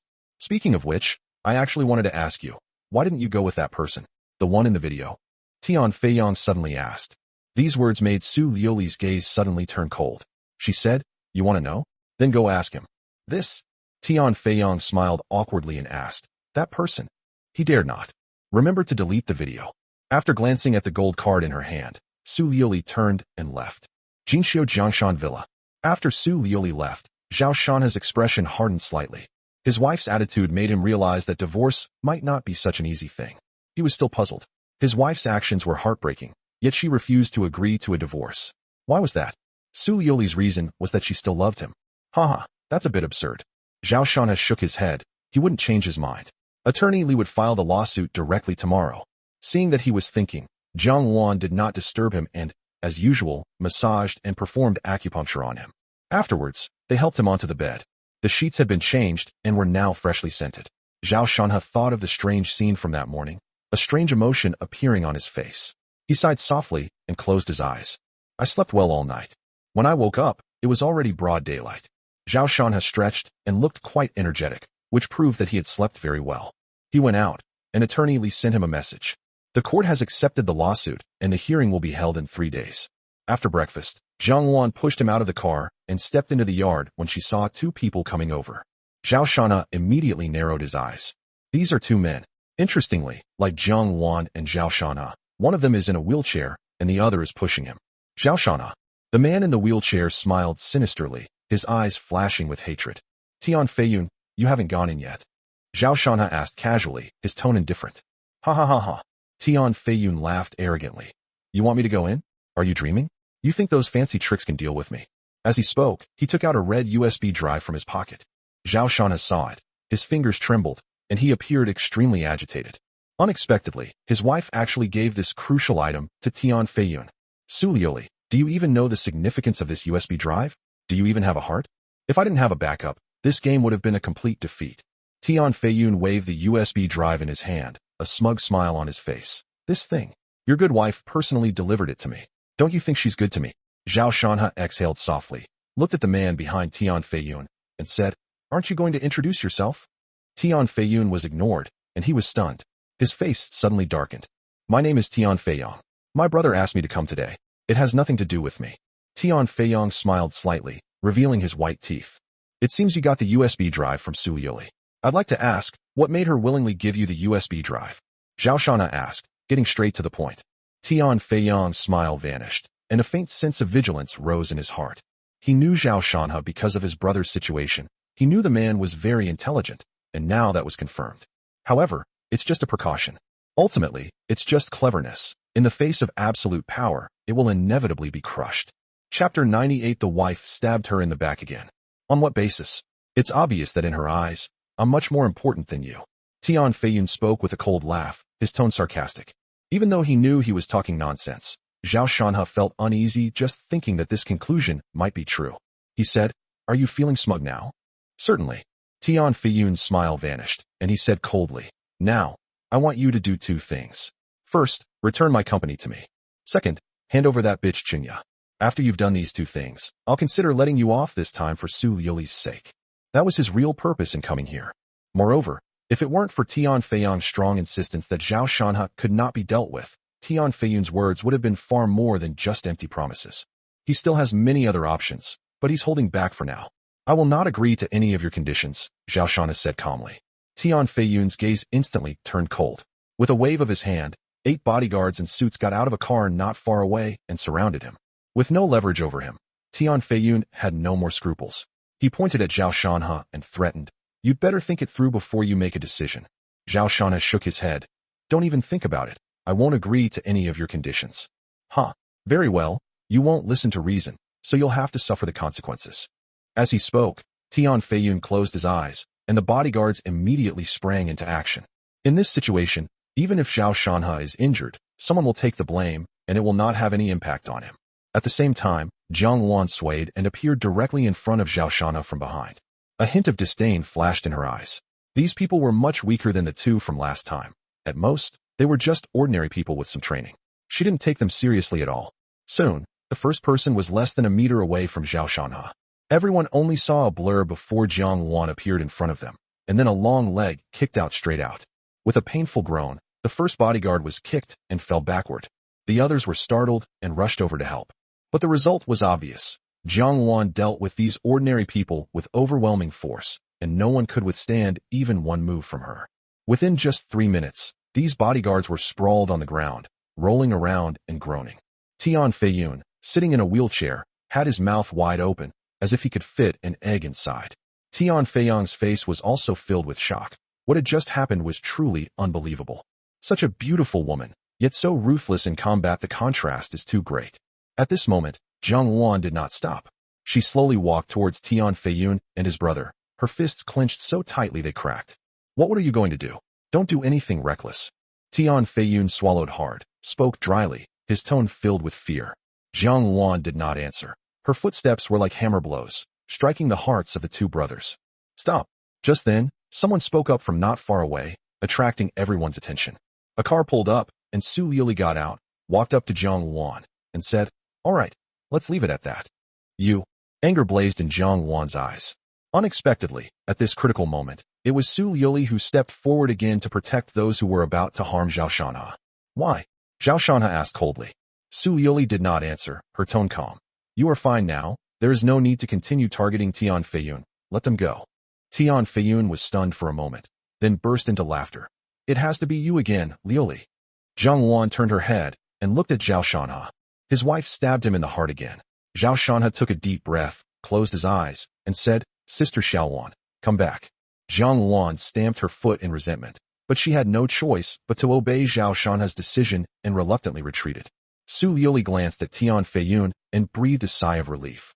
This made Tian Feiyun's heart flutter with immense joy. He looked at Zhao Shanhe and said, This society isn't about fighting and killing. Profit is the foundation of everything. Who are you? An orphan. What can you offer, Liuli? She will naturally choose me. Is that what he said? Zhao Shanhe opened his eyes, looked at Su Liuli, and asked coldly.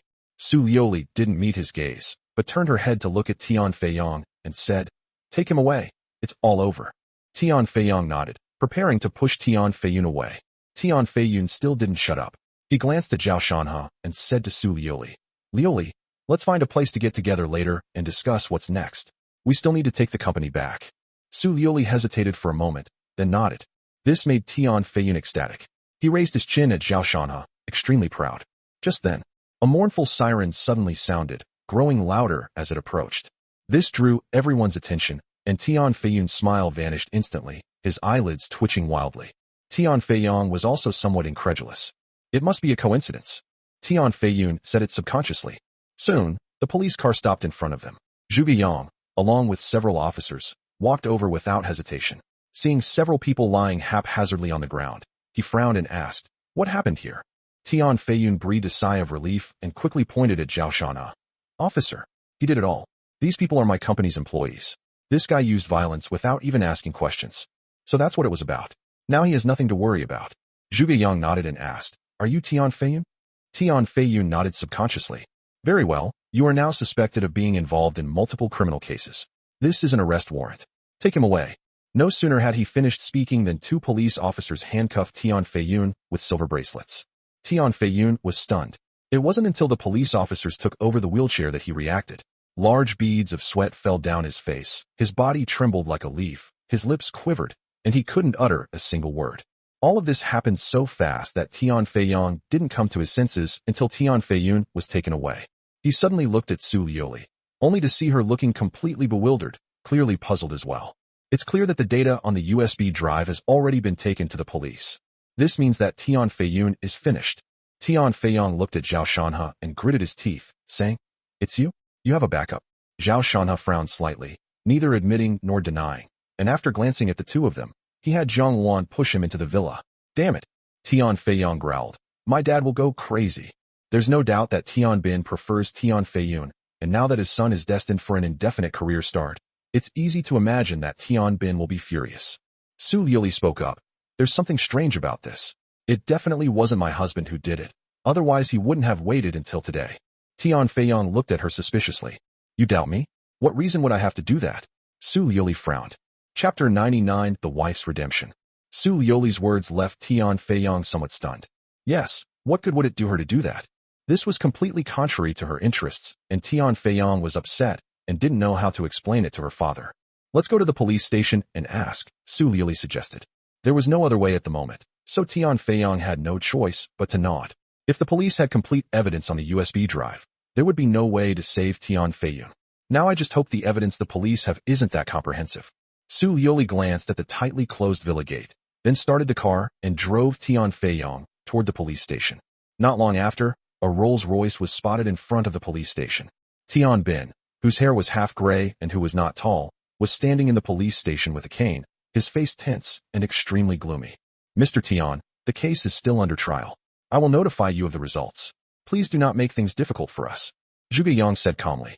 I can't even see my son. Tian Bin angrily slammed his cane on the floor. Zhuge Yang shook his head. Dad. At this moment, Tian Feiyong and Su Liuli walked in.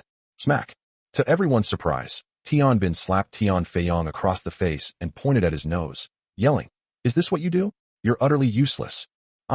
Tian Feiyong lowered his head, trembling, and didn't dare to refute.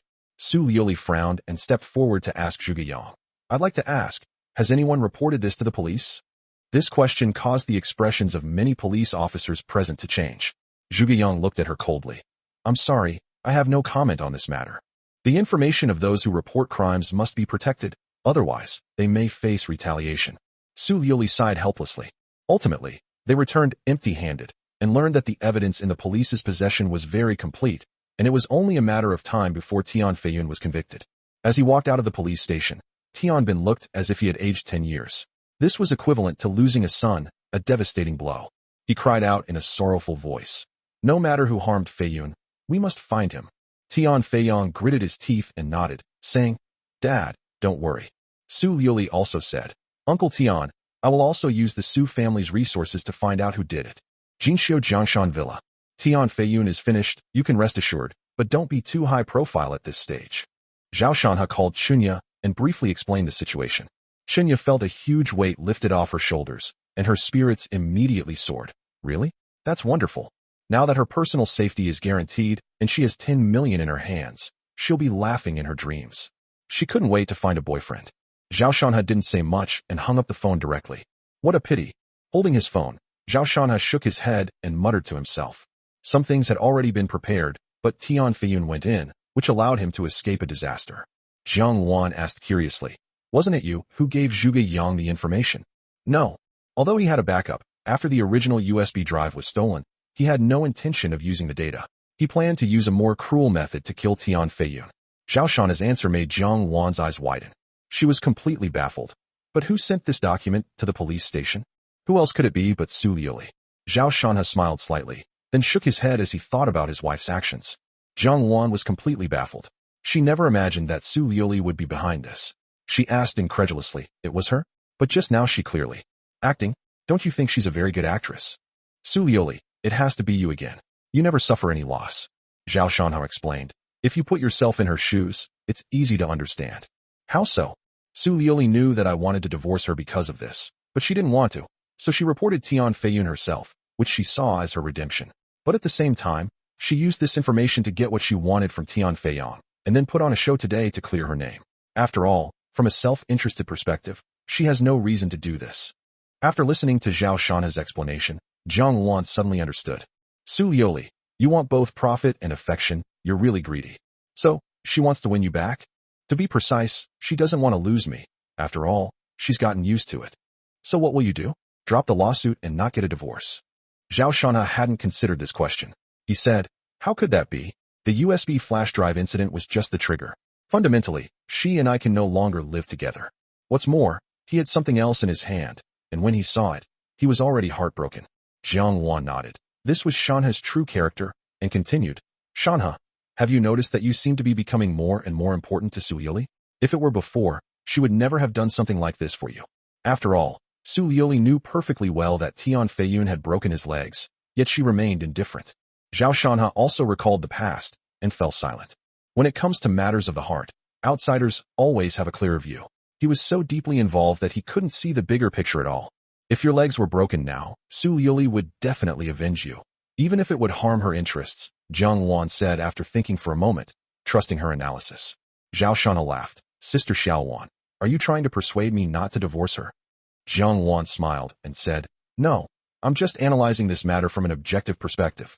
She wouldn't advise Zhao Shanha on any decisions he made unless she knew for certain that the decision would harm him.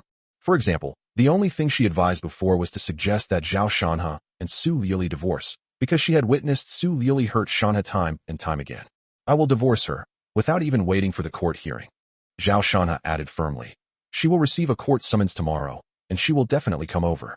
Thinking of what he held in his hand, his heart ached, and he would never believe Su Yuli's words again. What love for him? It's all bullshit. That evening, Lin Ruashi made a video call. Teacher, I'm so sorry. I just got off the plane and my dad came to pick me up, so I only just had time to contact you. Her tone was tinged with guilt, which warmed Zhao Shanha's heart. Both are women, so why is there such a big difference between my wife and Xiaolin?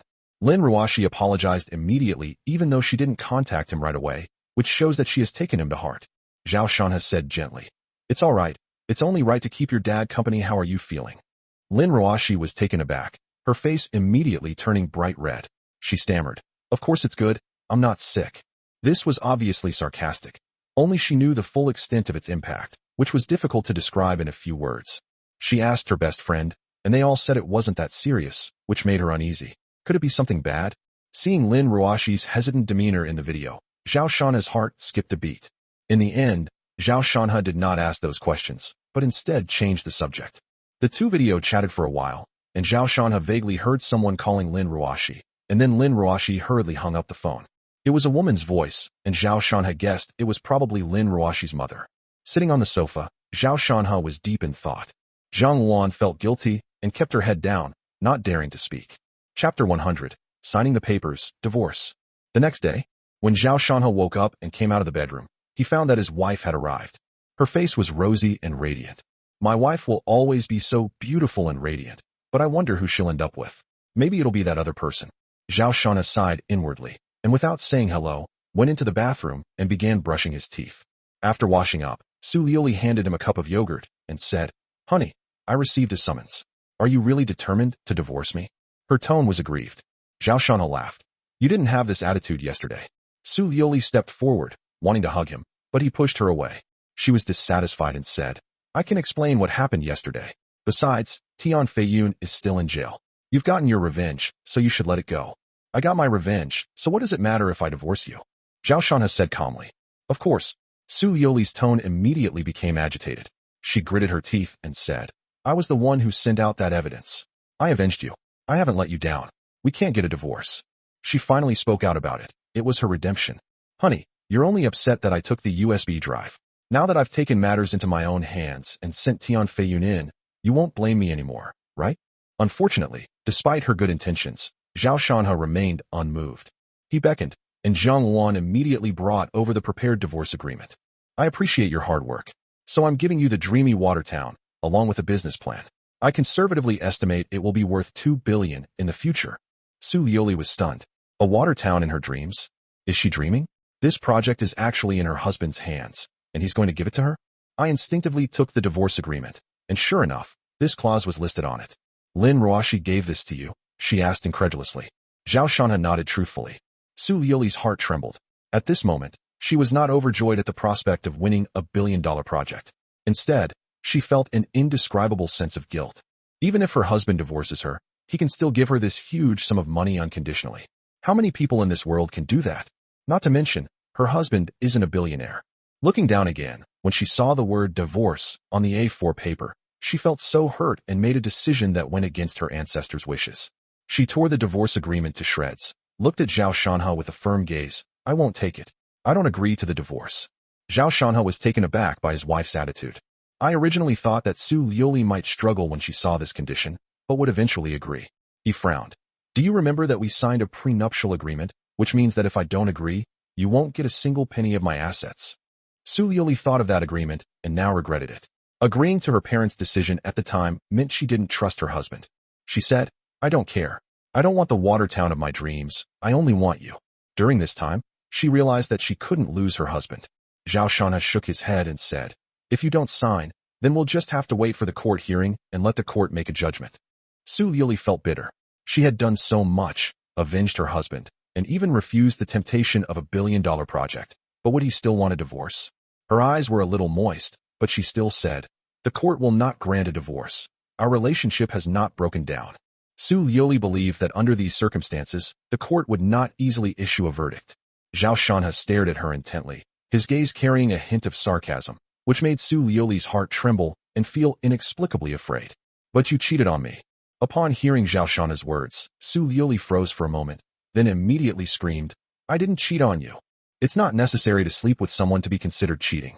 In fact, I suspect you've already slept with someone, Zhao Shanha said calmly. I didn't. You're slandering me. You need to apologize to me. Su Liuli said, her breathing rapid. Zhao Shanha did not answer, but instead picked up the remote control on the coffee table and pressed it. Suddenly, the large screen of the living room TV lit up. Soon, the screen began to appear. This is a hospital room. A man is lying on a hospital bed. His face is blurred, so his features are not visible. The woman sitting in front of the hospital bed was Su Liuli. Upon seeing this scene, Su Liuli's rosy cheeks suddenly turned pale. On TV, Su Liuli's clothes were bought together with Zhao Shanha, meaning this happened after their marriage. If it weren't for you, I might be the one lying here right now. Su Liuli spoke, her tone filled with lingering fear and gratitude. It's nothing. There's no need to be so polite with us. Isn't helping you what I should do? A man's voice is mature and magnetic, which is very attractive to women. Su Liuli chuckled. I misspoke. At this moment, the man reached out and grasped Su Liuli's hand, saying, Liuli, we've become inseparable during the time we've been together. Divorce your husband, and I will marry you.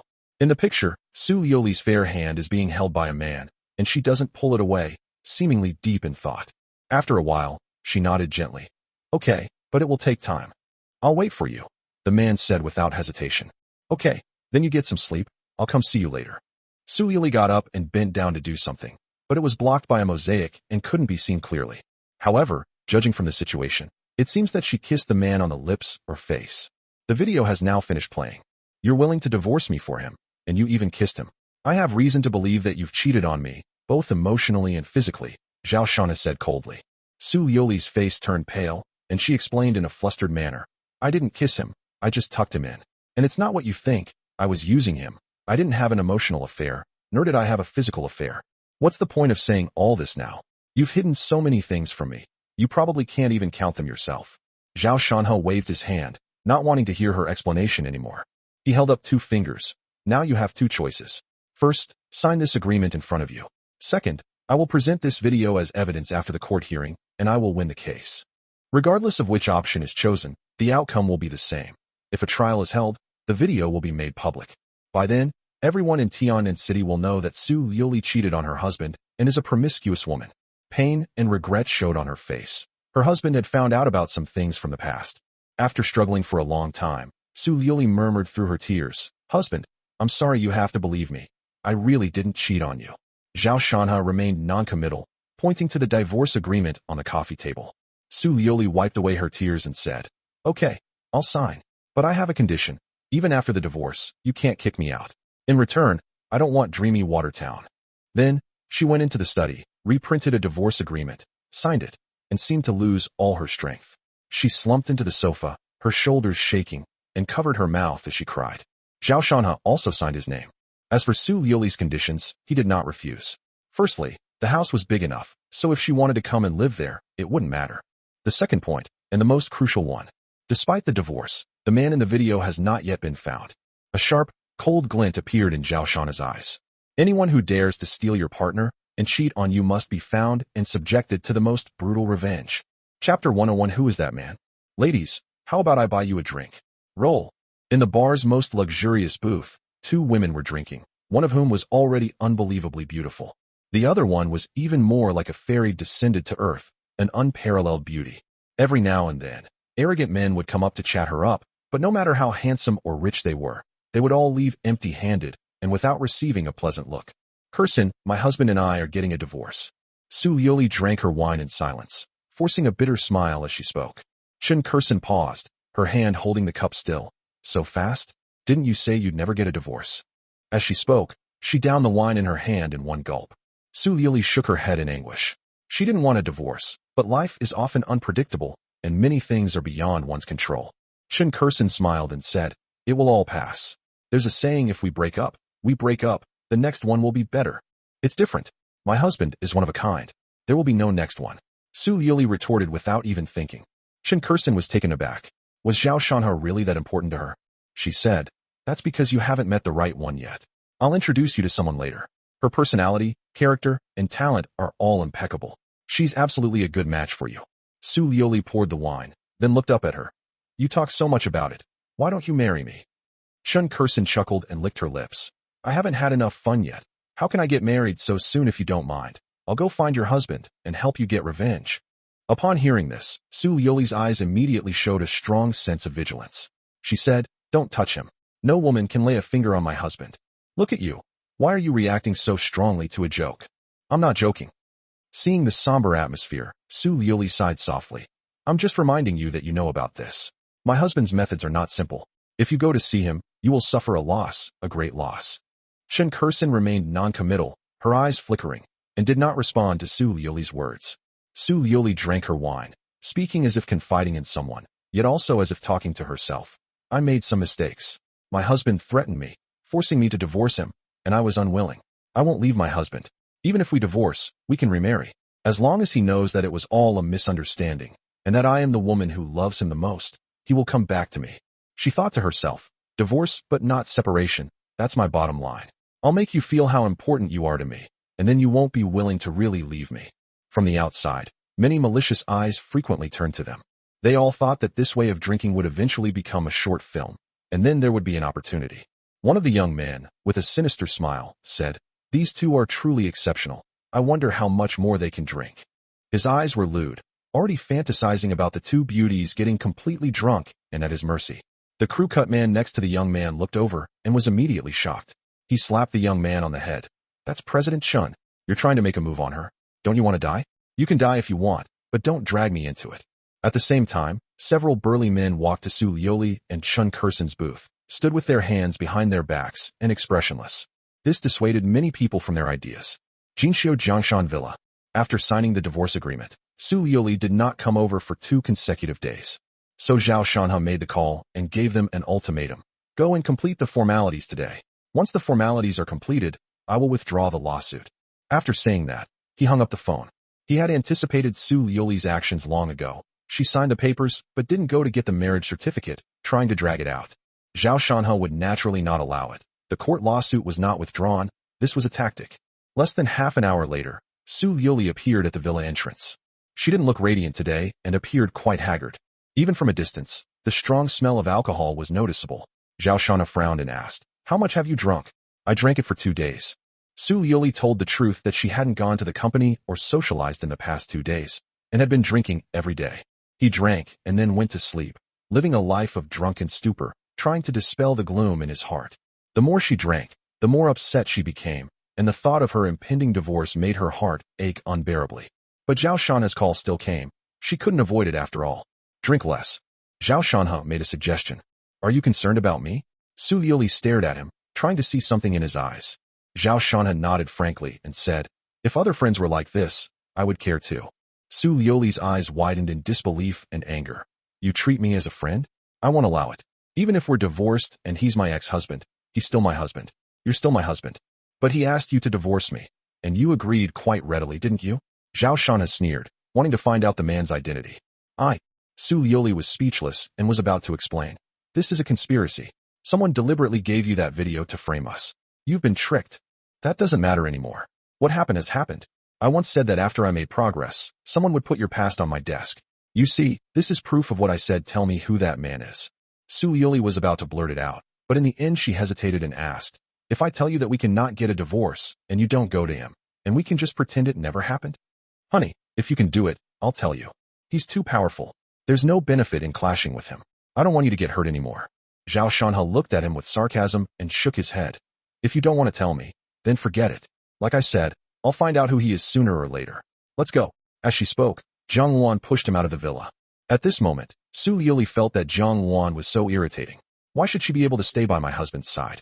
She quickly walked to Zhang Luan's side, pushed her aside, and said, "Honey, I'll stay with you today. Don't let her come out." "What's the point of this?"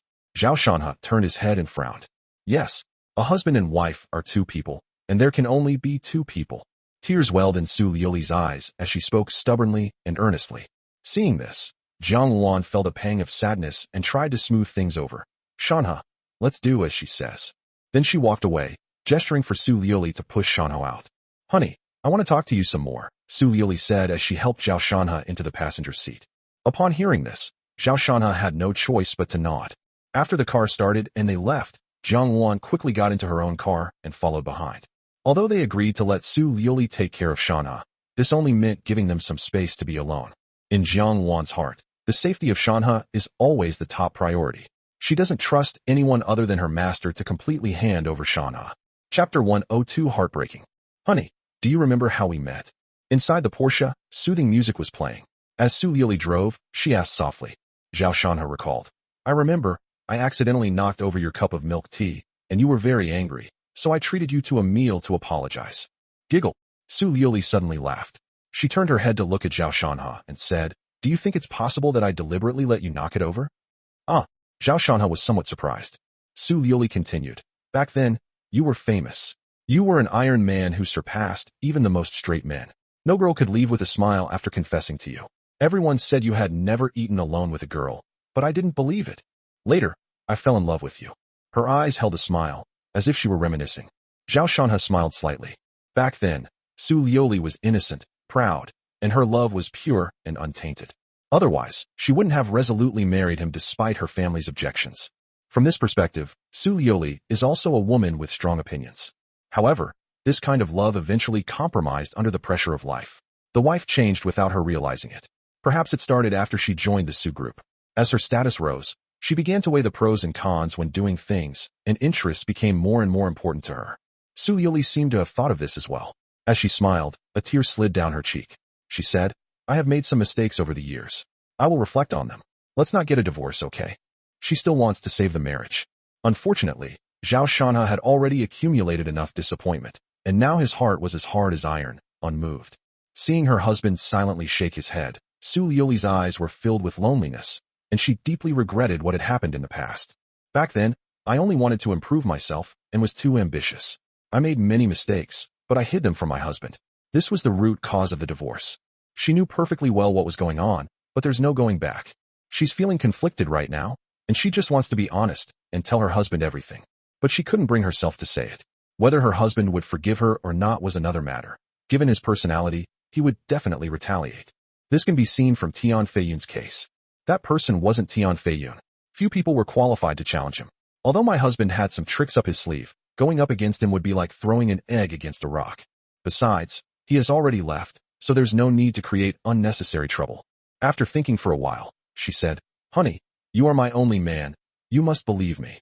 Zhao Shanhe replied calmly. "Perhaps it was in the past." "No, not just in the past. It is now, and it will be in the future." At this moment, Su Liuli's tone was unusually firm. Zhao Shanhe was somewhat moved. After a moment of silence, he said, "We've arrived at the Civil Affairs Bureau." Su Liuli's face turned pale, and her heart trembled. She knew that in the end, she still couldn't change her husband's decision. In fact, she had known this outcome for a long time. She knew Zhao Shanhe's personality very well. Once he made a decision, it wasn't so easy to change it. "I just held on to a sliver of hope, just in case." Unfortunately, it still failed. She stopped the car, wiped her eyes, helped Zhao Shanhe out of the car, and pushed him into the Civil Affairs Bureau. There weren't many people today, and after taking their numbers, it was their turn very quickly. The woman in charge of handling the divorce was about 30 years old. When she saw the two of them, she was first shocked by Su Liuli's appearance, but then she saw Zhao Shanhe in the wheelchair and asked uncertainly, "Zhao Shanhe?" The woman's appearance was unremarkable. Zhao Shanhe glanced at her twice before smiling and saying, "Yuli?" Yuli noticed he was in a wheelchair and asked, "What's wrong with you?" "I suffered a minor injury." Zhao Shanhe was unwilling to say more, and there was no joy in seeing his high school classmates. "You two know each other?" Su Liuli asked. "High school classmate," Zhao Shanhe said. Upon hearing this, Su Liuli nodded, took a closer look at Yuli, and breathed a sigh of relief, no longer asking any further questions. Zhao Shan has said to Li, "What a coincidence. Process my divorce." Yuli was somewhat surprised that a woman of this caliber was actually Zhao Shan's husband. Actually, the two weren't particularly close. In high school, she only had two impressions of Zhao Shan. First, he had excellent academic performance, and second, he was an orphan. She thought to herself, how could a woman like this fall for an orphan? She'll eventually be rejected and divorced. She sees this almost every day. Without further persuasion, I quickly completed the process, saying, "You know there's a 30-day cooling-off period, right? Only then can we possibly get the divorce certificate. By the way, the class monitor was asking about you in the group last month, but we haven't heard back. She's still not married. Perhaps you could. Aren't you talking too much? You don't offer advice on divorce. Do you want to be reported?" Su Liuli's voice suddenly rang out, like a pounding on Yuli's chest, causing her to subconsciously stop speaking. Su Liuli exuded an aura of power, and Yuli couldn't resist her gaze. She dared not meet her eyes, but she was resentful and said to Zhao Shana, "After the cooling-off period, you don't need to come in person. You can have someone collect the divorce certificate on your behalf." Reaching this point basically means they're already divorced. Su Liuli's pupils contracted, and she gave Yuli a cold look. "I hope you can still be so presumptuous in front of Director Luan." After saying that, without paying attention to Yuli's changed expression, he pushed Zhao Shanha away from the Civil Affairs Bureau. Outside, why bother getting angry with her? Zhao Shanha said helplessly. Su Liuli was dissatisfied and said coldly, "I just can't stand it. We haven't even finished our cooling-off period, and she's already saying that class monitor isn't married? And who is that class monitor? My wife doesn't seem to realize that we're divorced." Zhao Shanha shook his head. "It's been so long. Who would still remember?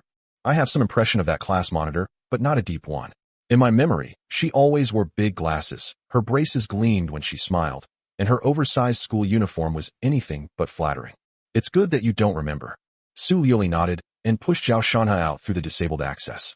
The sun was shining brightly outside. Su Liuli looked up at the small park not far away and said, "Honey, let's go for a walk in the park." Without waiting for his consent, she pushed him and headed towards the small park. The two chatted casually. Ring ring. Just then, Su Liuli's phone rang. It was an unknown number, and she instinctively went to the side to answer it. Zhao Shanha also picked up his phone and started watching videos. Just then, out of the corner of his eye, Zhao Shanha noticed something and suddenly looked up. A car went out of control and sped off the road, heading straight for Zhao Shanha. They were already quite close, and they could even see the driver's panicked expression. Zhao Shanha's expression changed immediately. He tried to roll his wheelchair away, but at that speed, it was definitely too late. Su Liuli also witnessed this scene, and her heart was struck by lightning. Without thinking, she threw down her phone and rushed towards Zhao Shanha like a madwoman. However, there are people who are even faster than her. A short-haired figure appeared like an arrow released from a bow, arriving beside Zhao Shanha in the blink of an eye. Her features were exquisite, and she was a peerless beauty. She was none other than Zhang Wan. "Sister Xiaoluan, no?" Zhao Shanha shouted in a panic. The next moment, a tremendous force came from the side of the wheelchair, and Zhao Shanha, along with the wheelchair weighing several hundred kilograms, was moved 2 meters to the side by Jiang Wan's foot. Zhao Shanha was safe, but the out-of-control car was already very close. Jiang Wan didn't have time to dodge. She could only make some defensive movements to try to protect her vital parts. Bang! A muffled thud. The figure was knocked away and rolled several times on the ground. "Sister Xiaoluan."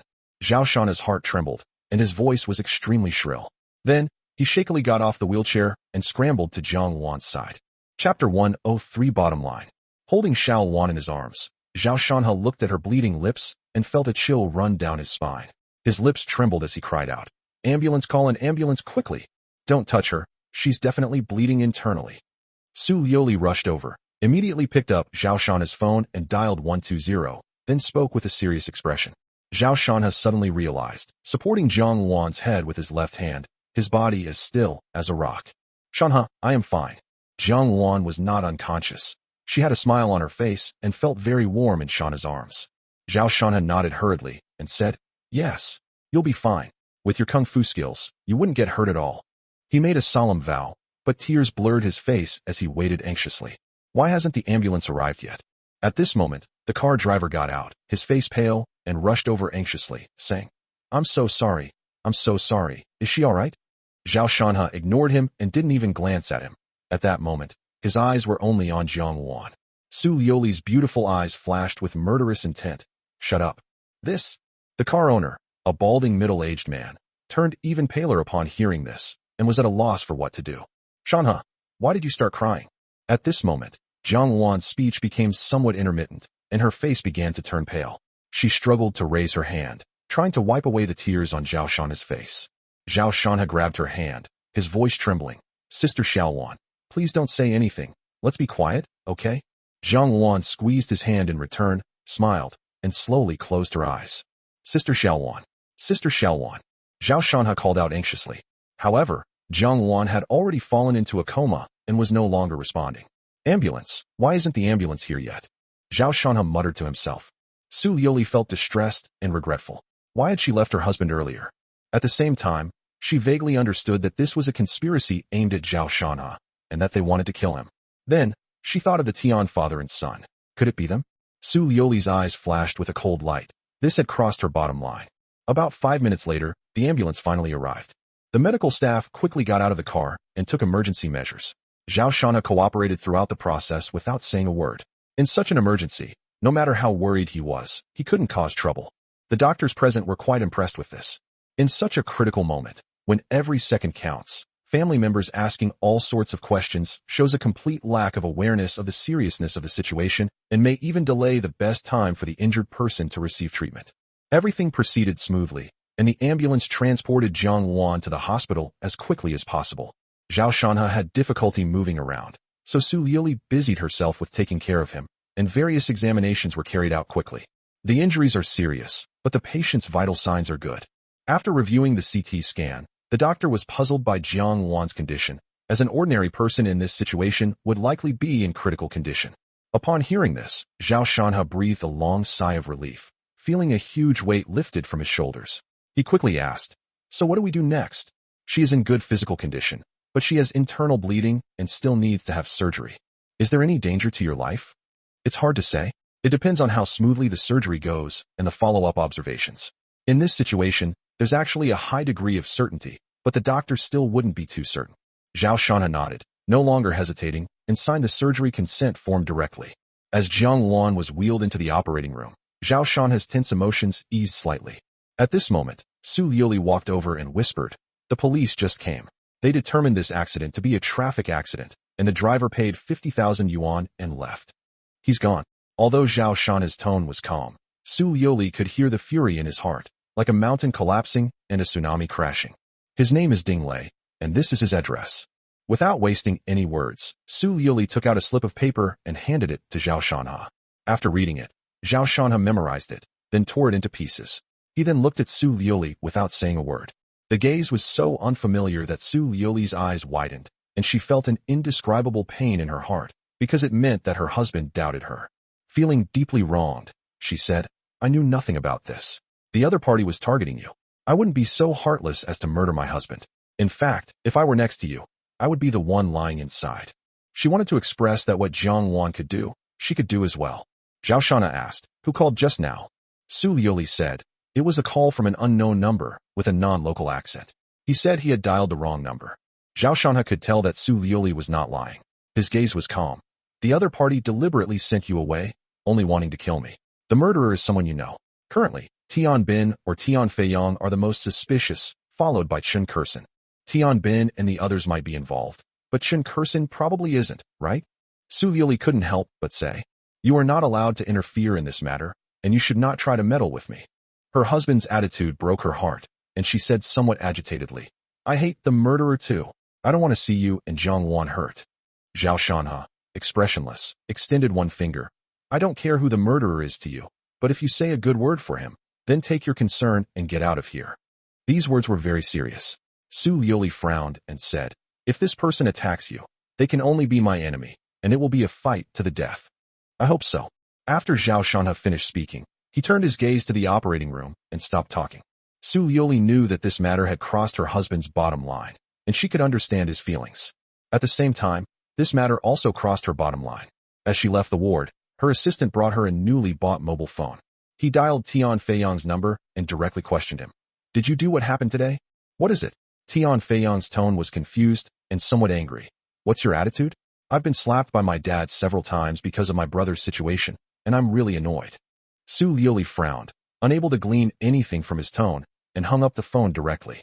Next, she called Chen Kursin again, who was equally puzzled and didn't understand what had happened.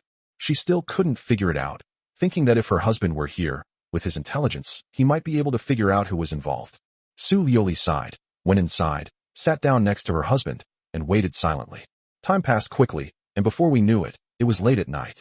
Finally, the operating room door opened, and a female doctor came out. Zhao Shanha quickly went to greet her.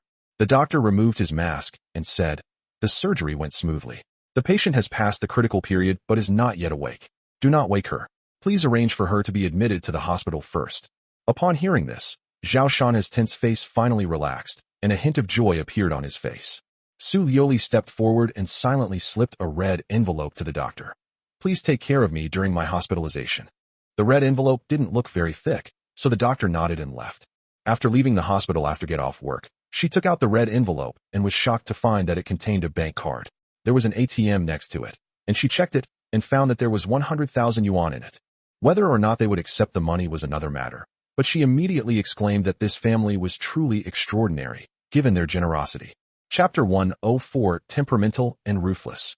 After leaving the emergency room, Jiang Wan was transferred to a special care ward. Zhao Shanha accompanied him throughout the entire process. "Eat something." Su Liuli walked in from outside, carrying a late-night snack. Zhao Shanha nodded, and after relaxing, he also felt hungry. Right in front of Jiang Wan's hospital bed, the two ate something casually. After finishing his meal, Zhao Shanha turned around and stared at Jiang Wan, his gaze lingering on her for a moment. Su Liuli was clearing away the dishes when she saw this scene. She felt a little jealous, but there was nothing she could do about it. Jiang Wan risked her life to save Zhao Shanha, an act few women could do. She was jealous, but not envious. Time passed slowly, and before we knew it, it was morning. As the anesthesia wore off, Jiang Wan slowly opened her eyes and saw a figure lying face down in front of her. He smelled familiar. Jiang Wan was still very weak. She reached out with difficulty and ruffled his hair. On the cot next to her, Su Liuli woke up with a start and, seeing this scene, said, "Sister Xiaowan, you're awake." "Sure," Jiang Wan said in a low voice. "Let him sleep for a while, don't wake him up." Upon hearing this, Su Liuli nodded silently. However, Zhao Shanha still woke up. He looked up and saw a pair of eyes as bright as stars. He said excitedly, "Sister Xiaowan." Jiang Wan scolded, "Look at you, making a big fuss over nothing." Zhao Shanha nodded naturally, and he was very happy that Sister Xiaowan had completely passed the critical period. Su Liuli got up with a yawn and said, "I'll go buy breakfast." Jiang Wan is currently severely weakened and needs to replenish her energy. Zhao Shanha did not refuse and nodded to Su Liuli. After Su Liuli left, Jiang Wan frowned and said, "This wasn't an accident. It was premeditated. You can't let your guard down. Have you called the police?" After the surgery, she was unable to protect the country for a short period of time, which made her somewhat worried. "The police determined it was a traffic accident," Zhao Shanha said. "Impossible. Keep reporting this to the police. Investigate thoroughly. There must be a conspiracy." Jiang Wan blurted out. A cold glint flashed in Zhao Shanha's eyes. "Of course I know, but there's no need to report it again. I'll handle it myself." "You." Jiang Wan paused for a moment and said, "Don't be impulsive.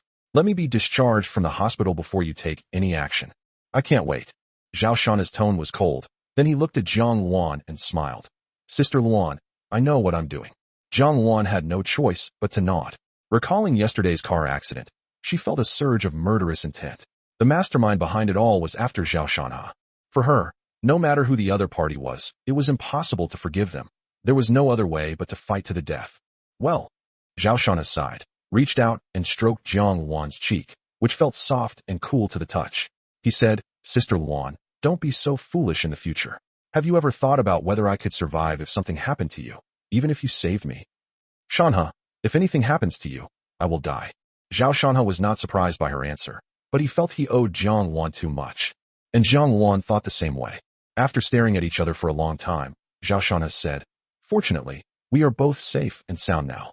It seems that Sister Xiaowan's physical condition is really top-notch." "Certainly." Jiang Wan waved her little fist and said proudly, "I have 9 lives, so you don't need to worry about me." Clearly, the movement aggravated her wound, and a flash of pain crossed her face. This made Zhao Shanha both annoyed and amused, and he quickly grabbed her hand. "If you're injured, you should behave yourself." The two chatted for a while, and then Su Liuli came in with breakfast. "I bought red date porridge for Jiang Wan to replenish her qi and blood." Zhao Shanha was about to feed Jiang Wan when Su Liuli said, "I'll take care of things here. You go do your thing."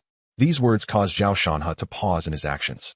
Having shared a bed for many years, Su Liuli had long since discovered that Zhao Shanha was incredibly irritable and full of explosive energy, which he was currently trying his best to suppress. You. Before Zhao Shanha could finish speaking, Su Liuli interrupted him, saying earnestly, I'll take care of Sister Xiaowan. I'm more capable than you. You can trust me. Zhao Shanha hesitated for a moment before taking a deep look at Su Liuli and finally nodding slowly. As he said before, he couldn't wait any longer.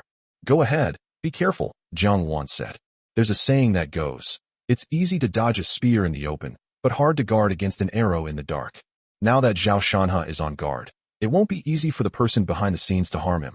As he wheeled himself out of the ward, Zhao Shanha immediately made a phone call. Manager Zhu, this is Zhao Shanha. Zhu Teng was a professional manager hired by Lin Ruoxi when she was about to leave to manage Wanhe Construction. Is this General Manager Zhao? This is Zhu Teng, please speak. Upon receiving the call, Zhu Teng was slightly taken aback and quickly replied. Have the construction team leader from the Chengnan nursing home bring a few people to the People's Hospital, Zhao Shanha calmly instructed. Zhu Teng quickly replied. Okay, please wait a moment. To get this position, one must be able to read between the lines. He didn't ask any questions about the boss's instructions and simply did as he was told. Zhao Shanha waited at the hospital entrance. A short while later, 2 Toyota SUVs arrived at the hospital. A man in his 40s got out of the car, looked around, and when he saw Zhao Shanha, he hurriedly walked over and said, Hello, Mr. Zhao. I am Jia Donglai. Jia Donglai was older than Zhao Shanha, but he bowed and scraped before him without any sense of incongruity. He was a shrewd man. Zhao Shanha glanced at the 2 cars, nodded, and said, Manager Jia, let's go to this place now. He gave the address of the driver from yesterday. Jia Donglai pushed the wheelchair and helped Zhao Shanha into the car, smiling as he said, Mr. Zhao, you can just call me Lao Jia. Next, the 2 SUVs sped along and soon arrived at their destination. This is the Old Town area, and the houses are quite dilapidated, so it seems that Ding Lei's family is not well off. After giving a few instructions, Jia Donglai pushed Zhao Shanha into the house. Ding Lei was sitting on the sofa smoking silently when he looked up in surprise. When he saw Zhao Shanha, his expression changed, and he said with a bitter face, Young man, the 50,000 yuan I had yesterday was all I had left. I really have no money left. You think I came here to talk about money? Sitting opposite Ding Lei, Zhao Shanha spoke indifferently. And you? Enough with the nonsense. Who ordered you to do this? Zhao Shanha asked bluntly. Ding Lei looked flustered and quickly said, Are you sure you haven't misunderstood? What happened yesterday was an accident. My car broke down. I'm so sorry. He knelt down with a thud. To tell you the truth, my son is sick. He has cerebral palsy. My wife ran off with someone else. I usually drive for Didi to supplement our income, but now my car has broken down, and we've lost all the money we had. I don't know how I'm going to live. As he spoke, the man, who was in his 50s or 60s, actually shed tears. Zhao Shanha waved his hand, and several men led a strangely behaving teenager into the house. Is this your son with cerebral palsy? Without a word, Zhao Shanha pulled the boy's hand and placed it on the coffee table, then plunged a dagger down. Instantly, blood splattered. Now, you have one chance to tell me the whole truth. Zhao Shanha's gaze was cold and ruthless, sending chills down one's spine. Who was the mastermind behind Chapter 105? Xiao Qiu. Ding Lei was stunned for a moment, then suddenly stood up and was about to rush over. However, 2 tall, burly men held him down tightly, controlling him. At that moment, a dagger pierced Ding Qiu's palm and was embedded in the coffee table. In no time, a strong smell of blood filled the room. Jia Donglai, standing to one side, felt a tightness in his chest and couldn't help but feel a chill in his heart. This Mr. Zhao is ruthless. Ding Qiu is a cerebral palsy patient, but he is not mentally disabled. He just has mobility impairments. He has never encountered such a thing before. 10 seconds after his palm was pierced, he let out a blood-curdling scream. His face filled with terror. Even his pupils were filled with fear. This made the man who was controlling him feel somewhat reluctant. Jia Donglai's pupils contracted. He walked over directly, told the man to leave, personally held Ding Qiu down, and looked at Zhao Shanha, waiting for his next move. This detail made Zhao Shanha nod in approval.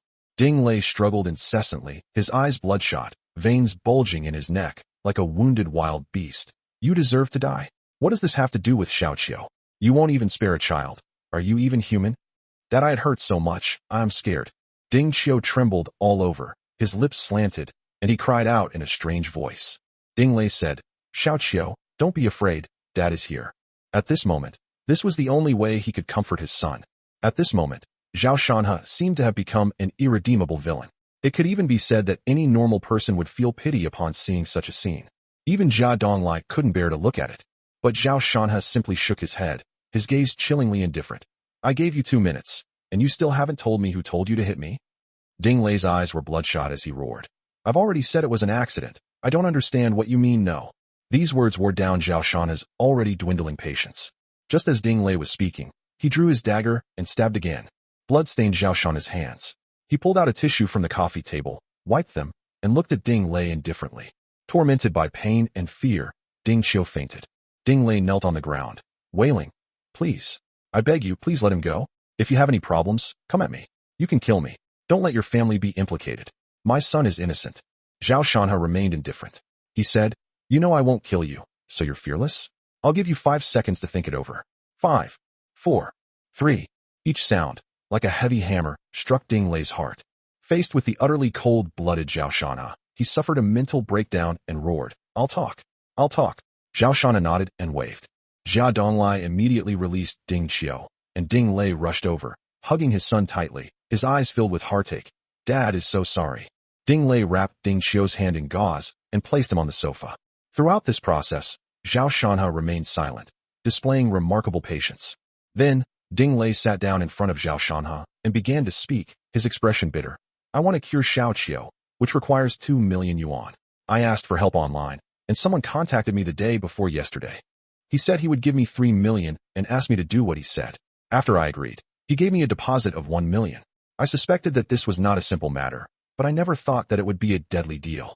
Ding Lei lowered his head, his tone filled with pain and regret.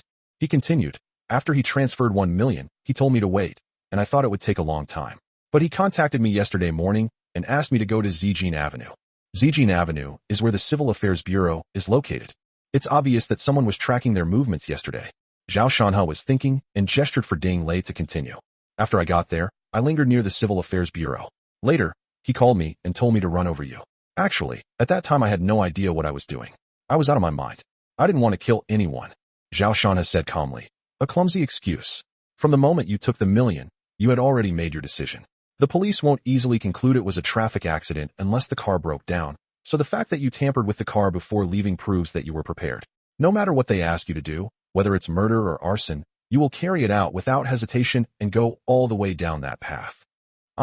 Ding Lei looked up, his face ashen. All right, who is that person? I don't know either. Ding Lei opened his mouth and said bleakly. He instinctively shielded his son with his body, fearing that Zhao Shanhe might take his anger out on his son. However, he really didn't know who the person who had asked him to do the work was. However, to Ding Lei's surprise, Zhao Shanhe was not angry about it. This was actually within Zhao Shanhe's expectations. The mastermind behind the scenes wouldn't be foolish enough to show up in person. Even the phone number and bank card used to contact Ding Lei were black cards obtained using elderly people's ID cards. Seeing Zhao Shanhe remain silent, Ding Lei turned pale and said urgently, I really don't know. I'm not lying to you. I see. Zhao Shanhe nodded. Today's seemingly futile efforts actually contained clues hidden in what Ding Lei just said. Finding the mastermind behind it all is only a matter of time. Can you please let me go? I swear, apart from this incident, I've never done anything wrong in my life. It's just so incredibly difficult. As Ding Lei reflected on his life, he was overcome with grief and pleaded tearfully. Attempted murder. Turn yourself in and try to get a lighter sentence. As Zhao Shanhe spoke, he sent a message to Zhuge Yang, asking him to bring people here. What? This won't do. Ding Lei was suddenly terrified. He knew how serious the charge of murder was, and he couldn't accept it. I'm not discussing this with you. Zhao Shanhe's tone was devoid of any emotion, chillingly calm. If I go in, my son, there will be no one to take care of him. How will he live? Ding Lei cried, hoping that Zhao Shanhe would change his mind. Zhao Shanhe only said one thing. Don't worry, he won't die. You have to pay the price for doing something wrong. Jiang Wan almost died. How could he possibly forgive her? Today, Zhao Shanhe fully revealed his demonic side, calm, indifferent, and more like an emotionless machine. Ding Lei's fingers trembled. He suddenly looked up and said hoarsely, You also laid a hand on me today. You stabbed my son. If you let me go, I won't report you. When he was in a critical situation, he couldn't find any other way, so he resorted to threats. Zhao Shanhe nodded. I take back what I said last time. The previous sentence. Ding Lei was slightly taken aback, but then immediately remembered. I take back what I said. When Ding Lei met Zhao Shanhe's eyes, a chill ran down his spine, and he shivered violently. I surrender. He was utterly desperate, slumped onto the sofa, and spoke weakly. Chapter 106 Qin Shaojun. Within 10 minutes, Zhuge Yang arrived with his men. Immediately, Zhao Shanha briefly explained the situation. Ding Lei looked utterly dejected, was put on a silver bracelet, and put into a police car. Zhuge Yang glanced at Ding Qiu and immediately noticed his blood-soaked right hand, causing him to frown. However, he ultimately did not ask any questions. He already had a general understanding of what had happened. A police officer was assigned to take Ding Qiu to the hospital, and he will be sent to a welfare home later. Zhao Shanha said calmly, "This child didn't break any bones, just bled a little. It looks scary." Zhuge Yang nodded, pushed Zhao Shanha aside, and said, "Teacher must have been waiting for me specifically?" Zhao Shanha glanced at him in surprise and laughed. "You lad, no wonder you're a criminal investigator." One of the reasons he summoned Zhuge Yang was to capture Ding Lei. There was something more important that he needed Zhuge Yang's help with. "Teacher, just tell me what's wrong. I'll definitely help if it doesn't violate the rules." "It's simple. I need the surveillance videos from several sections of the road yesterday," Zhao Shanha said in a deep voice, his eyes flashing. "The clues are very likely hidden among the crowd. The mastermind behind the murder knows everything about his whereabouts, can direct Ding Lei's actions, and can even call Su Liuli away at crucial moments. This reveals two pieces of information. First, someone on the other side must be following them. Secondly, the other party is very familiar with Su Liuli and knows that she habitually answers the phone in a secluded place. For a long time, whenever she received a phone call, she would avoid being around people and answer it alone. Initially, it was because company matters involved secrets, and she was afraid of being overheard. Over time, this behavior became a habit for her. Therefore, although the suspicion of the Tian family father and son is 99% strong, Zhao Shanha guesses that the mastermind behind this matter may not be the Tian family father and son alone. But no matter who is involved, he will not let any of them go. After a moment's thought, Zhuge Yang understood Zhao Shanha's plan and quickly said, "Teacher, don't be impulsive. Let's hand it over to the police. They'll definitely be able to find out." Zhao Shanha shook his head and said, "The other party is powerful. I don't trust anyone except you. I won't report this to the police. Zhuge Yang is just one part of the plan.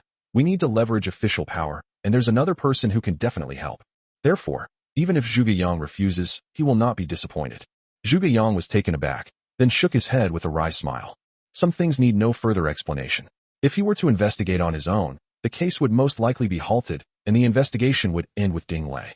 Taking a deep breath, Zhuge Yang said, "I can't show you the surveillance footage, but I know someone in the traffic police department who can take you to see it." "Okay, thank you." Zhao Shanha nodded and waved to Jia Donglai, who was not far away. "Mr. Zhao, please speak." Jia Donglai dared not be negligent in the slightest and walked over to speak respectfully. Today, when Jia Donglai met Zhao Shanha for the first time, he was deeply impressed. Ruthless and merciless. No wonder he became a chairman with a net worth of over $1 billion. "Old Jia, are you now in charge of the construction team for the Chengnan nursing home?" Zhao Shanha asked. Jia Donglai replied, "Yes, Mr. Zhao. The construction of the city square is about to begin. You can take on the work as well," Zhao Shanha said casually. He was fairly satisfied with Jia Donglai, and the dozen or so people he brought with him were clearly carefully selected. Jia Donglai was taken aback, then his eyes lit up with joy. "Thank you so much, President Zhao." He was in charge of project construction, and he knew better than anyone in the industry how much profit there was in it. Zhao Shanha said, "All right, take them back. They've worked hard today. Go to the finance department and get 1 million. You can distribute it as you see fit. Remember, take what you're entitled to, but don't touch anything you're not supposed to take." "Mr. Zhao is so generous." Jia Donglai almost shouted out loud, but he managed to suppress his excitement and didn't lose his composure too much. Actually, 1 million wasn't a huge sum compared to the 2 projects he was in charge of. It's just that cash always carries an extraordinary magic. After Jia Donglai and his men left, Zhuge Yang and Zhao Shanha went to the traffic police brigade together. On the other side, "My mission failed, but I never expected that he would be saved at the critical moment." Inside the room, Tian Feiyang held his phone, seething with anger. A magnetic male voice came from the phone, sighing, "Your Tian family members are all good for nothings." Not daring to refute, Tian Feiyang asked, "President Chen, what should we do next?" "I watched yesterday's video. Actually, it's not entirely your fault. The woman next to him, TSK. Even my top bodyguard would have a hard time doing those moves. Most importantly, she's too beautiful, no less so than Su Liuli." President Chen commented on the matter, and it seemed that he had developed a great interest in Jiang Wan. Tian Feiyang said, "Her name is Jiang Wan, and her background is not very clear. Make the arrangements and check it out. I'll be going to Tiannan in a while. Speaking of which, it's been so long since I've seen Liuli. I wonder if she'll be overjoyed to see me." He. Chen Xiao seemed to have thought of something, and his smile became very low. Tian Feiyong smiled ingratiatingly and asked again, what about Zhao Shanha? I don't want to hear that name. You're an annoying fly. Can't you handle it yourself? You gave the ticket to Su Liuli. Once this is done, I'll give you another one. Chen Xiao said indifferently, his tone disdainful. Tian Feiyong was overjoyed. This ticket represented an entry pass to a circle, a symbol of status and position, and would allow him to advance further. Thank you, Mr. Chun. I guarantee this will be done well. Tian Feiyong promised, a ruthless glint flashing in his eyes as he thought of Zhao Shanha. Sai, I'm really disappointed in you. I even video called you, and you still couldn't handle Su Liuli. I asked you to do such a small thing, and you messed it up. How can you work for me like this? Mr. Chen seemed to be in a good mood, making jokes with a smile. Tian Feiyong chuckled awkwardly, feeling embarrassed, and said, next time I'll plan carefully and make sure it's foolproof. Hee hee, don't be too confident, or you might accidentally capsize in the gutter and ruin yourself. Don't worry, Mr. Chun, even if we fail, he won't be able to find out who did it. If anything goes wrong, I'll take full responsibility and it definitely won't affect you. Tian Feiyong promised, patting his chest. Chen Xiao didn't take it seriously. It's nothing. Even if Tian Feiyong were to get caught and start making wild accusations, he wouldn't care. He wouldn't let it affect him in the slightest. By the way, is Chen Kursen still in Tianan? Chen Xiao asked. Tian Feiyong thought for a moment and then said, I saw her a while ago, but I don't know about her now. May I ask, what is the relationship between President Chen and her? Relationship? No good. My stupid cousin has ruined my plans time and time again. Chen Xiao sneered, then said, so now, she doesn't dare to go back to Beijing. Arrange for a few people to keep an eye on her for me. I'm going to Tianan, and I need to see her as soon as possible. Good. Then, the other end of the phone hung up. Tian Feiyong let out a long sigh and cursed. Damn it. If my dad hadn't forced me to avenge Tian Feiyun, would I have been used as a pawn by you? That damn Chen Xiaojun. Chapter 107 Su Liuli's Frustration. The acquaintance Zhuge Yang mentioned was his cousin, with whom he had a very close relationship. Therefore, Zhao Shanha was able to enter the monitoring room smoothly. Next, he stared at the screen, examining it carefully, etc. Suddenly, Zhao Shanha spoke, and the operator next to him immediately pressed the pause button. There's something wrong with this car. Zhao Shanha pointed to a taxi and said with a serious expression, this car has been seen at the entrance of the residential area and the entrance of the Civil Affairs Bureau. If this is not a coincidence, then there is definitely something wrong with it. After identifying the target, they reviewed the surveillance footage again and discovered that the taxi's driving trajectory was almost identical to Zhao Shanha's. The distance was far, but it was clearly following behind. Someone is following us, Zhuge Yang said calmly. Zhao Shanha nodded and instructed the operator to begin checking the taxi's trajectory. Time passed second by second. Finally, at an intersection, they saw the last man get on the bus. He was wearing a baseball cap, so his face was obscured. He was tall and rather thin. I've found you. A cold glint flashed in Zhao Shanha's eyes, and he took a picture with his phone. If we can find this person, we can follow the clues and uncover the mastermind behind the murder. After watching the surveillance footage for a while longer and finding no other trace of the man, Zhao Shanha breathed a sigh of relief and suggested leaving. After leaving the traffic police station, Zhuge Yang asked Zhao Shanha where he was going, and he replied that he was going to the hospital. Then Zhuge Yang took Zhao Shanha to the hospital before taking his leave. Special care ward. Zhao Shanha pushed open the door and saw Su Liuli sitting in front of the hospital bed, chatting with Jiang Wan. The atmosphere was quite harmonious. Hearing the noise, Su Liuli turned around and saw Zhao Shanha. She walked over and grasped the wheelchair. How did it happen? Zhao Shanha said, it went fairly smoothly. When he reached Jiang Wan, he asked, how are you feeling? I just ate something and feel a bit better, but I still have no energy. Jiang Wan was receiving an 4 drip and was very weak, almost unable to move. Zhao Shanha looked at the empty bowl next to him and guessed that Su Liuli had fed her.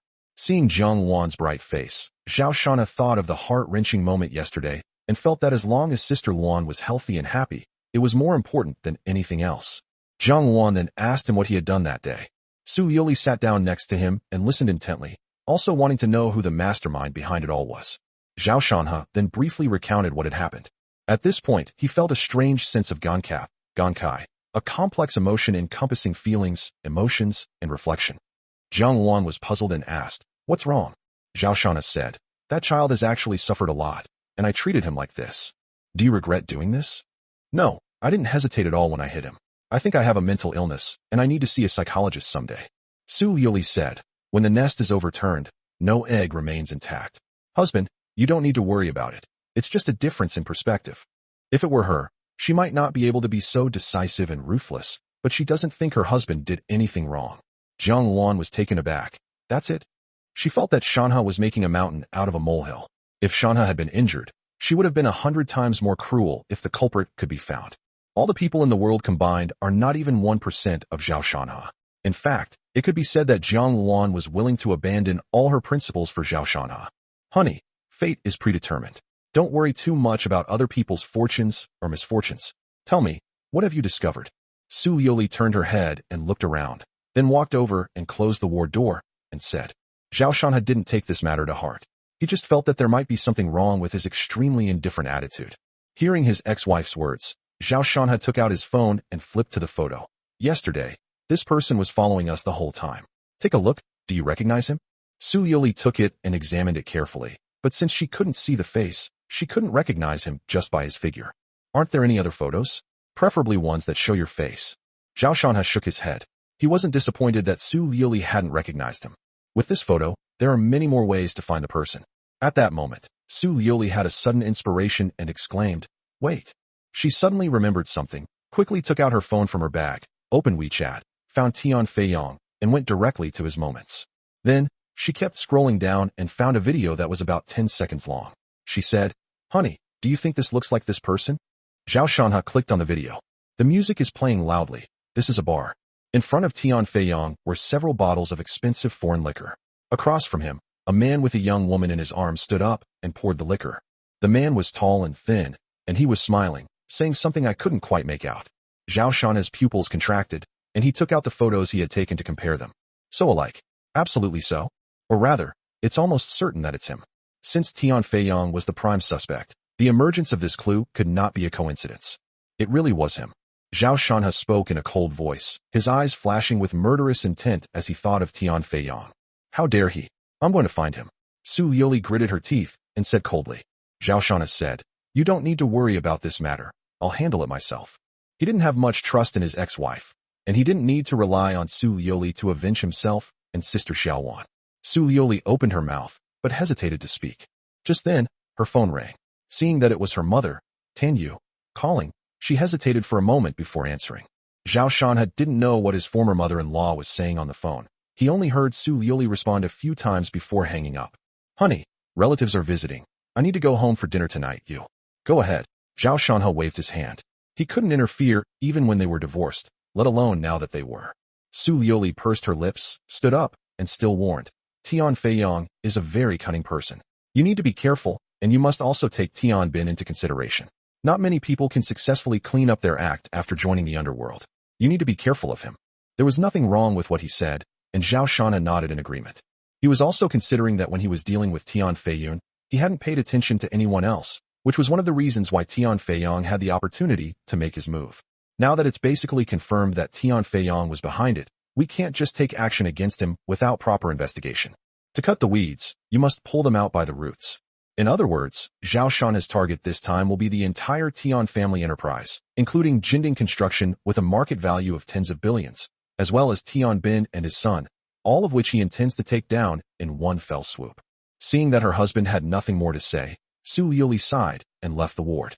On her way home, she was in a bad mood and extremely irritable.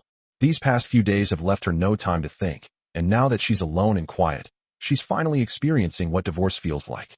She was going to her parents' house for dinner today, and surprisingly, she became flustered, something she had never done before. Ultimately, it's because she has lost the bond of marriage that makes her hesitant to leave her husband. How did they end up getting divorced? She was distressed, wondering how she would live without her husband. Chapter 108 Su Liuli will not make the wrong choice. Upon arriving at her parents' villa, Su Liuli pushed open the door. Tada! Suddenly, a bright light shone, and Su Qingxi appeared before Su Liuli, holding a cake. Then, her parents and other relatives, a total of 6 or 7 people, welcomed her inside. Tan Yu's face was beaming with joy as she took Su Liuli's hand. Daughter, you got a divorce so quietly. It's such a wonderful surprise for your mother. Tell me, how much money did he ask for to agree to the divorce? A few days ago, my daughter was absolutely unwilling to get a divorce, but to my surprise, she did it all on her own without any persuasion. Tan Yu was overjoyed when she heard the news. Mom, what are you doing? After her initial shock, Su Liuli stomped her foot and asked anxiously. She didn't tell her parents, but they still found out about the divorce. Uncle Su Xianshan said with a smile, Liuli, In this society, if things aren't going well, just get a divorce. There's nothing to be ashamed of. I'll introduce you to someone later. I guarantee he'll be 100 times better than Zhao Shanha. Su Qingxi. Sister, congratulations on escaping your misery. Let's have a drink today, Su Wenshan said to Su Xianshan, sounding quite pleased. He had been unhappy with Zhao Shanha's attitude that day for a long time. Amidst the harmonious scene, Su Liuli's eyes flashed with rage, and she suddenly roared, "Enough!" The living room fell silent immediately. Whether or not to get a divorce is my own business. Even if we do get a divorce, I will not leave my husband. After saying this, Su Liuli went upstairs to the second floor, entered her bedroom, and closed the door. Unexpectedly, her relatives came over to celebrate her divorce. If I had known it was because of this, she would never have come back. A moment later, Tanyu followed her in, frowning as she said, "Daughter, you're already divorced. What kind of behavior is it if you don't leave him? Are you that reluctant to let go? What's so good about him? I've heard about what happened with Tian Feiyun. He not only used others as pawns, but he also harmed you. He's a morally corrupt person, not worth your time. You're right to get a divorce." "Mom, our divorce has nothing to do with that matter. He is my husband, so please stop slandering him." Hearing Tanyu criticizing Zhao Shanhao again, Su Liuli felt exhausted. Her husband was clearly capable, so why hadn't he shown it in the years since they got married? That way, her parents wouldn't look down on him. But then she thought again. If she could make a wish, she would prefer her husband to be ordinary and live a routine life with her. She felt that kind of husband was the most perfect. Tanyu was clearly not satisfied with her daughter's answer. She patted Su Liuli's arm and said with dissatisfaction, "A three-legged toad is hard to find, but a two-legged man isn't." Su Liuli was speechless. "Do you think I'm that desperate for a man? All I'm missing is a husband." "Sigh, Mom has been through this before. Love and relationships are just like that. Actually, none of that matters. Compatibility is what matters.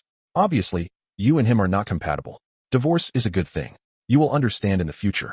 Mom will not hurt you. You're wrong. My husband and I are the perfect match. He's very smart, and if we could get him a job at our company, he would definitely shine."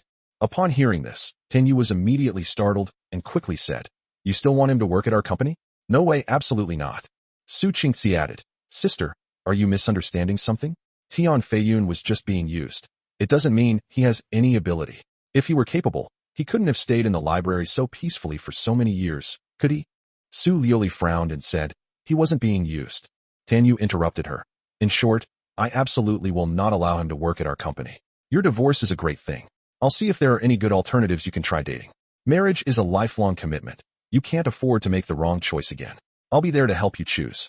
Seeing that she was about to launch into a long speech, Su Liuli quickly changed the subject. "There's something I need to tell you. Don't get too close to Madame Tian.